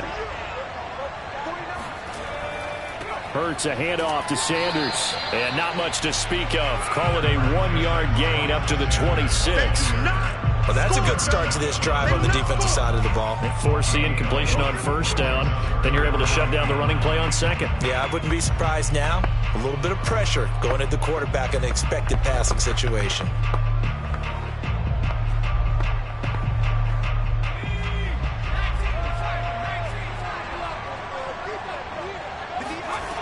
From the gun, it's Hurts. He finds his man, complete. It's Watkins. And he is going to have an Eagles first down as they're able to get the third down conversion. Fired that one in there, able to make connection on a nice in route. With those faster passes in the going that fast. Any hesitation as a quarterback that the deflection, if you miss, might be bigger and lead to an interception? Yeah, and the deflection works both ways. Maybe a defender gets a hand in the way that pops in the air, and sometimes you throw it so hard your receiver can't handle it, and he pops it up in the air for the defenders to grab as well. But a moot point there as they were able to connect. They'll throw on first down with Hurts. Over the middle, and it's incomplete. Well, this at least is the right idea. I think they've got to get the tight end more involved. He had just one target in the first half, incomplete. Now incomplete here with the first target in the second half. Yeah, should not stop them at all from going back to him, though. Find him. Find him. 2nd and 10.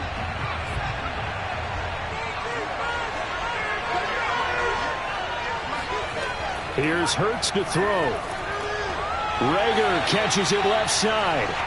That helps the completion percentage, but not much else, and now it's 3rd and 10. And that's when it's fun to play defense. When you're able to diagnose a play right from the beginning, get all your guys to the football, and spill the play, that's when you have a lot of fun playing on that side of the ball.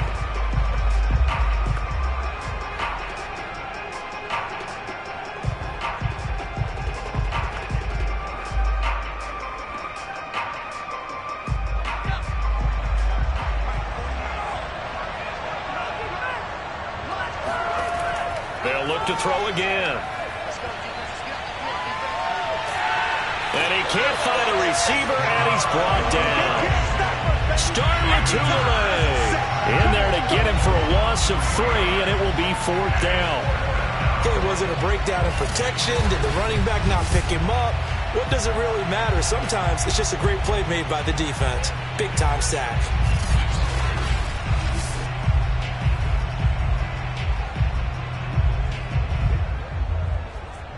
The Eagles send out their punter now as he's on to punt for the first time this afternoon.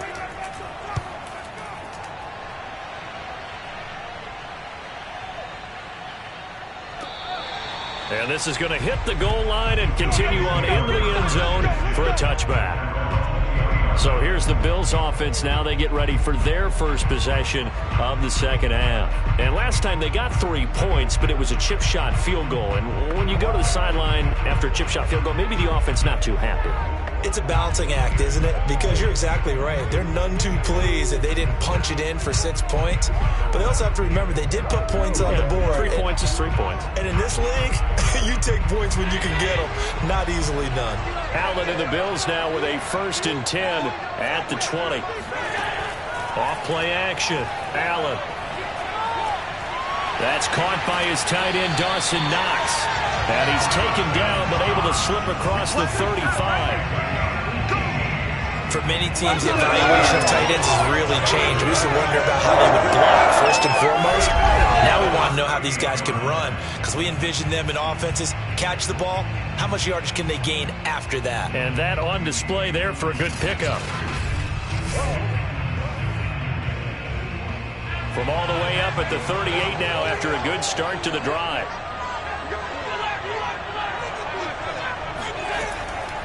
On first down, Singletary. And he takes this up right near the 45-yard line. A solid run on first down. Gain of 7 leaves him with a 2nd and 3. Well, no matter how they phrase it, staying on schedule, staying ahead of the sticks, whatever you want to call it, 7 yards on first down, that fits the bill. So they'll come up after the gain of 7 on a 2nd and 3. A play fake to Singletary, and now it's Allen. Looking right sideline, but it's incomplete. Had the right idea there, trying to throw it to the sideline, but he let him just a little bit too much, trying to get it out to his receiver.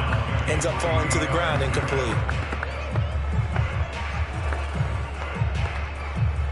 So the incomplete pass on the last play, and that leads us to a 3rd and 3. Now Allen. And finding Emmanuel Sanders here.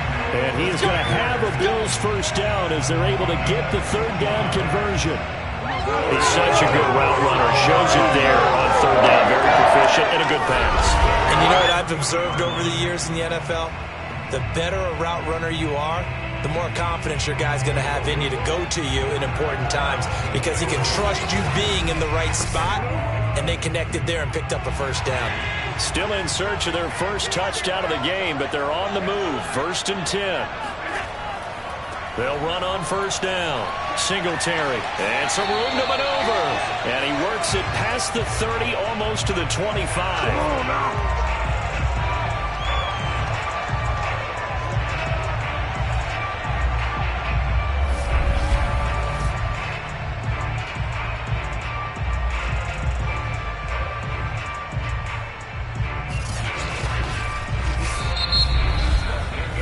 Is going to do it for this third quarter of action. We'll return with more after this break. You're watching the NFL on EA Sports. Welcome back now here in London. It's been a tight, low-scoring affair thus far. 3-3 is our score heading into the fourth.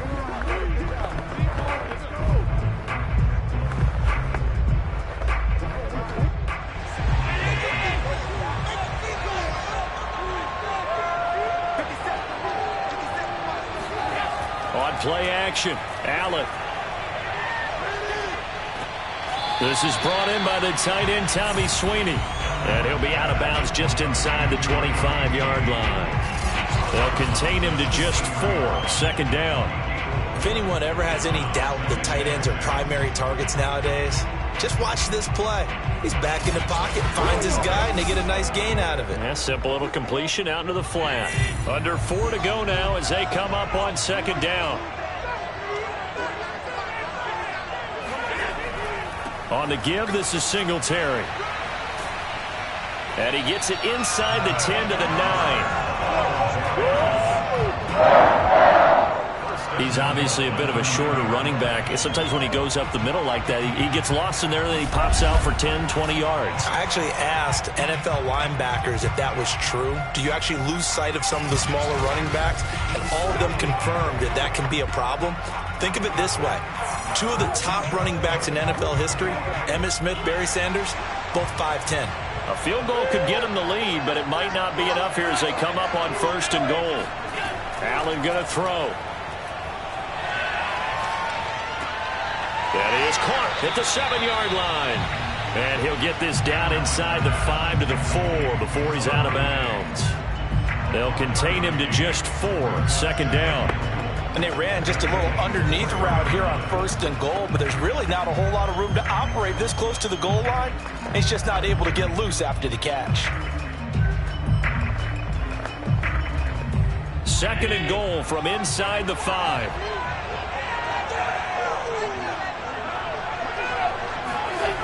Allen now looks to throw. Flushed it, and he'll take it into the end zone for a Buffalo touchdown. Josh Allen taking it in from 4 yards out, and the Bills have taken the lead. I'd have to say that for him, that was an all-encompassing drive because it was his arm that got his team down to that point, but his legs that finished the deal. Give him credit for making it happen.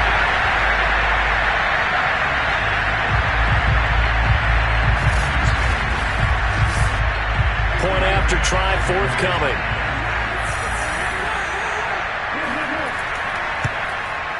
And it is up.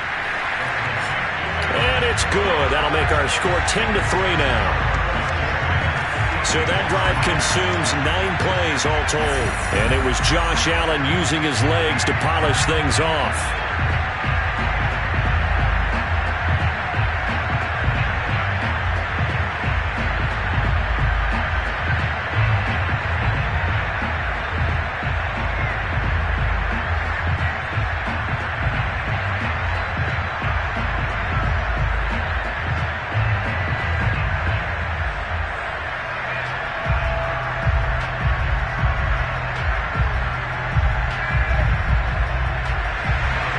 To the touchdown pass to kick it away. Fielded just outside the goal line. And he'll go down as this drive will start at the 25-yard line. Philadelphia's offense ready to give us another look. And now, after the touchdown a moment ago, they work from behind in a 7-point game in this fourth quarter. Plenty of time on the clock.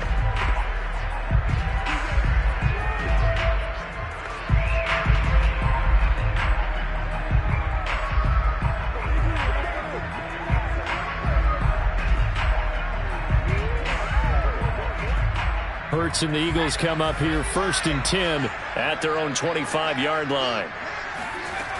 They'll try and start this drive in the air. He'll fire it deep for Rager. And that's going to be too high, out of bounds and incomplete. We've seen that the deep ball's been a part of their game plan all afternoon, but they've had trouble hooking up on it, unable to successfully find the end zone over the top. Following the incomplete pass, here they go again, 2nd and 10 from the 25. Hurts. Looking for Rager again. This time he's got it. 9 yards, not quite enough, and they'll be left now with 3rd and 1.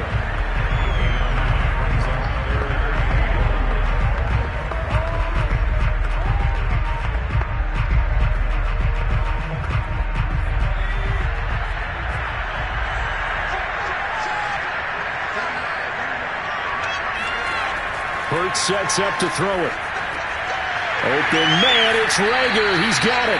And he is going to have an Eagles first down as they're able to get the 3rd down conversion. I like the design that we're seeing right there. This is what they need. Down by a touchdown here in the 4th. They just need to keep working their way downfield. And when they see openings, take their shots.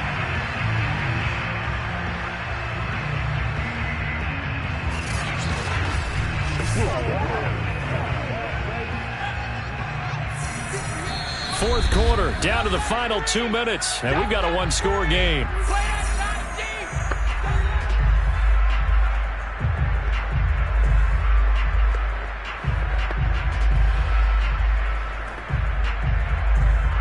So it's Eagle football here as we get you reset. They come up on a 1st and 10, desperately needing a score here on what could be their final drive. Hurts throw taken in by Watkins here.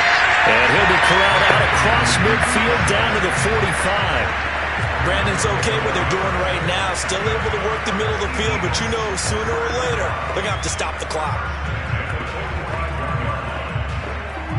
First down now, but that clock rolling. They'll look to throw. Escaping the pressure right. And Hurts able to show off some of that elusiveness as he slides to the ground there and in the process picks up the first down. Back-to-back 11-yard gains, and they've got another first down.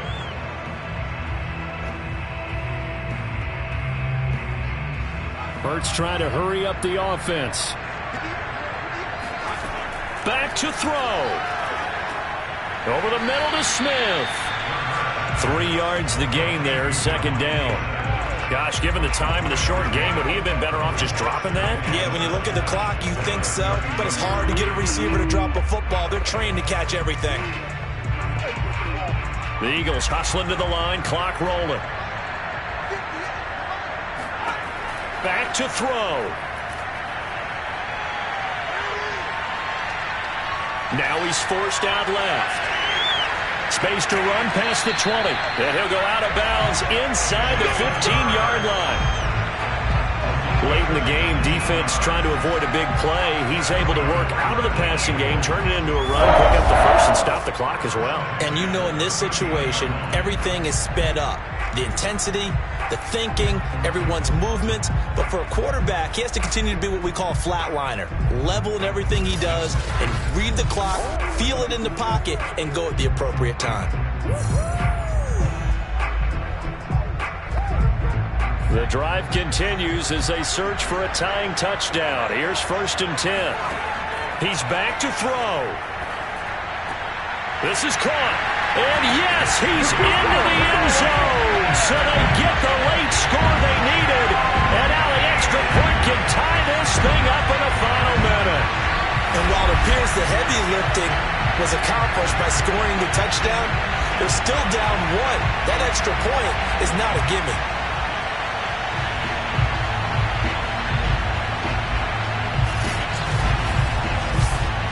On for the extra point, Jake Elliott.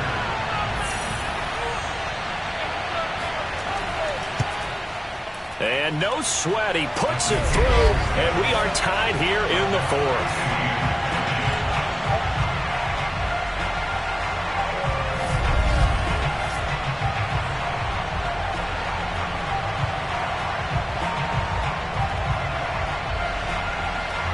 So that drive in total 8 plays.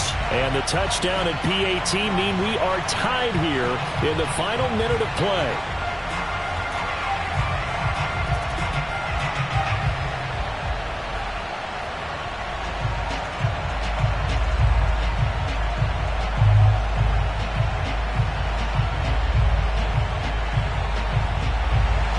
All level now at 10 apiece as the kick's away. From his end zone, Isaiah McKenzie. And they're going to start in a hole as he's brought down at the 11. Here's the Buffalo offense now as they get set to take over here. They have a little bit of time here to get into field goal range. Not much. In a tie game, you don't want to do anything crazy, right? I agree with you on that one. Risk reward, okay? If you go for it, what is the absolute reward on this? But the risk is probably greater. Run the clock out, get to overtime, and try and win it there. All right, we'll see if they do just that.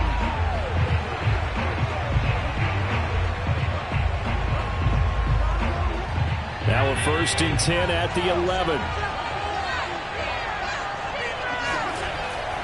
On the handoff, it's Singletary.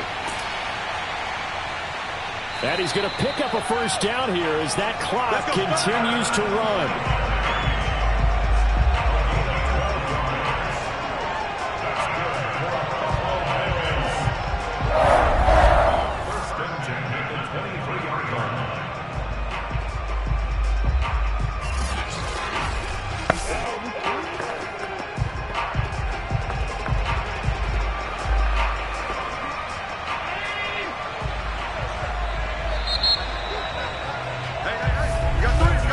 So 4 quarters wasn't enough, and we are off to overtime. Don't change that dial. Let's go.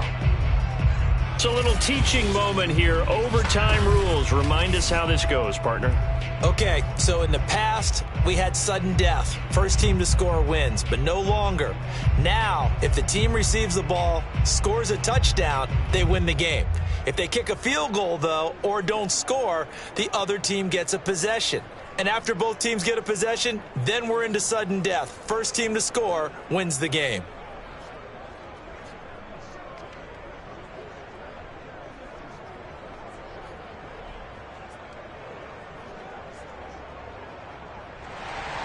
So a tie ball game here as the kick's away. On the return, it's McKenzie. And he will be brought down here inside the 20. Good coverage as he's dropped at the 17. Buffalo set to get the football back here. Set for their first drive here in overtime. And this is where the crowd can really become a factor. They've had to battle it all day, but I know what you're saying. In overtime, that gets doubled, doesn't it? At least, because now the crowd really wants to be involved and help their team, and that first drive can dictate the whole thing because they know if this team takes it downfield and scores a touchdown, it's game over. It's been loud in here so far. Allen and the Bills now with a 1st and 10 at their own 17-yard line. He'll give it to Singletary here to start the drive. And he's got it past the 30 before he's hit and dropped. 60 yards rushing for him now as he was just trying to will his guys to an overtime victory. Blocking at the point of attack there was very strong. He had a couple of running lanes. I never want to overlook the offensive line, but that's what they get paid to do. How about the quarterback? Everyone thinks all he's going to do is throw the football. His movement and deception can help a running game as well. Line of scrimmage, the 31 now on 1st and 10.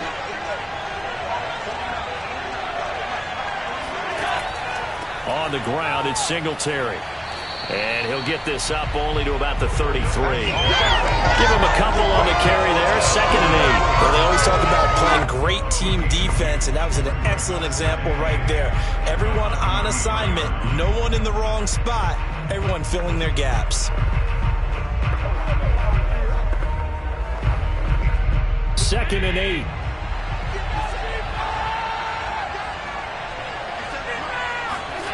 First throw of overtime for Allen.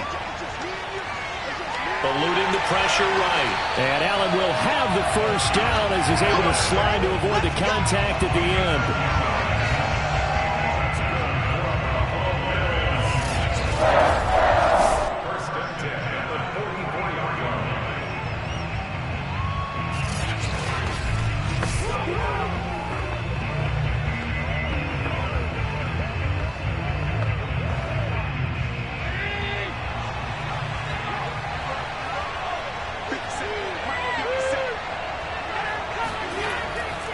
They'll run on first down. Singletary. And not a lot of daylight. Not really any daylight inside as he's going to be stopped right at the line of scrimmage. Brings up second down. Early down stuff to put this offense in a precarious position. We know that securing the point of attack, especially against the big-bodied guys in the middle of this D, has got to be priority one. Officially nothing on that last run. They'll try again, 2nd and 10. Now a first throw here in overtime. Now they go screen. It's complete. 4 yards the gain, and it'll bring up a 3rd down. The key to any screen play is all in the deception, and that means everyone on the offensive side of the ball. But someone gave it up because that one wasn't very well concealed. And the defense able to rally to him and hold him for just a short gain. Opening drive of overtime, and now facing a 3rd down and 6. Big play coming up. On the left side, he finds Beasley. And he is going to have the Bills first down as they're able to get the 3rd down conversion. So he hooked up with a veteran there, and in overtime, that's not a bad idea. Go with the age and the experience. Yeah, because sometimes the young guys, they give you the fresh legs and give you all that bounce. But in this type of a situation, sometimes those legs slow down a little bit as the enormity of the moment overwhelms them. The veteran guys, they tend to come through. So from Philadelphia territory now, here's a 1st and 10 at the 39-yard line. Now he'll escape to his left. And he slides and covers up at the end as he's going to be able to pick up decent yardage. Now another timeout called for by the offense. They'll be down to just 1 remaining as we step aside here in overtime.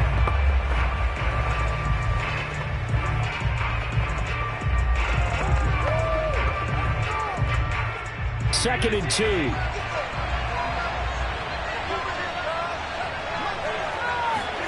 Now Allen. Finding Knox there, complete. And he'll go out of bounds inside the 15-yard line. A lot of efficiency here on this drive. This may be their best drive of the game. If they moved it like this throughout the entire game, we probably wouldn't be here in overtime. But right now, what you just said was the key word, efficiency. Taking care of the ball, move it downfield, get themselves in a position to score, and win this game.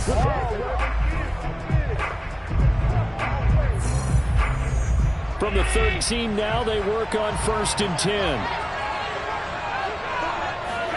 Throwing is Allen.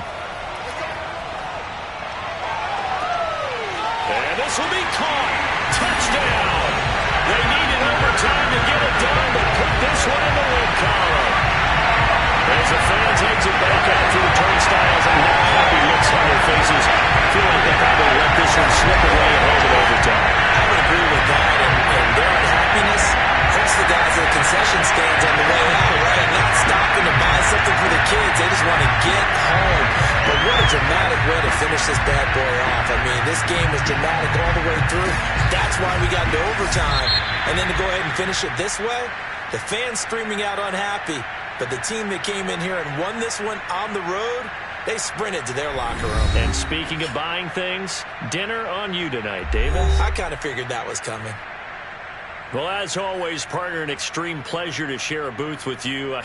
I have to say, I am impressed at your discipline because you came here and you said you were not going to eat any of the media buffet. You made it to the end. You didn't consume a single calorie. I appreciate that. What you missed is me going to the concession stand outside of your eyesight and getting it done that way.